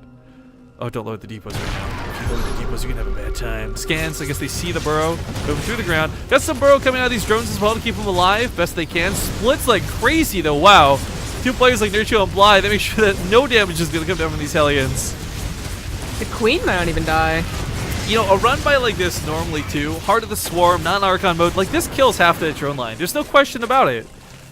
But that was amazing control, good splits, and a very fast reaction out of both players. I hate watching Cyclones. I'm just, even as a Terran player, this just puts me on edge. Well, I feel like all the other Terran units are just embarrassed to have the Cyclone, but it's a necessity, you know? Oh, did they lose all the roaches while that went on? They did. Okay. So I guess all the roaches were thrown into the siege thing. I was like, oh, those depots are a little bit low. I wonder what happened. So I just, you know, when they left after the scan, I thought they would left for good. Yeah, same. I guess that perfect drone split came at a cost. Apparently. So, you know, there was inflated supply, and they're going in a different composition anyways, but it was the supply that was going to cover your ass if they decided to push at a random time, you know? Yeah. Now, if they did decide to push, for instance, right now, you'd have a panic moment, of course, but you don't really want to do that as a mech player. Push before you have a good, solid force, you know? It really expands upon each other, so 150 is the usual typical push-out moment. No scan for these roaches. Might catch some of the tanks as they unload on top of a couple at a time. Nice. Burrow is so fast now, too. Like, that upgrade is ridiculous. He's not going to quite catch all the roaches, but they do hold. They do hold. Yeah, kind of a wasted scan as he didn't get any of those roaches that were bird, but you know, oh well. But here's the problem, right? We got Purple Archon coming up on 4 bases. Purple Archon coming up on 80 drones. I mean, they are kind of in that same situation as last game, where they're kind of free to do what they like. The Mutalisks might get out of control. They might not. But whatever they decide to make, they're going to be able to make a ton of. Yeah, I don't know if they're expecting, you know, mutas. They already have turrets littered around because of the roaches, so that's kind of helpful. But still, your main army might be a little bare. Cyclones can help a little bit, but not once the muta count gets above like 12 or 16. We just have a lot of things on the way for Purple Archon. I mean, one of everything apparently. Upgrades going towards missile, but maybe they'll include Lings and Ultras as the high finishes, because they're really good. A little bit of column A, a little bit of column B. It's what they're doing. I mean, these Hydralisks might be for lurkers later on. That would be cool to see. What do you think these starports are for, though? Just Viking transitioning. He's not gonna be able to afford to do it though. I know, that's what I'm thinking. Like, whatever he wants to make out of this, whether it is Vikings or maybe it's Banshees or maybe it's Battlecruisers, none of which is really going to be too affordable, especially with this harass going down. 2 Cyclones coming over to pick off some of the mutas if they can. Lock on, they certainly can, but it is going to be Lurkers. Oh, these are going to be cool to see. He might include this with the army. It might just be for defense against Hellion run-bys. I mean, That's proven to be pretty good, yeah. Yeah, that has been pretty good. There haven't been too many Hellion run-bys that have gotten out of control. So far, the drone splitting's been good enough. But certainly be a one less worry. And they start to take the map, you know? Like, dealing with Lurkers, even if it's not with the main army, just as a harassment option is super difficult, you know? It's surprisingly easy to move into a bad Lurker. Like, they show the videos of like the Marines dancing around it, and okay, this is kind of a slow attack and all this, but the thing about the Lurkers is if you have enough of them, it kind of just creates this wave of an attack you can't possibly dodge 100% of, and they hit pretty flippin' hard. Yeah. That's why I'm not entirely giving up on the Lurkers yet, although a lot of people are saying that they just don't have a place in most of the matchups, kind of like the Adept. I don't know. Waiting to see, but it's not Lurkers immediately. You know, they might morph them later on, but they got Vipers, Roach, Hydras, Infestors with pathogen glands. I don't know if this is true or not, by the way, with Snoot tweeting about the Swarm Host change being live on EU now. I think he lied because he's a liar. Oh, okay, it was 10 minutes ago, so it's like maybe it could have been true. I think it's true. That's actually really cool, because, again, it's players like Snoot, it's players like Targa. Like, I really think these are the guys, Cats especially, that are going to get good use out of it. But Flying Locust coming out here for Nurture, and this is a good way to perhaps see what's in store for us here in Heart of the Swarm. New Locust, new Swarm Host, they deal so much damage so bloody quick. Oh, rip them, please. Is this you? Oh, it's me. Oh, I wasn't feeling the lag that time. Well, funny enough, because we got a $15 donation from Jatek Brosis. Thank you guys for entertaining us all. Keep up the good work. And no beta lag, please. Man, now am I getting it? Did I get, like, infected? Did you, like, give me your cold? I didn't see the drop You son screen. of a... No, I didn't see the drop screen, so whatever you have is different. You know, I've got the measles, Ziva, chickenpox. Looks the same, not the same. Transfers. But thank you for the $15, Jatek, bro. We'll make sure to put that towards good things, I promise you. So the one thing that Purple Archon is missing is apparently a Greater Spire. I think they will need that with the rest of their technology. Yeah, they've just kind of gone for everything. Vipers have a really cool new ability that will help with the Vikings. It's called Parasitic Bomb. We'll see if they get used. Most likely just going to see Abducts, however. But I really want to see these guys show off some of those new Swarm Hosts. They're really cool, they're really abusive, and they're really, quite frankly, disgusting. They're very powerful. Yes. Straight up. Thors get abducted immediately. That reach looked like it was way too far. Secret Missile going to go off on nothing. Oh, did you see, did we notice this, or did they tell us that the range was increased for Vipers? I did not realize. Is that actually the case? It was included in the patch notes for Heart of the Swarm, and I was like, you sneaky bastard. Wait, it does 200 damage? Oh, it's consumed armor. That's ridiculous. I can't see the other abilities, I guess. Well, anyways. I was like, Abduct does 200 damage? That's insane. That's ridiculous. Yeah, the way they're going about this, too, though, it's not even entirely troll-bait. Like a Spine Crawler wall, some Swarm Hosts behind it.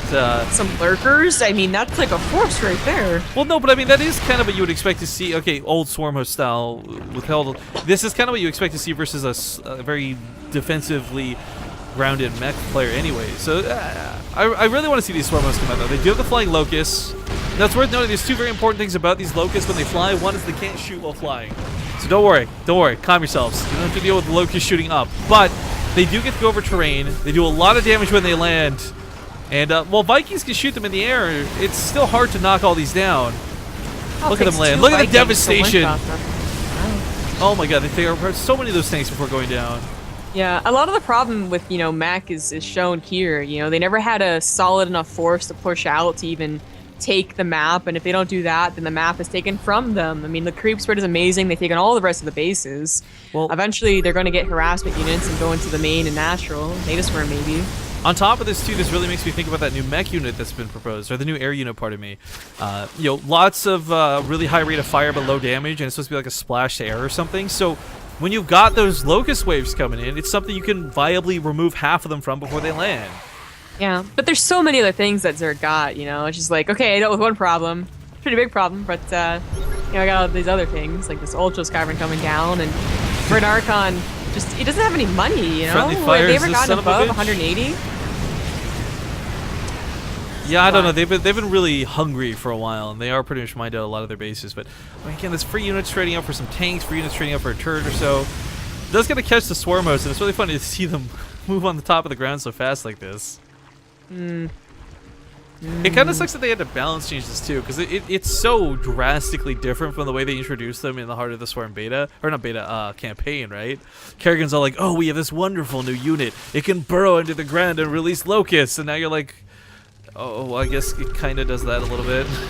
Well, it still kind of does that. I was thinking, you know, when they first showed it at the, I guess it was the BlizzCon, whatever BlizzCon it was. Oh, lots of drones went down. That was nice. Finally, some current damage.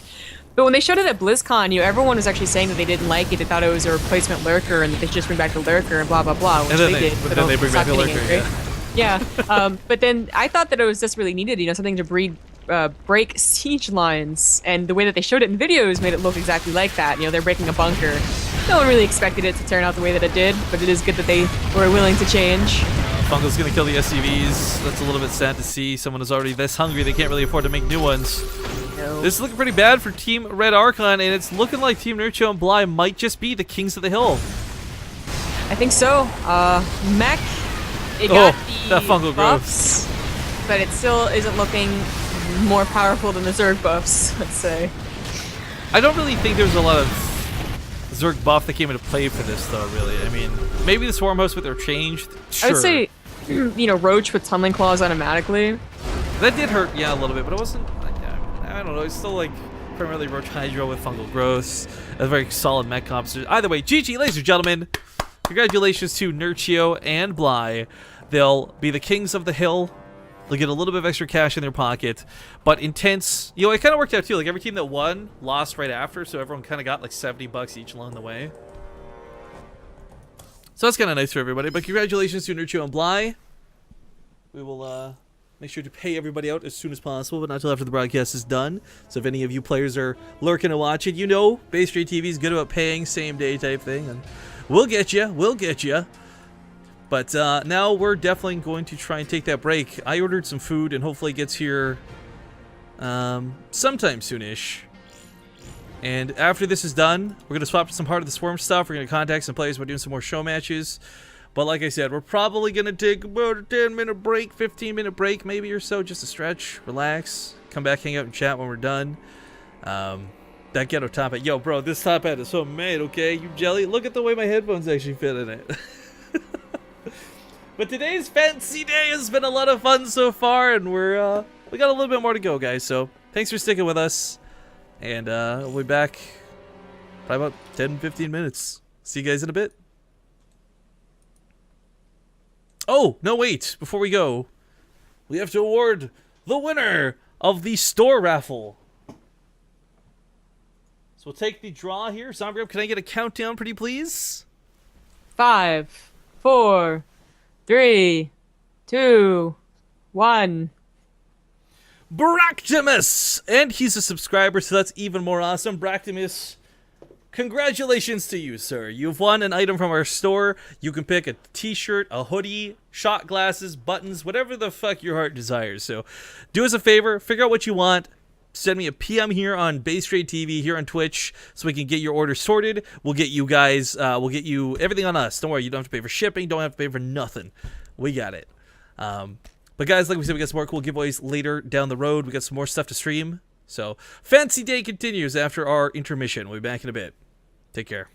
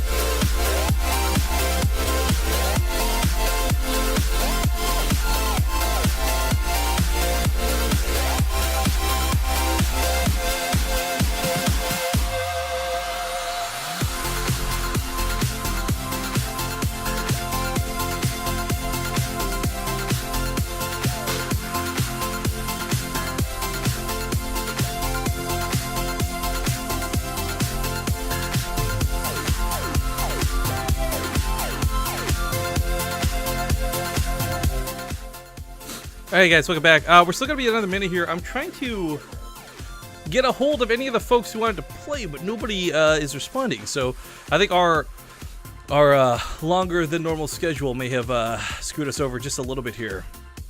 So give me a moment to try and poke and find some people.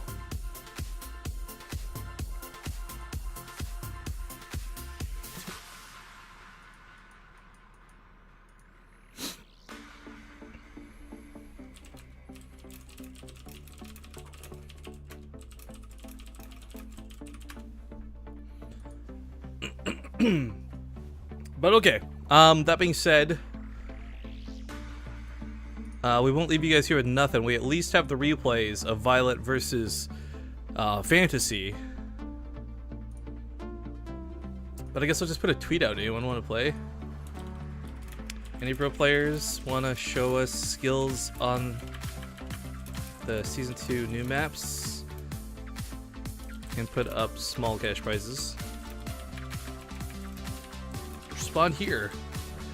Because like I mentioned, we had Desro and some others who were going to do Legacy of Void matches and a couple that were going to do HOTS matches, but I think it's too late in Europe now for most Europeans, which kind of sucks. Again, this did go a full hour and a half longer than we had anticipated for the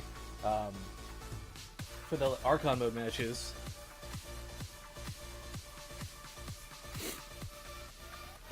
Replays, fuck off.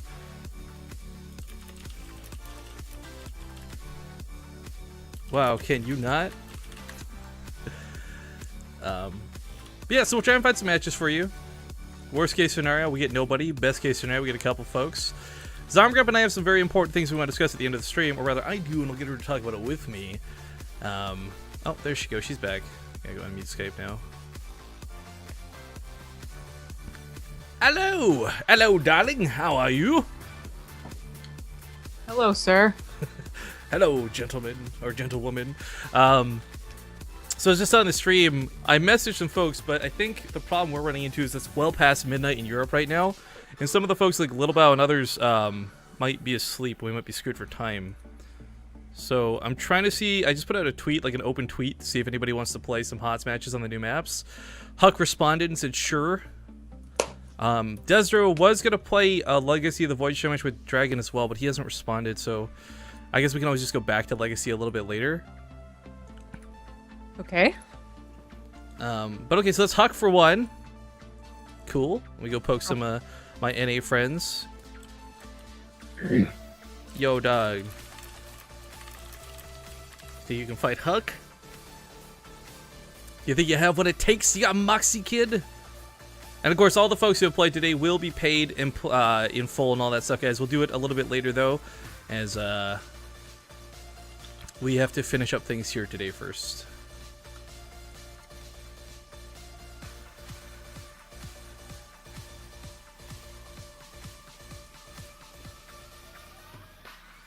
Sleep Dealer just subbed 2, or resubbed, I'm not sure which, but hey, welcome back. Thank you.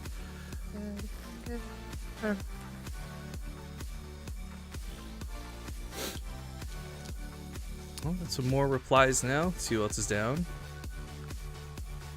I'm gold, but I can give it a shot. Much appreciation for the gold league out there, but I don't think they're going to be able to contend with Huck. Not quite on a level that we're looking for. Hey, hey.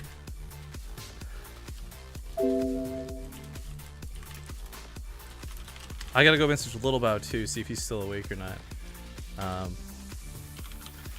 Hey, did you wanna play at all today still? Sorry it's so late. Schedule got messed up by maintenance. Just miss the 3s. Alright, so we might have Marine Lord.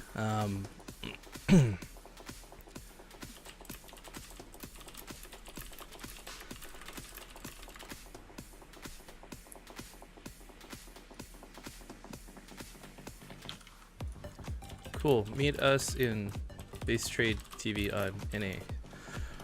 Alright, so let's talk about the North American server. Looks like we might have Marine Lord versus Huck, and Marine Lord said he's going to come to the North American server for this event. Ooh, wowza. This is on HOTS. HOTS, yes. And we're going to specifically do the new map. So, Novana Research Station, No Expedition Lost. We want to see Cactus Valley, Coda, etc., etc.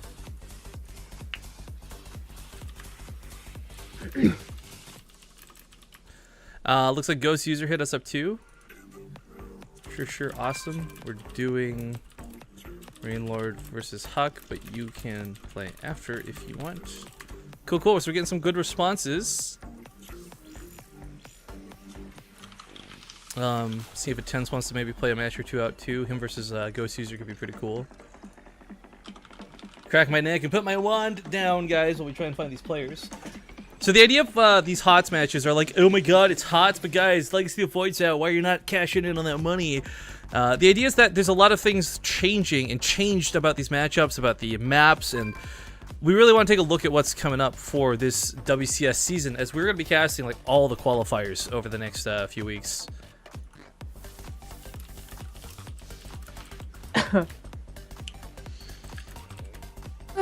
Did your food come, Rifkin? Yes, and I had a slice of pizza or two during the break. So we mostly want to just show off.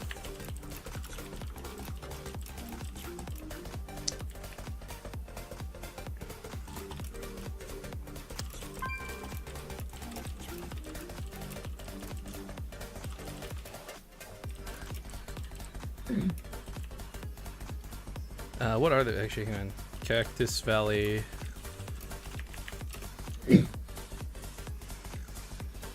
Iron Fortress, Coda, Echo. And we'll throw in Inferno Pools to make it 5 so you can each veto one and pick.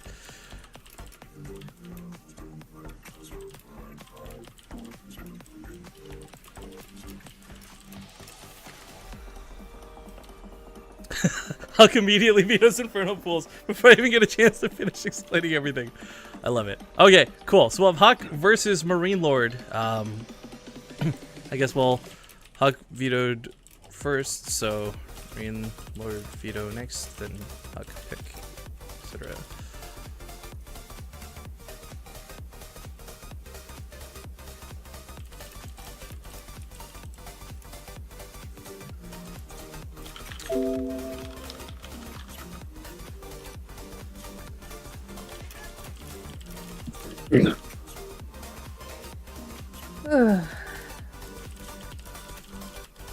It's the best of 3? Yep, just the best of 3. We'll get them to host it up and play these games out. Alright, so here's what's gonna happen, guys. We're gonna do Huck versus Huck versus Marine Lord TVP here on the North American ladder server. And after that, we'll have Ghost User fight somebody. We'll find his opponent afterwards and worry about that later. We want to get a couple of these down. Plus, we got the replays of Violet versus Fantasy we want to take a look at too.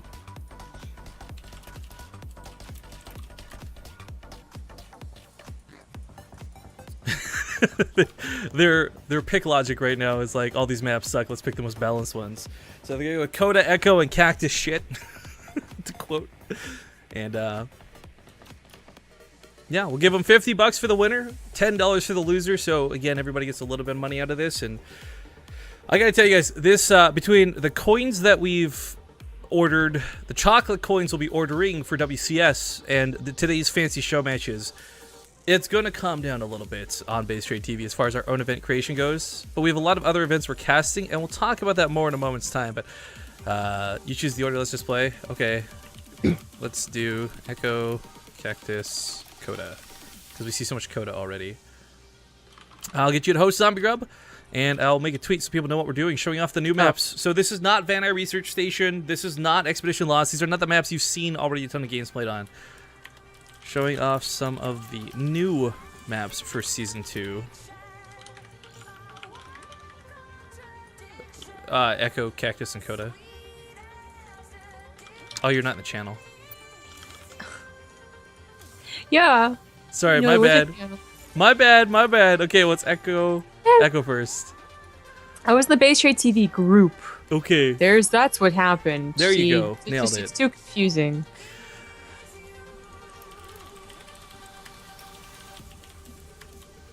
Who am I inviting? Mo Big Dick and Huck, if you recall. I knew Huck. I don't see him in here. Well, here, invite me. I'll just suggest him, I guess. Okay. All right, guys. So sit tight. It's a best of 3 coming up. Suggest the game, and it's gonna have 2 pretty good players. This is back to Heart of the Swarm, though. I guess I should update the. Oops, we've been listed under Heart of the Swarm this whole time. Oops. But this is Heart of the Swarm, and this is previewing specifically the new maps. So we did not include Vanai or Expedition Lost, as we've seen tons of those. We've seen them all before. Were you able to invite him, or? Yeah. It's up to him to accept. Okay, I didn't know. I was just asking. So yeah, we're gonna take a look at Echo into Cactus Valley into Coda in this best of 3. Afterwards, we'll get Ghost User. It looks like Bly said he's up for playing some matches too. And yeah, we should have some pretty good games ahead of us. Oh my god, are they finally married? Oh my gosh. No, but we have been streaming for a very terribly long time today, and giving away a lot of our money here on Base Rate TV, as well as some giveaways and some cool gifts. Bractimus, I have no idea what he wanted to get out of that store, but I hope he remembers to PM me later today, so we can make sure to send it out to him when we're done. Ready? Yeah, as soon as they're good, we'll hop into Echo. So, between who and who? It's Huck and Marine Lord. And gotcha. Okay, see you guys here in just a sec.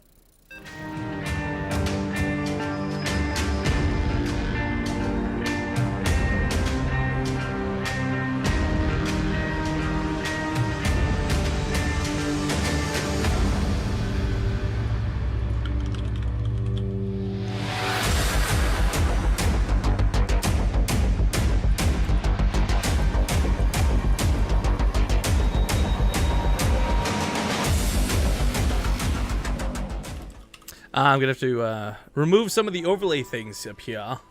So we no longer need to worry about the Archon mode text titles. There we go.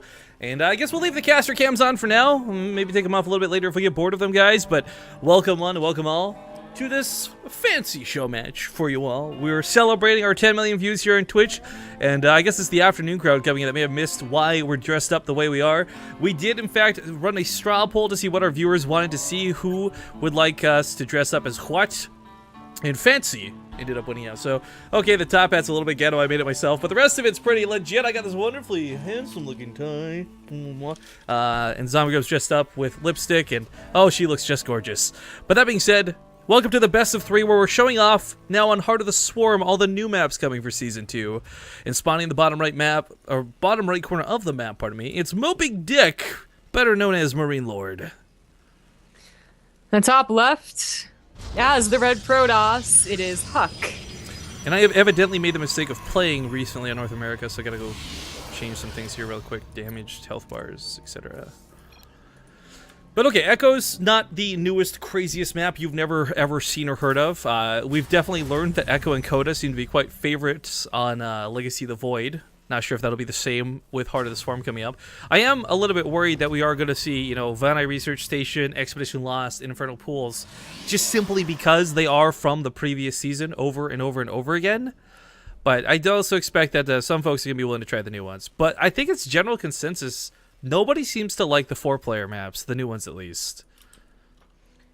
So, Cactus Valley and Iron Fortress. Well, I really want to know if that's because they're new, though, right? Or is that just because they're garbage maps? Like, I don't know. I don't. Well, Cactus Valley is a little odd just because like that choke into a third that's far away and not really protected. It's not on a plateau. Yeah, it's not like in a extra a choke. That's kind of weird. So it's not far away, but it's still vulnerable. And then Iron Fortress actually just has the same like problem as the last ladder map pool. Ugh. And that the third is just really hard to take for Protoss, so I don't know. We got an engineering bay block. Annoying way to start this off. Some folks coming to the stream saying, I thought this was going to be Archon mode. Oh, guys, if you missed it, we just finished casting like 5 hours straight of Archon mode. You can go back to the VODs and check it out here on Twitch, or you wait till they're on YouTube, but we did cast an Archon mode King of the Hill, and I'll try not to spoil it in case anyone's just recently come and they want to go check this out. But engineering bay block, annoying as it may be, does Gotta bait the Zealot for a time so the Reaper can get a couple of shots. Not many, by the looks of it. No. Probably not worth it. I mean, there's a reason we don't really see engineering blocks anymore. Just, you know, hasn't been worth it in a while. But we do have to have a bunker back at home because that's a Zealot and a Stalker. Mothership Core is later, so it's not like a really deadly combo. But it could certainly do some damage to some, you know, just 2 Marines and a Reaper. Yeah, Zealot and Stalker can take that on. Bunker is almost up. I mean, even the Reaper, as bad as its damage may be, everything helps inside the bunker. But Stalker should get here first, and I'm not sure if he'll be able to pick off both the SCVs trying to build this, but he will be able to get some pretty nice kills here, whether it's the Marines, whether it's the SCVs. Gonna try and kite around this a little bit. Ooh, a little bit scary. That bunker is 39 out of 40, pardon me. Thinking about missile turrets here, 25 out of 25, right? But he will kill the Zealot, and I think the additional Marines, plus if you decide to pull like 3 SCVs, would guarantee a kill on the Stalker if this really got out of hand. So a little bit messy of a start here for Marine Lord, but not terribly so. Yeah. It wasn't like a very fast gate with like a chrono on everything. You know, that's when it's dangerous not to have a bunker.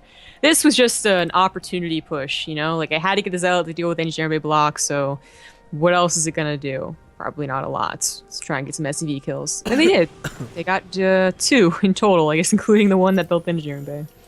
Mothership Core, you know, Arthur and Huck share this in common, where they do get a little bit, I'd say, overzealous, a little ambitious with their Mothership Cores, and it's always scary to look at, because, of course, this many Marines could kill it, and you don't want to have to burn the recall if you can walk back home. But while he's microing the Mothership Core on this side of the map, the Reaper gets a kill on one of the probes over here. Archon partner! Oh, wait. Yeah, where's your Archon partner when you need it? Damn. Yeah, so that's 2 probes for 2 SCV kills. Now everything is evened up, and he lost what was not an important Zealot, but still 100 minerals. We did have a Robo opener, pretty safe as anything, really. Are still good in Heart of the Swarm and not absolute garbage like they are in Legacy of the Void. See, it was very easy for me to switch between the 2 because the maps were so different, unless it was Infernal Pools. But now the maps are the same, and now I'm going to get really confused. Nice. Totally. Yeah, Robo openers are something that I don't think are gonna. I don't think those will disappear, but Colossus and Heart of the Swarm are just good, whereas everywhere else they seem to be suffering in Legacy of the Void. But Marine Lord's got with a lot of Marines, true to his name. He's gonna have Bio coming up behind this. Stim's not too far off, and it kind of feels like we're gonna get a somewhat average PvT as far as openings go. I guess the idea is, like, does this get crazy? Does something snowball and go horribly wrong for one player? Or do we actually see this go to 3 or 4 bases? The cool thing about Echo, though, just to segue off of that, it does have this nice little cooling tower that nobody seems to... Even when we were playing with Zervos earlier, he kind of didn't remember that was here initially, because he said, and I quote, like, nobody uses this. But if you do knock this down, it creates a full wall off. So it's not something to ignore, but it is something nice to have. You know, Zealots can't just walk up that ramp and catch you with proxy pylons. I would consider it almost always worth it. Before, when it didn't cover the entire section, it was questionable, especially like Zerg versus Protoss. But now that it covers the entire thing, it's a wall that a Terran player would maybe do on another map that has a smaller choke. It's just given to you, which is really nice of Blizzard. The one thing they changed that was good. Yeah, they ruined all the other maps at the cost of it, so it's like, was it really worth it? Anyways, Huck does have Blink on the way, and Huck does have his Robo coming out soon, so it looks to be a pretty standard TVP so far, but he's not quite cut probes yet, and he's gone over the limit, so I do kind of feel like he's going for a third. It might not be rushed out, because he knows he doesn't have a lot of units to defend it with, but this does kind of feel like it's heading to not a 2-base Colossus all-in, but perhaps an actual macro game. Which is kind of funny, too, because Huck's not really a super all-in player we know him to be, but, you know, I would never write off a 2-base Colossus all-in off of any player playing versus Terran. Yeah. Well, we don't have a 3rd CC quite yet for Marine Lord. It's got to be coming down soon, unless he's going to play very... I mean, we've been seeing a lot of Terrans do very dedicated 2-base, you know, styles. They get 2 racks before the 3rd CC, and they actually stick on it for a very long time. And then eventually, hopefully they do enough damage, and that's when the 3rd CC comes down. And, I mean, it can work. Just, it's always so worrisome, because you start to question, like, when can you get the 3rd CC and still be okay? But I guess as long as the Protoss is on their 3rd base, then that's kind of the timer. So question in chat. I'm new to StarCraft 2. Is it better to learn unranked play and then play ladder, or is it better to just start laddering and get accustomed to the strats people run ranked? Doesn't matter. I was gonna say, I don't think it really matters, because you're not gonna be learning a lot of strats anyways. A lot of it's like gonna be learning to control the units, what's good versus what. So my suggestion would be just experiment with whatever you're comfortable with, really. Do you care that you've lost 40 points on ladder? If not, play ranked. If you do, then play unranked. Yeah, basically. We got some Widow Mines coming out as well. Not typically the most useful against Blinkstalk or Colossus, but they can get those random great shots. He might be expecting a lot more Zealots with this too, though, at the same time, and that's going to be really nice to have in the army. A couple of Widow Mines here and there. Not tons, but, you know, that sort of, what do we call it, the ghetto EMP, as it were. Yeah, exactly. Well, he breaks down those rocks, opens another path for him. Puck could break Cooling Tower, though, and create another wall. Well, maybe it's better he didn't because he was looking to take this fight. Colossus doesn't have extended thermal lens yet, but he will still drive this back. And with those Zealots on the front lines able to soak the hits the way they do, that's where these Widow Mines become really nice. Marine Lord not quite burrowing them to retreat on top of. I mean, he could at the top of the ramp try and bait some of the shots up here. It looks like that's what he's trying to do. Will Huck fall for it? It's looking like a big yes. Oh god, it's a thing attention at all. Oh, it gets the Colossus. Do you think that had to be targeted, right? Like that would have gone off on the Zealots otherwise. I think Marine Lord actually took the time to like target the Widow Mines. It is very possible. I don't know what happened with like the low ground, high ground mechanic, or was it out of range of vision? I don't know, but that was pretty awesome. Got a lot of the Zealots too. Yep. I mean, I thought the Blinkstalk was gonna die. You know, that's another problem. But instead, the Colossus did. It's just like that millisecond where I thought it should have gone off. It didn't, and it's like, oh, what's happening? Yeah, it was. But Templar Archives is coming up behind this too. I mean, Storm and Colossus, that's gonna be really hard to fight against. Yeah, but it's nice that one Colossus has already been killed, you know? You don't start the ball rolling when suddenly there's 5 that you weren't accounting for. So we're back down to just 1 for Huck. Big Doom Drop heading out here too. We'll see if he sees this. A lot of the observers were sniped. And he's got nothing covering this part of the base, so this might actually just catch him off guard. It's a lot of Zealots, looks like though. it. Yeah, scan, sees that the army's there. I mean, there's no Blinkstalker, so that was still a risky, like, run-in. But with that many medibacks, I don't even think 6, 7 Stalkers will be able to stop it. Now, we got Widow Mines burning, but maybe better not to burn them yet. I think you guys did too. Sim City, I don't know who it's going to be better for. Those gateways are really odd. Oh, it's so much better for Marine Lord as the Zealots file in single Whoa, file. Right now, yes, it is. Charge still not done, seconds from finishing. It could have changed the way this battle went entirely, but the Colossus goes down. The Sim City would have been good against, was not letting the Colossus be stimmed upon, and it still happened. Yeah, I mean, a new Colossus comes out. It does have the range bonus this time, but he's down to Nexus. He's lost a lot of the army value through this. He still holds 54 probes, which isn't so bad. And maybe if he holds off of this, he can get towards Storm, but this is the last few units going down. We don't have a lot of warpins coming in. What little there are getting picked off immediately. Picks up to just go on top of the Colossus. GG, ladies and gentlemen, Moby Dick. He takes game number 1. Oh, Marine Lord, rather. Stupid name. Stupid fucking name. I thought you just really thought it was a funny joke, and that's why you kept saying it. I just kept reading it, man. Alright, map number 2. We're gonna hit up Cactus Valley, guys, and we're gonna try and get a couple other pros to come in and play some of the maps and give everyone a flavor for what we're looking to see on these brand new Season 2 maps. Stick around though for a small ad break, and we'll see you in 2 minutes with game number 2.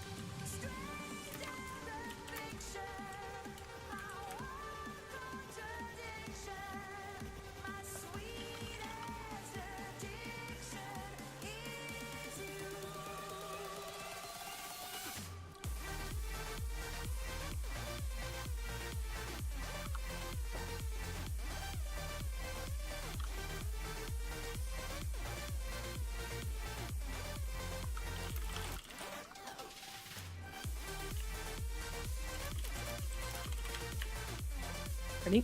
Yep.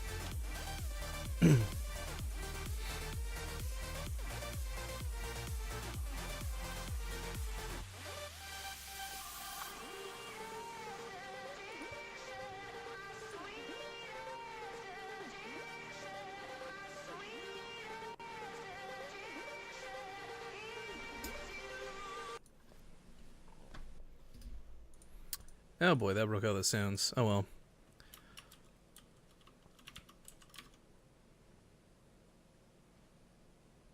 Alright guys, we're back, and don't worry, we would not let you miss Cactus Valley. So stick around, enjoy the intro, get ready for chat to spam!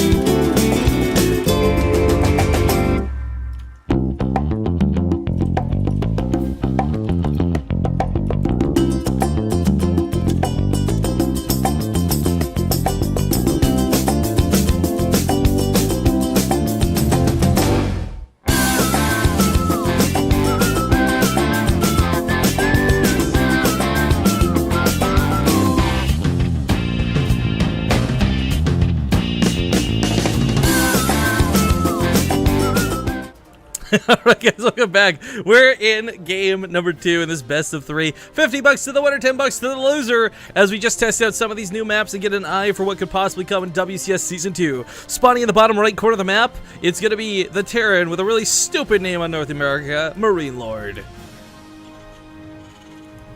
the top right, as the red Protoss, it's EG's Huck.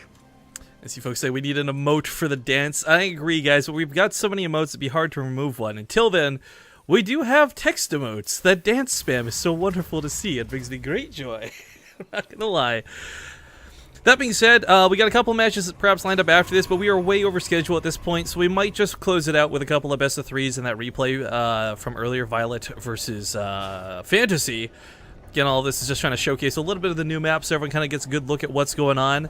But, yeah, we got so much coming up on Base Trade TV. So first up, if you haven't already, make sure to hit that follow button. We're not always dressed up this fancy. We don't always look this good. But what we do is a lot of StarCraft 2 on a very regular basis. So we're going to be casting all of the WCS qualifiers. We're going to be casting Lima Leagues to come, Lycan Leagues, you name it. We got a lot coming up on StarCraft 2 wise. So hit the follow button if you're a fan and make sure to come back for more in the near future.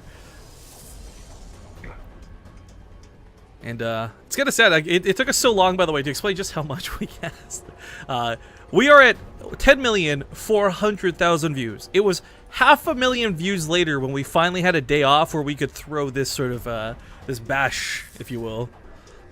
Yeah, and it's going to be even busier in the next few days. WCS qualifiers are running. Oh boy. Yeah, actually, a quick side note to that is the update. Lycan League has officially been moved off of tomorrow. I don't know if the official date is the 21st that it's been moved to. We'll update our calendar here on Base Trade TV once we know, but the Lycan League will not be happening tomorrow. So we will get a day off before our hell double week begins, I guess you could call it. Yeah. Well, this game started off as you would expect in a Heart of the Swarm game. It is Heart of the Swarm. These are the new maps, the same maps as Legacy of the Void. What a quick think. Yeah, I'm wondering if that was just because they didn't want to make a whole brand new crazy map pool for Legacy of the Void, you know, just throw in the couple like Orbital Shipyard and stuff, or if this is actually something they plan to carry over. Because if it is, I'm not looking forward to that, because you assume Legacy of the Void launch date is after the WCS season finals, and I don't want to be casting Van Nuys Research Station and Cactus Valley for another 7-8 months straight. I would actually be very cool if they got a new map pool every season, actually. I know Team Liquid's running another map contest fairly soon, too. That's their goal, though, is that they change the map pool at least somewhat. I hope that's every the case. Season. Yeah. Yeah, I'm pretty sure. I mean, there's a lot of good things about having seasons where, I mean, if you guys are new, I mean, you don't even have to be that new, really. The WCS system has been going on for 2 years now.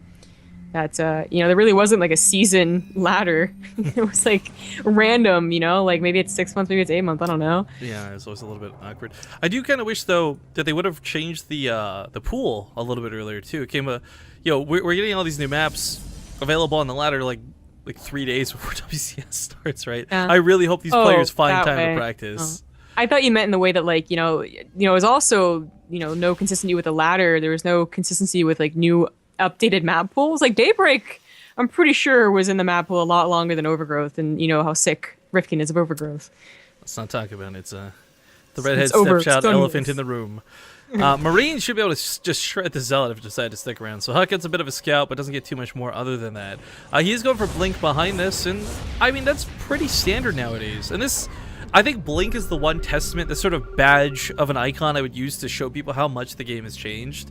Because when you used to see Blink in PvT, that really meant one build only. You know, there was no mid-game trade back and forth, snipe off Vikings, protect your Colossus. No, once upon a time, the game was over in 8 minutes because you played Terran against a Protoss player. Yeah, it kind of sucked. Well, Huck tries to dodge the scan so he doesn't give too much obvious information to Marine Lord. So even though it wasn't going to be an all-in, well, I expected, I think it wasn't going to be, he throws on the robo after the scan's done, you know? Didn't want to... You kind of want that, you know? If they see a Chronoboost go into the Twilight Council and you're getting blinked, you want them to be scared and get 4 bunkers. It doesn't really work in pro games anymore, but maybe it'll work on, you know, a platinum game. Well, I mean, it's the basic step one, too, though, of a lot of these guys, too, right? Like, you're going to play the same game out regardless of whether it got scouted sometimes. But I guess hiding information is always key.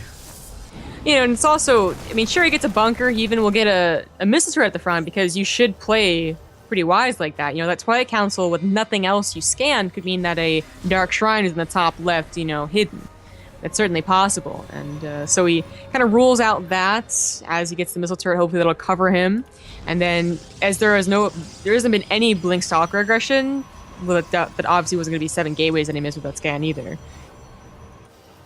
So he probably knows it's going to be Colossus soon. Yeah. Marine Lord had a really great handle on that first game, too. I mean, on one hand, Huck got a little caught off guard, and you could argue maybe if observers were in better positions, it wouldn't have gone like that. But, I mean, the way that ended up going, SimCity playing against Huck, units being out of position, the timings being as ripe as they were, I mean, we've seen Marine Lord tear down Little Bow. And as much as I really like Huck, and big respect goes to him because he is pretty much one of the pillars of North America, I do think Little Bow is probably one of my favorite and best foreigners when it comes to Protoss.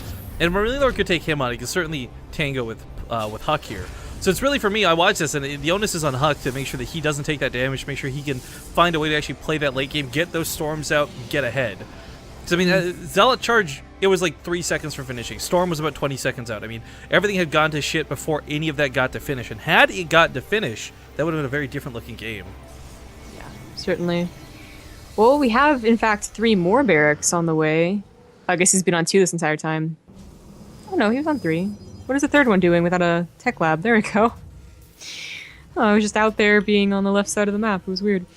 Anyways, so that's going to bring him up to pretty even for 2 bases. Again, going pretty hard on 2 bases as opposed to getting that 3rd really, really early. Going to time up nicely with 1-1, combat shields, and medevacs. Now, Cactus Valley, probably an even harder 3rd to take. I mean, it's a bit different than like Protoss versus Zerg, where these wide open spaces and attack paths mean that Zerglings can get in there without you noticing and get a good surround.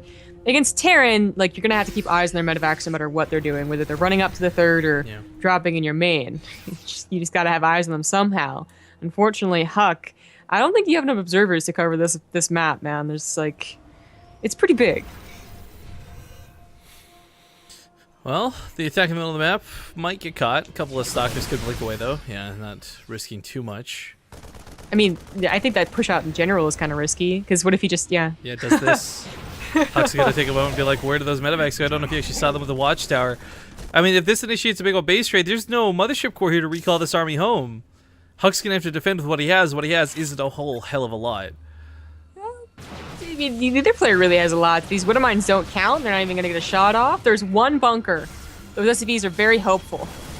Well, Colossus home and a photon overcharge plus a time warp's got this whole army trapped, but is it going to be enough? Probes are getting pulled into this. Try and soak the hits for that Colossus. Mothership core goes down pretty damn quick as well. If it was just Marines, the Colossus maybe cleans this up, but there's the danger of those Marauders. Other side of the map, Huck kind of has to go. He doesn't have an option. If he tries to walk back home, his Nexus will be long dead by the time he gets there. Probes are pulled into the action. He has to pay those SCVs back in full.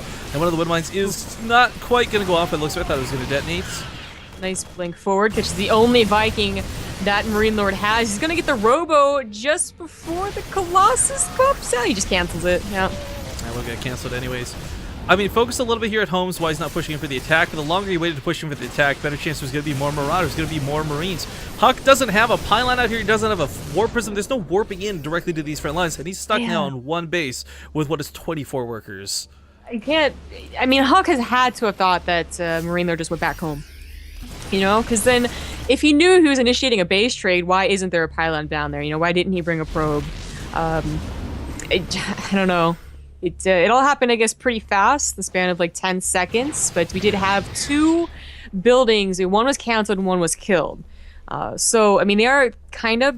Well, no, because Marine Lord's still on 2 bases, even if his third got canceled. So Huck never started his third.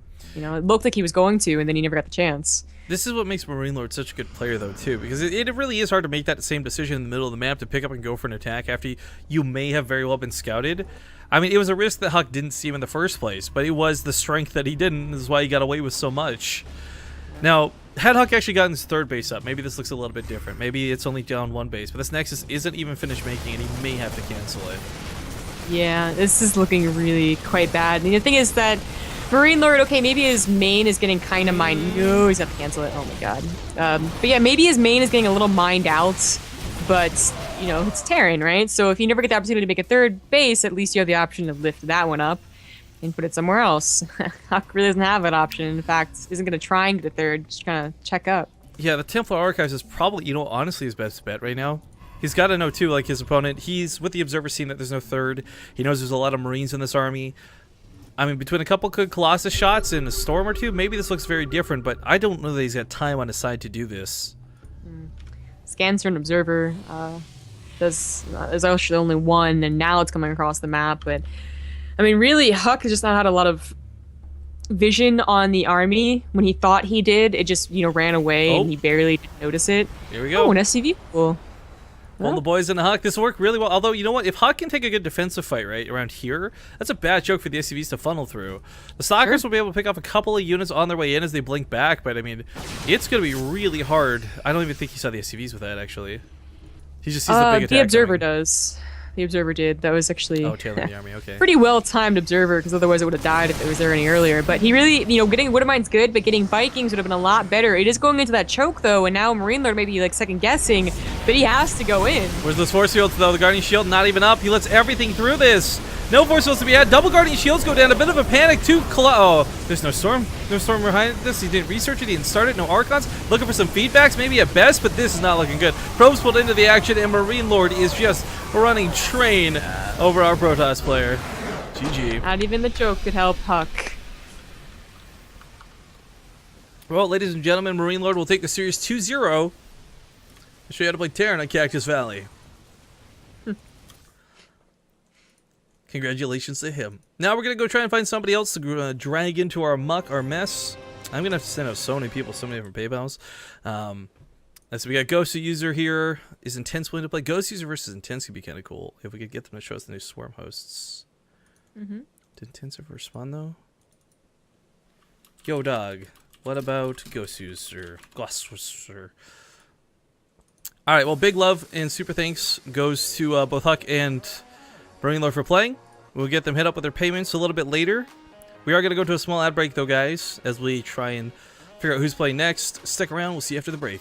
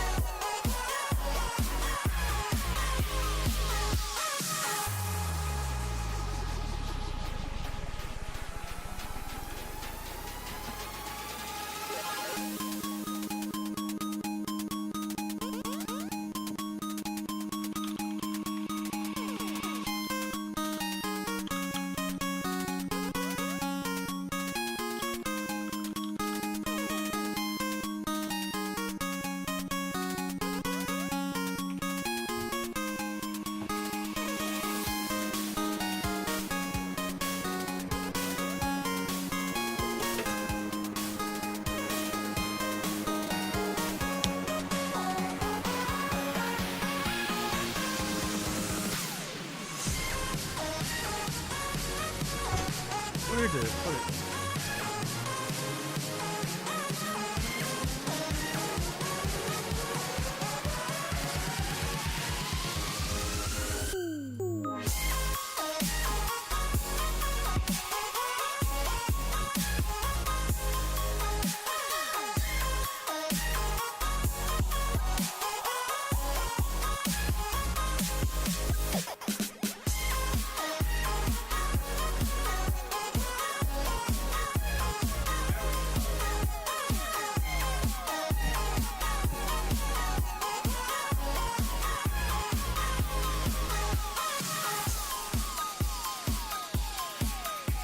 All right, back in the break. One sec, guys.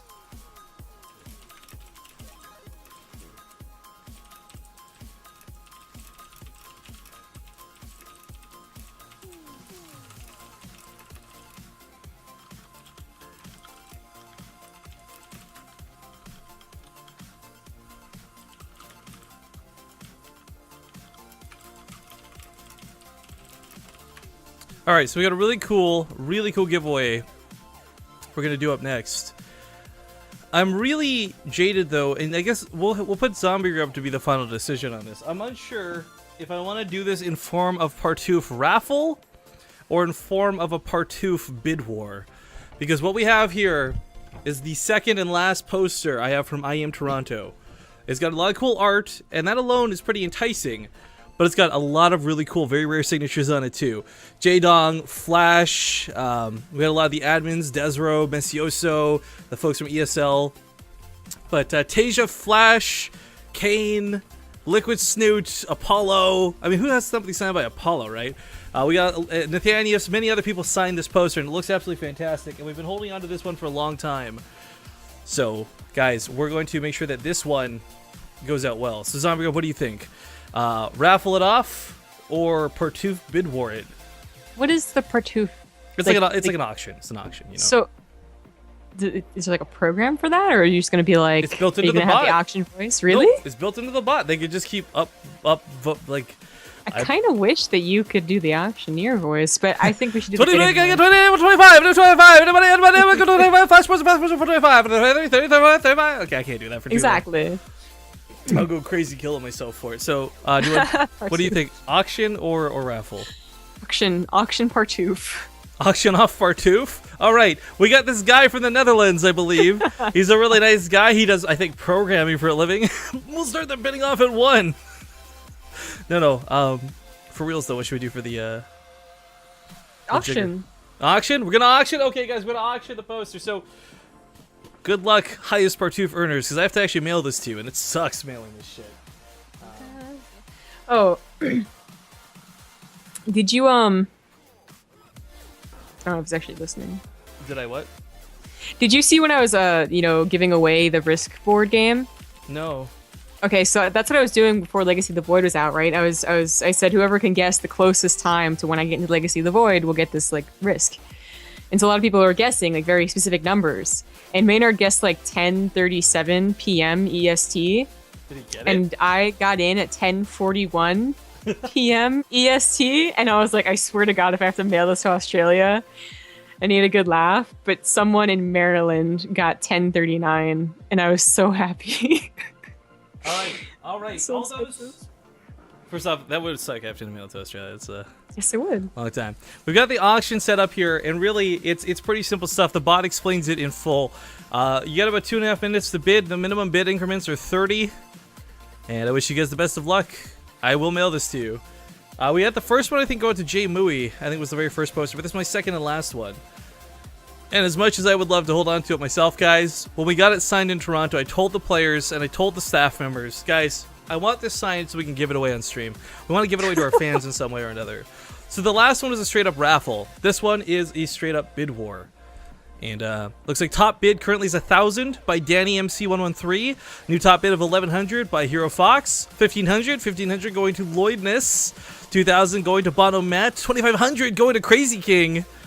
New top bid of 3,000 by the Rabbit 22. 3,500. I'm gonna have to start doing this. 3,500. I see 3,500. I see 3,500 out of Gislin. Right, let me message Ghosty here. If you can find anyone that's not ZVZ to play.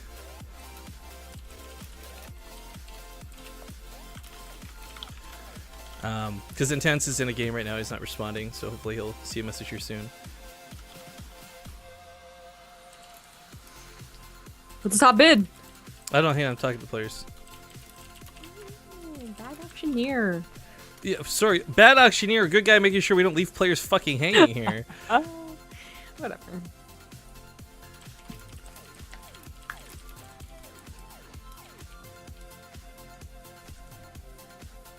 All right, what are we at here? Top bid. Going for 8,000. 8,000 the Crusher Cities. 12,000 by Shanada _NL. 12,000 seems to be the top bid right now. I can't say that's the last bid, but it's currently the top bid. We're gonna put a clock on this, guys. 2 minutes to go.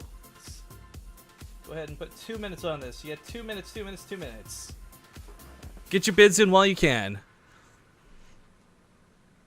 12,000 seems to be the highest. This poster, guys, I'll tell you right now, we've had people offer $500 for this. And I had to tell them no, because it's for our subscribers, our dedicated fans, our people who have partoofs. I mean, you don't have to be a subscriber during this. But what do we got here? Top bid of 19,000! 19,000 by Not So Blaha. Can we get higher than 19,000, guys? 19,000. I think the minimum increment is 30, so 19,030. 19,030. Anybody? Anybody? We got a minute 27 on the clock. Tell Ghost User if he can find an opponent, we'll play him out versus somebody. 50 to the winner, 10 for the loser. People are trying to bid 3 million. Sadly, I doubt you have 3 million partoofs, sir. That's why people wanted a raffle. Guys, don't worry, we got so many cool things. I still got a mouse pad signed by literally every Zerg player, including Jadong and others. Whenever we go to an event, we always bring back stuff to raffle off and give away. This is a very rare exception of a time where we auction something. And we got Dr. Awesome! Dr. Awesome with a new top bid of 19,500. Can anyone beat 19,500? 21,000! 21,000 coming out of Shanda the NL. 21,000 our current top bid. I can't do a good auctioneer voice, so I'm trying as bad as I can. Folks trying to bid 5,000. Not going to be enough. You need to beat 25,000. We're looking for 25,030, 25,300, 25,000, anything higher than 25,000. You got about 39 seconds left on the bid before it automatically closes, and we're going to have to lock it all down. 25,000. Anybody? Last calls. Deep breaths. This is a wicked sick poster, guys, and there's not a lot of posters that you can find with Flash's signature on it.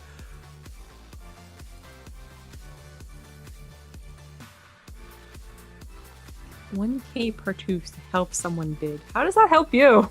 I think he just wants someone else to win. Doesn't want the 25,000 to be up at 6, 5, 4. Well, I guess there's stream delay, but 3, 2, 1. Oh, Dr. Awesome tried to do 25,030 at the last minute. What a dick. Wait, how does Shannon do the NL? Oh, I guess she bid herself up, and that's why it didn't count. So Dr. Awesome's didn't actually overtake her. But it says the auction is closed and the winner is Shanda the NL, or Shanda the NL with a bid of 21,000 partoofs. Congratulations to you. What I need you to do, I'm going to go put this back on top of the dresser for safekeeping. And I'm not wearing pants. Shit, I think I forgot to trim my camera off last time for that. Oh no, I was on ad break, so that worked. I got to trim my camera off though. So Shanda, congratulations on your wonderfully new, exclusive, really cool poster. It's everybody at I Am Toronto pretty much signed this. So I'm going to go put this back in safe storage where I'm not going to spill something awful on it or wreck it. I need you to send me your mailing address and a reminder that you won this so I can get it out to you ASAP. But I have to actually go to the post office for this one, so don't expect it right away. Anyways, be right back a sec. Dun, dun, dun, dun, dun, dun.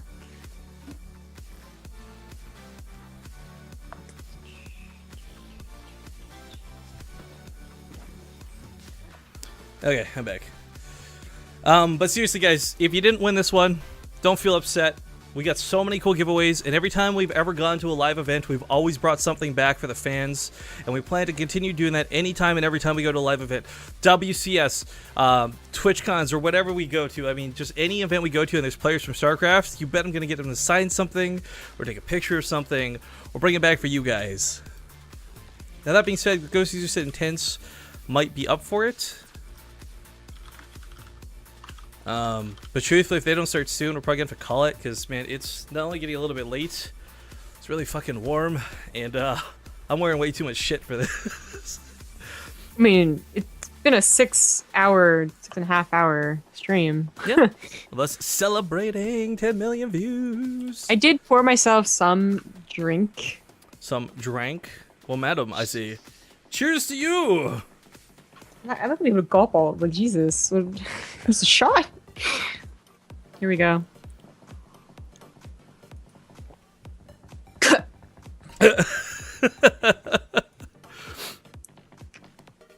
Well, that sounded delicious. It's better than the Aristocrat vodka. It was like straight vodka. This has flavor. Ugh. Okay, so best of 3, new maps only. Maps are Iron Fortress, Echo, Coda, Cactus Valley, Inferno Pools. Each Vito 1. We'll pick the rest. Yeah, TVZ hype. Alright, so I don't know if the Swarm host change has gone live or not, guys, or how this is gonna go. But it's gonna be Intense versus Ghost user. It'll be the last live match we cast. We got Violet versus Intense we'll cast afterwards. And then that'll pretty much wrap it up. But the stream won't be done right away. We'll be talking with you guys a lot about the live event. Or maybe we'll do that over the course of the games. But Zombie Grub and I have put some actual planning into this now. Still no dollars dedicated. But we'll let you guys know our thoughts so you know what path we're heading down with this. The idealisms of where we want to go with it. And hopefully that we could... The end goal is to throw a live event before the end of 2015. Someone asked you, what has become of Namshar? Truth be told, I love Namshar to death. Kid's just always busy with his family or training for an event, and he is a player first before a caster, so I don't know if he's just become uninterested in casting or if it's just a bad coincidence, but seriously, the last like 5 times I've asked him to do anything, he's been busy or preoccupied, and that's not his fault, but let's be honest, guys, you tell Rifkin no 5 times, Rifkin's gonna stop asking, but it doesn't mean Rifkin doesn't want him around. It just means I'm not gonna go out of my way to ask him anymore. Same kind of goes with folks like Livy B and Fender and stuff. Like, they're quite frankly busy a lot, so we can't always keep asking them to come on. But at the same time, you got me and Zombie Grub, so what the fuck? Yeah. Jeez. Good enough for you? I just listed the maps. Motherfucker.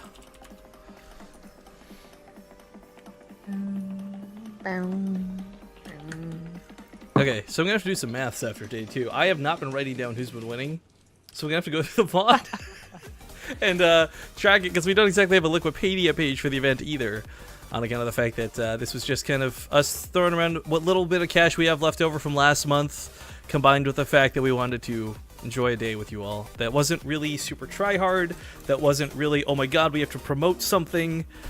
You know, it's nice to just fuck around and cast some StarCraft 2 sometimes. We got to play some Archon mode earlier today too. It was a lot of fun. And I guess for me, the best thing about today, above all these other things we're celebrating, is it's a new month! My data cap is abolished! At least for now. Yeah. I think I ended up with 734 out of 750 gigs used from February to March 8th or whatever. Pretty nasty stuff having to deal with the data cap, guys, but we got through it, and now I can start streaming some more stuff on the side. I was really sad because I set up my own Twitch channel for doing stuff like streaming Archon modes and Legacy of the Void or my WoW raids, and then it's kind of like slap in the face, but by the way, you can't do that. I want to give a shout out to Seer Productions. I thought that was a Seer company, and I was like, what the hell? But nah. Yo, congratulations on 10 million views. Enjoying the stream. Helps me through night shifts. ER Doc from UK. Nice. See, I always think it's really cool to hear about people that actually have like these jobs, you know? Yeah, like so harm. I did fucking security work. That was like 6 a.m. to 6 p.m. shifts, like, or 6 p.m. to 6 a.m. shifts. It sometimes varied. It was Yeah. I like to imagine there's a firefighter out there on 24-hour, like, you know, shifts, and he watches too, and a doctor, and I don't know what else actually. Well, I didn't think that far. We have our maps picked. First one's gonna be Cactus Valley. Oh boy. So if you wouldn't mind hosting, madam. Okie dokie. So I guess I'll go tweet about the new match coming up.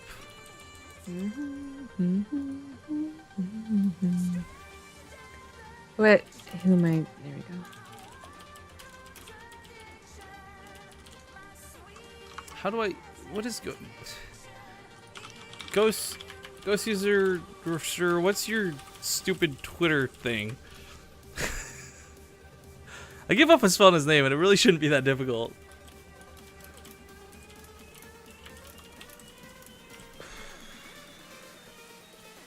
I'm supposed to sit here and watch these screens for Russian missiles. Do you mean North American? Ha! North Korea missiles?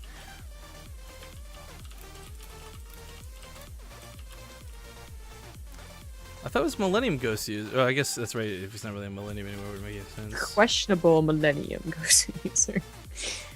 Oh, it's Root? Oh, is he going back to Root? I didn't even know. There's so many announcements. Oh, shit. When did you get back to Root?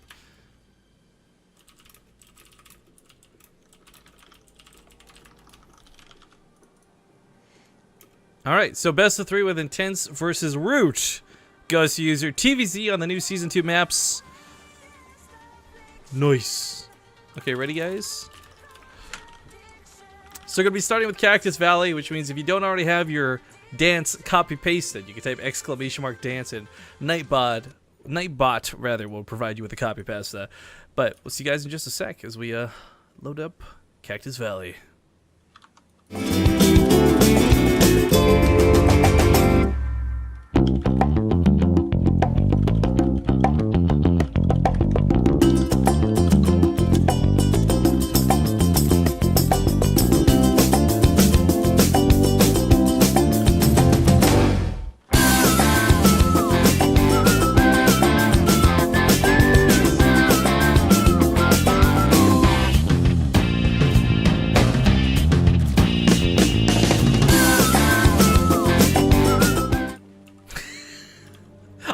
I don't know what I love more, guys. Like, watching chat when this shit goes down or whether it's the actual intro itself. Either way, thank you for participating in our fancy day. This is one of the last games series we'll be casting tonight. We have Violet versus Fantasy to wrap it all up after this. But spawning here in the top right corner of the map, it's going to be apparently Root Gaming's red Zerg player, Gosu User. On the bottom right, as the blue Terran, it's Psystorm Gaming's Intense. Big love goes out to Lloydness for resubbing too. Thank you for coming back. But someone says, you know, Zombie Government Rifkin for WCS, blah, blah, blah. But then Scantalus Noso says they probably won't get to be the official casters for anything until Rifkin gets some pants. That is a good point. I don't know, guys. Showing up at the event without my underwear, though. No. Okay, maybe not that far, but that's the wonderful thing about doing this in the comfort of your own home, guys. I look fancy on top, and you never see below. So hey, there you go, easy peasy. Unless I go like full sellout mode, get like the whiteboard behind me and start like turning around, standing up, and writing everyone's names on the board and all that shit. Like, well, that's too much of work. It is so much work, right? And it's just all the more reason not to wear pants. That's true. I mean, I wish people could actually see like from the waist below, so that they'd stop saying that it's a shirt. Damn it, guys! Zombie Go. Which shirt does this, okay? Your dress looks magnificent. The twirl earlier was fantastic. Thanks, Rifkin. You look beautiful, really darling. Means a lot to me. See, fuck you! I'm trying to be all nice and shit. You gotta be like that. I use sarcasm to hide my true feelings. All right, well, guys, if you don't know, we're celebrating 10 million views with this stream with a lot of show matches today, and one of the last things we're trying to end this on are Heart of the Swarm matches, specifically on the new maps that have not really been seen a lot of, that have not been practiced on for WCS Season 2. So this first game starts off in Cactus Valley, and let's be honest, Cactus Valley and Iron Fortress are probably going to get vetoed a fair amount. Like, if we're going to see 3 maps, of the 4 maps in those 3, almost guaranteed, Van Nuys Research Station, Expedition Lost, Echo, and Coda. I can't really see a lot of the other maps getting picked. With the exception of, like, maybe Inferno Pools, but no. There's, like, that's like a maybe if Zerg wants to gamble on a cross spawn. I don't know. So Inferno Pools, Cactus Valley, Iron Fortress, all the 4-player spawn maps, I don't think we're going to see a lot of in Season 2 at all. Do you think we'll ever see a map pool where no one complains heavily? I think everyone's going to complain a little bit, but one that everyone can agree on was like a pretty good map pool. I feel like the one with King Sejong Station, that wasn't too bad. A lot of people didn't like Foxtrot, right? But like, really, that is right. That's people really got over one. Foxtrot. Yeah. Even then, towards the end of it, it wasn't even that big of a deal. Yeah, that's probably the best one we've had recently. That is true. King Sejong. That was an okay map. Yeah, a little bland. I like that there's new terrain in these new maps, at least, even if some of them aren't that great. Jungle, desert, ice again. Yeah, a good chunk of it for me too is just like that layout of the terrain. Like the tile set is not that interesting. Fucking Marine Lord, by the way, messages me rejected. Wow. I love that he's still watching the stream. So shout out to Marine Lord. But yeah, guys, this happens on a regular basis. I've just grown numb to it. Don't even worry. You guys don't even know what. The second we go off stream, I spend about 10 minutes breaking down in tears and professing my love, I don't think you guys understand my love at the end of every broadcast. This is what I would do to my husband, all right? Like, in 10 years, I'm gonna be married with, like, kids, and my husband's gonna be like, you look pretty damn. I'm like, yeah, okay, sure. Go away. You are gonna make a terrible wife. I'm just gonna say it. I don't know how you do as a mother because I'm scared to think about how you handle your cats, but you will make a terrible wife one day. For whoever that lucky soul is. What's with my cats? What do I do wrong to my cats? It's like you're casting. You'd be like, "What are you doing? Stop it!" Kid will be like, "Mom, I'm hungry. I didn't eat for 12 hours. What are you doing? Stop it!" I gotta take care of the hermit crab right now. I can't deal with your shit. No. Nail on the head, guys. Trust me. That was pretty funny. All right, so Queen's here on the front lines, looking for a bit of a fight. This is one of the few upsides to Cactus Valley that turns into a downside, I think, later on in the game. But you really, 2 queens cover the 3-4 ramps entrances. It's really not too bad to make sure that nothing gets by you without at least taking a bit of damage. This roach is coming up behind us for Ghost user, and I guess the big question is the patch live for NA? I know it rolled out for EU, but do we know if the Swarm Host change is live for NA? Yes, someone confirmed on Reddit, I believe. It is? Okay, cool. So if we do see Swarm Hosts, they won't be the Swarm Hosts we all know and love. Of course, everything about this match is not so much about balance, guys, and maybe the maps are good, maybe they're not, but the idea is that we want to take a look at the new maps so everyone can at least have an idea what to expect, you know?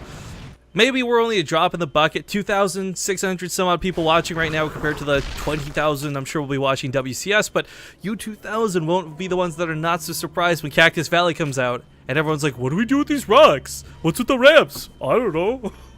You get to be the elite few in chat that are like, hey douchebags, listen up, because we were cool and watched Base Trade TV. We've seen this map. Yeah, you know, like we try and did that, I think, with Deadwing too, you know? We try to show you what Supernova was going to abuse when it was still horizontal spawns. Or, you guys got like a day to use it, and then they deleted it. Or MMA against any level of Zerg on that map. Right? Oh. You got like 12 hours to use that, and then it was gone. Really, guys, you know, I always reference this. If you ever sit there and think like Zombie Grub's a grump who's got no soul inside of her, go watch that game of MMA versus Damaga on YouTube. You will never hear another human being be as happy as she was when MMA was dropping on top of the cliffs, ledges, things. I think actually that was with Namshar. Speak of the devil, Yumi and Namshar. Oh, that's right. Namshar was kind of quiet, right? Yeah, he's kind of like, well, you guys, it's not that cool. And you and I were like, no, fuck you, we're Darren. This is amazing. That's right. I totally forgot. He was. I miss Namshar, man. He was fun. Don't get all sentimental. I miss Penguin and Doom and all these other guys. Used to be part of it. Zap. Oh. I basically still like cast every once in a while with the guys that I used to cast too. So Fear Dragon. It's like my old caster buddy that's still casting. Gotta break out NA, dude. With the casters. Obviously. With the casters. All right, so Viking floating around looking for Overlord kills. He really hasn't gotten much for this because he's been pretty conservative. Oh, nice surround in the middle of the map. Some links are going to go down, but the roaches are guaranteed to clean this up. Back to the corner. Does get cornered in the wall. Banshee heading across the map. Might want to turn around. Yeah, he cancels that bunker. He pulls everything back. He wastes no time with this third base because Intense knows that this is not going to go well if he tries to defend it. And this is, honestly, this is a really smart call. This is kind of, I mean, we don't really see walls of this in the natural, so it's already interesting. Only 2 supply depots and 1 bunker, but 2 more coming behind it. But it's at the cost of, you know, siege tanks not being able to be built in half the Whoa. places. Is he gonna go into Swarm Host behind this? Oh, please do, Ghost User. Base God, Ghost User. Show us those new beautiful Swarm Hosts. That's so interesting. That's, it's a good pressure move, and if you can keep them contained still, I mean, those locusts jump right over, you know, it's game over. So we'll see how this really works. Maybe it sounds great in theory, but won't work out if Intense can hold. SCVs get shreked by that Bailey shot. Another round coming in for that bunker. Trying to split on the backside into this, but you know, I think he might actually have enough bio to do this. He's lost a lot of SCVs to hold, but he still sits on 54, which is really not too bad. That was a very surprisingly intense yet horrible attack. Intense, huh? Well, not swarm hosts. One infester. That's got to be an accident. Boo. He's not going up to Can we- ultras, is can he? we He all was chat? slightly see the void. You Can I? know? Would it be BM if I asked you'll make one swarm host? Should I? I'm probably not gonna do that. Damn it! I really want to do it though. It's like when you shout to the guy, like, "Do a flip! Make a swarm host!" Third base for Intense does go back down though, so again, he didn't really lose anything by trying to defend a base he couldn't hold on to in the first place. Fourth base from Ghost User taken up here to the north. And, I mean, we talked a little bit about this in the past, too. The map layout is very reminiscent of Whirlwind as far as like, where the bases go and the spacing between them, but Cactus Valley is its own very unique map. And these rocks, we keep wondering if they're going to get used. They're cool ways to shorten paths around the middle of the map. You can also dodge past the watchtower with them. There's multiple different ways these can be used, but at the same time, with the attack paths being focused on the outside, there's a chance those rocks come into absolutely zero effect in the game whatsoever. Yeah, it's definitely possible. Clear up creep is a good enough use of the Banshee. There is no solid anti-air, and he is going for Ultra with Adrenal. He does know it's not Legacy of the Void, right? Yeah, it's only at 20%, not 40%, so not super I- OP. I'm actually like legitimately concerned. Like this is something that you might do once in a blue moon against Terran as Hey, Azure, Ghost but that is like User- once, man. Like, I'm just, yeah, I don't know. Well, he'll find out soon enough that it's not going to be +8 armor or not +8, +7, but 8 armor Ultralisks and adrenal glands like crazy. But, you know, the thing is, I really don't think they're bad. It's a bad composition either. This is kind of what we see a lot of Zerg players gear towards anyways, right? If they had open Baneling Muta. In this case, it was Roaches into Baneling, so a bit of an awkward transition. But still, it's the same end game goal. He just gets there a little bit less effectively. Well, yeah, exactly. Less effectively. You know, he doesn't have the upgrades for them. He doesn't really have control. You know, once Intense realizes what's going on, because like I gotta imagine Intense is wondering where the mutas are, you know, and he's afraid to pick up. But once he realizes there's one infester for anti-air, you know, quote unquote. I guess we have caster cams on, so I don't have to say it anymore. But yeah, I know. Like we can actually air quote. How crazy is that? He'll just pick up, you know, and start dropping everywhere. I mean, there are definite like problems with ultras, you know. And the other way that you use them is to get so many of them so quickly that they don't have like any marauders, right? Or like they're totally unprepared. But before being shown, that's not so bad. And there's already a couple marauders. Widow Mines all used up on the Zerglings. I don't think a single Baneling died to those. One till that one can do it. You know what we need to do though? I was thinking on it. Everyone wants caster cams, right? But what we need is caster hand cams. Something we can put at the keyboard while we're casting, or we can just quickly do like like air quotes motion or something. Wiggly fingers and other things. I don't know. Sure. That sounds like it'd be totally useful. Yeah. Well, this is not. Talk about ways to push in. They're the marauders. I was waiting to see where they are. So he scans ahead, and he thinks that's a pretty damn scary army. These Widow Mines have got to get good shots. There's still 10 seconds to kite this plating though. If you were to actually fight the Ultras, you would do a lot of damage. They're only on +1 carapace. Well, I think what's scary is not the ultras, but those banelings. Yeah, you know, the Widow Mines got one decent shot, but he was really hoping that the clumped up banelings would get hit. Now they're all getting killed. They're killing a couple of marauders here and there, but it's going to be kind of a base trade. Yeah, you got 1 for 1, 2 for 2. You got the SCVs the hell out of dodge. The Ultras, though, do need to be cleaned up. Bio's going to die to these fungal growths. Really well done. Base of the North gets destroyed, though, and really, there's not a lot here either. So it is a base trade, a base race, if you will. And if all the Ultras die on this side of the map, and you lift up your buildings as Terran, in the worst case scenario, I think it's still... Save him! Save him! Oh, Save down him! here. Oh, he's gonna... Oh, pick up! Yeah. But the drops in the north are still tearing through. He's pre-spreading, expecting Banelings, but there's none to be had. It's just drones and links. And if Intense realized that, he'd have no problem just kind of moving to victory on this side of the map. There's the Ultras. Oh, pick up those medevacs and get out of there, man! Get out of there! He's trying to macro on the other side, that is, recover from the Ultralist, so getting that second base down. I guess he lost the third, but the SCVs somehow are alive off to the side, Yeah, and luckily the fourth is done. It's still, the Infestors, I think, get the MVP of this fight, though, not even the Ultralisks. Those fungal growths were so sick. For the start of the fight to hold the Ultras, or units in place for the Ultras to kill. At the end of the fight to actually kill the Marines. This cliff is not going to go well. If he ignores it, he's got to pick up quick. Yeah. Kaiser Blades! This certainly has gotten an interesting position, and Tense has got to go Super Saiyan, you know, Terran mode right here and just drop everywhere to try and make up for the 60 supply difference. Yo, we need more Banshees. There's no anti-air, as you pointed out. There's no Mutalisk to worry about. There's barely any Queens. Seriously, a Banshee or two would go so far in this game, but perhaps not on the tip of his mind because it's not a normal counter. It's not a typical thing to make. Yeah. Well, those drops are always going to be concerned until the mutas are out, or corruptors, whatever he plans on getting with that Spire. The main base, not really mined out yet, but as he replenishes the SCVs, because again, a lot of them didn't die, surprisingly, still at 46, you know, then you take a fourth base with it, you know, off to the left. Because Ghost User, the scariest thing he has right now is Lings to attack, but, you know, a bunker with supply depots, that's probably worthwhile. Again, I don't know if he's going to get mutas, but if you don't have to worry about mutas as a Terran, that is such a relief. Oh, man. Well, guys, these are Heart of the Swarm Ultralists. I want to remind you all, we see some questions in chat. This is Heart of the Swarm still. We're done with all our Legacy of the Void stuff for today. And, yeah, it's kind of cool. Again, these are the awesome sort of games we can expect come Season 2 of WCS. Ghost User and Intense for some of the better players in North America right now. And I'm hoping to see these sort of players in Season 2 qualifiers. Good snipe on that Spire.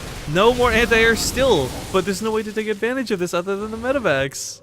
Well, I mean, they're going to do something eventually, you know? Persistence is key, I suppose.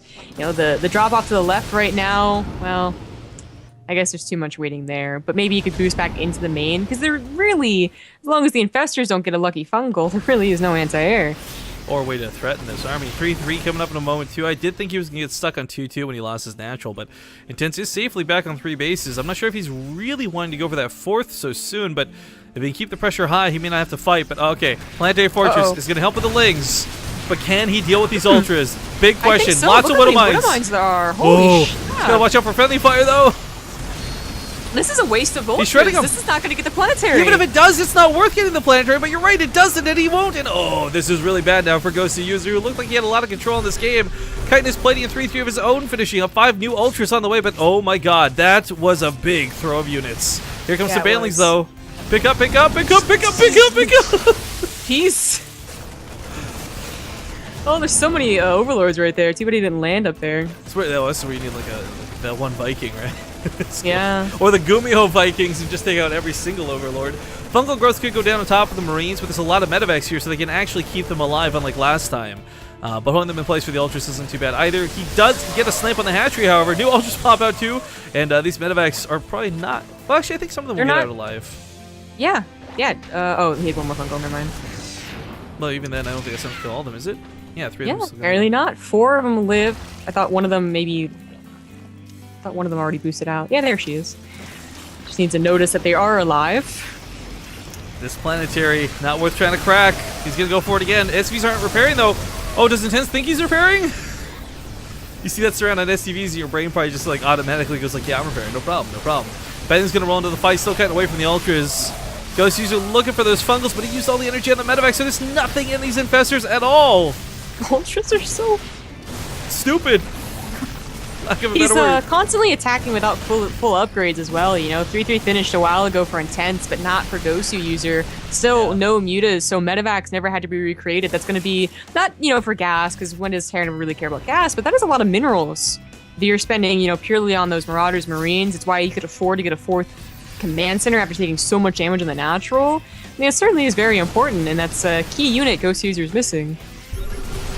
There's a lot of Widow Mines still standing too. It's worth noting these things usually bleed out over the game because Banelings go off on them, but there's not been any Banelings for so long. Oh god! Oh, the Corruptors! Oh no! Oh. That reminds me of something I did earlier today. Fungal growth on top of the Marines to keep them back, but that really was the last bit of everything Ghost User had. He's making Zerglings at this point, but he doesn't know it. He's already dead. Oh, what's the statement? Oh, you don't ain't moving to a Planetary though, man. GG, ladies and gentlemen. Intense will take game number 1. Hype. Okay, well, guys, we're going to play another small ad break because we are getting pretty tired and it's close to the end of the day. Second map, though, is going to be Echo. We'll see if Ghost User can bring it back or not. But first, we'll see you in 2 minutes. Thanks for watching.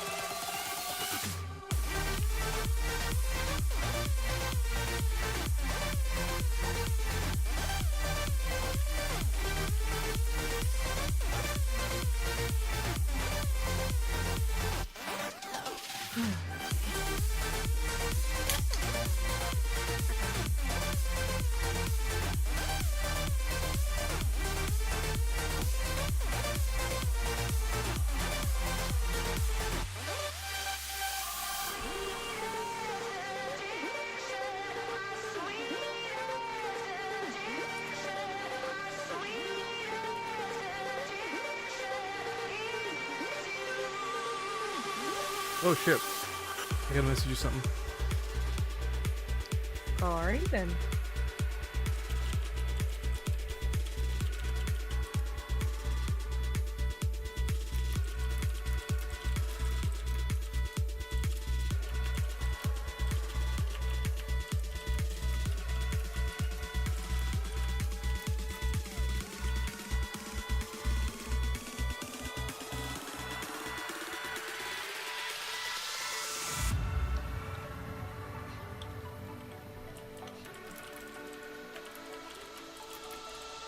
Shock me like an earthquake.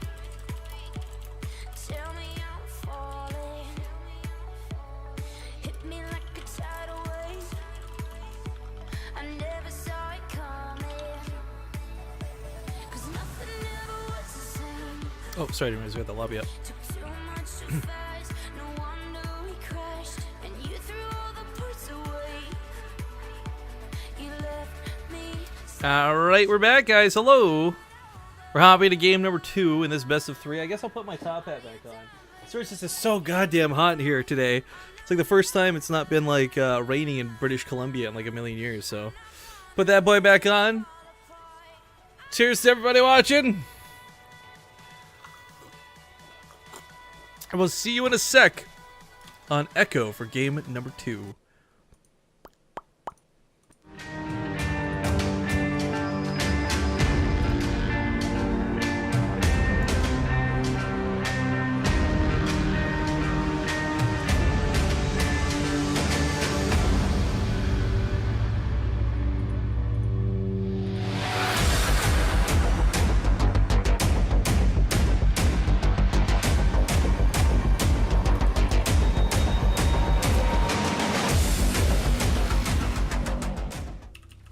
Alright folks, welcome back. Game number 2 here in this best of 3. Spawning in the bottom right corner of the map.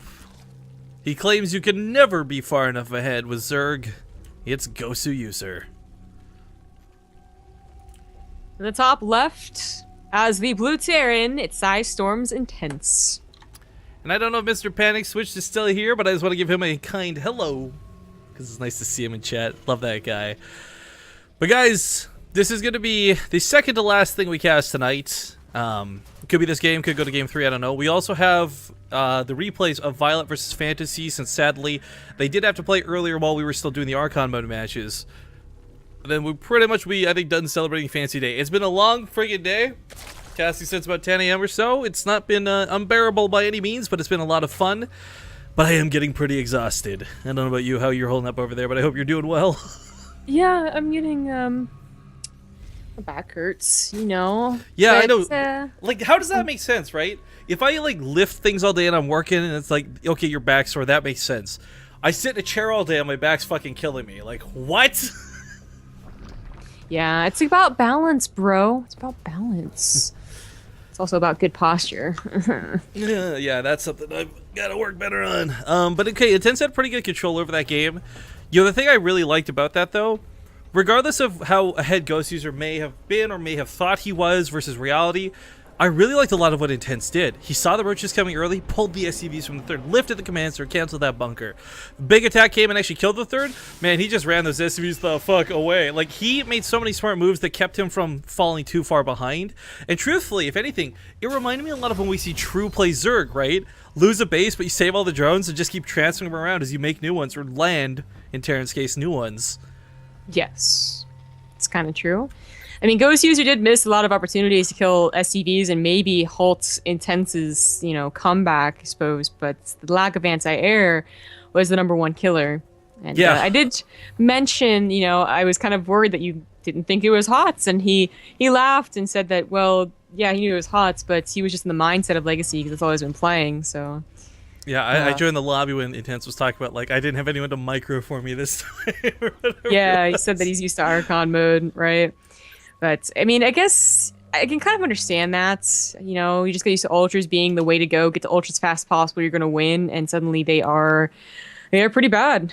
They just, you know, they can't kill a planetary. I do think, though, your point of the anti-air, though, was kind of where it did fall apart. So many of those drops that retained It's not about that you didn't kill 20 Marines, but it's more that 20 Marines never died because they just kept escaping the medevacs over and over and over again. And at some point, those Marines do eventually die if you've picked off the medevacs. But no Mutalisks. No way to do that. No Hydralisks because you didn't go Roach Hydra. As you pointed out, no anti-air. Really? And 15 medevacs is, to replenish that, say that you get fungled and killed because mutas are around, that's a lot to replenish. And there's just, these opportunities were never there for Ghost users. So we'll see how he plays it out in the second map. It is Echo. It's probably, I think, the favorites. I know I got first place. But when we were casting the tournament for the map designs, everyone seemed to like this map. Not surprised to see everyone picking it. Yeah. Echo was, I think the fact is that you look at this map and your first thoughts are, even if you're not a pro player, that third base doesn't look so hard to take. If you're a super specialist, there's the cooling tower to knock down and get a temporary wall off as well. There's just a lot of pluses to this map. Mm-hmm. Plus it looks nice. That's what I thought you were going to say. Well, that too, except Legacy of the Void minimap. Oh, yeah. I mean, some people say that they think it looks better, just visual-wise. It's prettier, and I actually disagree. I like the bold colors with black outline. I don't even mind that as far as aesthetics of whether it looks good or not. You have to be able to read it though at a glance. That's the point of the minimap. It's not big and in your face because you're not staring at it. You have to very intensely be able to look at that map and assess everything that's going on in less than a second, right? People, whoever's in favor, so I guess Blizzard people, right, and one or two guys, otherwise, would say that it does tell you more information because the whole idea of transparency upon layers means that you can see when it's a big army as opposed to a single ling. But then would argue that seeing small details is a lot more important. The drop that goes to the left and to the right, and the 6-ling run by that kills half of your mineral line is far more important than being oh yeah, that's 14 carriers, not 14 lings. You know what else tells you there's a lot of say lings or mutas stacked up though, right?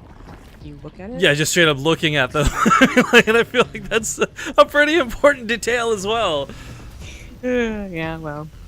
We do have Ghost User going into Roaches again, upgrading Missile and Carapace. So we'll see if he adds Banelings as the attack and goes to Ultras. I'd be very surprised. Yo, what if that Roach attack last time with the Banelings wasn't intended to be a Roach Baneling all-in, but he was expecting to be a Roach Ravager?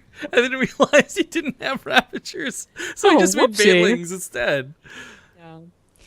No, he knew it was hot. He wasn't actually confused. Yeah, I know. But it certainly seemed like it. Oh man, big love's got to go to our man Crank. He sent us congratulations earlier, and now he's hosting us for over 1,000 viewers. Crank, man, big love to you, sir. Wait a minute, what was the Tempest change? What is there Tempest change live? There shouldn't be. It says ladder maps have been updated, and the Swarm Host Raven Tempest balance update is now live. Bonus damage versus massive air units decreased from +50 to +14. Oh, that's right. I do remember them mentioning that. Okay. Okay, so real quick for any of Crank's viewers, first off, hello, welcome to the stream. I hope you're having a great day. We're doing the fancy stream, and we're getting close to the end of it, but what we're doing right now is we're back on Heart of the Swarm. So we were on Legacy of the Void for a while. If you want to check out those VODs, there was a King of the Hill with the Archon mode matches. It was a lot of fun. But now on Legacy of the Void, we're looking at the maps that we're going to be seeing brand new in Season 2 for WCS, since the WCS qualifiers start up in less than 3 or 4 days. So there you go, you're caught up. Hello and welcome. Game number 2 currently underway. 42 hours, something like that. Yeah, it's coming up quick. Saturday, I think, is the first day, right? Saturday is EU, Sunday's NA, Monday's EU. That's a lot. Yes, indeed it is. But alright, the Banshee is chasing the Queen. It's been a little bit annoying. Gotta get that last shot, the Queen with 2 health, please. There we go. Overseer is on the way, so this Banshee shouldn't do too much. And in fact, seeing how many Roaches there were, I'm kind of surprised she isn't turning around to go help. This one Banshee is, but I definitely would like 2 or even 3, really, to be comfortable. That's a quick hiccup there. Also, by the way, if you're a subscriber to the stream and you missed it at the start of the broadcast, the very first thing we did was shout out our subs, so you might want to go check that out. But breaks through that bunker really quick. No Banelings necessary if you've got this many freaking Roaches, and everything here is damaged. Everything's under attack, but Tense is going to have to tap out. GG, ladies and gentlemen. Ghost User will take game number 2, tying up the series 1-1. Very quick. Oh, apparently, hey, speaking of big streams, apparently Crank is doing a 12-hour anniversary for his 100th day streaming, I guess? That's pretty awesome. Cool. And I definitely make sure I get a tune in for that because we got the day off tomorrow. Hype! Definitely love us some Crank. But guys, we're gonna go to the third map. It's going to be. What is it gonna be? I don't even know. I don't know either. Fuck. Guys, what's map 3? Iron Fortress. Okay, this is another one of those maps we said we probably wouldn't see a lot of. And for those who don't know, just to explain again to Crank's viewers or fans, we made them pick the maps that were the ones that, you're going to see Van Nuys Research Station and Expedition Lost come back for the next season of WCS, but we've already seen those for an entire season. So we want to see the new maps. So that's what they had to pick the maps from, and Iron Fortress will be the final game of this best of 3. After this, we've got Fantasy versus Violet, a TVZ to wrap up the day. And I do apologize to our Protoss friends, because we really did not get a lot of Protoss participation today on our Fancy Cast. They don't want to play because they don't like their race and Legacy of the Void. Yeah, all the Protoss players like under the covers of the bed in the room. Make the monsters go away! It's like Zerglings under their bed. Cracklings. Yeah, there you go. Whatever you want to call them. Anyways, Iron Fortress, sit tight. We'll see you guys in just a sec.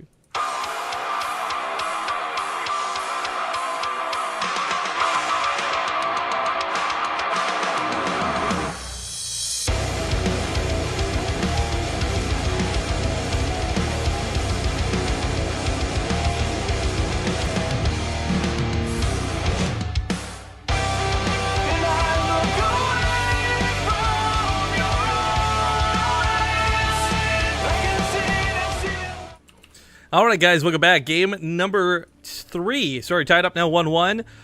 And if you guys didn't know, we've got one last thing to cast today, and it will again be HOTS. But Iron Fortress, one of the newer maps coming up in the next season. I think this was what, a GSL map originally, right? Yes. All right. Well, he brought it back last game with a big all-in. We'll see if he can lock it down for game 3. There is cash prizes for these players. And spawning in the top left corner of the map, it's none other than Root Gaming's Gosu User. The bottom left has the blue Terran. It's intense. And just a quick little thing for anyone who might be new to the stream. What we have right here, right now, where you're seeing our faces while we're talking, this is not a normal thing, nor do we plan to make it a normal thing on Base Trade TV. This is a special thing because folks who donated today were asking for it. Folks who have been part of the stream for a long time actually have been asking for it. So we figured, why not? We're dressed up and fancy anyways. Why not show it off just a little bit? Well, that last game ended very abruptly. Intense. Could have had better defenses. You know, more bunkers, banshees in position. It went rather poor really fast, but he had that first game to fall back on, knows that he can take those users in a macro game. He's got to be a little more mindful of any mid-game or early-game pushes. But it is Iron Fortress, and the third is kind of far away, and it has a couple of paths to it. Yeah, and these spawn locations make it kind of gimmicky, too, when you're fighting folks like Terran, or even Protoss, for that matter, due to the reach of these mineral lines. I guess a quick tour of the map, since many may have not even seen this map before.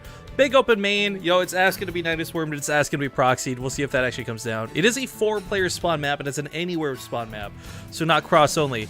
Your natural's pretty tight, it's pretty close, it's not very big. But that's where Soundberg gets into our point of, like, you take your third up here or you take it down here. Either way, it's pretty far away. There's side entrances from multiple different angles. Lots of ways to get into your third or fourth base. And while it is identical across the map, it doesn't at all make it even. TVZ doesn't usually falter too much because of these thirds, but they can be annoying, especially if you don't remember that you can break down the cooling rocks, depending on what position you are in and what race you are. Might favor you might want them open, if you're Zerg and you're counterattacking, basically. Yeah. But does Intense have anything planned here besides Hellion Banshee? I'd kind of like to see something a little more aggressive, like Hellbats, or being more aggressive with the Hellions even, just like actually trying to send them in to kill drones. I mean, I don't think his opening is bad. Like, the Hellion Banshee is pretty actually just nice generally. It's the one build that's going to catch most of what could kill you. But it's the fact that he's using his Banshees either way too offensively or not at all defensively, or just it feels like he's committing too much to one thing without the other. So like you said, like he'll focus on the Banshees, but the Hellions will just kind of sit there like wet rags in the middle of the map doing nothing. Yeah, a little bit. But it is a very safe opener, so wouldn't be surprised to see him do it again. Might see the gas go down any second here. Maybe not. Maybe he is just going to go into a fast third CC, which is certainly fine too. You know, you can have a very nice production if you're allowed to live that long, and hopefully Ghost User won't be all inning.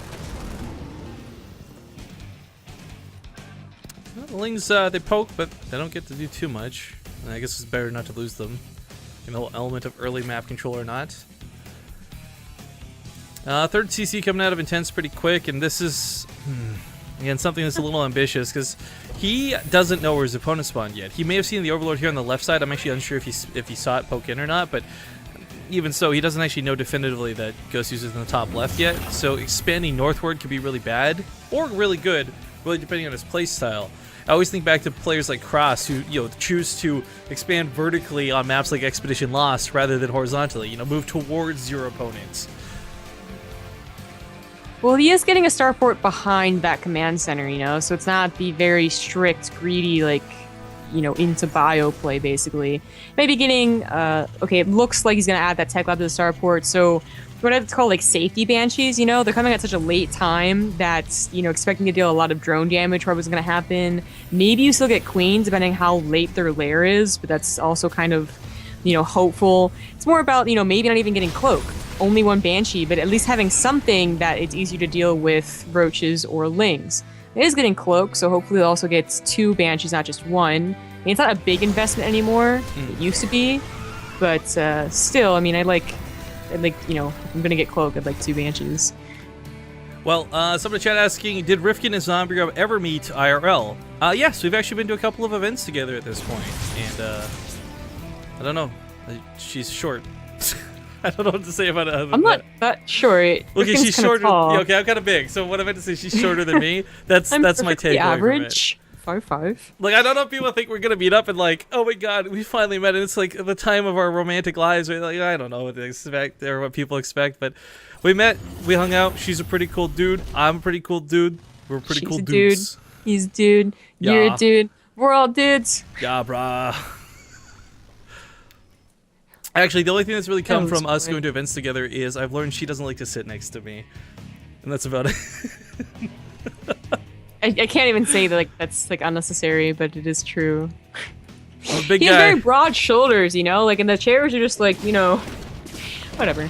Okay, Banshee coming in. Gonna kill a couple of drones. We got this Hellion sitting up front. Not really an opportunity to dive on in, but I mean, Intense didn't see the Roach Warren through all this just yet. Okay, there we go. Now sees the Roach Warren. Good.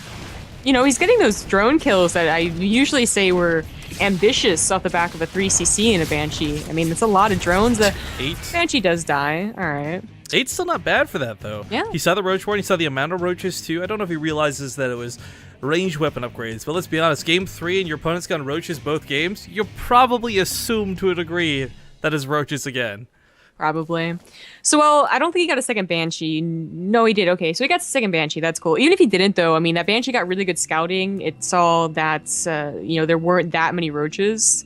The Hellions, or at least at the front, if the roaches go out of the field of the vision of the Banshee, but there aren't that many roaches, right? So we can feel a little more comfortable. Well, apparently not. Never mind. I mean, those were really all the roaches Ghost User had, but maybe expecting a big swell soon. I was very paranoid of that last game. Gets 2 bunkers.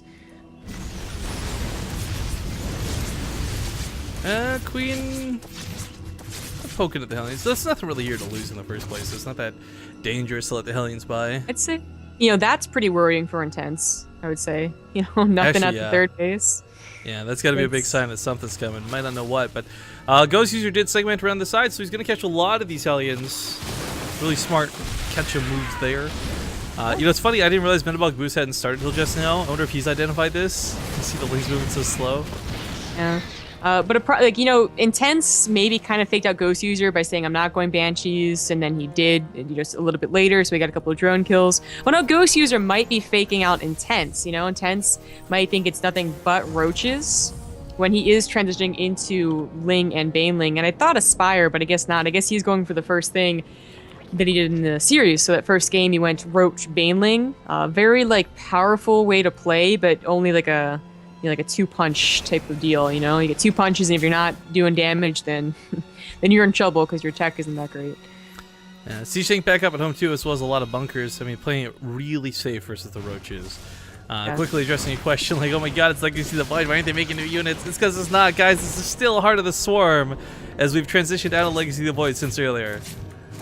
But 1-1 finishes for Intense in a moment, and honestly, I almost think his Bioforce alone with Stim could be enough to take on the Roaches. The tanks are obviously icing on the cake at this point, but he is still going for a lot of them. And, you know, once your 4 tanks are further deep, I mean, that's a huge commitment. That's a lot of gas. The units are kind of stuck in a corner, probably the worst position you can find. Well, I mean, only if you don't want to kite right? Yeah, I mean, only if you don't want to, like, tear in. Yeah. So he's going to be able to chase down these roaches. Like you said, the Bio Army, if they was all consolidated with a bit of a concave, could probably take this on. But, you could bring the tanks and you could definitely take it on, so I'm not sure he's not doing that. I think because it's really easy to get out of position over here, right? That's true. You know, and the Lings are coming across the map, and you got to be scared that you're going to be stimming into 14 Banelings, and you thought it was only Roaches. So yeah, that's probably the safer move for Intense. And since it is only Baneling Roach, he's not transitioning into Spire. Well, he is now, okay? But he's still doing this attack first. And the tanks are going to be really helpful. But if he transitions fully into Ling Muta, then the tanks... they are going to lose their place, you know? They get sniped off pretty easy by the mutas. Well, hype shout out to Epic35 as the engagement begins. Subs to the channel. Nice. Welcome. But this attack... I don't know if he target fired the Banelings. I hope he did. That's what you're supposed to do with tanks. Yeah. But that was really good. He removes most of them from play, and that's why the Marines and the Marauders have no fear just kind of being out here like this. There might be another wave available, but typically, you're not that Baneling heavy if you're this Roach heavy. Third base goes right back down. He's back to mining, still on 66 SCVs. I mean, Ghost Users killed a decent amount, but nothing really crazy. Yeah, it didn't feel very powerful, you know? It felt kind of middle of the road almost. I mean, consider that that first game where that Roach Baneling attack, it looked like it was going to maybe kill Intense, and Intense, you know, held with bunkers. You know, here Intense, he lost, you know, what he needed to. He lost the tanks, and they did their job perfectly. So he is looking actually really fantastic. He did forget combat shield, so that's one little problem, but hopefully not a big one. But he's looking really good. He's up 40 supply. He's got a third base nice and saturated. He's up in SCVs, maybe a little too much, 76. I know, it's almost at a point where you don't need this many. Like, just either pull them and throw them away. Yeah. This might not go so well. Oh, he's got that tank. Can he get that focus fire? Can he get that focus fire? Gonna hit the Banelings, but he does take them out finally. So decides to re-unload on top of the Roach. His tank does go down, but there's just too much coming out one at a time. Had all the units stayed on the ground, maybe he could have... Maybe? What? Why? Okay, anyways, maybe he could have taken that. Ghost User's having a bit of a mutiny right now, like... No, it's I got it better. It's like Dobby the house elf, right? He's like, stupid Ghost User, you couldn't protect your own base. Starts like hitting himself in the head and killing his hatchery, like. Oh, that's a good analogy. Well, just gonna pick up again. Yeah, we had the same problem. You know, mutas are on the way, but like I said, like that Roach Baneling attack did not do what it was supposed to. You know, Intense doesn't feel constrained, you know, contained in 3 bases with mutas suddenly harassing him when he wasn't expecting it. No, he's freely moving on the map. Doesn't clear a creep, but there's so little army for Ghost User, it may not matter. Well, 2-2 finishing up here for Ghost User, Melee and Carapace. Kind of feels like he's playing the same style he did in Cactus Valley. You know, try and get ahead, maybe use the Ultras and the Lings to finish off in the late game, but I don't know. I just don't feel like he's in that big of a position of power. His supply is so far in the gutter. It looks high, and 70's not bad, but it's a lot of Roaches making that supply look better than it is. Yeah, exactly. He really does not have the position of power that he had in the other 2 games. Great shots on those tanks. Roaches should be able to clean this up, but again, he can pick up, maybe get out of here. The attack in the 4th did its job too behind us. Killed a lot of the mutas. Marine's still zoning those out even. It's going to be really hard for Ghost User to fully clean this up. But picks up on one base and just lifts the other. Oh no, 2 mutas. Oh no, 1 muta. Well, it's last Marine. What will I do? So, last muta dies. Last couple Marines barely alive. New ones coming across the map, but Ghost User still doesn't have control of the situation. 9 more Mutalisks on the way, but he just lost a ton of gas through 6 mutas. Yeah. I mean, this entire game, you know, starting from like when he started building Roaches, I would say, and they were scouted, has just not been going well for him. Intense, I think maybe if Ghost User had been a little more committed to either transitioning or the Roach Baneling attack, maybe Intense gets a little like withdrawn and scared, but it seems like Intense knew exactly what was going to happen every single time. Yeah. So really great engagements. I mean, he's going to win the game, I would say, unless Ghost User could get some really nice Baneling hits. This is a start. That's a start. Right? It's got so much though. Like he can throw so much of this away. He could move Marines into the Banelings at this point. He's up double the army supply, or was. Intense does start turning this around a little bit though. or sorry, ghost user on intense. I can't even speak at this point, but attacking the natural base goes off too. Not really doing much. Kills the extractor. I guess that's kind of on autopilot right now. Muta's chasing back because it's mostly marauders and tanks in the middle of the map. Where's the anti-air? Oh, that's right. It's over here doing nothing. Go on, go. Just. Please. Well, I guess both players are focused over here on the right side of the map, but this is awkward. Yeah, I suppose. Even the legs. Why? There we go. Oh man.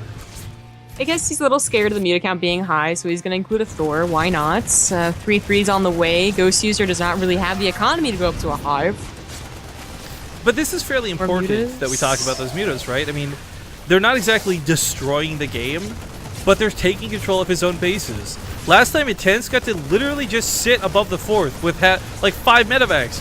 Nothing to shoot them down. He's going to get this hatchery. Nicely done. Can pick up, get out of there. Mutalist on the way. Tank push on the left side. So many Marauders still standing from earlier.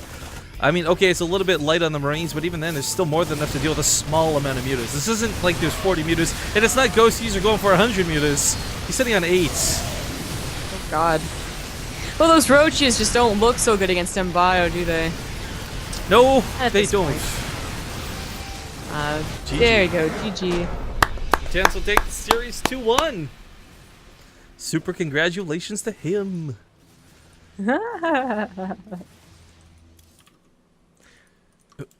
What? I retweeted it. Oh. 12. Because you're 12? Okay, I'll have to go check out your Twitter afterwards. Alright guys, we got one last thing to go through today. Then we'll kind of take a bit of a chill talk to end the stream and talk with you guys about some of our plans for events and things and money of all. And yeah, I will stress though, these next games we're going to play are 100% from replay. And it's not from some ladder bullshit or something crazy that was done months ago. Like an hour and a half ago, 2 hours ago, Violet and Fantasy played a best of 3 for us. And they had to do it the replays because we weren't done with the Archon mode because there's some Battle.net maintenance problems, and we just kind of got screwed on time. So I don't even know the outcome of this. Nobody knows the outcome of this. We're going to get into these games after the break. So 2 minutes while I set this up. Stick around. It's more HOTS showing you more games on the new maps. So stick around. We'll see you soon.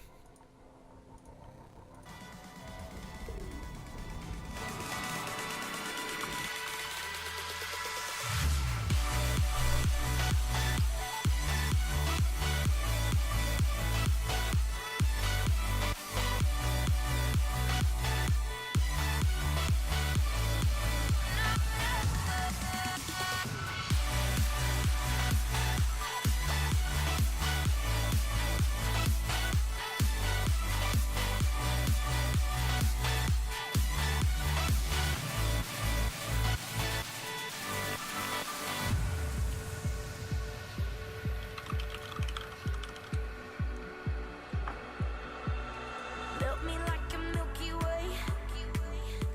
I'm leaving tomorrow. Shoot me like a shooting star, as fast as the Apollo. 'Cause nothing ever was the same. Took too much too fast. No wonder we interesting. crashed. And you threw all the parts away. You left me searching. I'm not. Are you done, baby, breaking my heart? I'm not over. I'm not gonna let us fall apart.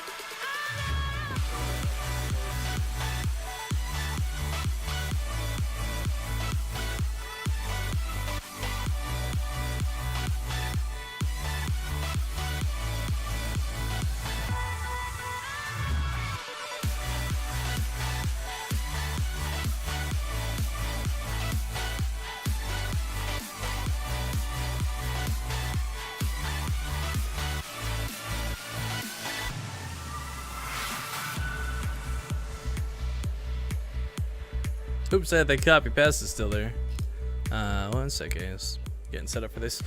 Big love goes out to nice _ again, double underscores username. Thanks for subbing to the channel, man. Joe, you're a cool dude and I like you. But guys, give us a sec to get a tweet out about this.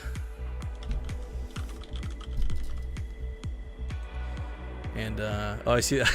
I just looked at that tweet you were talking about, The butts one. Back off. Nice username is mine. Fuck you, love. I'll take whoever I want. Final best of 3 today will feature Violet versus Depix Fantasy. I don't know, what's it? Is this still like SC2 Fantasy or something, right? I don't know. He doesn't tweet a lot. I know, these guys like never use their Twitters, but it's just for the sake of tagging them in it. No, I mean, like, I would remember if I saw it commonly on my feed, but I don't. It's like, I forget that I follow Classic. Except when he tweets that he won something.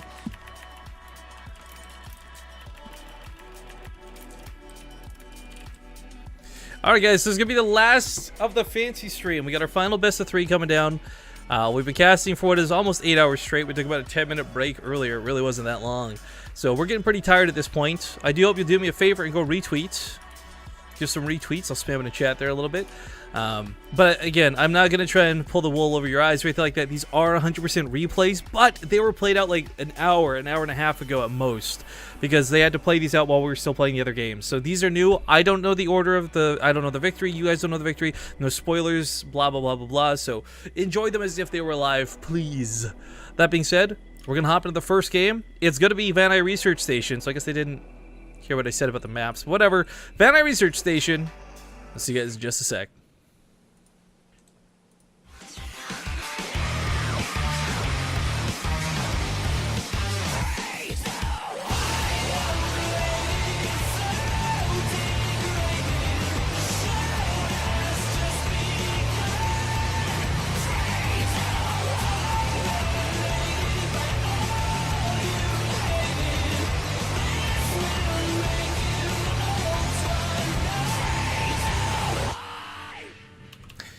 All right, ladies and gentlemen, welcome to the end of the Fancy Cast. It's going to be the last thing we cast tonight. Big love goes to all the players who participated today, and we will make sure that we pay out cash prizes immediately.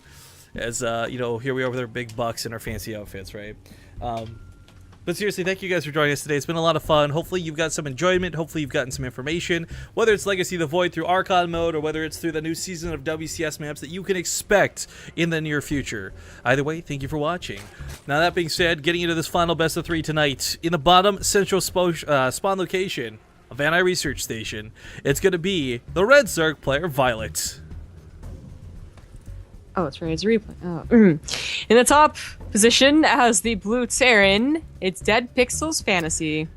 And the only reason she says that, guys, is because she can't put her camera on mine. She has to actually use her own mouse for once. Literally just press C and then I watch.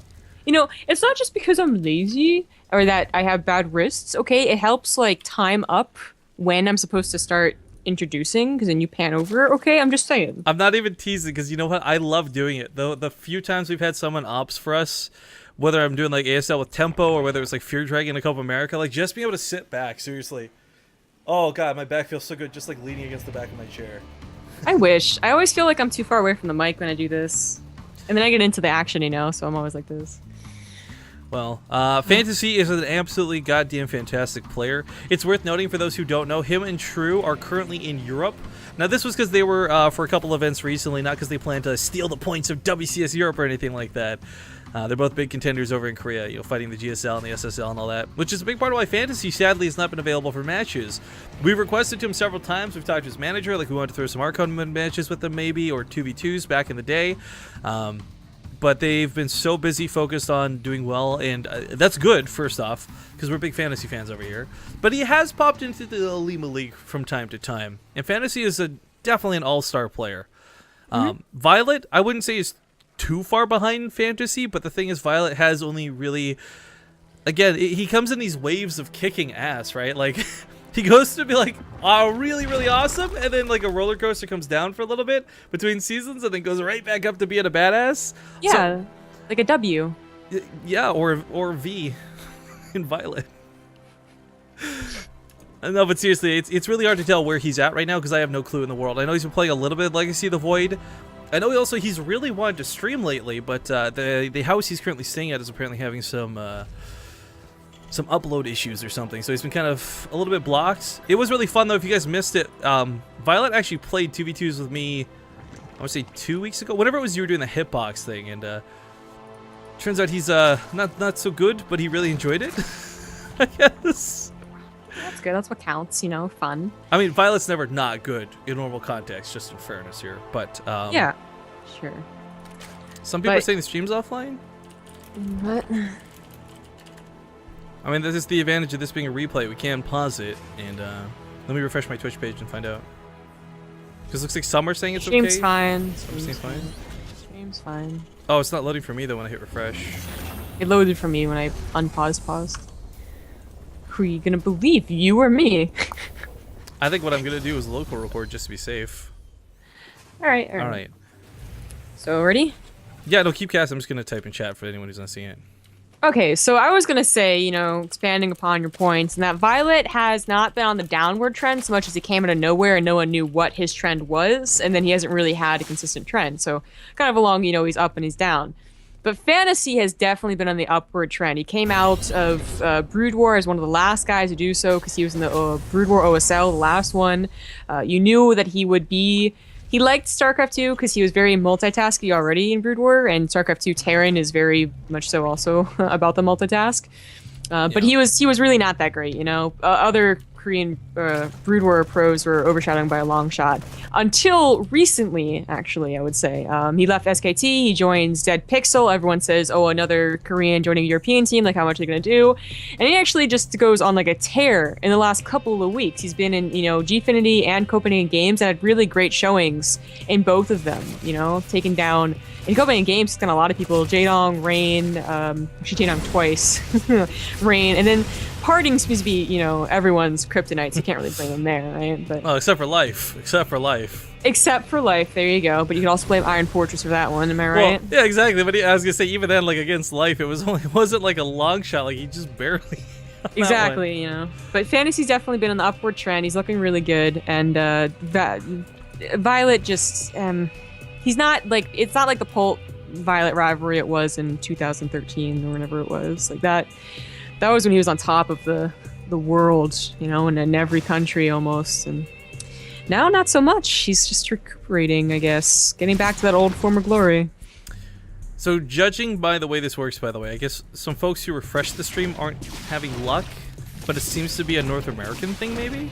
As weird as that is, everyone in Europe says it's fine, or Europeans in chat are saying it's fine, so I'm hoping it works, guys, but if anyone's watching and it isn't working, or it is working for you, but it isn't working for others, just let them know. We are local recording it. We are going to have the VOD of this available, should Twitch actually be straight up broken. I mean, we have no idea how to tell, to be honest. Yeah. Well, now we give the background of the players. Let's see what's actually cooking here. We got Hellbats transforming. We got Stem on the way, as well as, you know, engineering bays. So it's going to be a Hellbat push with Banshees, followed into some bio. But Roaches are already out. Queens are, well, they might die even still. No, there's, they did well. Everything did well against what Fantasy had. Yeah, man, those Hellbats got crushed. Yeah, they did. That was nasty. Violet gonna go for the counterattack. What's back at home for Fantasy? I mean, he's gonna try and throw down a couple of bunkers, ultra safety precautions. If not even a siege tank, he's gonna be relying on Banshees, which do work. But he lost one already, and one just doesn't really have the punch to stop this from getting too out of hand. Yeah. You know, I think the worst thing is that when it's out here like this, yes, it gets the scout, but you already knew it. It's, you know, it's got to be in a solid position, constantly DPSing instead of chasing like it is now. It really does add so much damage, even with 5 seconds. You know, it suddenly kills a roach in that time. But it looks like Fantasy might just hold anyways. Yeah, SB should be able to hold position on that ramp, but oh, that Marauder came out in the nick of time. Yeah, it went right to the bunker real quick. Banshee doing a ton of damage on the back end of this, and he's going to bleed out a ton of SCVs, but he is going to hold this ultimately, so this coulda, woulda, shoulda been much worse. I do have a message to relay from a friend of ours, though, Xenocider. Little guy's going to make me cry. Says he was a bit sorry that he couldn't play today, but he wanted to congratulate us on our 10 million viewers, and he says it's really, really nice playing with you guys on and off for like the past year and more now. Glad you guys are doing so well. So, Xenocider, if you ever watch this, thank you so much, man. I love you too. Xenocider is like one of my favorite players just based on, like, if nothing else, his cockiness. Like, that kid is awesome. Yeah, he is. Well, that's held. So he's going to go ahead and try and get this third now, which Violet's so wisely creeped up. And now you know, he has to deal with mutas.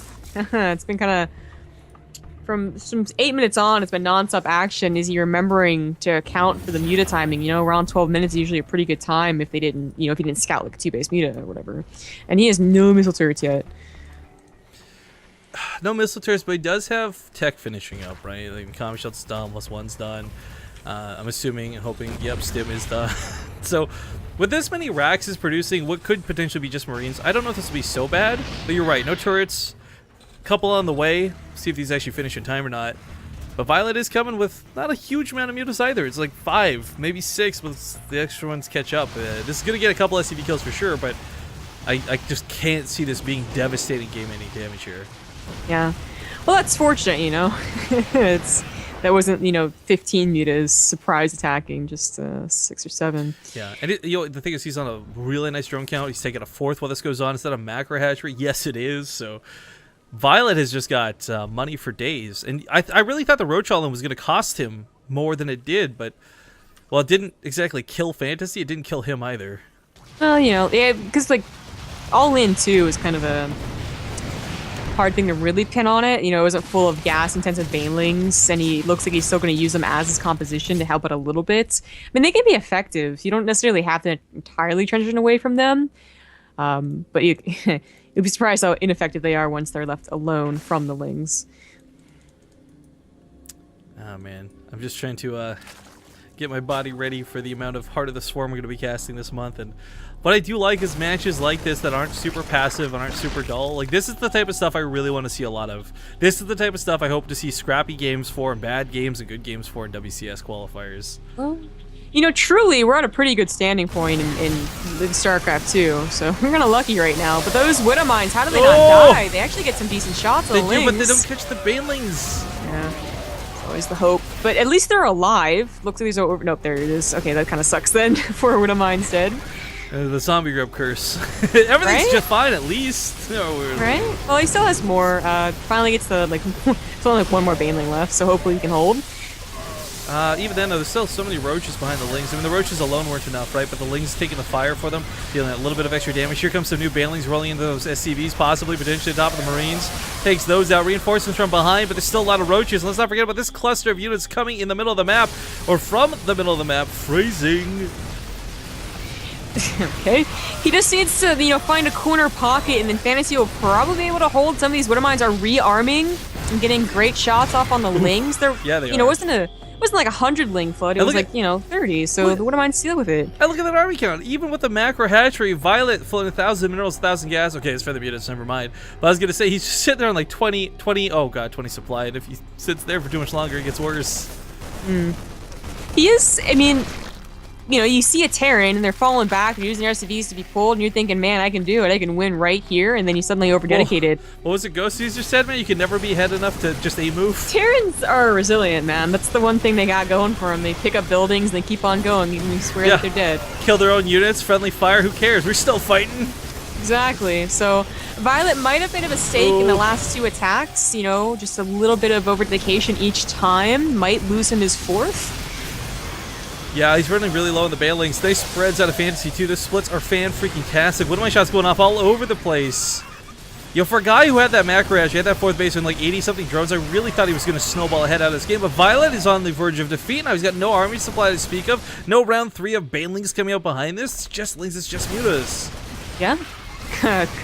Brewlings may try and help here. Nope, just kidding. The mutas, oh, there's only 4 of them left over. They can't even target down these medevacs that are already low. The creep spread, I guess, is still pretty decent, but he already lost a 4th. There was no gold base to fall back on. He doesn't have any room to come back from this game. Yeah, he's just gonna lose. One of many reasons to fall in love with Fantasy as a Terran player. SS, I think that means GG. There we go. Game number 1, gonna go to Fantasy. Woo. And that being said, guys, again reminding you all that these are being done from replays, but these were played out about an hour ago, and the only reason we had to do it from replays is due to the time limits and time constraints which we were under. So nobody knows the outcome of this. We're gonna hop into game number 2. Guess what? It's Cactus Valley. Hype! Oh. All right, and win or lose this game, we're gonna play an ad break afterwards, as we always do, game 2s and all that. So Chat spamming SS instead of GG. I love it. Stick around, guys. We'll be back. Or not, we'll be back. We're going to hop into Cactus Valley. So enjoy the intro, spam chat, and if you don't have dance copy-pasted already, type !! dance in chat, and Nightbot will give you a spam.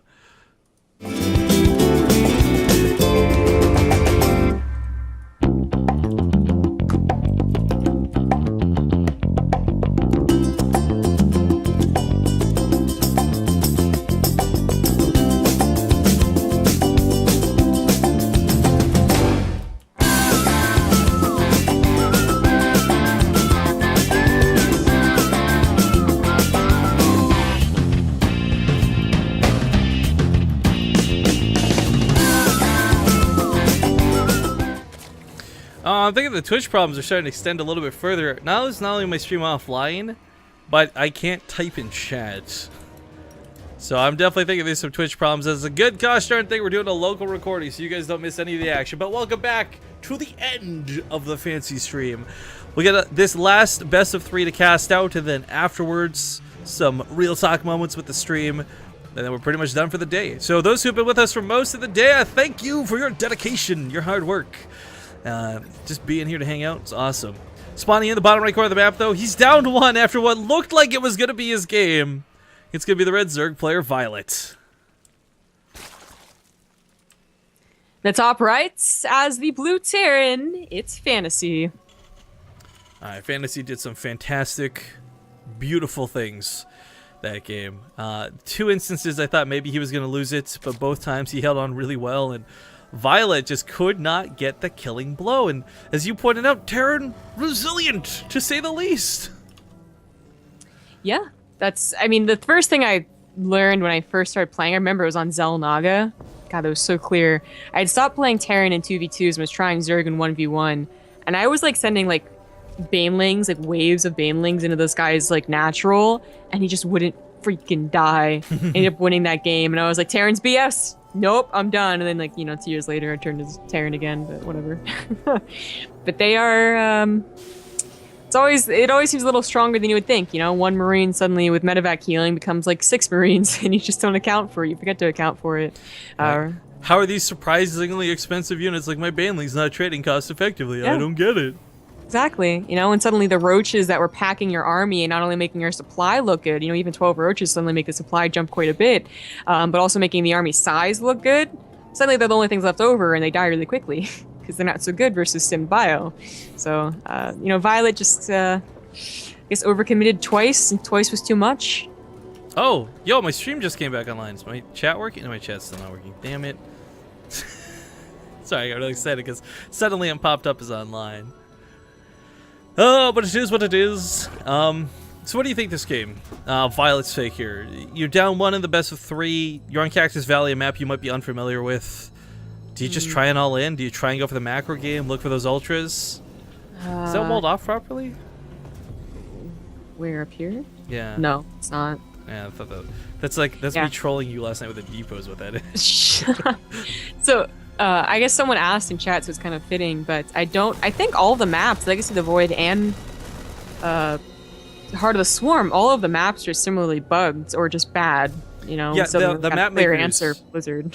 The map makers have actually been incredibly vocal to me, and I fear that they think I'm blaming them, but the thing is, like, we're fully aware, the map makers did it right. The map makers nailed it with these maps.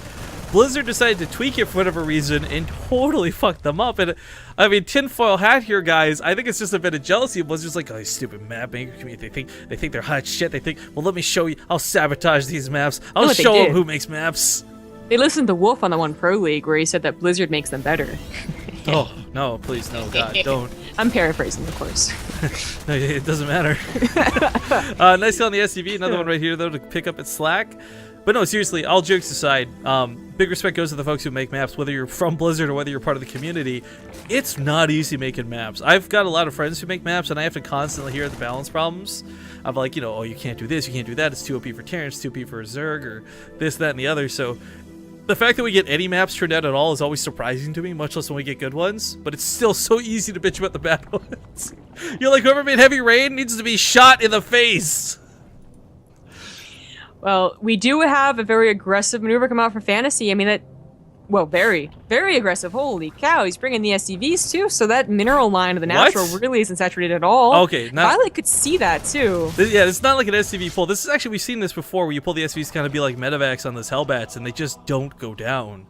If you got 5 SCVs, you know, 7 SCVs repairing one of these Hellbats, they'll live for a long time. And if Violet's not careful, this might be a game too. Queens don't have a lot of energy for transfuses. At the same time, there's only 4 Hellbats and a small amount of Marines, so this might not actually be that bad to hold. I don't. I'm looking at this Queen spread and I'm thinking, nope, not so bad to hold at all. Such a big concave. Rules of war, guys, right? Take this to real world training. Just spread your army. Gets around the backside with the Lings. Slow Lings, I might add, on top of the Marines. Hellbats get focused down. No repairs out of those SCVs until it's too late. Start repairing each other. But he has crushed this. Yeah, absolutely. Well, the biggest deal was that Fantasy, he tried to kill some of these overlords that were scouting. I think he missed the one that was actually on the first ledge, but you know, it's scouted. It's probably going to be defended. It's down to like 22 workers after that pull too. How many actually died on that? 8. No third CC. He's gonna go for a Banshee, but I guess just fuck it after scanning. It's not.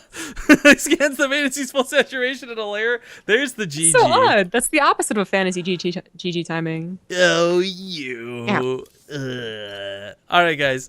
So this means we will be going to the ace match, and it'll be the final game today.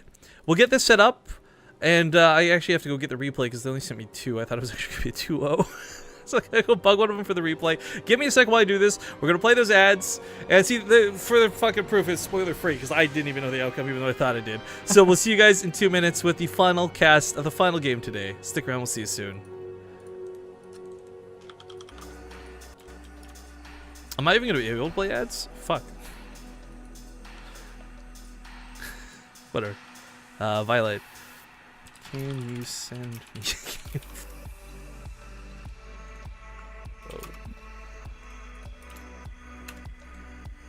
Oh shit, solid as motherfucking dub. I know you can hear me through the ads because you got that Twitch Turbo. So I'm going to say thanks for the $50, but I'm going to thank you afterwards too so everybody hears it.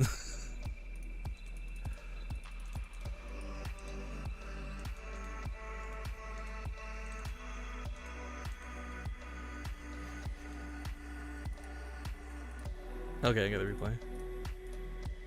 Cool.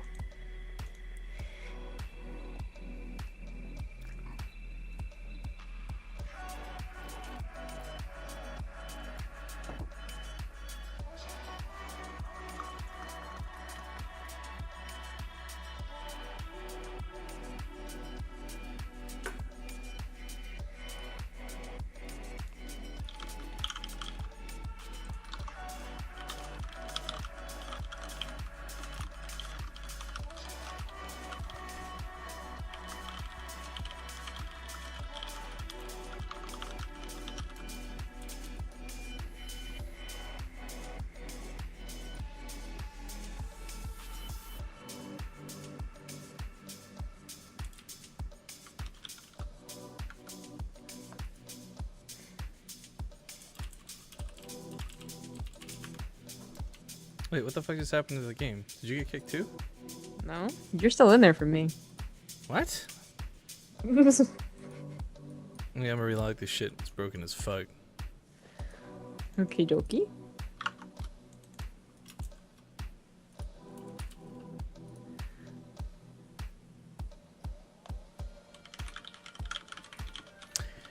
Alright guys, welcome back. Sorry, we're having some technical problems on this side in a lot of different ways. But I want to give a big thank you, a very big thank you to Solid as Dub. He's one of our mods on the channel. He's been around for a long time. He supports us in a lot of different ways. And he donated $50. It says, cheers, bitch. So, Solid as Dub, thank you for being awesome, man. Thank you for being so cool for so long. But I got the final replay, and we just got to get this back online because we tried hosting it and I got kicked from my own game. But apparently we're not the only ones having troubles with Twitch. And like I said, guys, I'm local recording this in case it all gets buggered to hell. So we'll have this one way or the other. But we're gonna hop into the final game of the final best of 3 tonight. It's Expedition Lost. Stick around. We'll see you guys in a sec. Oh, that's loud as fuck. We'll see you guys in a sec with Expedition Lost. Whoa, whoa, whoa. In the night, I live every day as if it's your last. Our memories been bright like beacons.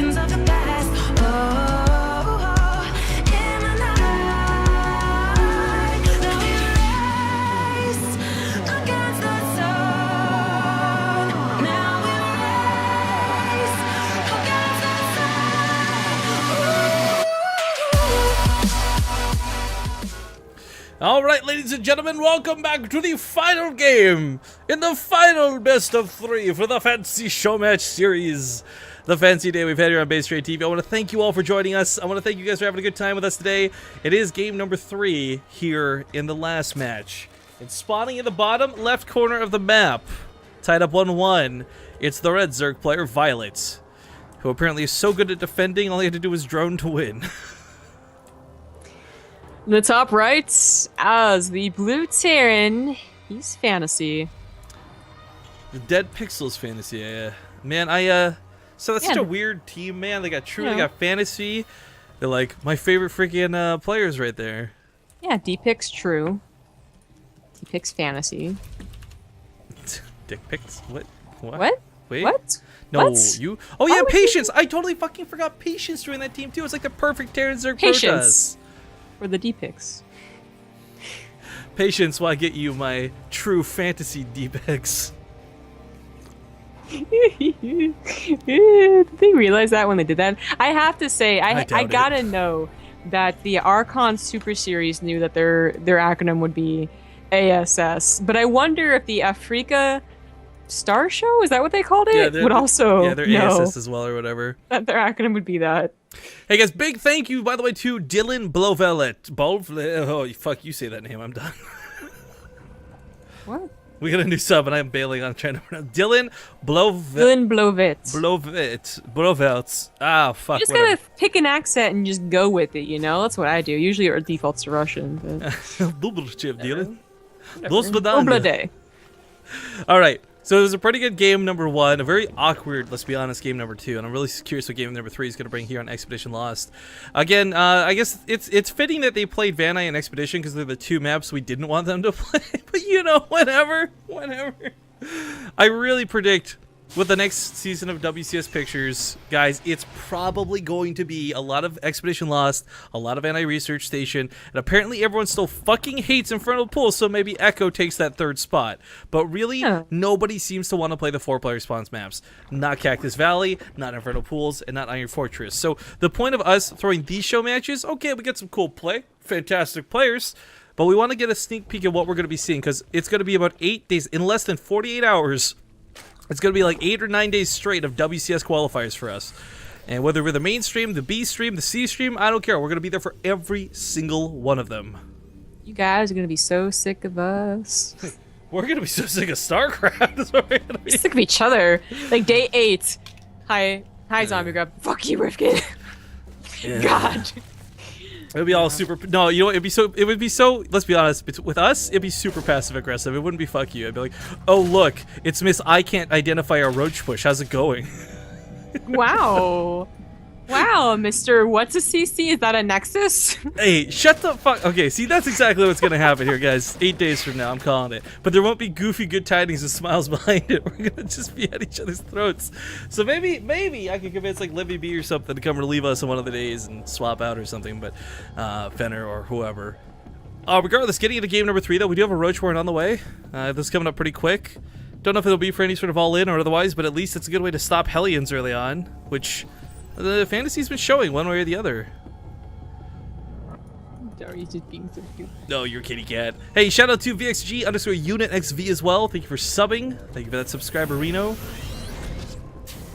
But yeah, after we're done casting this last best of 3, guys, don't take off immediately. We're going to have kind of a, I don't know, a bit of a chit chat with you on the stream. We really need some feedback and opinions. We got some cool things we really want to discuss, things that you as the viewers are absolutely going to benefit from. So if you're absolutely done with the matches after this, just in advance, I bid you farewell and I thank you for joining us on our 10 million view subscriber stream. But if you do decide to take off, if you decide to, or stick around, pardon me, not take off, trust me, you're in for some pretty cool informations. Hey, is this a roach push? What a fucking coincidence. Okay, he's coming across with some roaches. It's gonna be about 8 of them, and Zombie Grub could, in fact, identify this. Oh, I was just throwing shit out, man. That was like, what the fuck? But look at this. Fantasy immediately abandons everything can in the natural, pulls back to the main. This is a really smart. We saw Intense do this earlier versus Ghost User. Now that was the 3rd base and not the natural, but same sort of ideas where you minimize your losses. Yeah, I really like this choice. I mean, it's been a long time since I've seen such a fast roach push, but you know, he doesn't wall off the main. I mean, no, not like this. Not like this. The bunker's not done. 2 widow mines are coming out though. I think he holds us with the widow mines, especially. Okay. Yeah, the don't go Marines for the SCVs! Don't go for the SCVs! Ah! That's what they did. Oh man, that's like a Jockshi moment right there. I can't tell you guys, that was my first most depressing moment with the widow mine, right? Now, first off, congratulations, Fantasy holds, but he's down on 18 workers. I don't know if he's gonna turn this around or not, but this is a pretty rough spot to be in. But for me personally, man, the first time I remember this happening was I was casting Jockshi, and he holds this roach all in. I think it was Nimbus, and he does it perfectly, except he stacks his SCVs on the last roach that dies, and 2 widow mine shots go off and kill like 20 fucking workers, and that was game. And I'm just like, ever since that moment, I have been so just like anti-widow mine. All these Zerg who are like, widow mines are too good, I'm like, fuck you, shut up, you have no idea what they can do. Yeah. Well, I remember, you know, legit, at one point, CLO was talking about, like, the widow mine buff? I think it was a buff, and he, you know, everyone's complaining that, oh, Terran got a buff, like, what the hell? And, you know, it's like, well, it's kind of a buff to Zerg, too, you know, if you get the right hits. Yeah, it wasn't really a buff so much as it was like an unnerf, I guess. It was, yeah, I guess. Because they had absolutely just destroyed the splash radius on the widow mine for a time. Yeah, I kind of like where it is now, though, to be completely honest. Well, I think balance is great. I think we get a lot of high-quality games. I mean, not every game's going to be high quality. It's impossible, but certainly, you know, we get good finals every now and then. It's really at a pretty good state, and Legacy of the Void just adding, you know, cherry on top. Ooh. We did have a Hellion drop, as well as a single Widow Mine. And Violet was really not ready for this, lining up these drones, losing 3 at a time. Another shot goes off. He's not going to lose too many more, I hope. Oh, he could, like, just pull the drones in. The Hellions are so low. But lining them up, stacking them up. This is dangerous. Roach is struggling to get in position. That Widow Mine. You know you probably aren't going to get those last, like, ultimate hits. That was weird. But you still try with the last 2 weak Hellions, you know? You still got to give it the good effort. I really feel every Terran player just has that stubbornness ingrained in them. They were like, you know what? These are going to go down in a blaze of glory. Well, let's look, I guess, everything after these blows back and forth. So we have Fantasy, who was at even workers until Violet just made a round of drones. But even, you know, down 4, that's really not so bad. No, he's not on a 3rd command center like we would usually talk about. In fact, it looks like he is preparing to do a 2-base push. You know, only getting 1 engineering bay, not going to have combat shields, but still going to have those medevacs.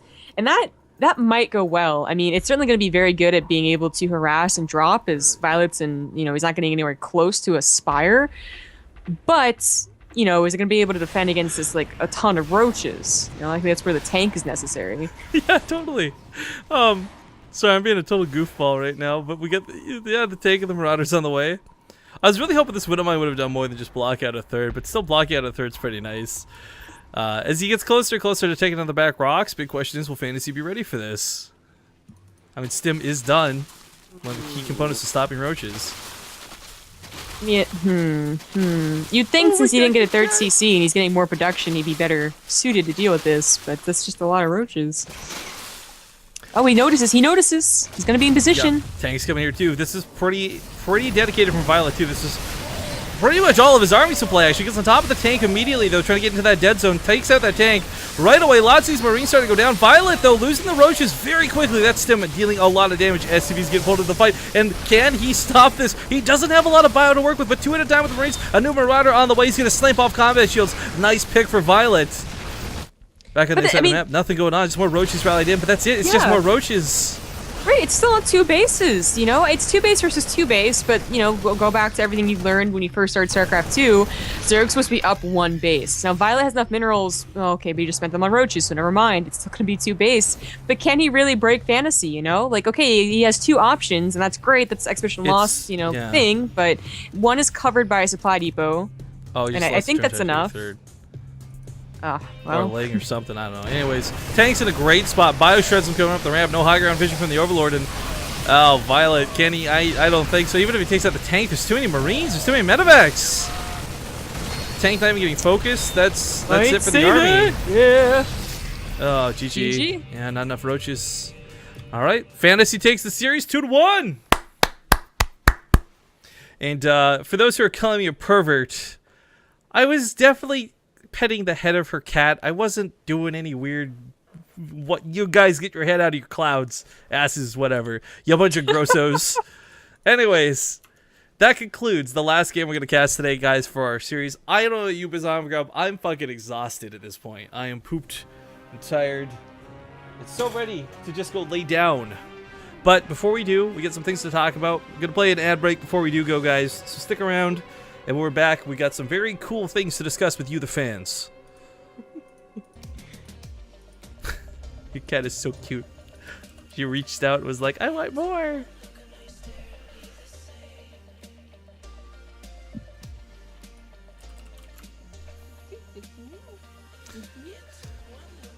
Alright, when we're back from the ads, though, I am going to need your face. I know. I know. So sad.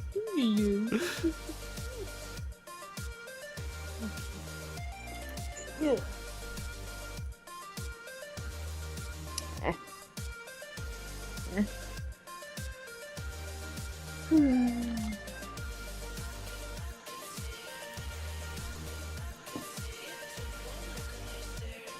I don't know if I want to keep this hat afterwards, like maybe for another day or just fucking throw it in. Oh, your top hats are pretty cool.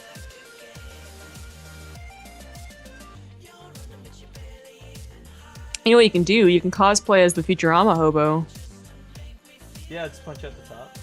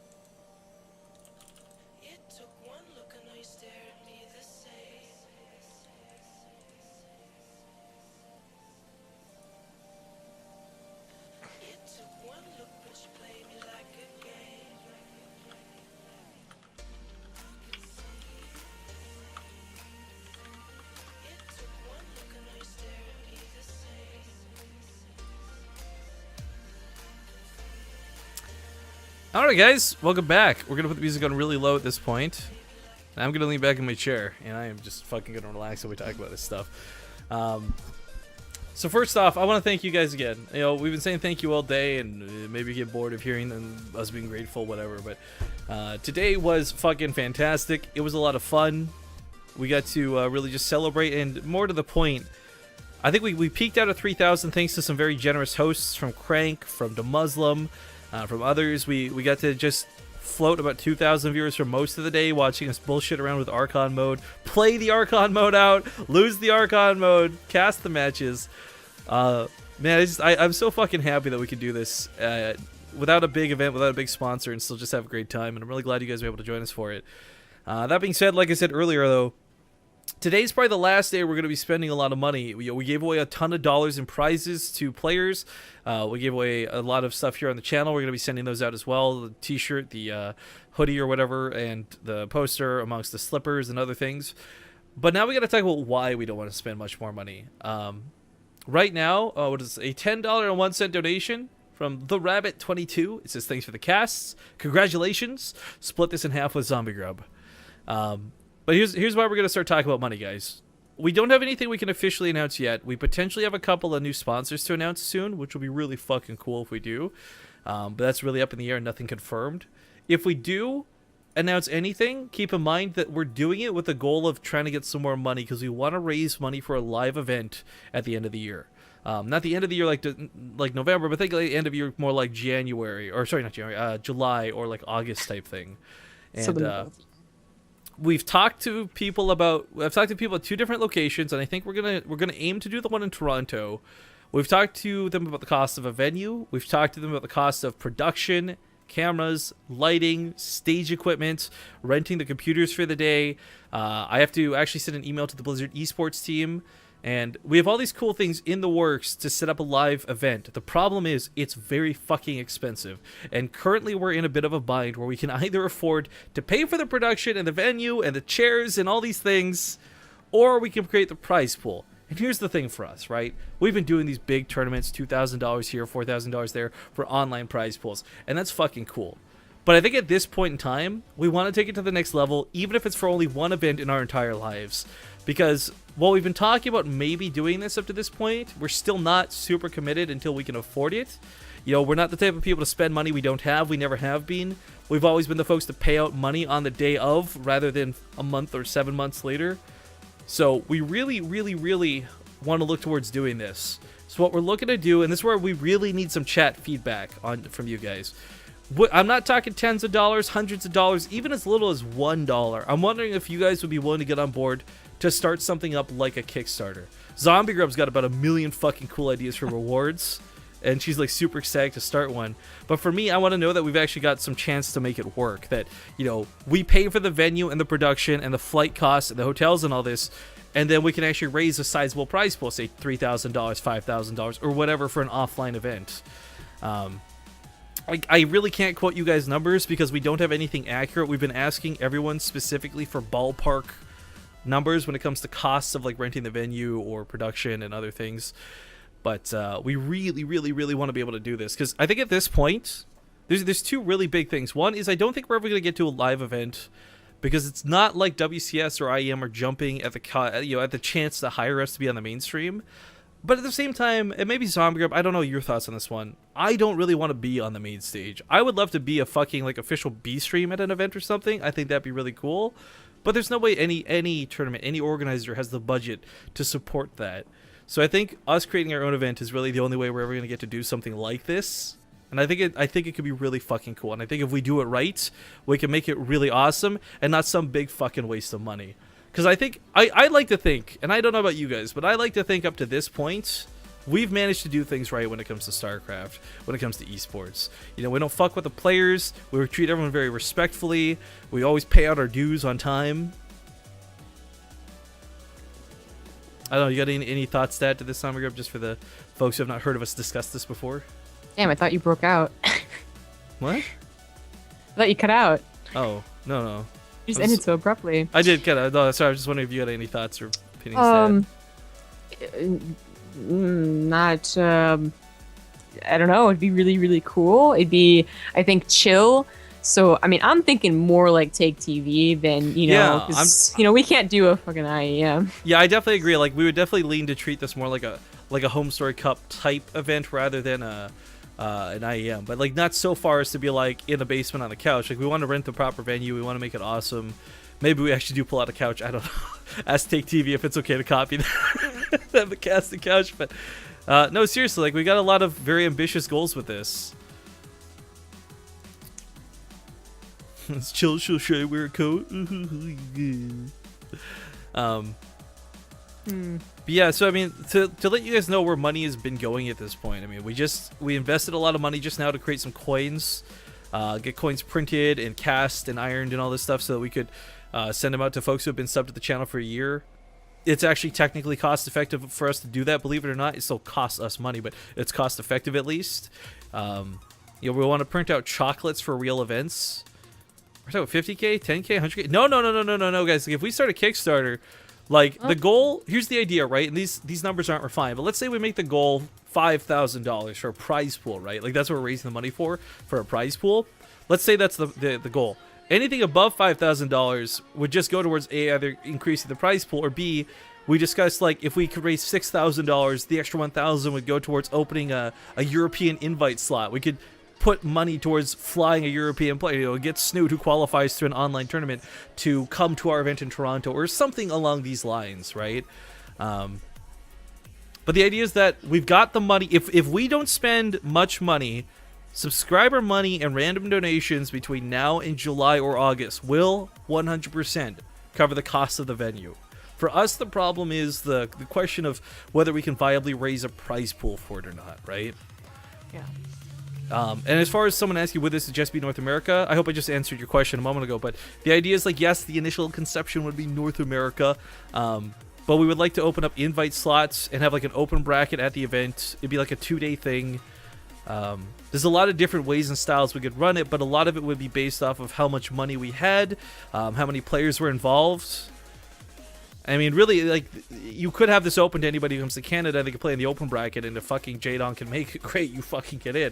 But the idea is that we want to be able to host something. It's like, look, we had an extra $1,000 raised through Kickstarter, so we could actually afford to host a once-off Korean qualifier. Winner gets flown over, up to $1,000 we put towards the budget, or something along these lines, right? Would people be able to buy tickets to go and watch? Yeah, we're even thinking about the idea. We're talking to Cheers for Gaming, by the way. And if we go through with this, they're totally on board of the idea of giving us, like, renting us a bunch of chairs for cheap so that we can have a fucking VIP section even. So, everyone's in the pews of, like, all the normal metal/plastic chairs, but then you got this, like, little 6 section in the middle that's, like, fucking DX racers to chill on. Like, there's so many cool ideas we have and so many options we've explored to make this happen. And we've been working on the initial ideas for about 2 weeks, but we're still not at the point of conception where we can say we're going to do this for sure or we're going to put money towards it. So that's why we wanted to talk to you guys at the end of the stream today to see if you guys who are our biggest supporters would be down for trying to support something like that. I know not everybody has money, and some people who do wouldn't even have any interest in it. But the idea is that the venue we're looking at can seat about 400 spectators. They can have about 100 people playing games or something. I can't remember the numbers. This is all approximates. Shout out to Caligor, just side note, subbing 12 months, 1 full year. But I think we could really make this something really cool, and even again, like, to help cover costs. If we sold tickets cheap, like, I'm not going to charge $35 for a ticket. Fuck that. We want people to come and watch, not decide whether they can afford to. So we do like $10 for like a 2-day pass or something like that. We want to make it so it helps cover costs. We don't need to make money off this event. We just want it to be something awesome and memorable. People are like, Base Trade TV fucking did that, and there was no NASL sound guy issues, and it was the coolest event, type thing. SC2CTL says Vancouver would be better than Toronto. Buddy, if I could do something in Vancouver, I would. But even I know Vancouver's, like, not the best. Plus, production and venue and all these other things are already covered in Toronto, where it would cost us significantly more to do it in Vancouver. Mm-hmm. But for those who don't know, I live like an hour and a half, almost 2 hours out of Vancouver. I love Vancouver. Toronto's not the only place we're looking at. We've actually had offers, and we've been in talks about a couple others, but we are Toronto blows them out of the water as far as what we can get for the dollar amount. But it does look like, just kind of going off of chat here, a lot of people are kind of on board. Like, again, maybe it's $1 here, maybe it's 100 there. Donate now. No, don't please, like, legit 100% do not donate anything now. Wait until we've got a Kickstarter open for this. Like, if you guys are really gung-ho and helping us out, take that $100, that $10, whatever, put it in your pocket and just hold on to it until we actually have a Kickstarter created, because we got so many cool tiers and rewards and options we really want to do. Is 5,000 really all you need? I mean, it's our base idea for a prize pool, because it's going to cost about that to cover the cost of everything else: food, venue, rentals, etc., etc., etc. So the base goal on this Kickstarter would be 5,000, and if we can get more, we start flying players over, and if in some weird fantasy world we get even more than that, it just goes to increasing the prize pool for the players, make it bigger and better.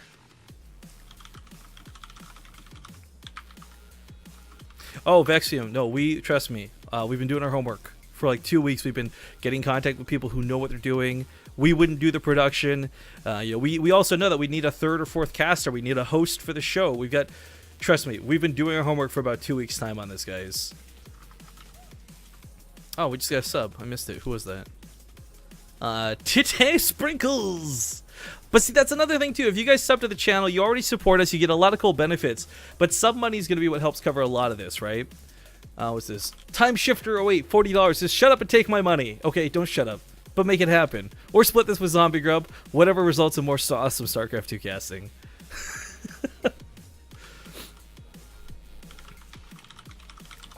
Yeah, like art thing, like Zombie Grub's type in the chat. I don't know, you want to just say that on stream, I guess? Oh, sure. Well, someone just asked, like, what are the like the goals and We got so many in mind, guys. So many. Yeah, we're just gonna constantly think about more and more, seriously, like a reward for every single fucking tier that we can get, right? Yeah, like $5 per Archon with us or something, or jazz like that. everyone always has like stickers and stuff they can give out, see how much that costs just to include it in a nice little package, including shipping, I guess, which is probably the most expensive part. But yeah, Archon voting with us. Maybe we can get some favors with other, gamers, pro gamers, casters. That'd be cool. The drunk stream is what we've been saving for one of the goal rewards, Like, yeah, like if we raise $1,000, we'll have a drunk cast of some event or things like that.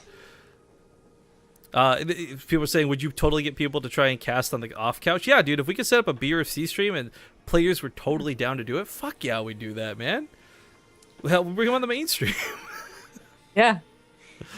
I mean, there's a lot of cool ideas. So like I said, if you guys are on board for supporting us, don't spend any money yet. Don't donate to us right now. Well, I mean, let's be honest, all donations are probably going towards this in the next 3 months anyways, but wait until we get the Kickstarter, because it's going to be really important that Kickstarter's got some numbers on it. We've already talked to some folks, too, who said they might be willing to match, quantity on the Kickstarter, with maybe, not guaranteed, things like this. Some sponsors that we've worked with in the past are possibly on board as well for sponsoring the event. I mean, another really cool thing, I really want to fucking do this, right? Like, this is such a small... Like, if we can't afford it, we have to cut this from the list. But, like, something I would really like to do is hire, like, one of those photo booth type companies for the day. And, okay, they've got all their silly props of, like, the Mario hands or, like, the Hulk gloves and rabbit ears and stuff. But then also ask teams if they'd, like, either lend us or let us buy big jerseys, like an extra large and a medium, so 2 sizes fit all, and have those jerseys available at the photo booth so you can hop in with a friend and throw on an EG jersey, and then someone else throws on, like, a My Insanity jersey, and you guys take your photos at the photo booth. Yeah. Like, I better see a lot of like Huck Idra replicas, okay? I'm just saying, like, it's not just the main event we've been planning. We've been planning the things to make it a really fucking cool event and a memorable event too. So it's for us at this point, it's all about cost. So I probably sometime in the next 2 weeks we'll throw up the Kickstarter for it. And oh man, I really want to make that happen, guys. Like we said, one way or another, even if it means the prize pool is like dick and we can't invite more than like 5 people to the event, we're still going to try and make this happen.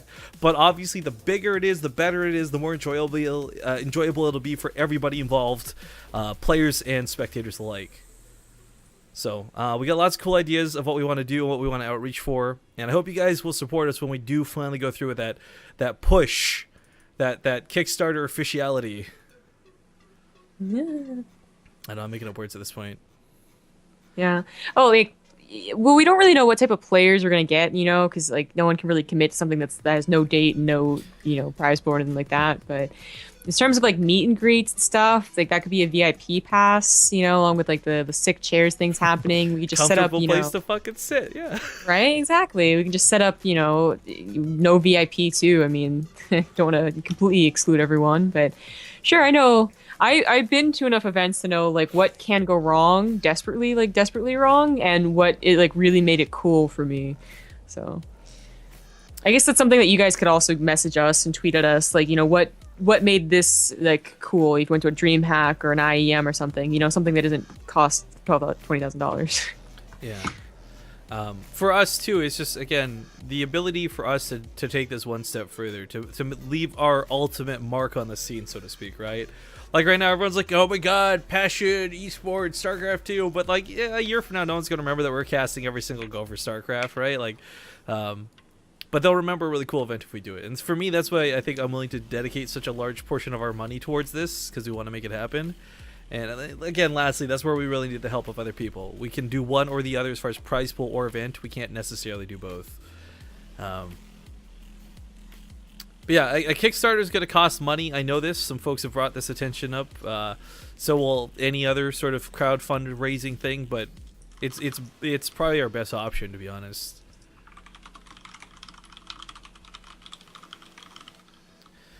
But I don't know. I think that pretty much wraps up the stream. That was our sort of PSA, our public announcement of what we plan to do in the future. So, I mean, a big part of this too, guys, I have this really fucking cool event idea that we're never going to get to cast called Cruel Intentions, right? KR versus EU.